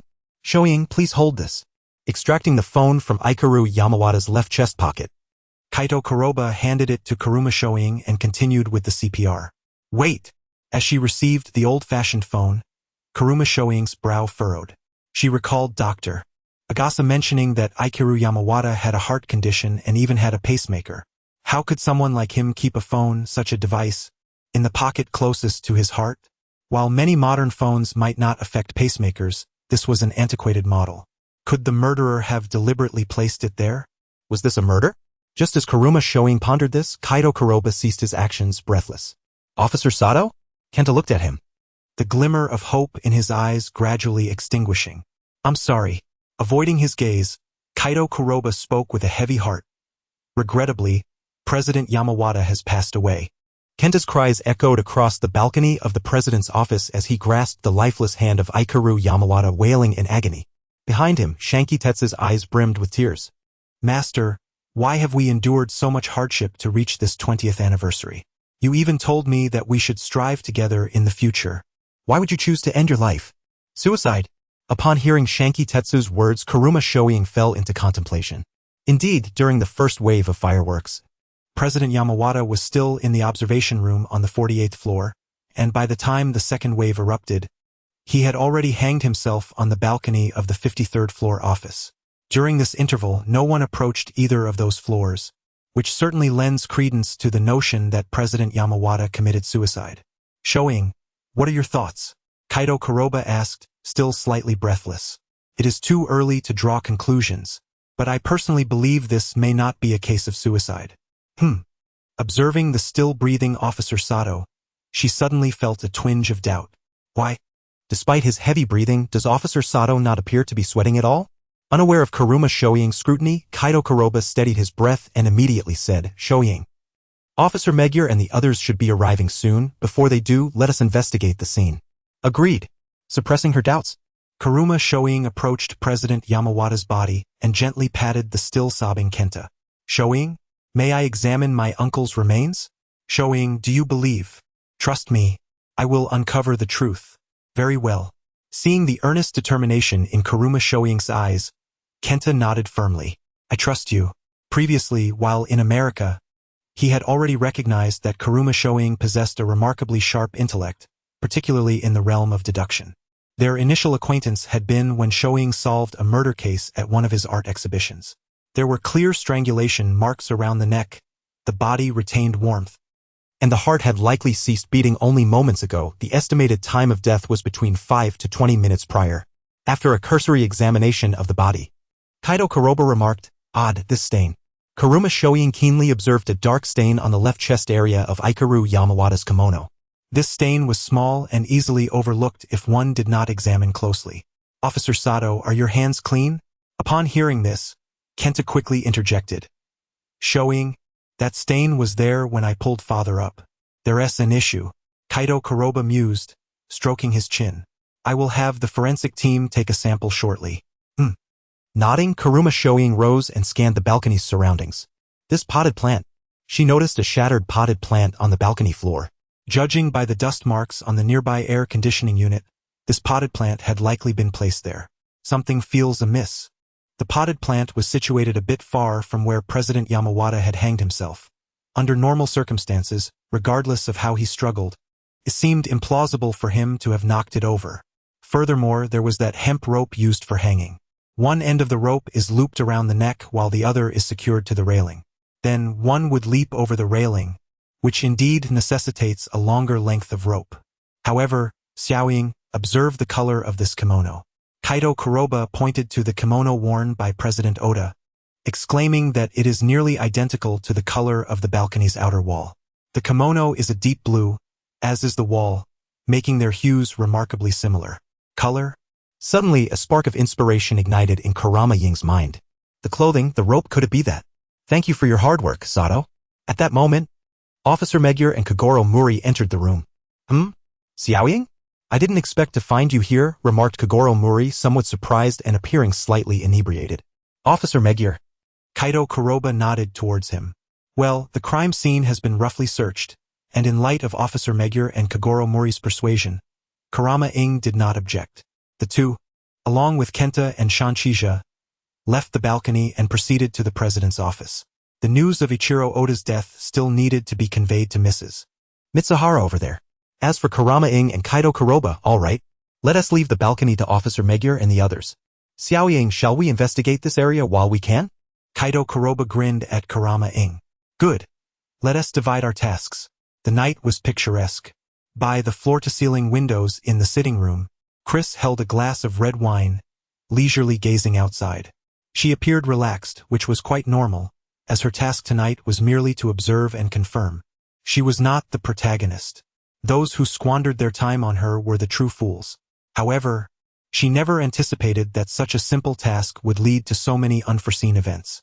It seemed that quite a few people recognized her face. Those two individuals, always flaunting her likeness and attracting attention, whether it be Hollywood stars or infidel boyfriends, could they possibly refrain from adding such bizarre narratives to her character? Now, she felt reluctant to venture out with her own face. Honestly, did some people's skills in disguise only target her? You two truly are a perfect pair. With a slight release of her inner frustration, Chris sighed softly. Hey, Chris, why are you here all alone?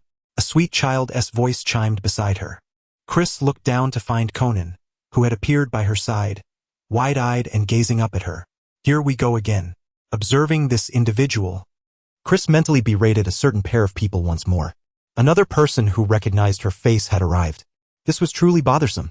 In the president's office, under Kenta's somewhat dazed gaze, Kurama Ing and Kaido Kuroba swiftly began their search. The bookshelf seemed untouched with no signs of having been rummaged through. On the coat rack hung a male kimono, encased in a dry-cleaning protective cover, presumably a spare. Oddly, there were signs that this kimono had been worn. The drawers were neat, and inside lay President Oda's access card. Speaking of which, Kurama Ing suddenly recalled that Shanchija had mentioned earlier that access to the president's office required this card for both locking and unlocking. Kenta, who possesses the president's office access card? She inquired. Besides my father and Shanchi, there are also myself, Mitsuharu, and the housekeeper, Shimizu. Altogether, 5 individuals. So, including the president, Only 5 people truly have unrestricted access to this office?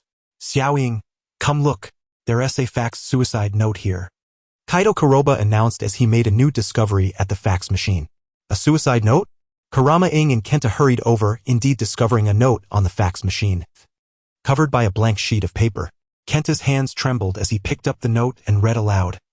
I am utterly exhausted by this world filled with lies and hypocrisy.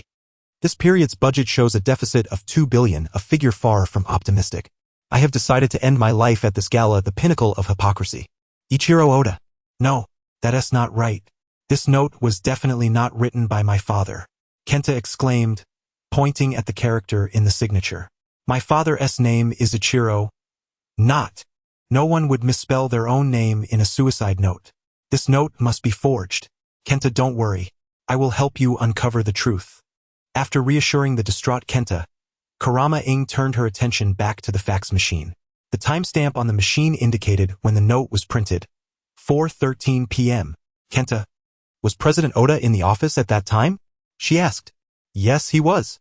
Then, if this note truly came from President Oda, the only device he could have used to fax it would be. Kurama Ing turned to the old laptop on the desk. This computer. If we can access the previous fax records, we can determine if this note was indeed authored by President Oda. However, I don't know the password to this computer. Kenta admitted, looking troubled. What? Kurama Ing was taken aback. Surely, this computer contains all of Aide's data? As the future heir of Aide. You don't know the password? Well, my father did give me a hint. The password is the birthday of his most beloved person. I think he wanted me to figure it out myself, although I never really thought about it. Suddenly recalling something, Kenta added, my father mentioned to me this afternoon that I should go to the banquet hall at 5 p.m. because an expert would critique the composite puppet sculpture I placed there. He insisted I must attend. Did President Oda appear at 5 p.m.? Kurama Ing inquired. No, he didn't. I waited there for half an hour. And he never showed up. My father often changes his plans suddenly, so I didn't think much of it at the time. Was he already absent then? Kenta. Do you remember the exact time when your father told you this? Let me check my phone's call log. It was 3:50 p.m. 3:50 p.m.? Kaido Kuroba found it hard to believe.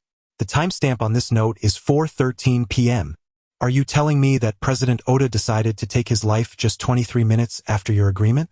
It was indeed hard to fathom, and Kurama Ing felt similarly incredulous. No, my father could not have committed suicide. Kenta clenched his fists. Just then, the balcony door opened and Officer Megure and Kagoro Mori walked in. Oh, Sato, you are still here? Ah, this is no longer necessary, Kenta replied incredulously, staring at Officer Megure. What do you mean? Kagoro Mori, with a slight blush, replied while inserting his hands into his pockets. During the 2 fireworks displays, no one approached this floor, right? President Oda was still in the observation room during the first display, and by the second, he was already hanging in the office. No matter how you look at it. This was clearly a suicide. But Kaido Kuroba began to protest, but an agitated Kenta interjected, raising the suicide note and shouting, but officer, look, my father has left a note. Oh, another note? That further supports the case for suicide. No. Father's will was faxed at 4:13 p.m. Yet, at 3:50 p.m., he was still calling to arrange a meeting with me at 5 p.m. This means he decided to take his own life in a mere 23 minutes. Isn't that peculiar? What is so peculiar about it? Perhaps President Oda intended to make arrangements for your future. Officer. And the signature on the will. It was written as instead of. Is it conceivable that anyone would misspell their own name in a will? Huh? That does seem to be the case. Mori Kagoro nodded after glancing at the will. However, Officer Megure looked at Kenta with a gaze filled with sympathy and comfort, slowly saying, young Master Kenta, regrettably, Mr. Oda's registered name is indeed. What?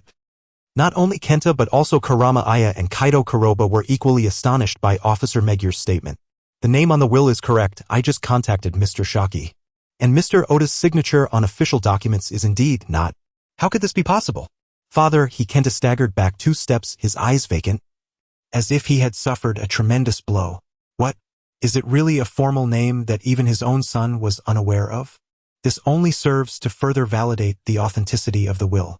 Mori Kagoro felt a twinge of sympathy for Kenta. Officer Megure, could there be some mistake? Kurama Aya hurriedly inquired. There is no mistake. I reviewed Mr. Oda's household registration file before coming here. It is indeed this name. He is quite lazy, but not merciful. Do you need something, little brother? At the Shida venue, Chris displayed her professional smile while looking at the adorable Conan. I just thought you seemed rather lonely here. Sister Chris. Ah, so you were concerned for me? Chris gently patted Conan's head, smiling as she said, Thank you for your concern, little brother. But I do prefer solitude over a bustling crowd. But I saw you chatting happily with Uncle Mori earlier. Well, that's because I am friends with Mr. Mori. I see. Sister, are you drinking vermouth? After a few casual exchanges, Conan pressed on, clearly probing for more information. I see you mistook me for someone else, Chris mused. Vermouth. That is. Chris looked down at Conan, a slight, enigmatic smile gracing her lips. She likely perceived the child's true intentions. How bold of you to be so direct. Little detective. You guessed correctly. Hearing that familiar tone, Conan grinned. Ecstatic. I knew it was you, Vermouth. This realization made him wonder if he had indeed misjudged Hybra earlier. Detective, why are you not enjoying the party? What brings you to seek me out? Chris swirled the wine in her glass, seamlessly slipping into a theatrical demeanor. Although she had no formal acting training, her innate talent, likely inherited, gave her an edge in this area. I have questions for you, Conan replied, with Vermouth's admission. He felt no need for pretense, hands in his pockets, standing by the floor-to-ceiling window. He asked directly, what is your organization's objective this time? Was that letter from Kid forged by you? And what is the connection between President Oda and you? Chris endeavored to mimic the speech patterns of a person from her memory. Tell me, Conan pressed on. I don't know. Huh? Little detective. Tonight's main act is not me. Wasting time with me is rather foolish. Downing the glass of wine, Chris spoke with an air of mystery. Vermouth, what do you mean? Conan intended to pursue further inquiries, but Chris merely stared out at the nightscape, showing no inclination to answer. Reluctantly, he shifted to another pressing matter. The purple-eyed operative you warned me about. Is their codename Rhaegar? Surprised that such a name escaped Conan's lips, Chris turned to him, her expression revealing a hint of astonishment. Interesting. You even warned this child about that? It seemed he had guessed correctly. Keenly observing the change in Chris's demeanor, Conan felt he had attained the information he sought. Who is he? Do not continue your investigation, little detective. Why? Rhaegar is a lethargic individual. He never engages in unnecessary actions, nor does he kill without cause. However, this does not imply he is merciful. He never hesitates against those who pose a threat. Little detective, you are encroaching upon his boundaries. Consider this a warning. Cease your investigation while you still can. Leaning closer to Conan, Chris fixed her gaze on his eyes, capturing the turmoil within. If you continue, both you and your family will perish. Through Chris's eyes, Conan could vividly perceive his own inner turmoil. This sense of oppression, could she truly be Vermouth? At that moment, the doors to the venue swung open, and in walked Officer Magyar, Mori Kagoro, Officer Sato, Kurama Aya, and Kenta. Everyone, please be quiet. I am Officer Magyar from the Tokyo Metropolitan Police's Criminal Investigation Division, and I have an announcement regarding an important matter. In front of the gathered crowd, Officer Magyar announced the death of President Oda, simultaneously informing everyone that the police had preliminarily classified the case as a suicide. As the police needed to conduct final investigative verifications, the attendees were free to choose whether to leave immediately. Those who wished to depart merely needed to leave their contact information. Sister Aya. Upon hearing the police classify President Oda's death as suicide, Conan wasted no more time with Chris and hurried to Kurama Aya and Officer Sato's side. President Oda, yes, he is indeed deceased. Is it truly suicide? No, I don't believe so. Then why, under Conan's relentless questioning, Kurama Aya recounted everything that had transpired in the East Tower. Another impossible crime? And the will, after hearing Kurama Aya's description, Conan furrowed his brow. The oddly positioned phone, the stains on the kimono, the peculiar method of suicide, and Kenta's appointment. All these elements surrounding Ichiro Oda's death reeked of mystery, yet the conditions for committing the crime were characteristically impossible. Sister Aya, what do you think? Conan looked up at Kurama Aya, inquiring. With the news of Ichiro Oda's death now public, the atmosphere in the venue became tumultuous.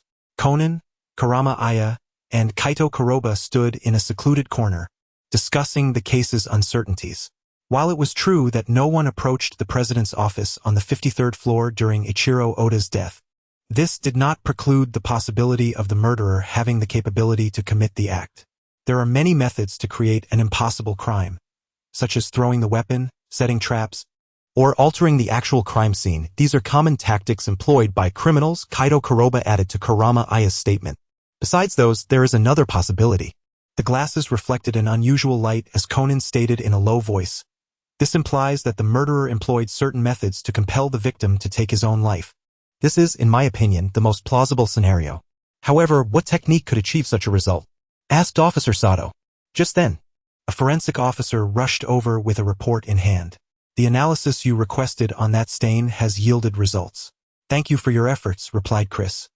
In a corner of the venue, Kaido Kuroba smiled as he received the forensic report, having previously instructed the forensic team to analyze the peculiar stain on President Oda's kimono. He did not anticipate their swift action. It appears that while they may struggle with apprehending suspects, the police indeed possess capabilities in other areas. Officer Sato. What does the report say? Both Karasuma and Conan inquired eagerly. Let me see. Kaido opened the report and read aloud. The stain on the kimono contains the bodily fluid of a crab spider, a species that thrives in Honshu, Shikoku, and Kyushu. These spiders are known for their rapid movements and timid nature. While they primarily prey on cockroaches and other pests, their long legs and fearsome appearance render them unpopular. So, the stain on the kimono is indeed spider fluid? Kaido mused, closing the report. But why would spider fluid be found on President Oda's kimono? Could he have been attacked by a spider? That is highly unlikely, AI Hybera interjected, having suddenly appeared beside them. Timid spiders would never attack humans. It is far more likely that a person actively engaged with the spider. In other words, President Oda attempted to eliminate the spider in the room and inadvertently got spider fluid on his clothing? Kaido asked. No, that too seems improbable, AI countered. Extracting a program from the ed company that detailed the evening's event. The program noted that President Oda had a profound aversion to insects. So much so that he had specifically requested the theme of this year's event be changed from butterflies to hearts. She showed the page to the others. Such an individual would never risk soiling his clothing to kill a spider. So, the spider was actually placed on President Oda's chest by someone else? Kaido pondered. There are too many coincidental and suspicious aspects. This is undoubtedly not a suicide, Conan asserted with certainty. But what method did the murderer employ? And during the first wave of fireworks, President Oda was clearly in the observatory. What happened during that time? Suddenly, Chris appeared behind the four of them, holding a glass of red wine, and inquired with a smile, "What are you four whispering about?" Bermude. When did she arrive? Is there something you need, Miss Chris? Karasuma asked, stepping slightly forward to block the others, maintaining a stoic expression. Nothing particularly urgent. I merely noticed something odd and grew curious, Chris replied, gesturing towards the elderly butler, Shinkitetsu, conversing with Mrs. Mafuyu. Do you not find that the old butler seems somewhat peculiar compared to before? Peculiar? The four followed her gaze, with Kaido, who often employed disguises, being the first to notice the anomaly. His gloves are missing. What? Karasuma looked at him in confusion. I distinctly remember that he was wearing white gloves earlier in the venue and now they are nowhere to be found. But what significance does that hold? Chris remarked. Moreover, this old butler is quite a pitiful figure. Observing the continued confusion on their faces, Chris swirled her wine glass, continuing, I have heard a rumor that the butler's wife is gravely ill and requires extensive treatment, which incurs exorbitant costs. Thus, Shinkitetsu has dutifully served the Oda family for many years, even buying birthday gifts for President Oda's beloved. Beloved? You mean Mrs. Mafuyu? Kaido inquired. No. Chris smiled and shook her head, lowering her voice meaningfully. It is Chihiro Shimizu, the housekeeper of the Oda family. What? The four were taken aback by this revelation. Shoo! Chris placed a finger to her lips, signaling them to keep quiet. This is merely hearsay known to very few. Chihiro Shimizu is not an ordinary housekeeper. After President Oda's first wife passed away, she became the most intimate companion of President Oda. One could say they are, in essence, a couple without a name. Thus, many were astonished when President Oda married Mrs. Mafuyu, as many anticipated he would wed Chihiro Shimizu instead. Yet, what is even more surprising is that he kept his old flame, Chihiro Shimizu, as a housekeeper after marrying Mrs. Mafuyu. Men can indeed be greedy, Chris remarked. Miss Chris, do you know when Chihiro Shimizu's birthday is? Kaido suddenly asked, realizing something. You should inquire with him. Chris gestured subtly towards Shinki Tetsu, who was nearby. After all, the diligent butler annually assists President Oda in procuring gifts for his true beloved. Let us proceed, Karasuma said, casting a meaningful glance at Chris before walking over. Mr. Shinki, she called. Yes, Miss Karasuma? Is there something amiss?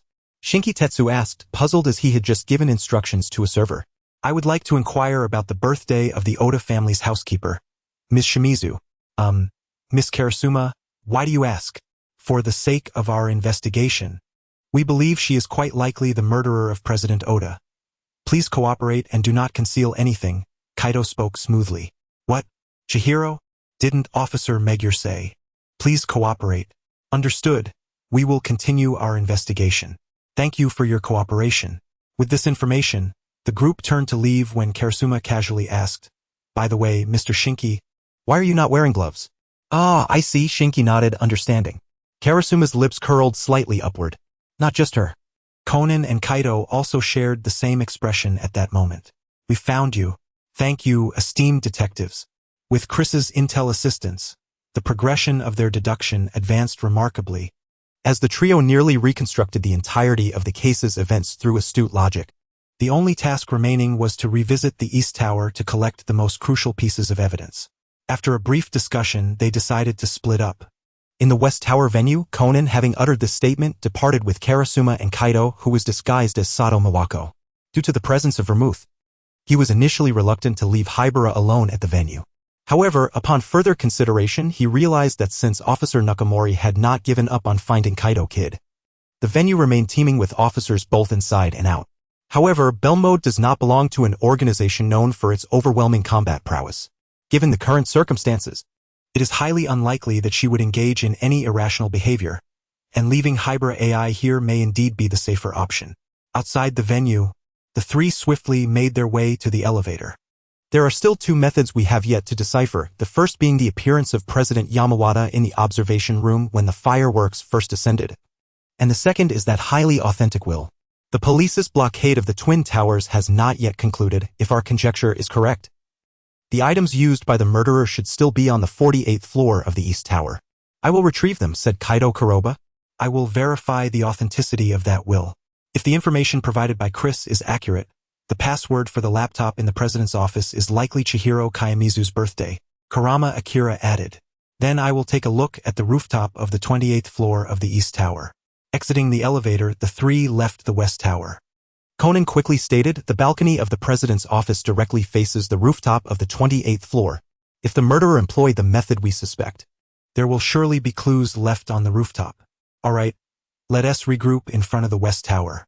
We must be swift. The trio efficiently completed their divisions of labor and proceeded to their respective destinations. Not accompanying them to the East Tower, Conan climbed the stairs to the rooftop that connects the East and West Towers.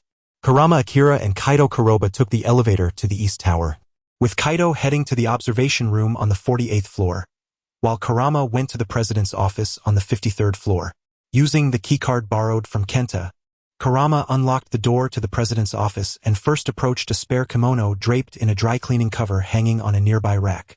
During the previous search of the office, Officer Sato had noted that the spare kimono seemed to show signs of having been worn. If their conjecture is correct, Kurama lifted the cover off the kimono and felt around inside, ultimately discovering a greasy, sticky substance within one of the sleeves. Indeed, extending her hand, she examined the partially dried paint on her fingers and understanding dawned upon her.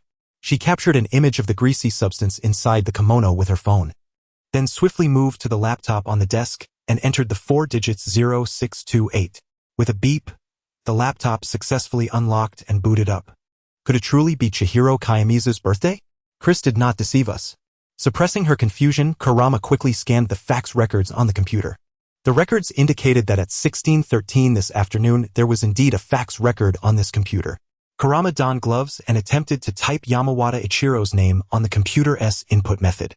As expected, the default suggestion was Ichiro, not Ichiro. This implies that while the will was indeed authenticated on this computer, it was not composed here. She took photos of both the fax records and the input method information, then closed the laptop, locked the office door, and departed swiftly. Outside the West Tower, Conan and Kaito Kuroba were already waiting. Upon seeing her, Kaito quickly inquired, "How did it go, Akira?" "Just as we suspected," Kurama replied, showing them the photos she had taken. "What about you?" "The same," Kaito responded, pulling out a photo of a garbage bin from the 48th floor. In the picture, a pile of components for a composite puppet sculpture was seen, along with a wig identical to President Yamawata's hairstyle. If these components were assembled along with the peculiar spare kimono from the president's office, they could form a life-sized replica of President Yamawata. Meanwhile, Conan revealed a spider's corpse he had carefully wrapped in a handkerchief. The spider was larger than the average kind, with long legs, clearly a tarantula, and some parts of its body were already decaying. "I found this on the rooftop between the two towers." Observing these findings, Kurama frowned slightly and remarked, "Everything has been gathered, but there remains one final gap, Chihiro Kayamizu." Conan continued her thought. According to Kenta, there are only 5 individuals who possess the keycard for the president's office, including the president himself. Chihiro Kayamizu is one of them. Among these 5, there is a victim, a murderer, and individuals with alibis. Only Chihiro Kayamizu lacks an alibi and is intricately connected to the Yamawata family, making her no ordinary housekeeper. Since her departure from the East Tower, she has yet to reappear. Although the 3 had deduced the identity of the murderer and their method, they still knew nothing of this individual. If the murderer turns the tables on us, time is running out. Kaito glanced at the time on his phone, his expression anxious. If we delay any longer, the police's final investigation will conclude, and Yamawata Ichiro's death will be ruled a suicide. I understand, we must at least expose the murderer. Without further ado, Kurama turned to Kaito and stated, "Officer Sato, the reasoning for this case is in your hands. Conan and I will assist you." "Mr. Mori is evidently unreliable tonight. Conan is just a child, and Kurama's identity is too light. Among the 3 of us here, only Officer Miwako Sato from the investigation team possesses sufficient authority to lead the reasoning for the deceased's case in front of the police and the public." "All right, Kaito," having anticipated this outcome, agreed without hesitation. "I never expected that there would come a day when he would act as a detective to reason out the murderer. Well, after all, it is a criminal who utilized his phantom thief reputation to commit the crime. He too wishes to unearth this perpetrator personally, so it matters not. Thank you both, esteemed detectives. The murderer is you, old butler." Inside the venue, with the police's permission, most of the guests had already departed. Those remaining were either closely related relatives and friends of the Yamawata family or individuals like Ranmuri who had stayed temporarily due to family involvement in the case investigation.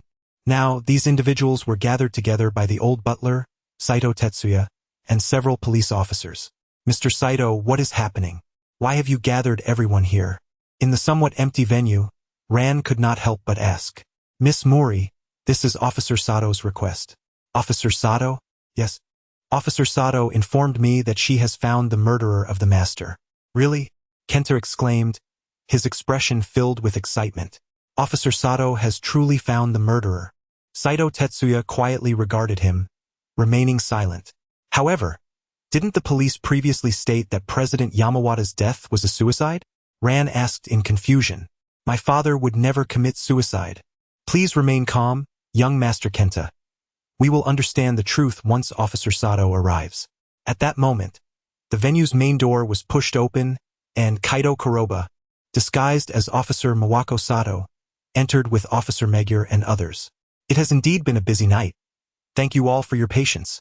Drawing everyone's attention with his loud voice, Kaito announced, "After thorough investigation by the police, we have gathered sufficient evidence to confirm that the case of President Yamawata's death is not a suicide, but rather a murder." "Murder?" With this declaration, the once quiet venue erupted into commotion, revealing a multitude of expressions across the crowd. As he uttered these words, both Kuramame and Conan quietly shifted their steps, positioning themselves behind an elderly butler. "Officer Sato, who on earth killed my father?" Kentaro seemed unable to wait another moment and urgently pressed for answers. "The murderer, of course, is the late President Owada's closest friend." Kaito Kuroba's gaze swept through the crowd before finally resting on a specific individual. "Mr. Shankisha." "What?" Upon hearing this name, Kentaro froze momentarily, his mind seemingly unable to comprehend. After several seconds of bewilderment, he turned to his companion, Shankisha, with a puzzled expression. "Officer Sato, could you be mistaken?" Designated as the murderer by Kaito Kuroba, Shankija displayed minimal change in expression, aside from an initial flicker of surprise. I was at the West Tower venue during the time surrounding the Master's incident. How could I possibly have had the opportunity to harm him? Indeed, at the time of the incident, Shanky was clearly with us. Kentaro added, "Is there a rule in this world that dictates one must be physically present to commit murder? Strange? The rope." Karamame interjected in timely fashion. Precisely, the rope. Kaito Kuroba continued. If President Owada truly intended to take his own life, he could have simply leaped from the balcony, without the need for the elaborate setup of hanging himself outside. Moreover, the rope he used was of such length that it far exceeded the height of the balcony railing. Is it possible that such an arrangement would benefit the murderer? Kentaro seemed to be awakening to the realization, his words flowing rapidly. The reason for using such a long rope was to ensure we would discover my father's body just in time during the second wave of fireworks, reinforcing our impression of the murderer's alibi. Had he just jumped, it would have been far more challenging to achieve this. Exactly. Kaito Kuroba snapped his fingers. Kentaro, utter nonsense. Shankija abruptly turned to glare at Kaito Kuroba, his voice rising vehemently. Officer Sato, I believe you are indulging in wild conjecture. How could it be said that I murdered the master? He clearly committed suicide. When the first firework ascended, the master was still in the observation room on the 48th floor. Mr. Shanky, do you truly believe the person present in the observation room at that time was undoubtedly President Owada? Kaito Kuroba interjected, posing a thought-provoking counter-question. What do you mean? At that moment, there was no one else in the East Tower. Shankija's face betrayed a hint of panic in response to Kaito Kuroba's challenging inquiry. You are not entirely correct. At that time, the 48th floor of the East Tower was devoid of any individuals. Officer Sato, what we previously saw was a mannequin, a lifelike replica resembling President Owada. Kaito Kuroba stated, pulling out his phone to present the photographs they had captured earlier in the East Tower. The first image revealed a composite mannequin sculpture hidden within a garbage bin on the 48th floor, alongside a wig closely mirroring President Owada's hairstyle. The second image depicted a spare kimono, clearly worn, hanging on a rack in the president's office, with a trace of wet paint found on the inner sleeve. Notably, the color of the paint on the kimono matched precisely with that of the mannequin found in the bin. In fact, the photos displayed clear signs of paint being smudged from the mannequin. Kentaro gazed at the two photographs, utterly stunned. So, the figure we saw in the observation room during the first fireworks was actually this? Could it be that, at that time, my father was already— No, at that moment, President Owada had not yet met his demise. The true time of his death was actually when Mr. Shanky made that phone call afterward. With a sympathetic glance toward Kentaro, Kaito Kuroba slowly continued. President Owada harbored a fear of insects, to the extent that he forced a change in this year's design theme at Ed Company from butterflies to hearts. Tell me, what would happen to someone like him if he awoke to find an ugly spider on his chest? And if he happened to be precariously perched on the narrow railing of the balcony? What do you think would unfold, Mr. Shanky? As Kaito Kuroba's words concluded, all eyes fell upon Shankija. His expression had lost its composure. To Shiho Mayanos. From a design perspective alone, Mr. Shanky, your method of murder is indeed rather ingenious. You first forged Kaito's announcement, creating an environment devoid of witnesses in the East Tower, perfectly setting the stage for your nefarious plan. Then, around 4 p.m. in the president's office, you administered sleeping pills to render President Owada unconscious. Subsequently, you positioned his body over the balcony railing, securing both ends of that astonishingly long rope to his neck and the railing itself. Afterward, you placed President Owada's phone in the pocket of his kimono, resting over his left chest, alongside the corpse of the spider you had killed. As night fell and the banquet was about to commence, you removed one of the composite mannequins from the banquet hall, citing the need to block the corridor. With this mannequin and the spare kimono from the president's office, you crafted a lifelike replica of President Owada. Of course, during this process, you initially failed to notice that the mannequin still bore wet paint, which not only stained the kimono but also marked your gloves. I believe the subsequent events are clear to all. When the first fireworks erupted, Kentaro and the others mistook the mannequin, placed in the observation room beforehand, for President Owada. At this point, Mr. Shanky conveniently suggested calling President Owada, and that very call became the harbinger of his demise. Outside the president's office, the sleeping Owada began to awaken due to the vibration of the phone resting on his chest. His innate fear of insects was exacerbated when he opened his eyes to find a spider perched upon him. In a panic, Owada struggled violently, ultimately falling from the balcony, where he was gradually hanged in the darkness. The potted plant that fell to an unlikely position was a result of President Owada's desperate thrashing. Afterward, Mr. Shanky, you and Kentaro proceeded to the East Tower. At that time, since the second wave of fireworks had yet to ascend, no one had noticed President Owada's body dangling outside the balcony concealed by the cloak of night. As the elevator ascended to the 40th floor, the second wave of fireworks was launched on cue. You were well aware that someone in the venue would soon discover President Owada's lifeless form.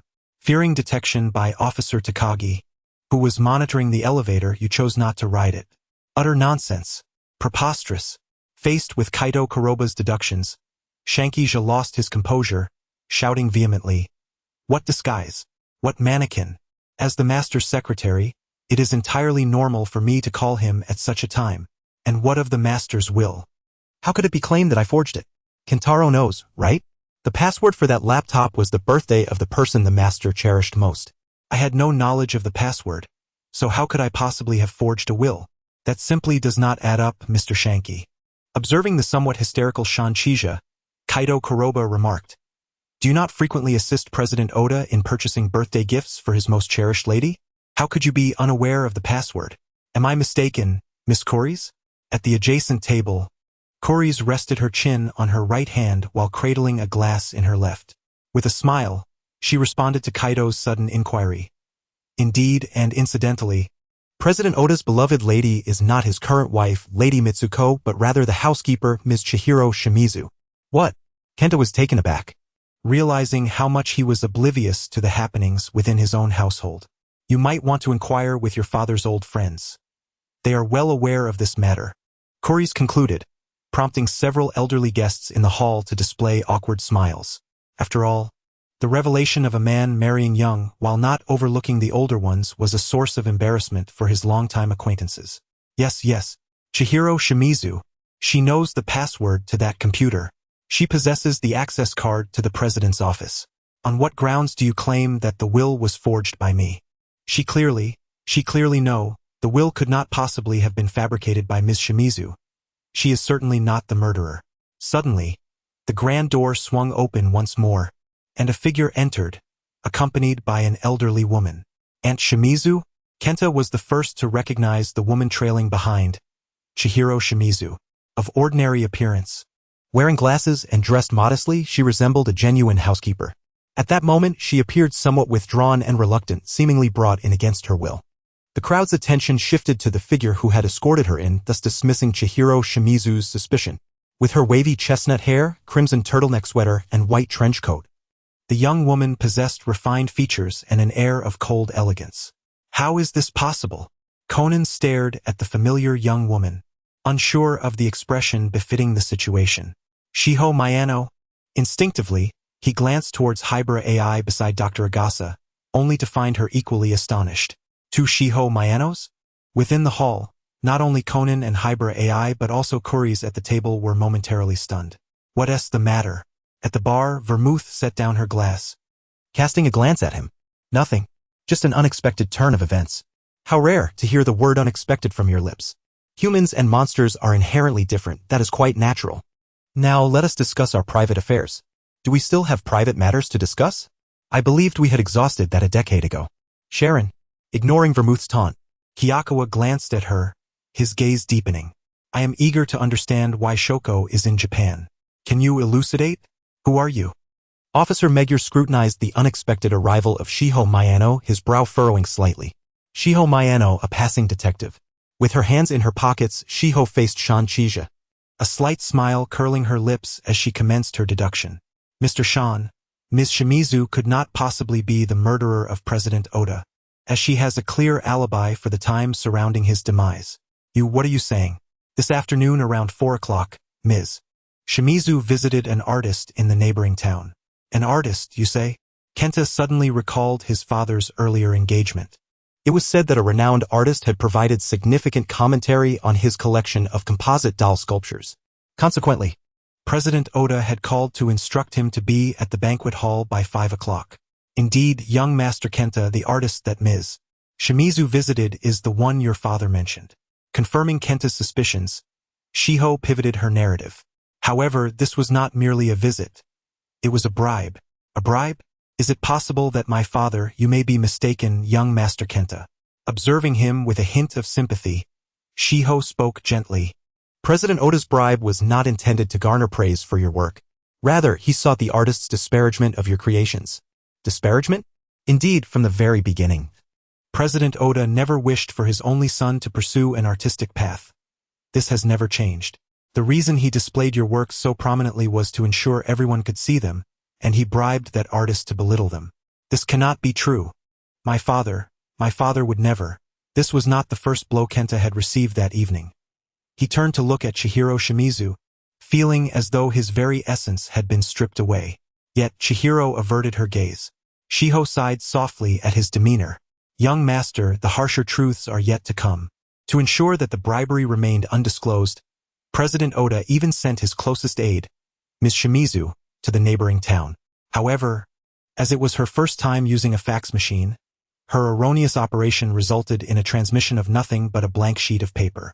Officer Sato, you must have discovered a similar blank page in the fax of the will. Correct? Shiho turned to Kaito Kuroba. Indeed, there was such a page, Kaito nodded. At that time, the blank sheet was placed atop the will, and had he not taken a moment to glance at it, he might not have noticed the will beneath. So that blank page was Ms. Shimizu's fax? Yukimura was taken aback. I did observe the record of that blank page, but my attention was captivated by the will, leading me to overlook it. Her original intent was to contact young Master Kenta and inform him of President Oda's bribery of the artist. Unfortunately, young Master Kenta was occupied with the banquet preparations and thus did not receive her calls. Upon hearing this, Kenta's expression lit up as he looked at Chihiro Shimizu. However, that glimmer was swiftly extinguished by her response. I apologize, young Master Kenta.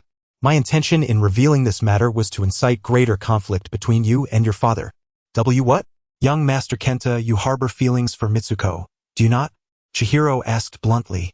Her question not only stunned Kenta but also left Lady Mitsuko, who had remained silent, momentarily incredulous. Aunt Chihiro, what jest is this? Cautiously glancing at Lady Mitsuko, Kenta stammered, Mitsuko is my father's wife, how could I possibly like her? Young Kenta. Lady Mitsuko observed his reaction with understanding, having been in a similar position herself. Indeed, Chiwi Shimizu no longer pressed him, merely closing her eyes and speaking to herself. My purpose in undertaking this endeavor is quite simple, Ichiro Adawada. I love him, yet I harbor a deep-seated hatred for this avaricious man. I have always been aware of your special feelings for this woman, Mito, so when I learned that this man intended to bribe an artist to slander and belittle you, a sudden thought struck me. Please be quiet, Ms. Shimizu. Shiho Mayano cast a glance at her and Chiwi promptly fell silent, seemingly intimidated by her presence. Meanwhile, Kenta, beset by a series of emotional blows, collapsed onto the ground, rendered speechless, as if he had genuinely lost his soul. Observing his condition, the attendees could not help but feel a twinge of sorrow for him. Very well. The matters concerning Ms. Shimizu and the Adawada family will conclude here.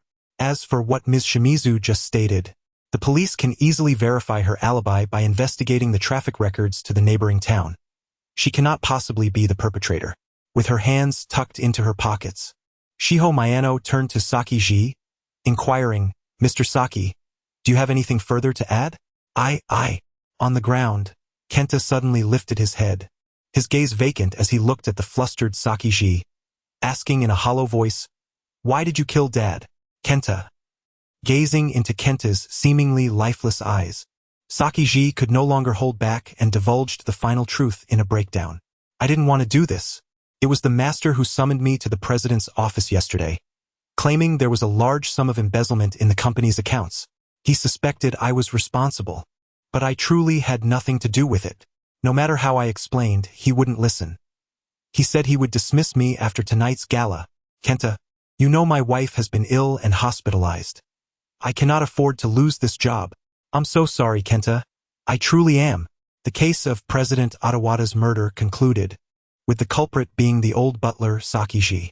During subsequent police interrogations, Saki-ji revealed another, Deeper hidden truth, his motive for murdering Ichiro Adawada was not an impulsive act of rage but rather a premeditated murder incited by another party. According to him, he received a mysterious letter the previous evening. This letter detailed the method for murdering Ichiro Adawada that night and included a sum of cash. The letter stated that if he followed the instructions and killed Ichiro Adawada, a substantial amount would be deposited into his account, sufficient to cover his wife's medical expenses. Subsequently, the police discovered that mysterious letter in Sakiji's home while the cash had already been sent to the hospital the night before. As for the sender of this letter, that would await further police investigation. Xiaoyang, we truly owe you this time. As Sakiji was arrested, the remaining guests began to disperse from the gala. Kaido Kuroba found Yukari Kurama and remarked with a smile, "If it weren't for your and Conan's assistance, this case could have taken a much darker turn. You're too kind." Officer Sato. These two children seemed to share a very close bond. Kaido Kuroba inquired, having just returned from taking notes with Officer Megier, thus unaware of the events at the venue. Yes, she left shortly after Mr. Saki's arrest. Yukari was somewhat curious about the suddenly appearing detective who claimed to be Shiho Miyano. She was not only intrigued by her exceptional deductive abilities, but was also particularly attentive to Miyano's face. She could not shake the feeling that Miyano bore a striking resemblance to Ai Hibara, almost like sisters. Casting another glance at the distance, where Ai Hibara appeared to be speaking with Conan, Yukari gently shook her head, deciding not to dwell on it further. "Oh, wait, Officer Sato." Just as Kaido Kuroba turned to leave, Yukari suddenly reached out, gripping his wrist tightly. "Wow! Does this female detective possess such strength? My wrist is in pain." Officer Sato, could I ask you for a favor?" Holding Kaido Kuroba's wrist firmly, Yukari looked at him, a meaningful smile gracing her face. What favor? Noticing her smile, Kaido Kuroba suddenly felt a surge of anxiety. Could this female detective be? "Could you remove your mask so I can see your face?" Yukari inquired with a smile. "A mask? Xiaoyang, you. I noticed when you performed CPR on President Adawada despite your heavy breathing. Not a single bead of sweat appeared on your face. Truly impressive." "Oh no! I've been discovered." "Ha, well actually this is." Suddenly, Yukari tightened her grip and pulled Kaido Kuroba closer, whispering in his ear, "Kaido kid? It seems she does not intend to expose me." Realizing this possibility, Kaido Kuroba hesitated but nodded slightly. "Indeed, where is the real Officer Sato?" "In the underground parking lot, in the back seat of her car." "Don't worry, I've cracked a window for ventilation. She will be fine." "Alright, I will trust you this once." Upon receiving this information, Yukari finally released his wrist, stepping back with a smile. "Thank you so much for tonight. Farewell." With that, she turned and departed from the venue. Just as Kaido Kuroba had suspected, Yukari did not intend to reveal his identity, at least not tonight. After all, she was not a paragon of justice, and Kaido Kid had indeed been a significant help this evening. Having seen Officer Sato's car before, she now headed to the underground parking lot to confirm. As she exited the venue, the corner of her eye caught sight of a familiar figure darting past the corridor. "Is it her?" After a moment's hesitation, Yukari swiftly composed a text message sending the real Officer Sato's location to Conan before pursuing the figure. Tap, tap. The sound of high heels echoed in the empty corridor as Chris took out her phone and dialed a number. "It's me, Bureau Oxen." After hanging up the phone, Chris prepared to leave the stairwell to take the elevator down from the West Tower. Just then, urgent footsteps echoed from behind her, as a figure hurriedly chased after her. Sighing softly at the sound of those footsteps, Chris quickened her pace to shake off her pursuer. However, the person behind seemed to have sensed her intentions and, in a moment of desperation, called out the word, "Sister." Beneath the dark night, outside the Twin Towers, Shiho Miyano approached a car by the roadside and took her seat in the driver's position. "How did tonight's operation go?" A concerned voice echoed from her phone. "Belonging to Judy." Starting the car, a slight smile crept onto Shiho Miyano's lips. "It went exceedingly well, to the point of my own surprise. No one questioned me, and the police even captured my photograph. Soon, my face will be disseminated through police media. I am confident that Regal will soon take notice of me, the long-lost Shirley. Regardless of whether he believes it or not, he will undoubtedly release probes. Once he takes action, we have a chance to locate and apprehend him. Indeed, he is not the real Shiho Miyano but rather the transformed Kanu Kokoro." The car glided through the night-shrouded streets as Kanu Kokoro donned her headphones, her gaze deep and contemplative. Was it due to the death of President Owada? In her earpiece, Judy's voice inquired. No, I simply did not expect to encounter so many familiar faces at this gathering. It is truly astonishing. The faces of Mawako Sato, Conan, Karasuma, and Chris flashed through Kankami's mind. He was genuinely surprised. How could such a mundane event bring all these individuals together? It was rather intriguing. Have you mistaken someone? Strange, where could Sister Ing be? Where has she gone? At the base of the Shida Tower, the Mori family stood by the roadside, with Ran Mori straining to discern Karasuma's figure amidst the crowd. That girl, why has she started running around without a word? Kagoro Mori seemed to be somewhat sober, searching for Karasuma alongside Ran. Meanwhile, Conan pondered deeply, his expression grave. Who was that Mayano Shiho who suddenly appeared tonight? Her timing for both entering and exiting was too impeccable. After Shinichi was apprehended, she left the venue immediately without hesitation, merely allowing the police to take a photograph of her. It seems she came solely to solve this case. Yet that alone was already highly suspicious. Moreover, there could not possibly be someone in this world who bore the exact same appearance and name. While others present might be oblivious to the true identity of Mayano Shiho, Conan was aware. This Mayano Shiho tonight must be an imposter, likely connected to that organization. Her presence was not coincidental. It was a calculated inevitability. Regrettably, Hybera was not in good condition tonight, particularly after the appearance of the false Mayano Shiho. She seemed utterly dazed. He would inquire once her state improved. Buzz. Suddenly, his phone rang and Conan glanced at it. Eh? It's a message from Sister Ing. Where? Let me see, Ren exclaimed, leaning over. The real Officer Sato is in her car in the underground parking lot. Strange. What does the real mean? SNT Officer Sato always around? The real. Could it be? Upon reading Karasuma's message, Conan was enlightened. So, the Officer Sato who was with them tonight was actually disguised as Kid the Phantom Thief. That guy. Putting away his phone, Conan intended to rush to the underground parking lot. But then he suddenly noticed a suspicious figure stealthily entering the now unguarded East Tower. The reason for his suspicion was that the figure was completely shrouded, deliberately avoiding the crowd below, moving in a furtive manner. There was definitely something amiss. Sister Ran, I'm going to the restroom. Wait. Conan. After contemplating, Conan hastily pursued the shadow, navigating through the throng. He entered the East Tower and first assessed the stair situation. The emergency exit is still locked. That person must have taken the elevator. Reaching the elevator, Conan saw one of them stop at the 53rd floor. 53rd floor? Is that the president's office? Quickly pressing the button for the elevator, Conan headed for the 53rd floor as well. Ding. The wait was brief. As the elevator bell chimed, Conan rushed out and arrived at the president's office. The door is ajar? Is someone with a keycard inside? He charged in, and what met his eyes was a disheveled office. Various books and documents had been carelessly scattered across the floor.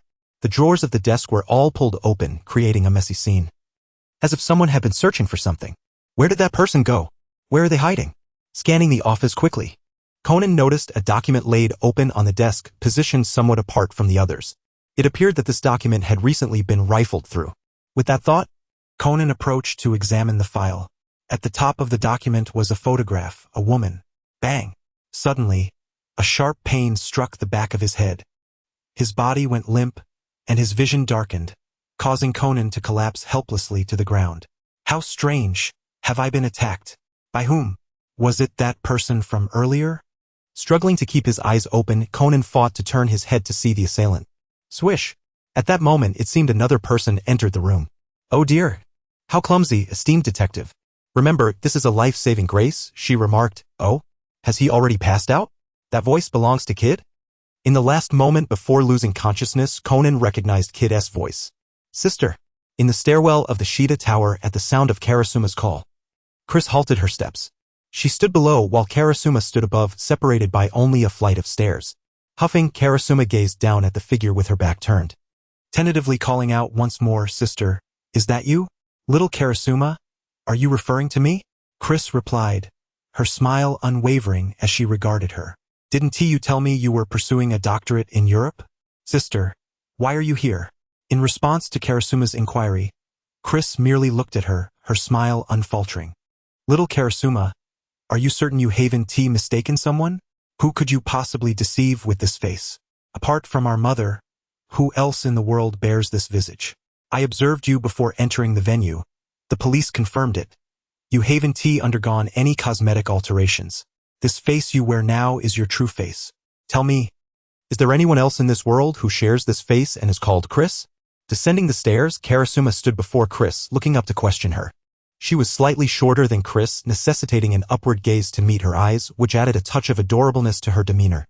Therefore, it seems those two have been parading around with my face, and now they've been unmasked in front of little Ing. A flicker of exasperation crossed Chris's eyes as she stepped back, her tone remaining unchanged. Little Karasuma, you have indeed mistaken someone. Really? Again with that phrase. Karasuma said nothing further. Instead, she planted her left leg and swiftly kicked out with her right leg towards Chris. Her kick was executed with remarkable speed, and in such a sudden strike, few could respond in time. However, Chris was among the rare exceptions. Almost instantaneously as Karasuma launched her surprise attack, Chris stepped back, her body leaning slightly backward, narrowly avoiding Karasuma's strike. Little Karasuma, what are you doing? How unexpected you managed to evade that. I didn't realize the renowned star not only possesses acting skills but also remarkable agility. Who did you learn that from? Stabilizing her stance, Karasuma launched another assault against Chris. In the deserted stairwell, Karasuma and Chris were embroiled in a confrontation. However, to simply label it as a confrontation would be misleading.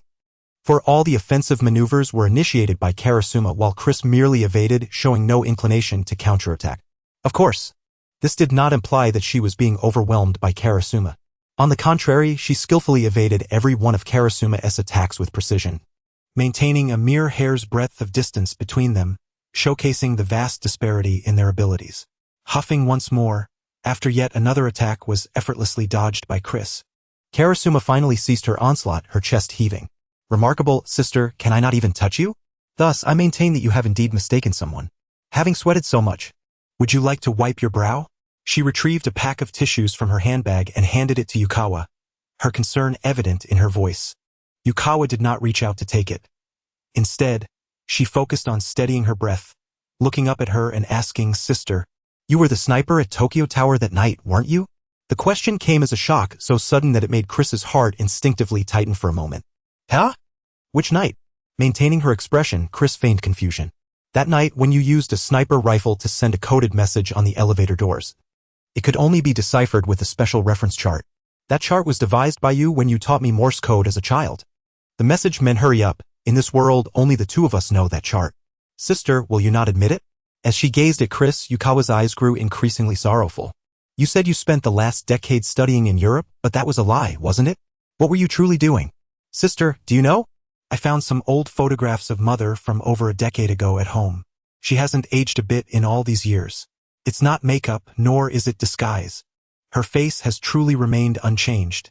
Yet she is already in her 50s. Don't you find that strange? And Father, at that funeral 10 years ago, I always felt you were hiding something from me. You only transferred to a university in Europe 10 years ago. Didn't you? Did Father really pass away? What are you two hiding? Faced with Yukawa's relentless questioning, Chris lowered her eyes and sighed softly. Xiaoying, wipe your sweat first. Upon hearing Chris finally call her Xiaoying, Yukawa's eyes brightened instantly, her previously questioning and sorrowful expression transforming into one of joy. All right. Looking at her helplessly, Chris's gaze brimmed with affection for her sister. Wipe your sweat. Haven't I always told you to mind your appearance when you're out? Fetch him. Hearing the tone identical to her childhood memories, Yukawa approached, reaching out for the tissues Chris offered. However, at that moment, Chris suddenly struck, her left hand swiftly striking the back of Yukawa's neck. The speed was astonishing. Leaving Yukawa with no opportunity to react, in an instant her consciousness faded and she collapsed helplessly to the ground. Chris caught her waist, preventing her from falling completely, and gazed down at the unconscious Yukawa, her eyes filled with resignation. Silly girl, why would you come to Tokyo when you could have remained undisturbed over there? She crouched down, gently laying Yukawa against the wall, and watched her silently for a long while. Despite their similarities, their features were not identical. This was not particularly surprising, as Chris resembled their mother more, especially with her silver hair. Chris sometimes lamented that aside from inheriting her father's violet eyes, She was merely a younger version of her mother without needing any disguise or makeup. Yukawa, on the other hand, bore a closer resemblance to their father, with black hair and features leaning more towards the east. Unless the sisters stood side by side, few would notice they were siblings at first glance. Chris reached out, stroking Yukawa's face, and ultimately seemed to make a decision, pulling a photograph from her clothing. She placed the photo into Yukawa's pocket and then took out her phone, locating Officer Megur's number and dialing it. "Hello? Is this Yukawa? It's Megur. What's wrong?" Hearing his voice, Chris changed her tone, adopting that of a middle-aged man. "On the 47th floor of the Citadel, Kid the Phantom Thief has attacked Yukawa. Hurry here." In an unknown little bar, the atmosphere grew tense.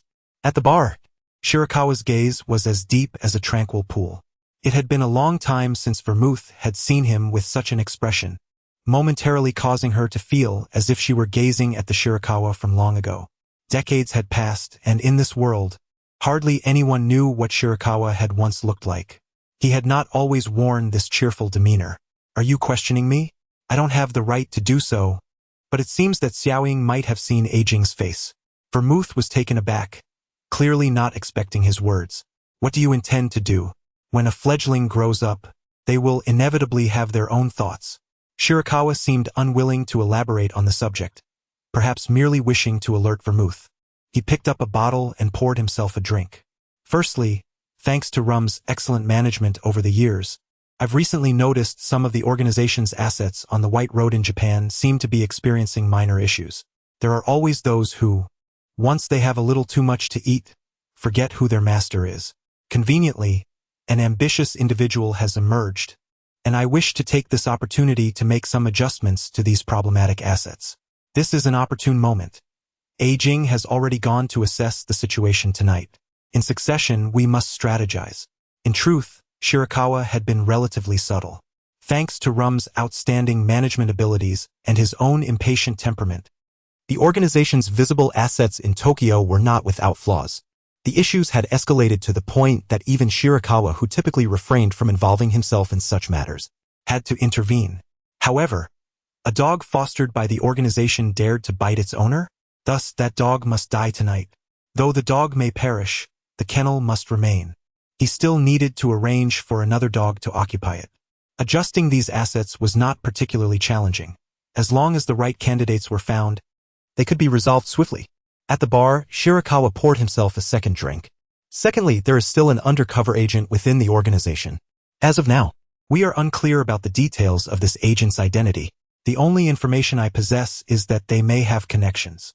This undercover agent must be found swiftly. I've already tasked Meijio and Jundu with the investigation. However, it is evident that this agent is quite astute. They must have sensed Meijio's actions and have not made a sound since Scotland. If they continue to remain silent, it will be challenging for us to apprehend them. Thus we require bait." After finishing his second drink, Shirakawa produced a photograph and presented it to Vermouth. The image depicted a middle-aged man, overweight with thinning hair, wearing glasses, squinting with small eyes, and sporting a small mustache on his lips. The overall impression he conveyed was one of cunning and treachery. On the back of the photograph was the name Kanazawa-sanpei. "Who is he?" Vermouth did not recognize the individual in the photograph. Rum previously established White Glove specifically to investigate and manage the organization's assets on the White Road, Shirakawa explained. "I have recently discovered that this individual seems to have developed a rather large appetite. He appears to be dissatisfied with his current position. He possesses some organizational intelligence left over from Rum's era. While it does not pose a threat to the organization, such individuals must ultimately be eliminated, lest they become examples for other dogs. You intend to use him as bait?" Vermouth understood the hidden implications in Shirakawa's words. He intended to use this deceased dog as bait to lure the undercover agent into the open. News was to be disseminated within the organization that this individual possessed crucial intelligence regarding internal affairs.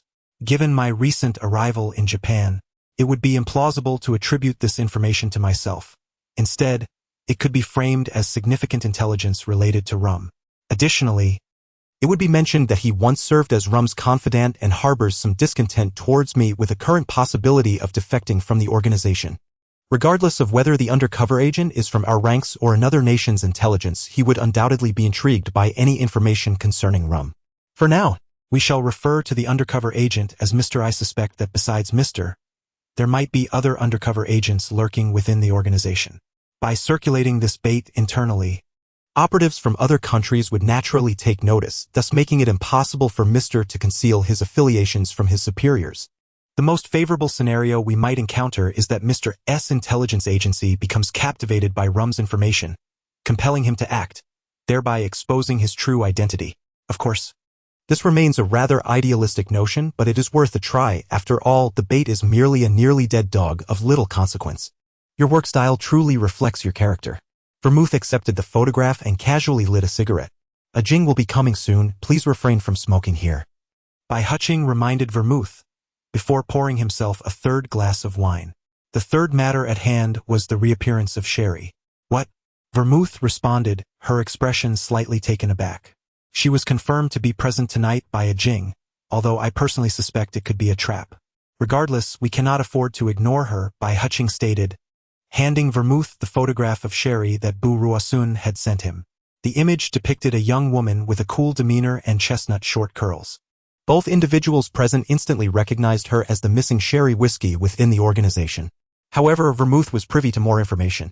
Shouldn't Sherry Whiskey have already taken on the appearance of a young schoolgirl by now? Bai Huqing was also aware that Vermouth possessed more intelligence regarding Sherry's situation. Yet he had lost interest in further inquiries. Whatever secrets were concealed, he had no doubt Vermouth would eventually uncover them. Could this Sherry be a disguise for that phantom thief? I heard that Kid the Phantom Thief was also present at the Ed Company's gala tonight. Vermouth extinguished her cigarette and inquired. She did not believe that the suddenly appearing Mayano Shiho was indeed Sherry. Cannot be him. Bai Huqing firmly denied her speculation. Could the Phantom Thief was disguised as someone else tonight? A jing has already identified his true identity. Is that so? Vermouth did not press further on the matter, suddenly recalling an incident from 8 years prior. By the way, you were the one who killed the original Kid the Phantom Thief, weren't you? The police investigation later revealed that the sniper bullet had been fired from a high-rise building located 1,600 yards away from where Kaito Kuroba was killed. To accurately hit a swiftly moving target from such a distance in today's world, perhaps the defector Black Whiskey could achieve it. However, as far as Vermouth knew, only Bai Huqing possessed the skill to do so 8 years ago. His eyes are quite distinctive. Who knows? He is just a thief, Bai Huqing replied. As few were aware that Kaito Kuroba was actually the original Kid the Phantom Thief. Vermouth, I need your assistance with something. Bai Huqing produced another photograph and presented it to Vermouth. Is it her? Vermouth asked, surprised as she examined the image of a beautiful young woman she recognized, Mayano Akemi, the deceased eldest daughter of the Mayano family and the elder sister of Mayano Shiho. Not long ago, before Sherry had gone missing, Akemi had been executed by Jin due to her Na'vi desire to rescue her sister from the organization. In short, she was a problematic figure. The sun has long set. What do you intend to do? Vermouth questioned, gazing at the photograph of Mayano Akemi. Bai Huqing, what do you think of the Mayano Shiho who appeared tonight? Who knows? I was not there at the time. Vermouth casually took a sip from a glass at the bar. Her words carried an air of mystique and Bai Huqing did not expect her to provide insight. So he continued, this is not overly complicated, there are essentially two possibilities. First, she is the real Sherry. Second, she is not the real Sherry. The differing scenarios would yield distinct outcomes based on the target. If she is not the real Sherry, what do you believe her purpose for being there tonight is? Does she wish to uncover the true Sherry? Just like us? That is unlikely. Given that they could ascertain Sherry's appearance and know her original name, it is improbable they would be unaware of Sherry having an elder sister. After all, the relationship between Mayano Akemi and Mayano Shiho is somewhat of a secret within the organization, known by a few but not many. If they aim to lure Sherry out, they could easily disguise themselves as Mayano Akemi. Even if Akemi has been killed by Jin, first, Sherry has never witnessed her sister's death. Second, even if Sherry firmly believes her sister is gone, upon seeing Mayano Akemi again, she would undoubtedly feel compelled to approach her, regardless of the possibility of a trap. Thus, if the Mayano Shiho present tonight is not Sherry, she and her associates would have only one objective, the organization. Vermouth interjected, affirming Bai Huqing's statement. Exactly. Bai Huqing nodded slightly. They are masquerading as Sherry, but their true aim is not Sherry herself, but rather those of us investigating her whereabouts. More specifically, their target is me. Vermouth looked at him incredulously. Are you surprised? Bai Huching responded, wearing a smile. Let us entertain the worst-case scenario. An astute individual may have vaguely discerned my reasons for coming to Japan and is attempting to use this as bait to draw me out and capture me. This indeed reflects a clever opponent. One cannot entirely blame Rum, given the current state of affairs at the Japan headquarters, which is somewhat challenging for him to manage. With that, Bai Huching lightly teased Rum, while Vermouth posed a second possibility. What if that Mayano Shiho is truly Sherry? Then the situation becomes much simpler.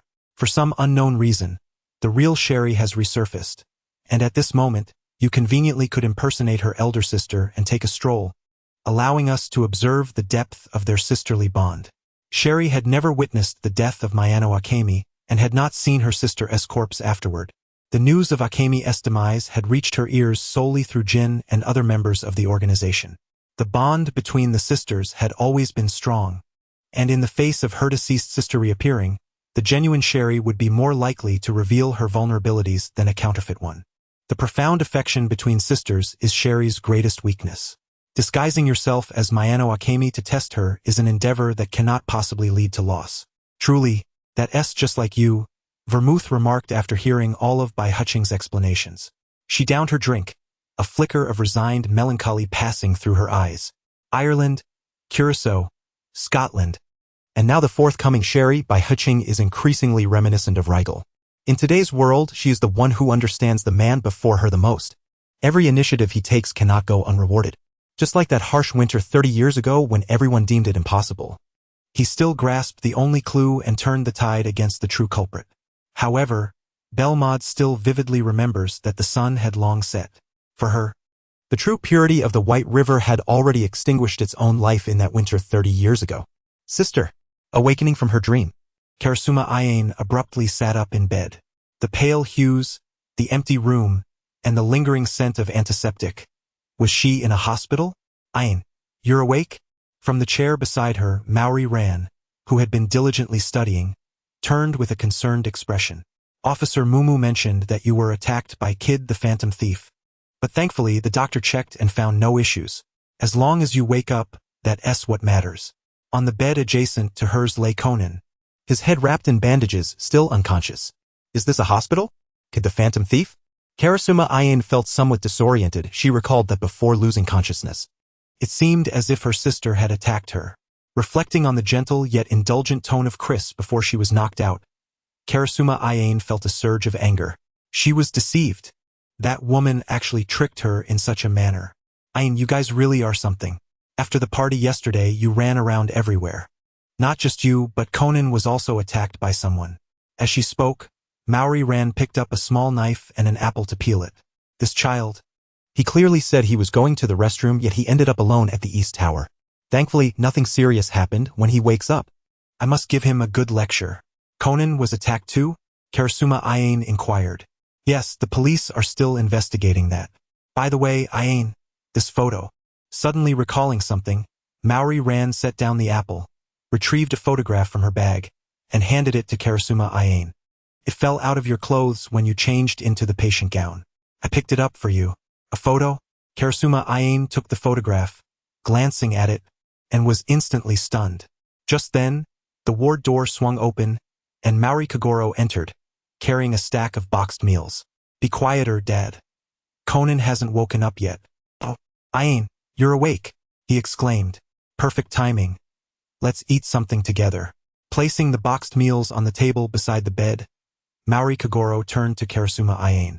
At that moment, he noticed the photograph in her hand. This person looks like Officer White River.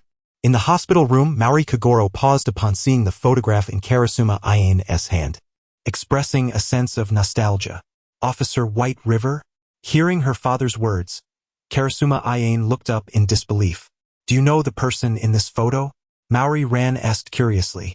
She had already seen the contents of the photograph while picking it up earlier. It depicted a young man in uniform, smiling, exuding a sense of youthfulness, reminiscent of her father's own graduation picture from the police academy. Yes, I know him. He instinctively reached into his pocket for a cigarette, only to remember the hospital's restrictions and withdrew his hand. I met Officer White River once when I first entered the police academy during my initial handgun shooting test, where I hit all 20 shots on target. I thought it was a record, But my instructor informed me that many years ago, another individual achieved the same result. Was it Officer White River? Maori Ran was intrigued, as her father rarely shared stories from his time at the academy. Indeed, I remember correctly. Officer White River also achieved a perfect score in his first shooting test when I was a student at the academy over a decade ago. I later inquired with my instructor, and it turned out that in his cohort, he not only excelled in shooting but also in all other assessments, making him an exceptionally talented officer. That's impressive. But Dad, why have you never mentioned this officer before? Has he retired? Retired? Maori Kagoro opened his boxed meal. Sitting on a nearby chair, and after a moment of silence, he spoke, meeting Maori Ran's inquisitive gaze. He was killed in the line of duty 20 years ago. What? The astonishment did not come from Maori Ran, but from Karasuma Ayane. He died in the line of duty 20 years ago? Her expression was one of utter disbelief. How is that possible? 20 years ago? Yes. It was during the Changchun cruise explosion incident where a group of armed terrorists hijacked the cruise ship filled with tourists due to some governmental issues, using bombs. Officer White River was aboard the ship at that time. Although most tourists were rescued through his and the police's efforts, a few, along with the Changchun, sank due to a bomb set by the criminal leader. Among them was Officer White River. And what about Officer White River's remains? Karasuma Ayane questioned urgently. How did the police confirm his death? Was his body recovered? Yes. Maori Kagoro confirmed her suspicion. After the incident, the police conducted a large-scale recovery operation on the Changchun cruise ship, discovering Officer White River's remains near the explosion site. The body was unrecognizable, and the police deduced that he was near the bomb at the time of the explosion. They ultimately identified the remains as Officer White River's based on body type, clothing, identification, and blood type comparison. Were there no tests conducted? Karasuma Ayane pressed on. At that time, there were no testing methods available. We could only rely on blood type comparisons, Maori Kagoro explained. Yet, Karasuma Ayane remained unconvinced, eager to uncover any inconsistencies in his words. And what happened afterward? Once testing technology became available, did the police attempt to reach out to Officer White River's family for verification? Officer White River's parents had long since passed away. Maori Kagoro replied, patiently clarifying. Blood relatives? Karasuma Ayane keenly detected the underlying implication in Maori Kagoro's words. Mr. Maori, do you mean? All right, let's eat. If we keep talking, the food will get cold. It's all in the past. Why dwell on it? Maori Kagoro interjected. Oh, but there is something rather ironic to mention. Seemingly recalling something, he set down his meal, chuckling to himself. Unfortunately, this time he encountered a foreign woman. A foreign woman? Yes. A very formidable foreign woman who sensed and thwarted the terror attack beforehand, and it was she who aided the police in ultimately apprehending the criminal leader. The foreign woman, after the police apprehended the criminal leader, mysteriously vanished as if her existence was solely to facilitate the arrest of that individual. Ironically, the very perpetrator responsible for the downfall of Japan's most illustrious detective required assistance from a foreigner to be brought to justice.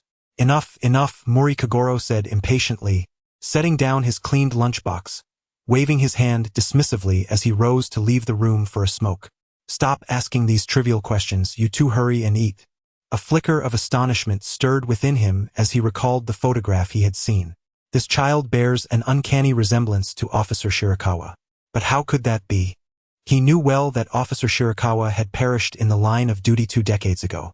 Little Aoi was too young to have any connection to him. Shaking his head, Maori Kagoro chose not to dwell further on the matter. In the hospital room, tranquility returned with Maori Kagoro's departure. Karama Aoi gazed contemplatively at the photograph of Officer Shirakawa in her hands. A cascade of questions ignited in her mind by Kagoro's words. She yearned to call her mother to uncover the truth, yet she refrained, fully aware that her mother would reveal nothing. In this household, every member was a riddle, ensnaring her in their secrets. Nevertheless, she resolved to uncover the truth on her own. Hey, Aoi, should I turn on the television? Maori Ran suddenly suggested, noting Aoi's disquiet after seeing the photograph. Ran, with her innocent heart, sensed that Aoi was troubled. Although she perceived a special connection between Aoi and Officer Shirakawa, she opted not to inquire further, respecting that everyone has their own secrets. As long as they could continue their friendship and interact as they always had, that was enough. Meanwhile, The television transitioned to an introduction of the newly launched amusement park by the Suzuki conglomerate, followed by an interview with the staff. "Look, Aoi, it's Miss Amamiya," Ran exclaimed, pointing excitedly at the screen. "How impressive. This is the first time I've seen Miss Amamiya on television. She is stunning, a mature and charming woman." Following Ran's gesture, Aoi turned her gaze to the television. Simultaneously, across town, the scene in the hospital room mirrored that taking place at the amusement park. "Hello? May I ask your name?" At the amusement park entrance, the disguised Amamiya Ray was interviewing the disguised Mayano Akemi. "Hello, I'm Mayano Akemi." Facing the camera, Akemi appeared somewhat reserved in her work attire. The star was indeed a star. Vermouth meticulously mimicked Akemi's mannerisms from her memories. "Miss Mayano, are you an employee here?" Ray inquired with a professional smile. "Not really, I'm just working part-time." Effortlessly adopting a youthful demeanor, Vermouth tucked a strand of hair behind her ear, shyly stating, "I'm responsible for handing out flyers to visitors at the entrance and occasionally donning a mascot costume to distribute candy to children." "I see. What prompted you to take on this part-time role at the amusement park?" Ray continued, "Oh, it's nothing special. I found the job posting online while looking for part-time work, so I applied." "Ah, of course. I didn't mean to imply anything negative about this place. The manager is very kind and my colleagues are delightful. I firmly believe that, with everyone's efforts, our amusement park will continue to thrive." "I trust the manager shares your sentiments, Miss Mayano. Now for the final question as an employee of the amusement park." At that very moment, in a corner of a restaurant diagonally across from the amusement park, Judy, concealing her face behind a newspaper, was quietly observing the scene. "Kankami, what do you think? Is she really Mayano Akemi?" This morning, the news of the Suzuki conglomerate South new amusement park had dominated social media, and along with it, the buzz surrounding the part-time employee named Mayano Akemi. With her striking appearance, gentle demeanor, sweet voice, and egalitarian attitude, she had quickly stirred considerable excitement on Japanese social media within just a few hours. One could not help but marvel at the frenzy of the self-media era, where popularity reigns supreme. However, unlike those casually indulging in gossip, Judy sensed something amiss upon hearing the name Mayano Akemi. She recognized the name from long ago, before she knew Kankami, during her relationship with Akai Shuichi. The woman bearing that name was the reason for her breakup with Akai Shuichi. Of course, those entanglements were now in the past. She and Akai had returned to a normal friendship. Today, through Kankami's words, she learned of this woman's other identity as Sherry's elder sister. Yet, regardless of her identity, Judy was certain that Mayano Akemi was supposed to be dead. "I remember she was handled by the organization, right?" Judy inquired. Indeed, the one who dealt with her was Jin. Given his methodology, there should be no doubt about it. "Then why?" Kankami explained, slightly surprised. "Last night, he had just used Sherry's face for an appearance, and this morning, Mayano Akemi surfaced. The organization's response is astonishingly swift." "But wasn't Mayano Akemi already dead?" Judy questioned, puzzled. "Sherry should be aware of this, right?" "No, Sherry has never witnessed Mayano Akemi's death." Kankami's voice echoed in Judy's earpiece as they conversed in the restaurant. "Kankami, are you suggesting that Mayano Akemi might not be dead after all? Whether she was indeed killed by Jin is inconsequential. As long as Sherry harbors doubt, the organization's objective is achieved." If the sister thought to be dead were to reemerge, even if she suspected it were a trap, it would be challenging for her to maintain composure. Such is the power of blood ties. Few can escape the vulnerabilities they impose. Moreover, Sherry was not a rational person. She often acted in ways that appeared logical yet were profoundly emotional. "It sounds as though you know her well, Kankami," Judy remarked with a hint of intrigue. "Cough. We just had a few conversations before her disappearance." Returning to the main topic, this Mayano Akemi is clearly a bait set by the organization for Sherry. "What do you plan to do now?" As their conversation unfolded in the restaurant, the interview with Vermouth at the amusement park entrance had concluded. Each individual must fulfill their respective roles. Mizuno Rina turned to interview another staff member at the entrance while Belmod continued to distribute flyers. "Riger, what are your next intentions?" Belmod inquired softly, smiling as she handed a flyer to a charming child. Both she and Mizuno Rina wore in-ear Bluetooth headsets. Uncharacteristically, Riger had come to the site to oversee today's operation in person. However, they were oblivious to his exact location. He preferred to remain behind the curtains, manipulating the narrative of the stage like a puppeteer. Nearby, on a bench close to the entrance of the amusement park, A strikingly beautiful woman in a tailored suit lifted her chilled drink from the bench and sipped through a straw. She also wore an in-ear Bluetooth headset and had a laptop resting on her thigh, resembling a professional working remotely on the weekend. Maintaining a serene expression with a faint smile, she spoke. I just noticed a rather peculiar individual. Belmod. Kira. Let us conduct a small test. What do you intend to do? Both heard the voice of Shirakawa Kiyoshi in their headsets. From the amusement park's entrance, a robust, blonde foreign man stood beside a mobile drink cart. Since earlier, he had been watching them, convinced he was being discreet. I suspect he poses a threat. Then, display a hint of fluster as if caught red-handed by a superior after making a mistake. Do you understand? That metaphor is indeed peculiar, Belmod replied. Pretending to adjust her pant leg as she crouched down to inquire softly, shall we wait and see if this truly reveals a rat? At that moment in the restaurant, Judy had already noticed the unusual behavior of Amamiya Megumi and Mayano Akemi. I saw it, she stated, her tone somewhat somber in the headset. Did they just become aware of our presence? They did, but I suspect it wasn't a conscious realization, Kanna replied. There must be high-ranking officials from the organization nearby. What? Judy exclaimed, recognizing the unusual reactions of the two. Kanna was uncertain of Mayano's true identity. Yet he was well aware that Amamiya was an undercover agent known as Kira, embedded within the organization. Following the Scotland incident, Kira's standing within the organization had notably risen, hinting at becoming Riger's trusted confidant. Given her current position, only one individual in the Tokyo headquarters could elicit such a reaction from her. I believe Riger might be in the vicinity. Riger. As Kanna voiced this conjecture, not only Judy but also James and Kamal, who had remained silent until now, gasped in astonishment. He came in person? How do you know? Kamal couldn't help but ask. Because Mike has been detected. Mike, the blonde foreign man beside the mobile drink cart, is actually an agent. His position is rather strategic. The umbrella of the cart shields him from the view of the tall buildings nearby, while the flow of people at the entrance and around the amusement park obscures Kira's camera and any external scrutiny. To be exposed so quickly from such an advantageous observation point suggests a capable organizational officer is close by and has noticed his unusual behavior, coupled with Kira's earlier response. I personally speculate that this hidden officer within the amusement park is likely Riger.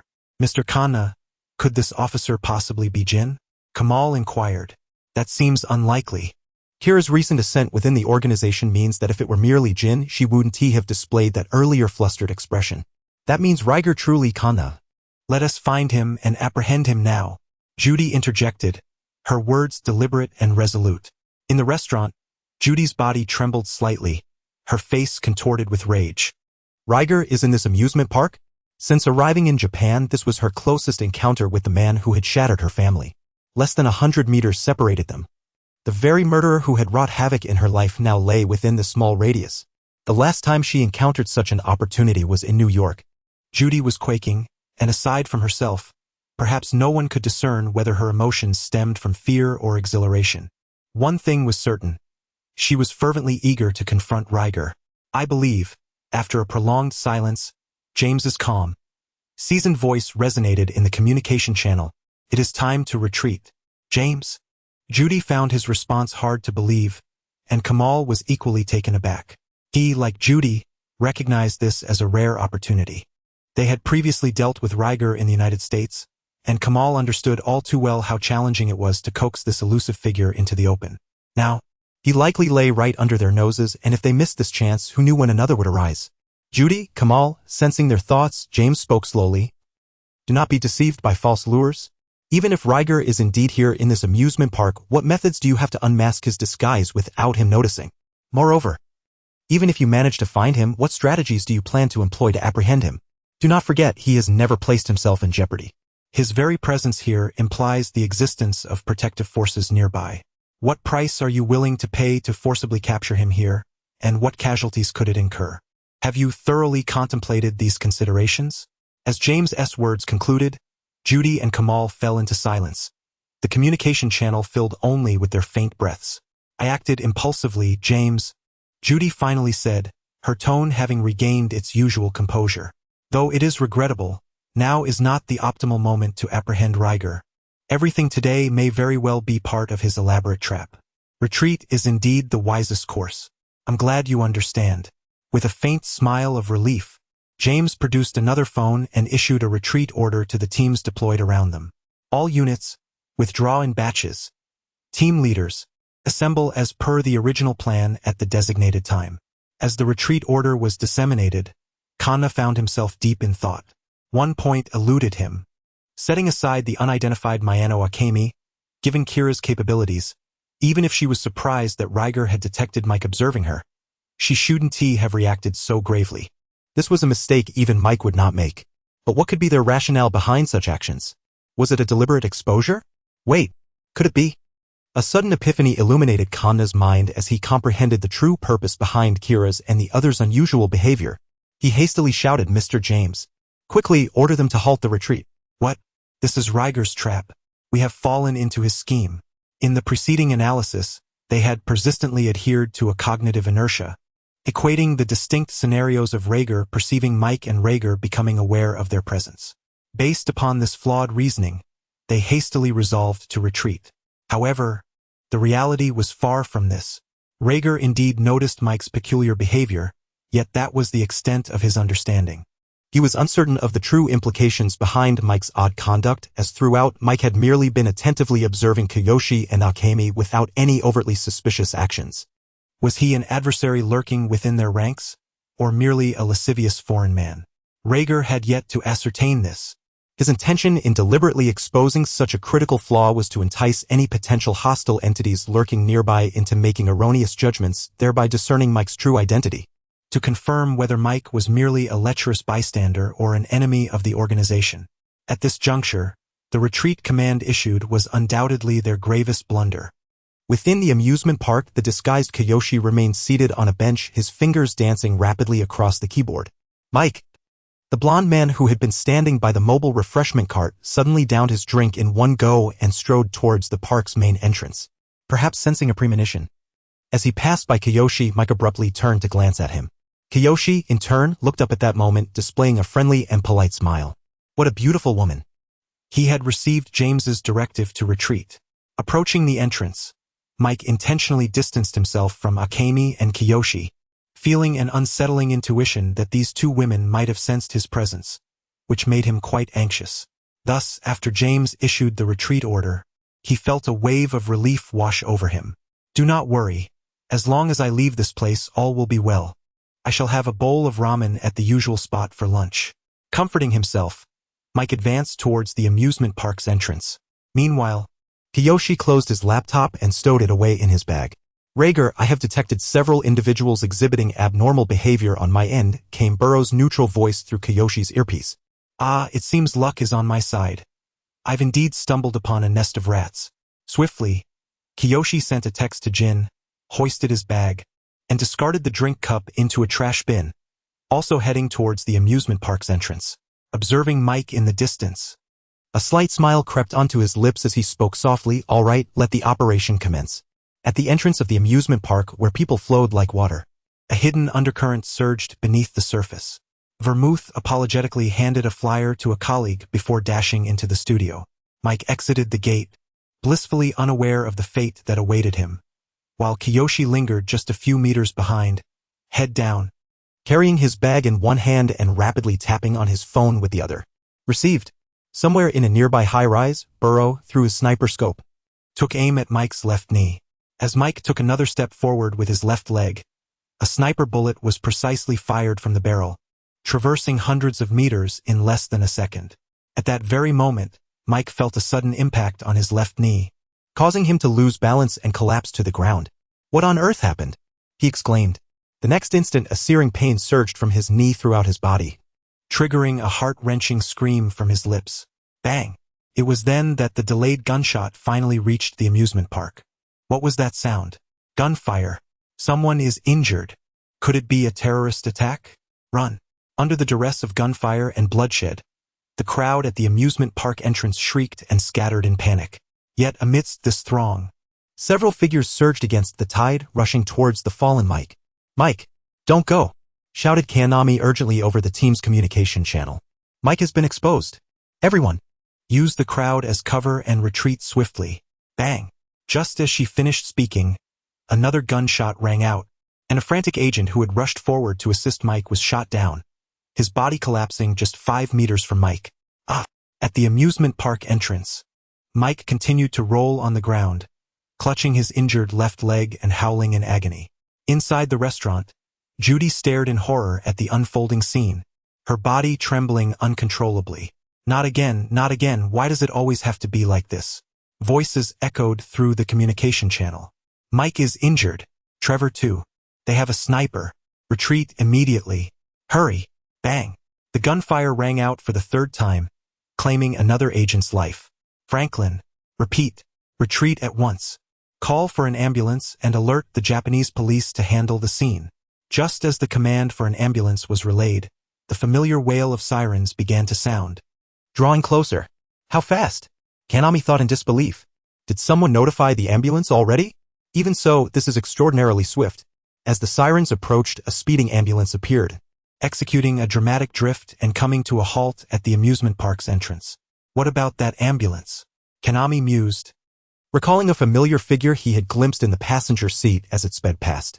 The ambulance's rear doors swung open and 2 strikingly attractive nurses, clad in masks, leaped out bearing a stretcher. Their movements were impressively swift, seemingly taking less than 10 seconds, indicating they were a highly professional rescue team. However, what struck as odd was the disheveled appearance of their uniforms, as if hastily donned, and they bore no identification badges to signify their roles. Moreover, they only attended to the injured Mike, neglecting to even glance at Trevor and Franklin, who lay nearby.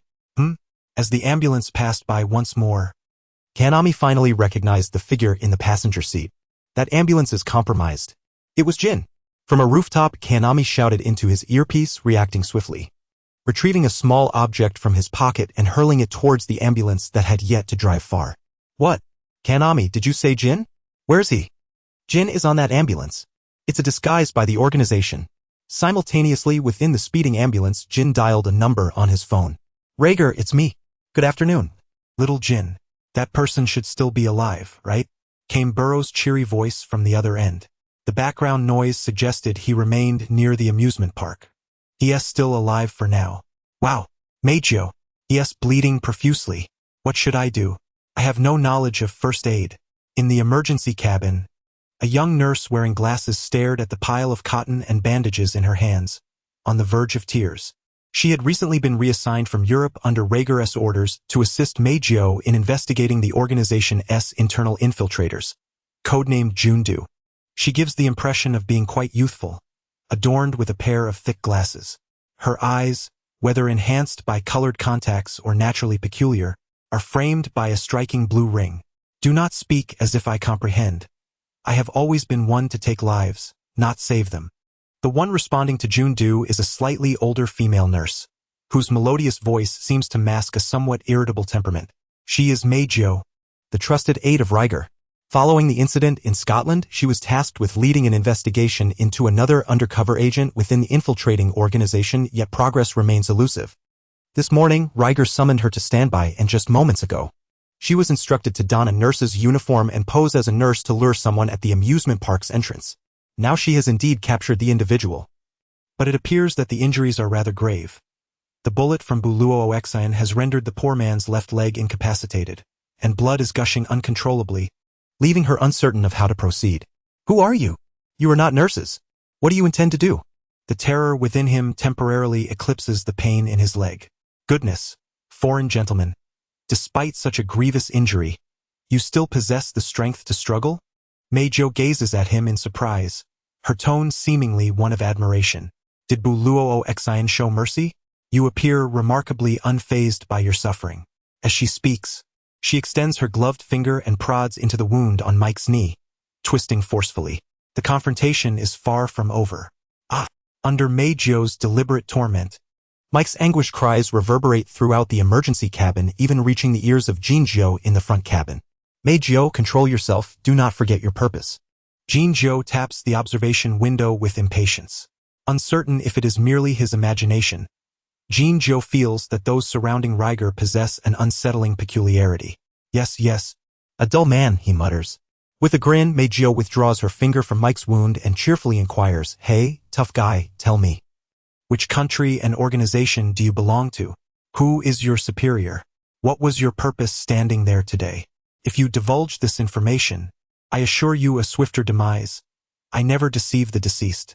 Faced with Mei Zhou's threatening interrogation, Mike, drenched in cold sweat and trembling, clenches his teeth and glares at her defiantly, remaining silent. Wow, you truly are tough, refusing to speak, playing hard to get. Huh? Mei Zhou observes him with surprise before once again inserting her finger into his wound. Ah! The agonizing screams resonate once more in the emergency cabin. TSK, TSK, TSK. Your mouth is wide open, yet you seem not so resilient after all. Have you reconsidered? Ah! You must be dreaming, you vile creature. Ugh! Just wait. My colleagues. Ugh. Your colleagues, and then what?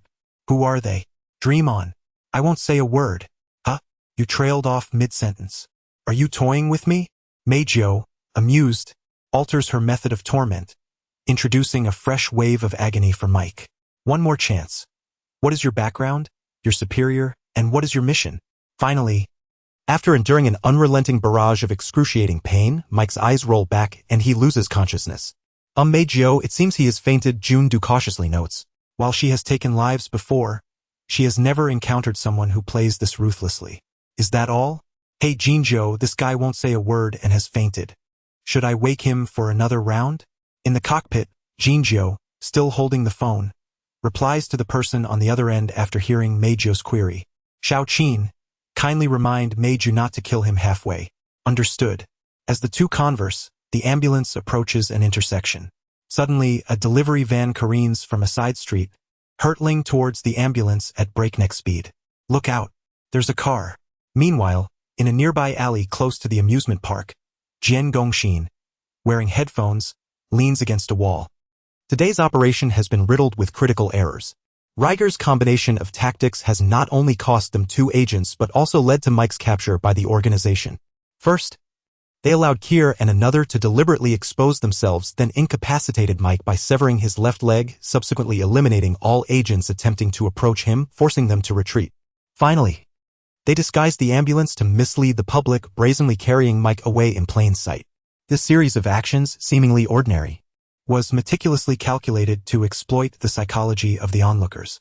Had he not recognized Jinzhou in the passenger seat at the last moment, they might still be oblivious to the fact that Mike had been abducted by the organization.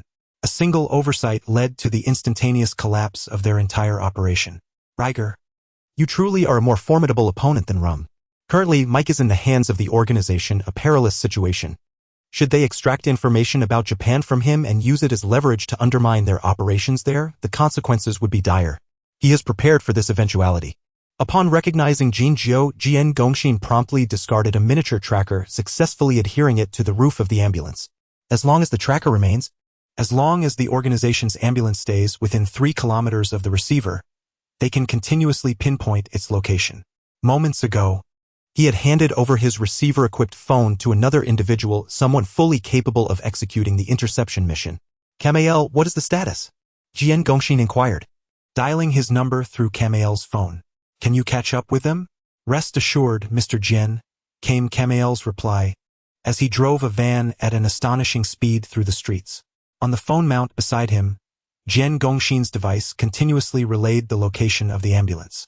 I cannot guarantee anything else, but at least in terms of driving skills, I will not be outmatched. Beep beep. 2 honks sound from Jian Gongxin's side, prompting him to turn and see Judy pulling up at the alley's entrance. How much longer do you estimate? Where will you catch up with them? Jian Gongxin asked as he opened the car door and got in. They just turned onto a main road. I know a shortcut to intercept them ahead. We should meet them in no more than 2 minutes. 2 minutes? Jian Gongxin pondered for a moment before turning to Judy and saying, Judy, immediately contact Mr. James and request that he utilize the team communication channel to inform all agents involved in today's operation to call the hospital's emergency line at once. Just say there has been a severe traffic accident at the intersection with casualties and they should dispatch an ambulance to the scene immediately. Shall we head to the intersection as well? No. Pulling out a map, Jian Gongxin pointed to the nearest hospital to the intersection. We go directly here. Goodness. You ran a red light? Under Jian Gongxin's direction, the team swiftly sprang into action.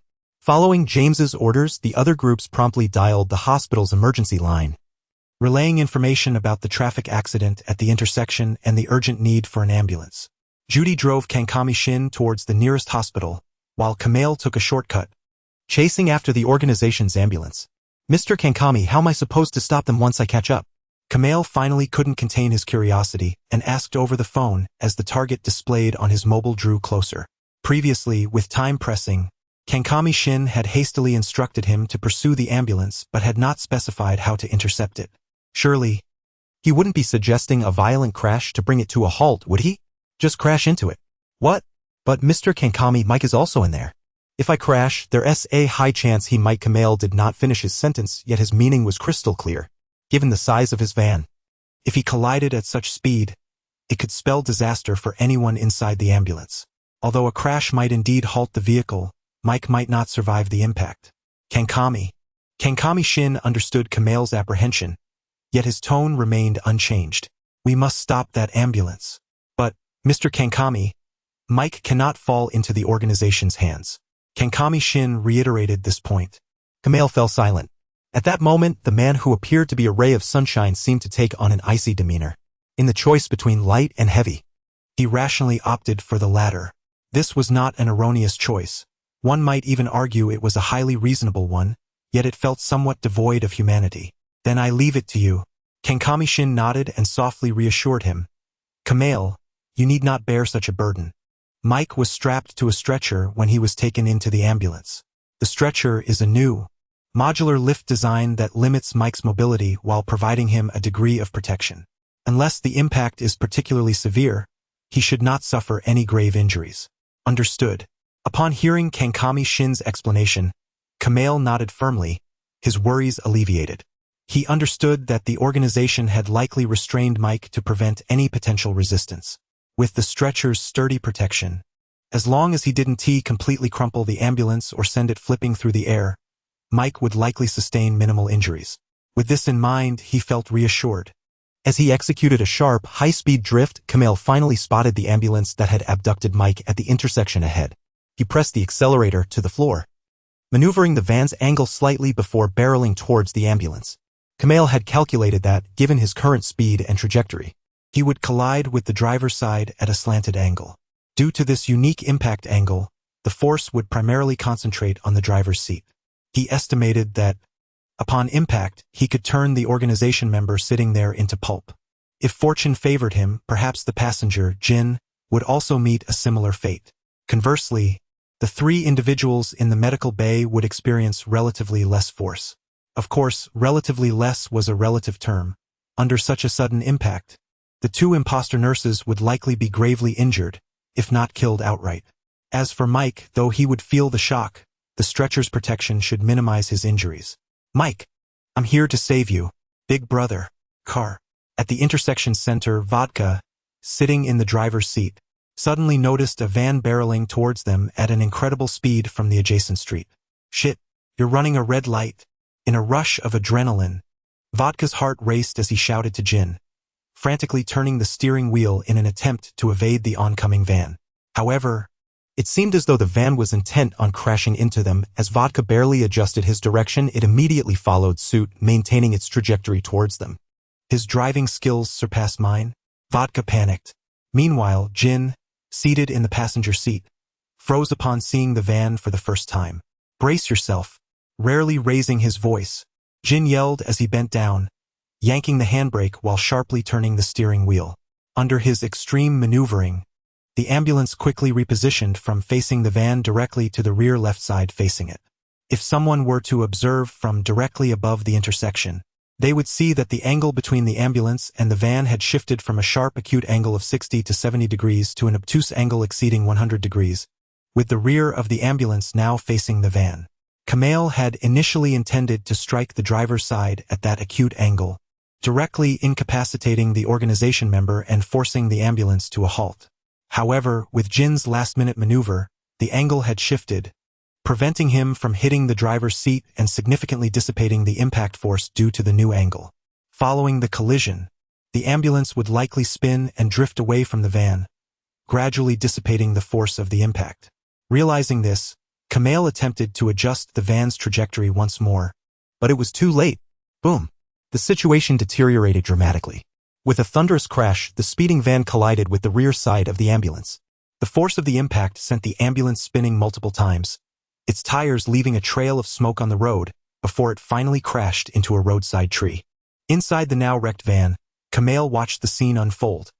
Though it hadn't gone as he had hoped, he had at least managed to stop the ambulance. He quickly shouted into the phone to Kankami Shin, "Mr. Kankami, I've stopped them. Now run. Don't linger at the scene, and don't let them see your face. Mike will have others to take over." Kankami Shin instructed firmly over the line. Understood. Without hesitation, Kamal revved the van's engine and sped away from the intersection. It was only then that the nearby crowd seemed to finally comprehend what had transpired. Did a car accident just happen? Hurry! Call for an ambulance. And the police. Jodu, are you alive? Jin, brushing shards of glass off his hat, knocked on the observation window behind him. No, I'm fine. Cough. Thank you for your concern. I'm not dead yet. Mei-Jo climbed up from the floor of the medical bay, supporting herself against the stretcher as she coughed several times. She handed her glasses to Jodu, who was groping around for them, and leaned against the stretcher, glancing at the dented section of the ambulance behind her with a lingering sense of fear. Jin, thank you for that earlier. She understood that Jin's shout to brace themselves at the last moment had been a warning for her and Jodu in the medical bay. The man is doing quite well, strapped to a stretcher, having just been struck on the head a few times. It's me, Regal? After confirming the conditions of everyone in the vehicle, Jin picked up the phone that had fallen at his feet. His conversation with Bai Huqing had not been disconnected. Was it an accident? Bai Huqing inquired directly over the phone, and from the voice coming through, he already knew the dire situation Jin and the others had just encountered. I think not. Jin's eyes narrowed, his tone icy. From the reaction of the van that had collided with them, he was certain that vehicle was deliberately targeting them. Had he not adjusted the ambulance's position at the last moment, he and Vodka would have likely been taken away by that van in the recent crash. Shao Qin. Enter the communication channel. Once Jin joined the channel, Bai Huqing issued his command. You must leave that location immediately. I suspect the adversary has further plans. After you reach a safe area, switch vehicles to transfer that individual to a nearby organization's stronghold. Belmod, where are you now? How far are you from them? About half a minute away. Prior to Mike being sniped, Belmod had received Bai Huqing's orders.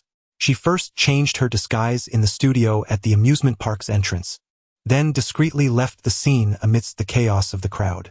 Her task was to rendezvous with Borowaxin atop a nearby building and follow the ambulance to intercept any potential pursuers from the enemy. However, Vodka had slipped away rather quickly. After meeting with Borowaxin, she hadn't managed to catch up with the ambulance right away. Keep up swiftly. Your mission remains unchanged. Heal, where are you now? After confirming Belmod's status, Bai Huqing asked once more. I have left the vicinity of the amusement park. On the other side of the street, Mizunari Renai was also driving, making her way down the road. Unlike Belmod, her orders from Bai Huqing were solely to retreat, so after Borowaxin took action, she too swiftly blended into the chaotic crowd. Head to the nearby stronghold and retrieve the weapons, Bai Huqing commanded. Just in case he had to prepare for the worst. Understood. Keel quickly turned the steering wheel, veering onto another intersection. Just then, the communication channel erupted with the blaring sirens of ambulances. Shao Qin? Bai Huqing perceptively sensed something amiss. It's me. Inside the ambulance. Jin observed several ambulances speeding towards them and spoke slowly. These ambulances arrived too rapidly. They have been set up. At that moment, Vodka in the driver's seat brought more bad news. B-brother, it seems the vehicle won't start. After several unsuccessful attempts to restart the ambulance, Vodka turned to Jin. Beads of sweat forming on his forehead.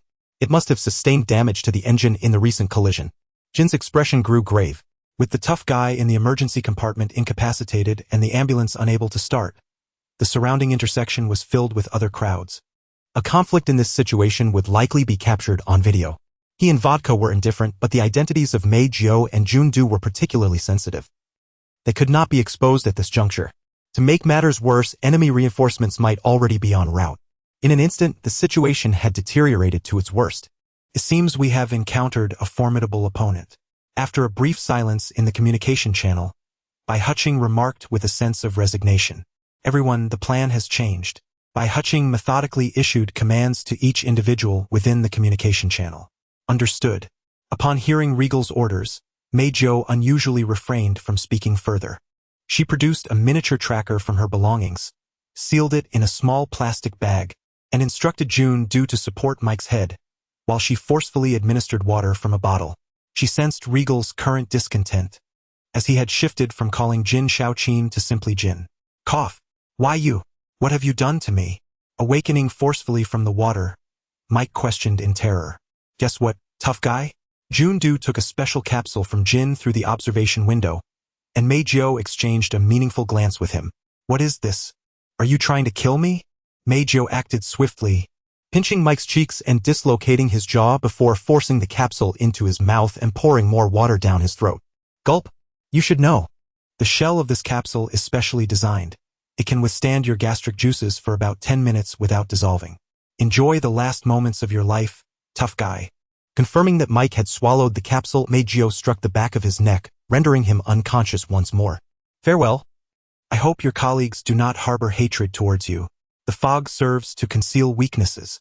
Near a certain hospital, Judy gradually brought the car to a stop by the roadside. Kamiyoshi, we have arrived. Yes. It was quite serene here. Kamiyoshi reclined slightly in the passenger seat, closing his eyes to rest. Judy did the same, but unlike the calm Kamiyoshi, her heart seemed to be in turmoil. I'm sorry. After a brief silence, Judy suddenly spoke. Kamiyoshi's eyelids fluttered, and he turned to the person beside him, asking, Why do you say that all of a sudden? Judy turned away from him, continuing, Today, I made many mistakes. I'm sorry. Upon hearing this, Kamiyoshi merely smiled gently and replied, That is quite normal. After all, our opponent this time is no ordinary individual. I too made errors in the beginning, did I not? You know that's not what I mean. Judy's voice was soft. What she meant was that every time she encountered Regal, her emotions would spiral out of control. Including today, when she first realized Regal's presence. She became emotionally agitated and proposed radical suggestions. Then, when Mike was injured and the situation spiraled out of control, she fell into a state of emotional disarray. Had it not been for Kamiyoshi's loud shout awakening her, she did not know how long she would have remained in that restaurant. Judy desperately wanted to express that she wasn't usually like this. Only when facing Regal did she succumb to this abnormal state, one that was difficult for her to even recognize. Judy was reluctant to admit it, but the truth was that this abnormality likely stemmed from her deepest fear of Regal. Over the years, I have never truly caught him. Still facing away from Kamiyoshi, Judy murmured, every time I encounter him. Every time I think this time I can surely catch him. He always manages to escape in ways beyond my expectation, vanishing without a trace. It's not that I'm mistaken, he doesn't escape at all, he is merely toying with me. There have been many times when he had the chance to kill me, yet he refrained from doing so. He always lets me go, encouraging me to keep trying, telling me that if I just put in a little more effort, I can surely catch him next time. He is simply toying with me, relishing the game of teasing his prey. After all these years, he knows me inside out, yet I don't even know his name. How laughable. Kamiyoshi, I think I may never catch him. Her tone was low, reflecting her current despondency. Every human has their weaknesses. Behind her, Kamiyoshi spoke, his voice as gentle as ever. Judy, do not be misled by Regal's fade. There has never existed a flawless individual in this world. Kamikami's heart was acutely aware that today's events had once again dealt a heavy blow to Judy. Long-standing failures had led her to develop profound self-doubt. At such a moment, what she required was not encouragement or consolation, but guidance, a kind of direction that could shatter her deeply ingrained perception of Reglar as infallible. Often, the fog surrounding an individual serves to obscure their vulnerabilities. The more miss one projects, the more weaknesses one likely harbors. For that individual, these weaknesses are often fatal and insurmountable, which is precisely why they resort to veiling them in obscurity. Thus, as we persist in our pursuit, leaving no opportunity unexplored and no clue overlooked, we shall gradually encroach upon him, slowly unveiling the fog that cloaks him, ultimately revealing his true nature. In due time, his genuine weaknesses will become starkly apparent before us, allowing for a strategic shift in our approach. However, until that moment arrives, we must exercise caution and restraint, avoiding emotional impulses and guarding against revealing our own vulnerabilities. In times of peril, maintaining a calm and rational mind is paramount. Judy, there is no need for fear. Reglar is not as formidable as you imagine. I will remain by your side until we apprehend him, Kamakami said, lifting her hand to clasp Judy's, their fingers intertwined. Turning her back to Kamakami, Judy discreetly wiped her eyes with her other hand. It's the truth. After all, I am your elder sister, right? Thank you, heart. Judy suddenly remarked as she tightened her grip on Kamakami's hand. Huh? Taken aback by this unexpected declaration, Kamakami paused momentarily. What are you sighing about? In just 2 years, I will be a 30-year-old woman. Do you intend to wait until I am 40 to marry me? I'm simply surprised, Kamakami replied. Then it's settled. When the time comes, we shall both resign from our positions, and I will take you home to introduce you to my family, proudly presenting my beautiful wife. Judy murmured. The tender moment was swiftly interrupted by the distinct wail of an ambulance siren outside. They're here. Both women swiftly sat upright, witnessing an ambulance race past and come to a halt at the hospital entrance. The back doors swung open, and with the combined effort of several nurses, a stretcher was brought out, carrying none other than the unconscious Mike. It's Mike. Let us move, Kamakami instructed as they donned their headsets. As she spoke, several men burst from an alleyway adjacent to the hospital. They rushed to the entrance, obstructing the paramedics pushing Mike's stretcher. One of them produced identification and engaged in a brief exchange with the leading doctor. After a few words, the doctor appeared to relent, signaling for the other paramedics to step back, allowing the men to take Mike away. In the communication channel, the agent who had presented his identification declared, "Excellent." Hearing this, James, Judy, Kamal, and the other agents exhaled in relief. Confirm Mike's current condition, Kamakami said, a slight smile gracing his lips as he relaxed marginally upon receiving the day's first piece of good news. His plan had succeeded, first by having Kamal intercept the ambulance, then applying pressure from the external environment compelling the organization to relinquish Mike. Yet, the ordeal was far from over. One must remain vigilant, particularly when facing an opponent like Regler. Poor Mike, he mused, noting Mike's unconscious state, dislocated jaw, and severe blood loss. Apart from essential measures to staunch the bleeding, a blood transfusion would likely be necessary. At the hospital entrance, several agents hastily pushed Mike's stretcher into a nearby alley where a large van awaited. This specialized medical vehicle was equipped with a full suite of emergency medical supplies, including a doctor and 2 nurses on standby. Quickly, we appreciate your help, they urged as they maneuvered Mike onto the back of the van. While 2 agents proceeded to the front cabin, the rest remained in the rear compartment. Soon, the medical vehicle slowly departed the alley and merged onto the main road. At this juncture, Judy started her car, maintaining a safe yet close distance behind the ambulance. Stay alert, Kamakami instructed from the passenger seat. Check Mike for any listening devices or trackers. Understood. The individuals in the medical vehicle promptly searched Mike from head to toe, ensuring that the doctor could continue tending to his injuries. Mr. James, Mr. Kamakami, we found 2 trackers and 1 listening device on Mike, all of which have been dealt with. Once they confirmed that Mike was free of any hidden devices, the agents finally dared to utter James and Kamakami's names in the communication channel. Is there anything we missed? Kamakami inquired again. No, we conducted a thorough search. Despite their assurance, his furrowed brow remained tense. For some reason, an unsettling premonition loomed in his mind. Is this truly the end? 2 trackers and a listening device, could Regler's response be this simple? Kamakami, Judy suddenly interjected, her tone grave. Someone is following us. What? Instantly alert, Kamakami's eyes widened. The white sedan behind them had been trailing them since earlier. Following Judy's indication, Kamakami peered into the rearview mirror, but due to the angle and lighting, he could not discern the driver's identity. Who is it? Are they following us, or are they tracking the ambulance with Mike? These were 2 entirely different questions. Judy, turn right at the upcoming intersection, Kamakami instructed after a moment of contemplation. Understood. Without hesitation, upon reaching the intersection, Judy made a sharp right turn, diverging from the ambulance's path, while the white sedan continued straight, pursuing the ambulance instead. That car isn't following us. Confirming this, Kamakami swiftly contacted the agents in the ambulance. Conduct another thorough search of Mike. You are being followed. What? But Mr. Kamakami, we've already thoroughly checked Mike multiple times. There's truly nothing left. Nothing? Doubt flickered in Kamakami's mind. If there was indeed nothing, then why wait? Could it be? Suddenly struck by a realization, Kamakami urged. Wake Mike up now. Yes, right away. Hey, Mike! Wake up! Don't sleep! Wake up! Whoa! After several frantic calls, the unconscious Mike finally regained consciousness. His eyes snapping open as he trembled, fearfully scanning his surroundings. You bastards! Calm down, Mike. It's us. Norton? Benjamin? You saved me? Faced with the familiar faces, Mike appeared incredulous. Had he truly been rescued? Had he escaped the clutches of that vile person? Give Mike the headset. I have questions for him. One of the agents said. Yes, Mike, it's Mr. Kamikami, came the voice through the headset. Mr. Kamikami, this is Mike, he replied, slightly puzzled. Why did everyone seem so tense? Mike, did those people in the ambulance do anything to you? Kamikami's voice echoed in his ear. He and they interrogated me. There was a woman, terrifying, who persistently probed my wounds with her fingers. Mr. Kamikami. I revealed nothing, Mike hastily explained. Feeling the gaze of those around him was somewhat unsettling. That's not what I meant, Mike. What I want to know is, did they do anything to you? Like forcing you to ingest something?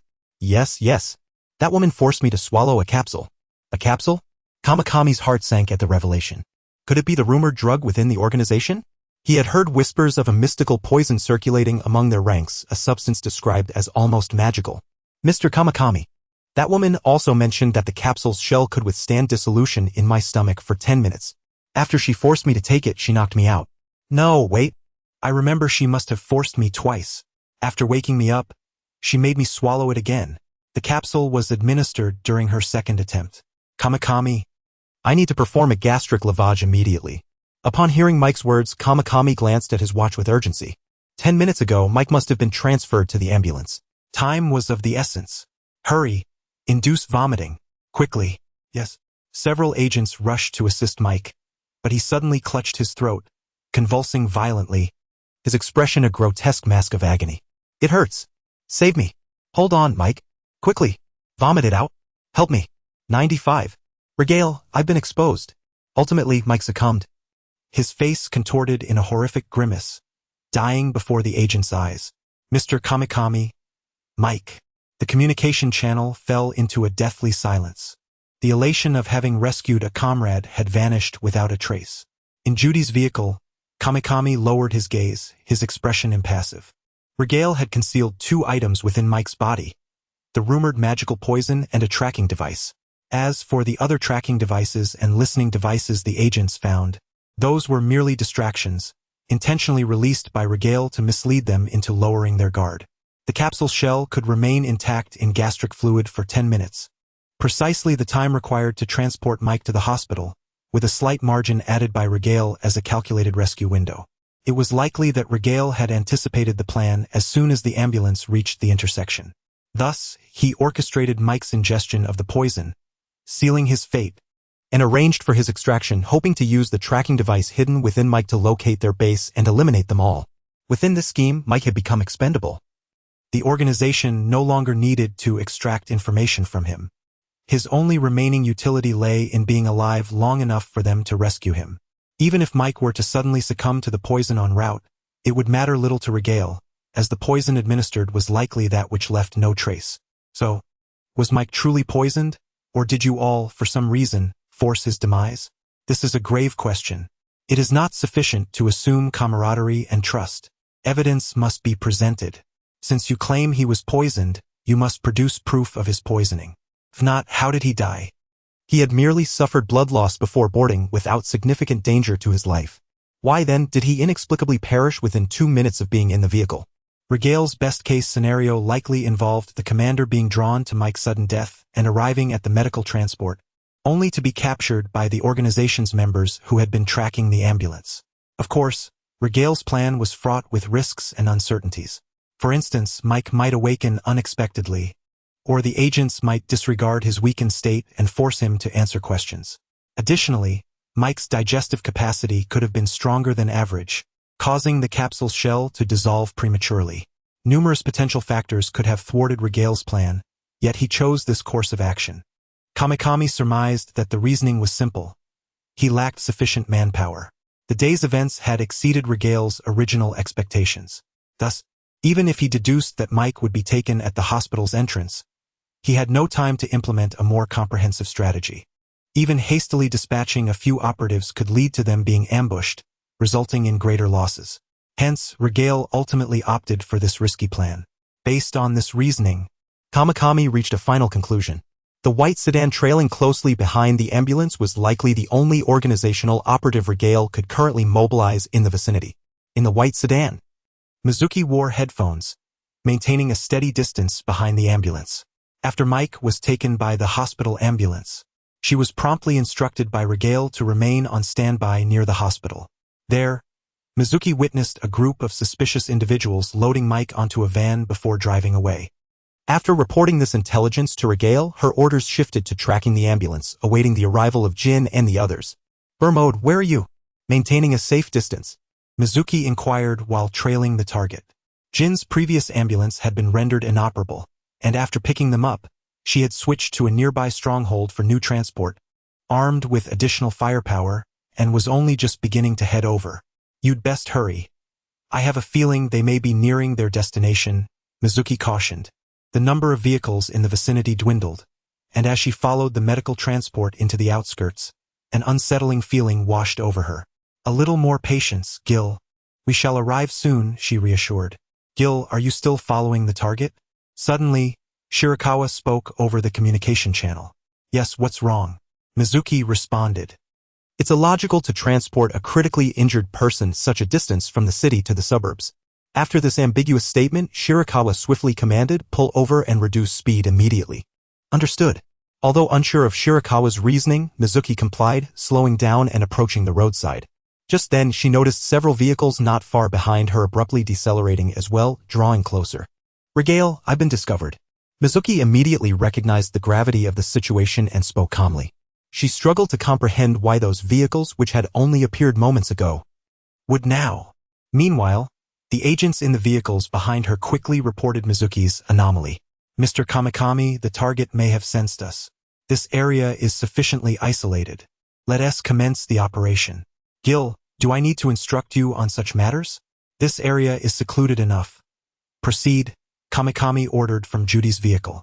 At this moment, he was not trailing Keel's vehicle but was instead on a neighboring street. To confound Keel and prevent her from realizing that she had been discovered, Kanami employed the simplest and most effective strategy, continuously changing the individuals tracking her. Throughout the journey from the urban area to the suburbs, the vehicles shadowing Keel were swapped out every few minutes. Initially, it was one group, then another, and yet another. Kanami took full advantage of the temporary numerical superiority, regularly rotating the personnel and vehicles following Keel, thereby constantly refreshing her memory of the surrounding cars and blurring her judgment.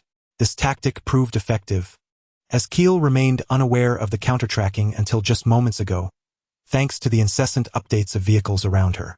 Regrettably, although they did not reach the outskirts completely, the foot traffic in this area was sparse enough to alleviate concerns about the ensuing high-speed chase endangering pedestrians. "Regal, in the spirit of reciprocity, I shall take this officer of yours," Kanami commanded.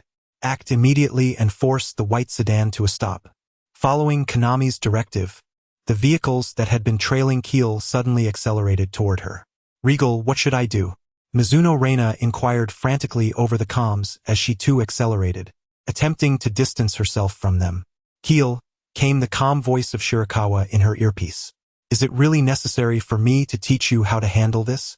Mizuno was momentarily taken aback, unable to comprehend why Regal would make such a statement. However, she quickly grasped the implication, a bitter smile creeping onto her face. Indeed, she had almost forgotten. There was no need for her to consult Regal on such matters. Her true identity was Hondo Aimi, an undercover agent implanted within the organization. Following the sacrifice of her father, also an intelligence operative, she took on his legacy, continuing to infiltrate the organization while transmitting internal information. Until recently, her cover was compromised due to an operation by Curacao, leading Regal to exploit her vulnerability by threatening her only blood relative, her brother Hondo Ayu, forcing her into the role of a double agent for the organization. She was fundamentally different from other organizational officials. If other members were captured, Regal might attempt a rescue. However, if it were her, he would not. She was a spy. Regal was not a man swayed by concepts of trust, emotion, or bonds. In his eyes, humans were easily malleable beings, especially someone like her, a born infiltrator. Given that she was a forced operative for the organization, Regal's extreme rationality rendered her declarations of not disclosing any organizational information utterly hollow before him. Therefore, if she were to be captured today, Regal would certainly not attempt to rescue her. On the contrary, he would seek to eliminate her as swiftly as possible. Not only her, but her brother would also be promptly dealt with due to his loss of value. Thus, she had no need to ask Regal what she should do. From the very beginning, her only choice was to escape, to flee with all her might. For the sake of Aimee, to ensure that she retained some semblance of worth in Regal's eyes, she would never allow herself to be captured. I will not disappoint you. Stepping on the gas, Mizuno Reina sharply turned the steering wheel, evading the vehicles attempting to intercept her ahead. Just then, a medical vehicle suddenly slowed, blocking the road with its massive frame, effectively sealing off her path forward. Damn it! Mizuno swiftly shifted gears and made a sharp turn into a side street, her pursuers hot on her tail. Mr. Kanami. The white sedan has turned. On Judy's vehicle, Kanami was flipping through the map, quickly issuing orders. This is a straight road. Aside from the end, there are no other intersections. Inform the nearby teams to block those 2 intersections before the white sedan arrives. Understood. On the straight road, Mizuno Reina continued to accelerate, gradually increasing the distance from the vehicles behind her. However, her situation did not improve. Several cars emerged from the front, obstructing the sole exit at the end. With pursuers behind and blockades ahead, they aimed to trap her completely. I can't get out, she sighed, displaying a look of resignation as she surveyed the blocked exit ahead. Then let's take a gamble. Regal, come and pick me up. With that, Mizuno placed her phone on the passenger seat, retrieved her handgun from the armrest, and fired twice, shattering it. She then pressed the accelerator, recklessly charging straight ahead. There was only one last path left for her escape. Mr. Kanami. The white sedan is still accelerating. It's going straight. Hearing the reports through her earpiece, Kanami quickly deduced Mizuno's intentions, observing the map in her hands. The end of this straight road was merely a low iron railing, beyond which was a river flowing toward Tokyo Bay. The white sedan aimed to plunge directly into the river, seeking cover in the water to escape. Thinking to find a way out? Fire. After a brief moment's hesitation, Kanami issued the command. Fire. The agents hesitated. Even as agents, it was not a trivial matter to discharge firearms in another country. If civilians witnessed and recorded it, the repercussions could be dire. Her speed is too great. Attempting to intercept her with vehicles is too dangerous. We must use gunfire to bring her to a halt. Kanami reiterated firmly. Mr. James, let us follow Kanami's orders. I will handle the aftermath. James intervened, stabilizing the still wavering agents. Although he had entrusted the operation entirely to Kanami, this capable junior was still too young and lacked sufficient experience. He needed to support her at this critical moment. Understood. With that, the agents no longer hesitated. At the end of the straight road, several armed agents exited their vehicles, aiming at the speeding white sedan. Gunfire erupted. The windows shattered, and 2 front tires were punctured. Yet, propelled by inertia, the white sedan continued to careen forward, crashing through the flimsy iron railing and plunging into the river below. Mr. Kanami. There's no one in the car. At the end of the straight road, an agent surfaced from the river, calling out to Kanami and the others standing at the railing. It appears the occupants have escaped. James remarked upon hearing this. Did we fall short after all? Judy clenched her fists in frustration. The sacrifice of 3 agents and numerous confrontations had culminated in such an outcome, which was difficult to accept. Beside her, Kanami's gaze was profound as he looked down at the river, gripping her hand and calmly stating, "As for Mike, we must retrieve the tracker from his stomach quickly. This operation ends here." Understood. James grasped Kanami's intent. The tracker in Mike's stomach was still operational, and the organization's subsequent support would undoubtedly be on its way. Now was not the time for conflict. It was time to retreat. Meanwhile, in another location, Vermouth was driving toward the suburbs. The tracker has lost signal, Majo remarked, glancing at the tablet in her hands from the back seat. Has it been discovered? Vermouth inquired. It should be noted that Keel has already been exposed. It's uncertain whether she has escaped. Majo put away her tablet and casually remarked, her words seemingly expressing concern for Keel, yet her tone suggested otherwise. So, are we now going to rescue Keel? Jundu inquired from the back seat. The discovery of the tracker within Mike's body essentially signified the failure of their plan to ascertain the whereabouts of the hostile group and capture them all at once. Their current mission objective may need to shift to rescuing Keel. Wasn't Rhaegar supposed to meet someone this afternoon? Mahjong responded, somewhat puzzled. It appeared that Rhaegar had arranged a meeting after leaving the amusement park, which was the primary reason he had been remotely directing their actions. Who knows?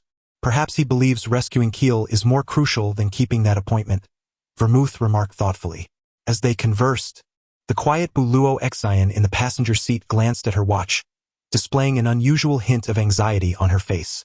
Time is running out. Just then, Vermouth's phone vibrated unexpectedly. Upon checking, she found a message from Shirakawa.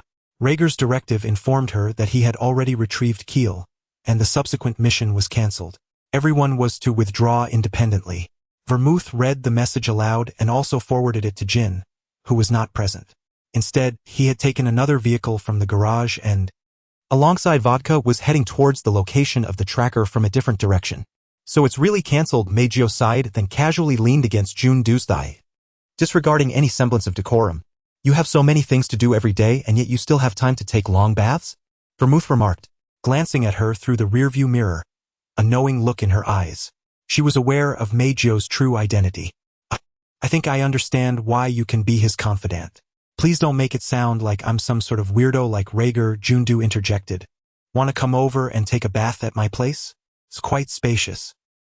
No, that's not necessary, Mahjong replied, nodding, then extended an invitation to Buluo Exion in the front seat, embodying the demeanor of a social terror. It seems we haven't bathed together in a long time. How about today? Mahjong and Buluo Exion actually had a good relationship. They had known each other for several years. TSK, going to meet that person again? Aren't you too tired of it? Does she know your true identity? As a friend, I'll remind you not to get too deeply involved. Virum. My body feels so heavy. A sharp pain throbbed in her left shoulder, accompanied by the incessant noise of the engine echoing in her ears. Where am I? What a lovely day it is, a woman's voice commented, one Water Woolly and I had never heard before, yet it carried a strangely familiar tone. How nostalgic. The beach and the sea. Perhaps I should find a day to go play. Who is that? Whose voice is this? Pondering. She recalled that Xiao Qin could ride roller coasters with vodka, so why couldn't she sneak out too? Xiao Qin? That name sounds familiar. Suddenly it strikes me. I don't have any friends to go out with. Am I truly the most pitiful one? Hey, Keel, are you awake? We're almost at our destination. Keel?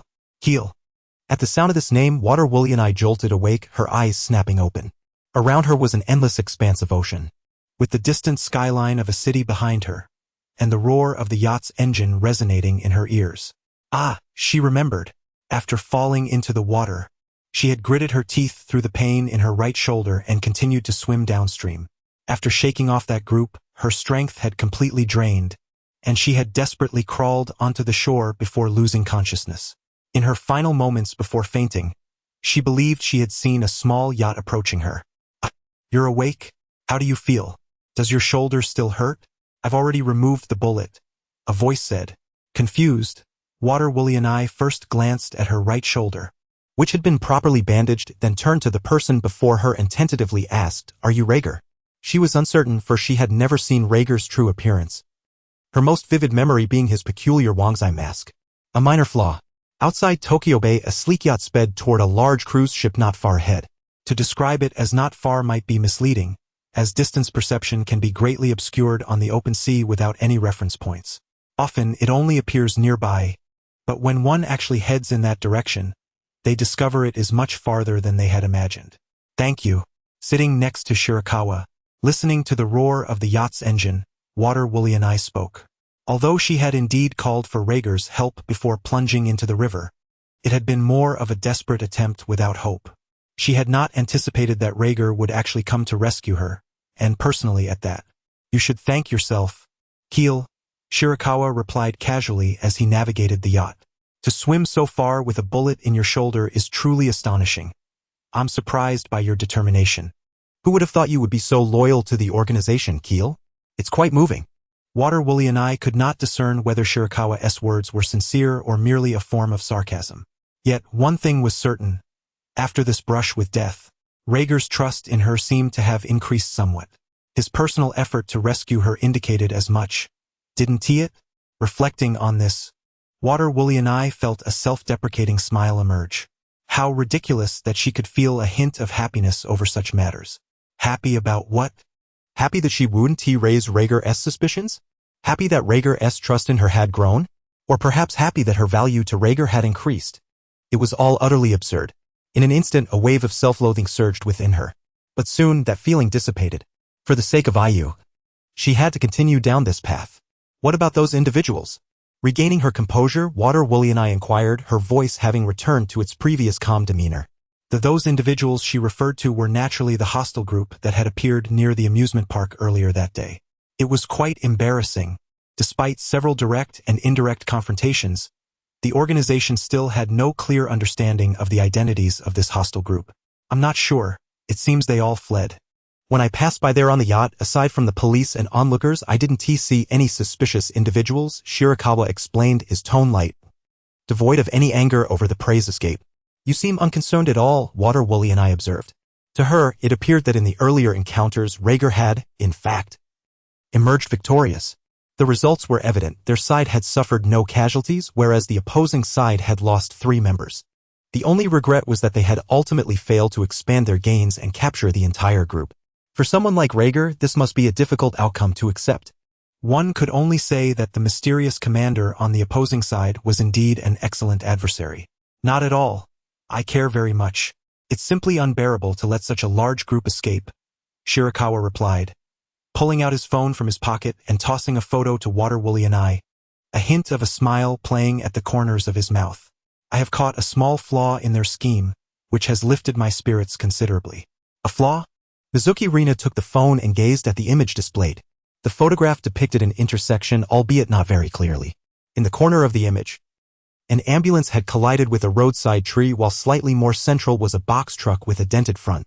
From this photograph, one could discern that a foreign man, holding a phone, occupied the driver's seat of the truck. Upon seeing this image, Keel was suddenly enlightened.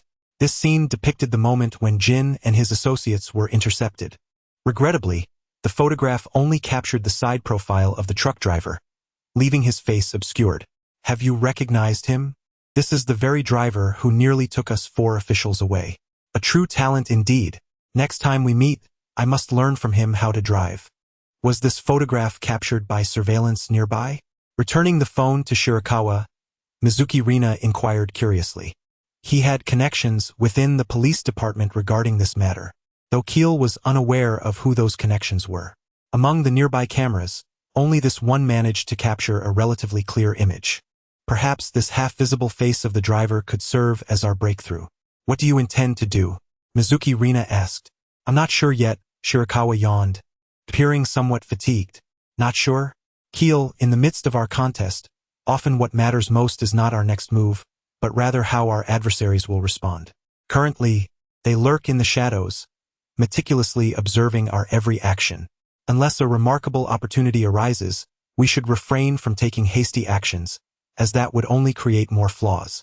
However, Shirakawa paused momentarily before continuing, I do harbor a small speculation. Today's group might be connected to Sherry, who unexpectedly appeared at last night's party at the Aid Corporation. Their presence near the amusement park today likely stems from the allure of Akemi Mayano, who has been disguised by vermouth. The only person who could be linked to Akemi Mayano is indeed Sherry. Mizuki Rina grasped Shirakawa's implication. So, what could their true identities be?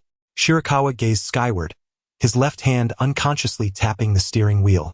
How amusing. I've ensnared myself in this situation, regardless of their identities. As long as they are associated with the suddenly emerging Sherry, their current objective must solely be me. Once this is established, things will become much simpler. His specialty lies in using himself as bait. Perhaps the individual he is silently contending with today is the very one he analyzed with vermouth last night, who has discerned his true purpose for coming to Japan. Keel, let us have the kids follow this photograph for a lead.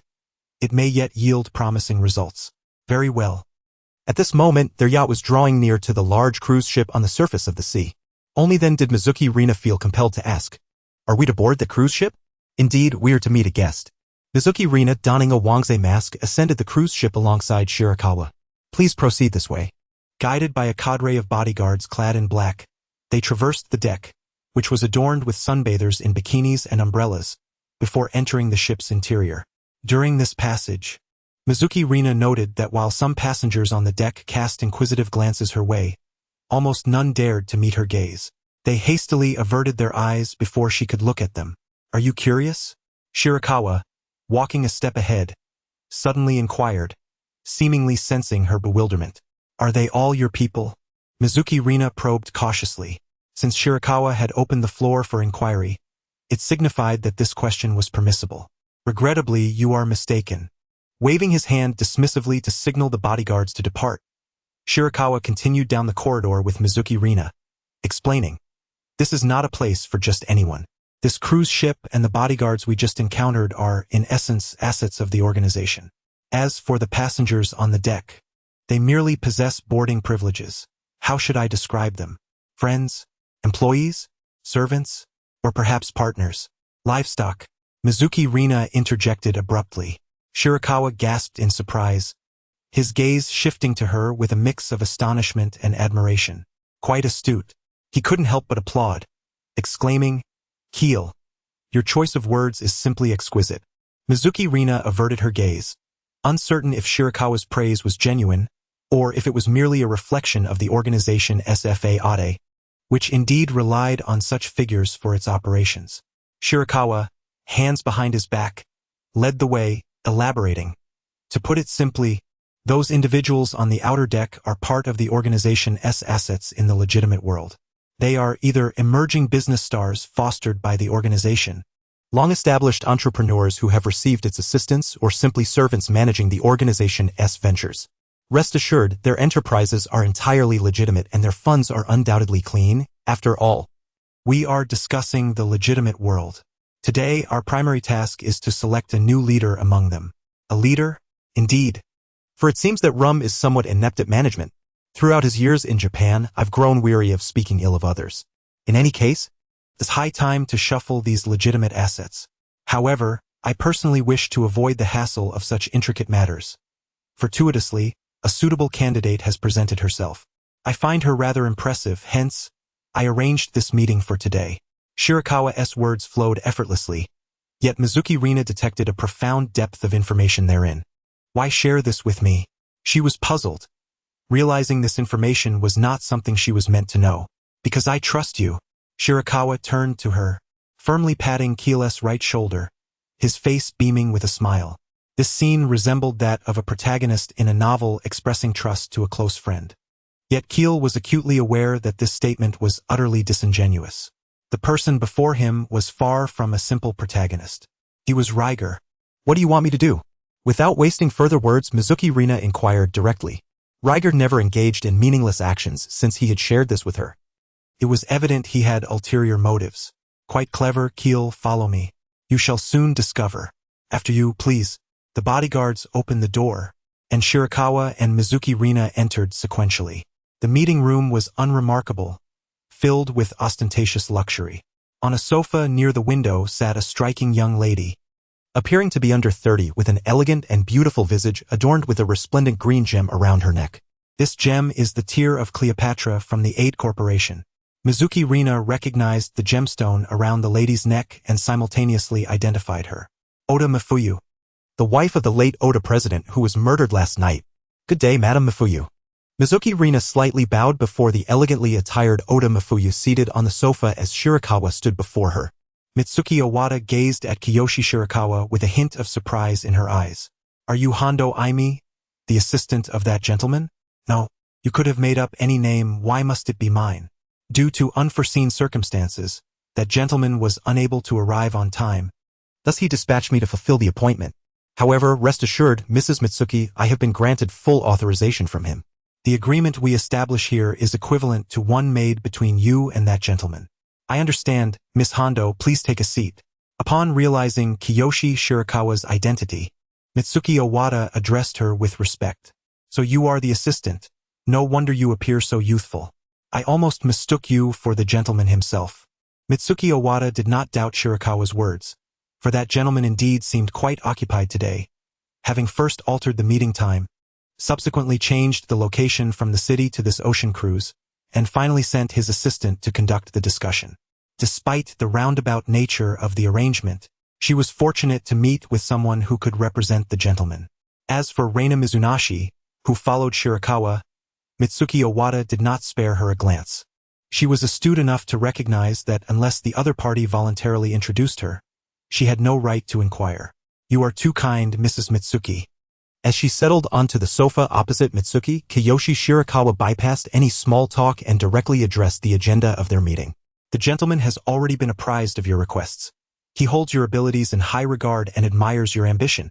However, there is one matter that requires your clarification." "Pray, what is it? How do you intend to demonstrate your loyalty to that gentleman?"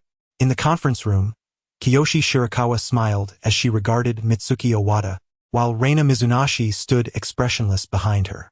Mitsuki Owada was the individual Shirakawa had previously mentioned to Belmode, a possible candidate to rectify the current issues regarding the organization's white assets. Little is known to the outside world that Aid Company, a significant entity in the luxury brand sector, is actually a firm that has risen rapidly with the support of the organization.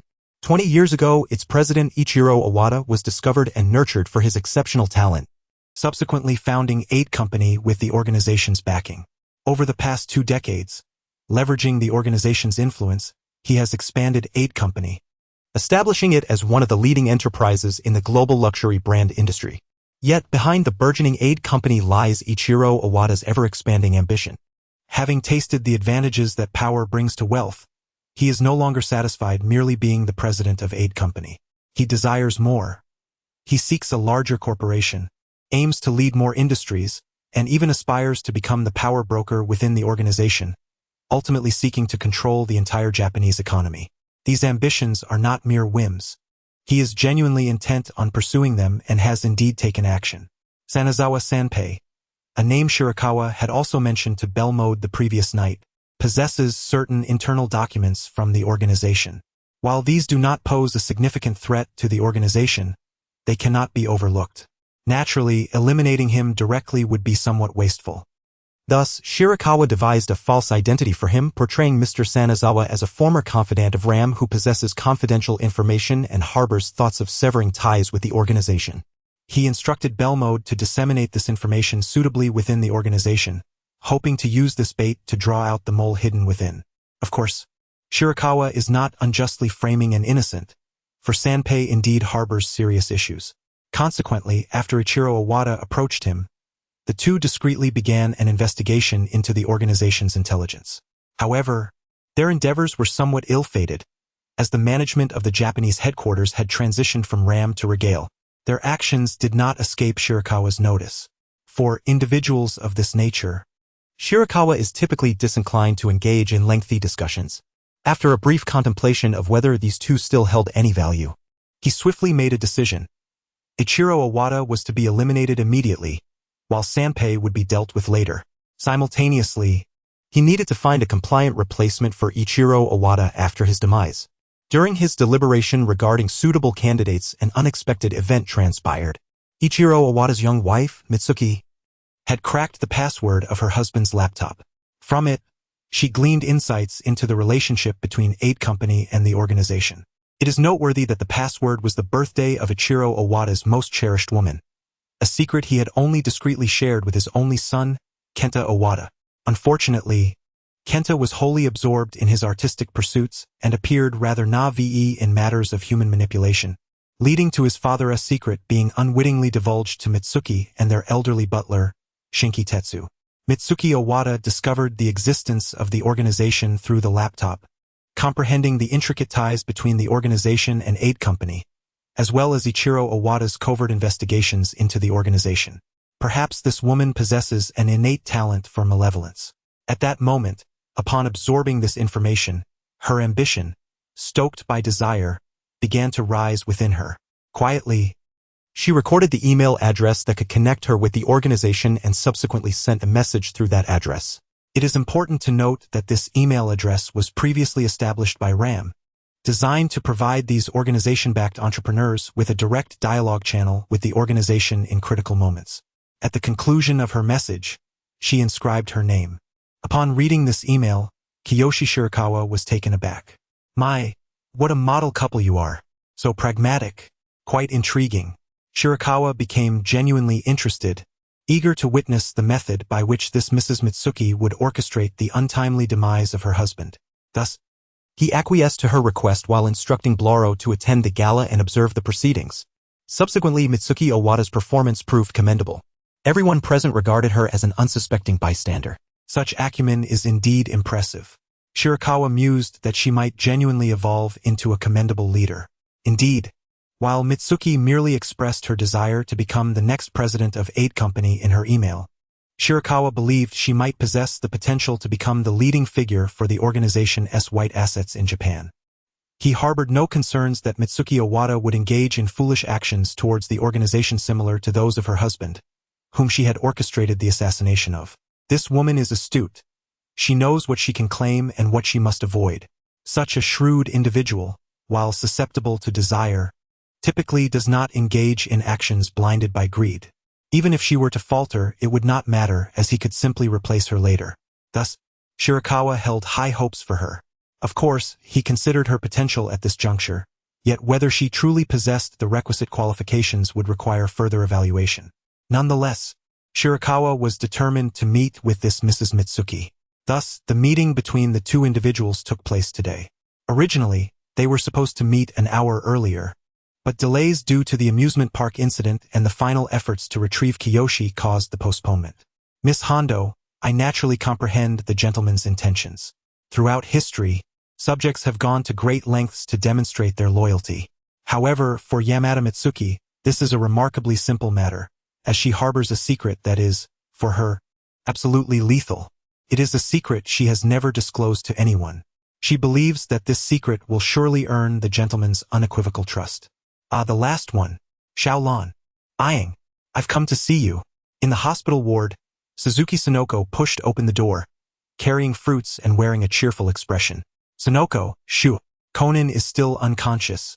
Mao Lilan signaled towards the neighboring bed where Conan lay in a coma, rising to take the fruits from her hands. This little rascal can really sleep, she muttered softly, turning to the equally serious Karasuma Ayang seated on the bed. What's wrong, Ayang? You look terrible. Is your head still hurting? Earlier, she had intended to relax Ayang by turning on the television, but didn't he expect it would soon broadcast a live report of a terrifying incident? A terrorist attack? Have the police been notified? Suzuki Aiko inquired. The police must have already arrived at the scene. After all, such a significant event was broadcast on television. Speaking of which, the amusement park where the attack occurred seems to belong to your family, Sonoko. What? Suzuki Sonoko was taken aback. The amusement park owned by my family? Again? Beside her, Ayang and Mao Lilan exchanged sympathetic glances. For some reason, it seemed that the Suzuki Group's properties were frequently embroiled in trouble lately. First the aquarium, now the amusement park. One could only wonder what negative repercussions these incidents might have on the Suzuki Group. All right, let us not dwell on this. Leave these matters to my father to worry about. Slightly exasperated, Suzuki Sonoko rummaged through her bag and pulled out several tickets, joyfully announcing, Shaolon. Ayang, let us go for some fortune-telling this afternoon. Fortune-telling? The two looked at her with curiosity. Indeed, these tickets are for the famous fortune-telling house in the suburbs. This afternoon, they will host a beauty witch's secret meeting, featuring many renowned fortune-tellers. Shall we go together? Fortune-telling? Well, Sonoko, I think I'll pass, Ayang replied apologetically. Why not? Are you still feeling unwell? No, it's just about the information on Officer Shirakawa. Come on, Ayang, don't be so considerate. I'm the second daughter of the Suzuki Group. You needn't worry about unnecessary expenses. Listen to me, since we've already taken the day off. Let us go and treat it as a way to unwind. Unable to resist the enthusiasm of her ardent friend, Ayang sighed softly and eventually nodded. Fine. I suppose it's just one afternoon. The nurses will take care of Conan. That's great. I've specially booked an appointment with the renowned Black Witch fortune-teller this afternoon, hoping she can predict who our future husbands will be. Husbands? Us? The two froze in surprise. What's with those strange expressions? Did I say something odd? Suzuki Sonoko, hands on her hips, glared at them with feigned indignation. Sonoko, maybe I really shouldn't go, Aang averted her gaze. I'll pass too. Mao Lilan timidly echoed. The image of a certain high school detective flashed in her mind. Fortune-telling about love held no significance for her. All right, you both just agreed to come and now you're backing out? You think it's unnecessary, don't you? I'm the only one worrying about finding a boyfriend. That's not it, You're both coming with me. I absolutely must have the Black Witch predict who among us will marry first. Why are we so competitive about such matters? Because Sonoko has been unable to find a boyfriend. You too. How dare you laugh at me? Enraged, Suzuki Sonoko lunged at them. Take this. Whoa, Sonoko. We're in a hospital. Shoo, Conan is still asleep. Be careful not to tear the tickets. Amidst their playful scuffle, Aang glanced at the ticket in Sonoko's hand and saw the name of the Black Witch. Arai Kamiko? In a conference room aboard a cruise ship, Shirakawa Kiyoshi in disguise looked curiously at the photo handed to him by Yamada Mitsuki. She knows my secret, Yamada Mitsuki explained, pushing another photo towards Shirakawa Kiyoshi. As far as I know, this individual helped her uncover it. Shirakawa recognized the person in the second photo. Narizawa Sanpei, an old acquaintance. He has been contemplating using Mr. Narizawa to bait a target. He hadn't anticipated that this Mr. Narizawa would be so deeply involved, even with Yamada Mitsuki. It seems inevitable that we must eliminate them in the simplest manner, Yamada Mitsuki stated, looking directly into Shirakawa Kiyoshi's eyes, her smile unwavering. After learning her absolutely lethal secret, Shirakawa Kiyoshi found himself increasingly admiring her. Her ability, temperament, and courage indicated that this woman was born with an extraordinary talent for villainy. As a result, he felt quite pleased. The organization had finally gained another exceptional talent. One who was definitely not a mole and, moreover, a rare asset in the business realm. This was truly splendid, at least in managing those lawful assets. He could finally relax a little. However, there were still a few matters concerning this rare talent that required his attention.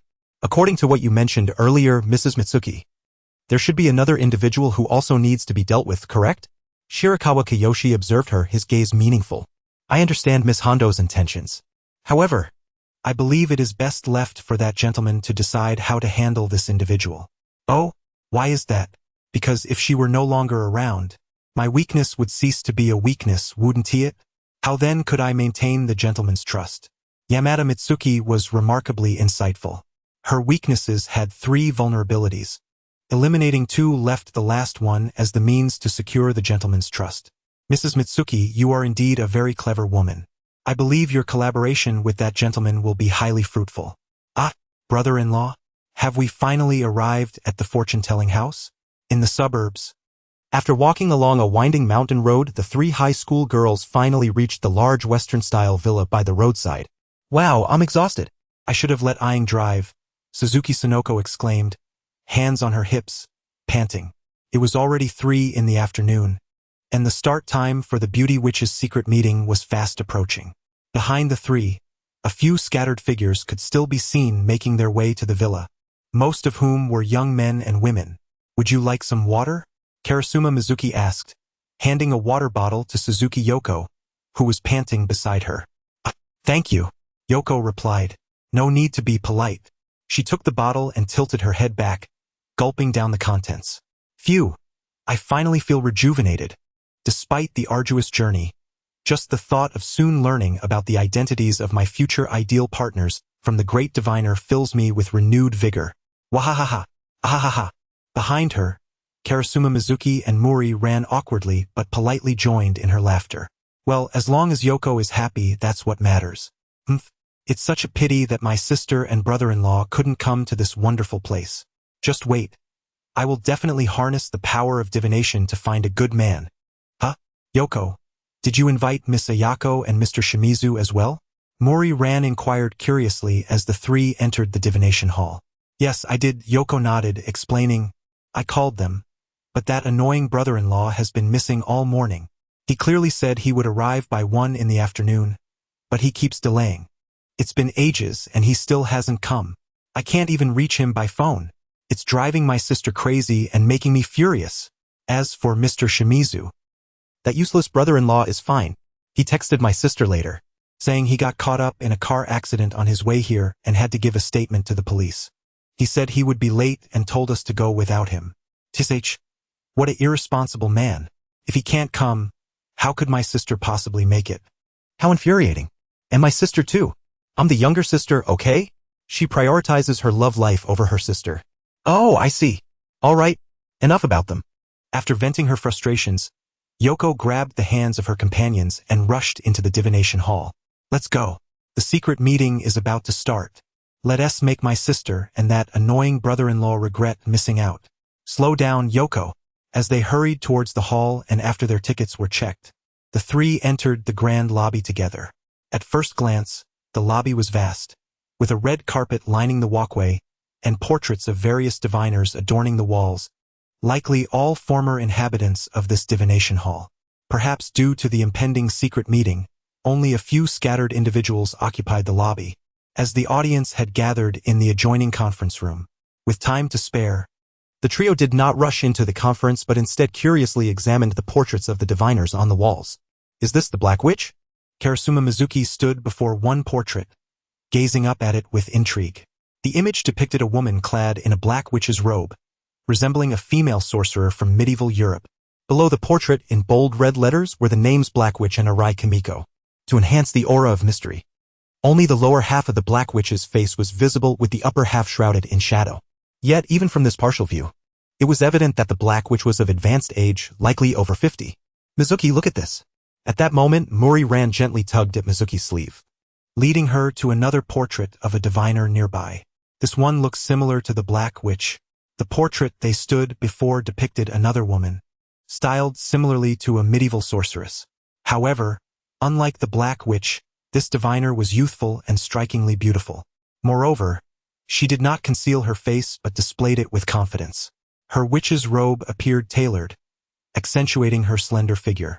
Indeed, Mizuki mused, observing the two portraits, which were closely placed together. I wonder what the staff of this divination hall were thinking when they positioned these two portraits so near one another. With such a similar style, one young and beautiful and the other old and austere, I suspect most people would naturally gravitate toward the younger, more attractive diviner. Oh, are you two looking at the Reaper? Isn't she stunning? Yoko chimed in, approaching them. Following her gaze, Mizuki noticed the name of the beautiful diviner. Kawagoe Juko, titled the Reaper. What a peculiar name, Mori Ran remarked with a smile. The Black Witch, the Reaper, and the diviner's names we've just seen are also unusual, aren't they? Actually, I really admire this Reaper, Yoko said excitedly, pointing at the heart-decorated gloves worn by the Reaper in the portrait. Do you see these gloves? Don't they look familiar? Not at all. Mori Ran replied honestly while Mizuki narrowed her eyes and provided the answer. These should be designed by Aid Company. I saw them at the Aid Company's gala last night. They're supposedly this year's limited edition. Exactly. Yoko snapped her fingers and eagerly pointed at the Reaper's earrings, brooch and necklace. See these hearts? They are all the latest designs from Aid Company this year. And they are all limited editions. Some of them I couldn't even get my hands on. The Reaper is undoubtedly a fellow aficionado of Aid Company just like me. What a pity. Just then, a gentle male voice suddenly interrupted from behind them. The president of Aid Company was murdered by his own butler last night. I wonder if, after such a tragedy, Aid Company will be able to produce such remarkable designs in the future. Huh? Brother-in-law? The trio turned to find Shimizu Seiji and Suzuki Ayako entering the lobby hand in hand. Good afternoon, ladies, Shimizu greeted them. Yoko, initially filled with joy, suddenly halted in her tracks, her hands on her hips, and exclaimed, Didn't you say you wouldn't be able to come? What's going on? Why are you here with my sister? I didn't plan this, Yoko, Shimizu explained with a smile. I didn't expect the police to let me go so quickly. I'm sorry for worrying you. Then why didn't you inform me? Yoko retorted. I thought you wouldn't make it. I did send you a text. At this, Yoko quickly retrieved her phone from her bag, and indeed found an unread message from Shimizu. Clearing her throat, feeling slightly embarrassed, she muttered, Well, I'll let you off this time, but you must remember to call next time. Okay? After all, I can't always check my messages. Of course, Shimizu nodded gently, his tone warm. Only then did he turn his attention to Mizuki and Ran. Good afternoon, Mizuki-san, Ran-san. Shimizu greeted them, his gaze sweeping over the two. Since he began teaching art at Titan High School, he had shifted his address from miss to classmate towards them. Though his relationship with Yoko's sister was not particularly deep, he often heard about the Suzuki family's son-in-law from Yoko. In school, they rarely crossed paths, and even if they did meet in the hallways, it was usually just a nod of acknowledgement. If one were to describe the relationship between the two, it would be that Kurama Aya once acquired the contact information of Shimizu Shizuka in her pursuit of mastering the culinary arts. However, this information has scarcely been utilized by either party. The few occasions it was employed were merely instances when Shimizu had urgent matters to attend to and entrusted Aya with the task of watching over Yoko, ensuring she did not wander off. Despite the superficiality of their connection, an inexplicable sense of familiarity washed over Aya every time she encountered Shimizu. It was a peculiar sensation that compelled her to gravitate toward Shimizu even though she struggled to articulate its origin. Yet, she was unequivocally certain that it did not stem from any romantic inclinations typically associated with the opposite sexes. "Excuse me, may I inquire who you are?" During a casual conversation among a few individuals, a portly middle-aged man approached. His stout build and the tuft of hair adorning his chin suggested he was in his 50s. Likely a staff member at the establishment. "Ah, I see. The confidential meeting is set to commence in 20 minutes. You can access the venue through that entrance over there." "Thank you, wait." At that moment, Suzuki Yoko hurriedly called out to the middle-aged man. "Could you please tell me if the Dark Witch fortune teller has already arrived at the venue?" Not yet. She is still in her room. Is there something amiss? Would you be so kind as to escort us to her now? I had a prior appointment with her," Yoko stated. "Suzuki Yoko?" The man paused, momentarily taken aback by the name before scrutinizing her closely, a radiant smile blooming on his face. "Ah, it's Miss Suzuki. I remember now. You had an appointment with Kurumi, didn't you? Are these your companions?" Yes," Yoko replied, taken aback by the man's sudden shift in demeanor. "Oh, how careless of me. My name is Arai Daijuru. I am not only a staff member at the fortune-telling establishment but also the personal assistant to the Dark Witch." "Arai?" Yoko expressed her surprise upon hearing a surname identical to the Dark Witch's true name. "Are you?" "Indeed. I am Kurumi's husband," Arai Daijuru affirmed with a nod and a smile. Meanwhile, Kurama Aya keenly observed that for a fleeting moment, Arai's expression darkened as he introduced his relationship with Kurumi, akin to someone who had uttered something particularly distasteful. Is there tension between this couple? Very well. We shall rely on you, Mr. Arai. While Aya pondered this, Yoko had already struck up a friendly rapport with Arai, persuading him to lead them to the Dark Witch without much effort. "Of course, Miss Suzuki. Please, follow me." Arai Daijuru warmly gestured, guiding the group through the hall, up the stairs, and halting in front of a door secured by an iron gate. "Kurumi, I am entering," he announced, unlocking the gate and ushering the group inside. "Wow, the ambience here is incredible. This truly is the Dark Witch's domain." Upon entering, the group was momentarily taken aback.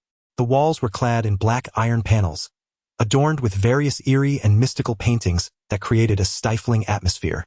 The room lacked windows and external light, with the only illumination coming from a small skylight in the ceiling. Faint sunlight streamed through, casting a glow upon a nearly 3-meter-tall statue of a black-thorn demon positioned below. Flanking the iron door were 2 imposing 2-meter-tall white knight statues, seemingly in dialogue with the demon statue across from them. One must concede this room genuinely exudes the essence of a fortune-teller's domain. "Kurumi, we have guests."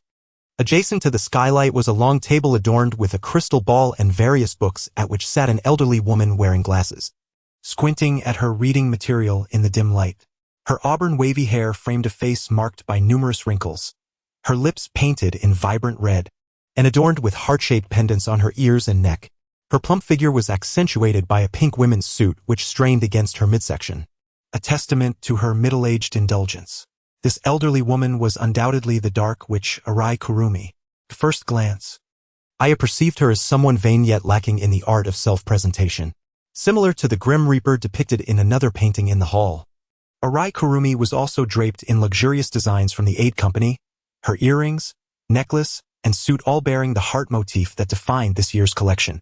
Whether they were limited editions was beyond Aya's knowledge. Aya harbored little understanding of the fervent obsession with so-called sophistication. Her grandfather had instilled in her from a young age that every ounce of effort must yield tangible results, and one should never indulge in foolish wastefulness. To her, Such pursuits were merely trivial extravagances that served to indulge one's desires without meaningful substance. Ah, I still can't see clearly. Do I need to change my glasses again? In the room, Arai Kurumi seemed oblivious to the presence of the newcomers, her irritation apparent as she shuffled through her book, grumbling aloud. She seems to be quite irritable. Yoko whispered to herself, startled by the woman's demeanor. Kurumi. Arai Daijiru stepped forward and gently tapped her shoulder. What? Kurumi snapped impatiently, momentarily unaware of the guests standing by the iron door due to Arai's imposing stature. Calm down, we have guests. I told you. I don't see guests without an appointment. It's Miss Suzuki along with her friends. Miss Suzuki. At this revelation, Arai Daijiru moved aside, allowing Yoko to greet Kurumi appropriately. Good afternoon, Dark Witch. Oh, it's Miss Suzuki. Kurumi adjusted her glasses, her demeanor shifting as she recognized Yoko's face, promptly rising to warmly grasp her hand. Honestly, since you've made an appointment, you could have just come to find me. And these must be your friends, right? Come in, don't just stand there. Sit down, Daijiru. Fetch some chairs.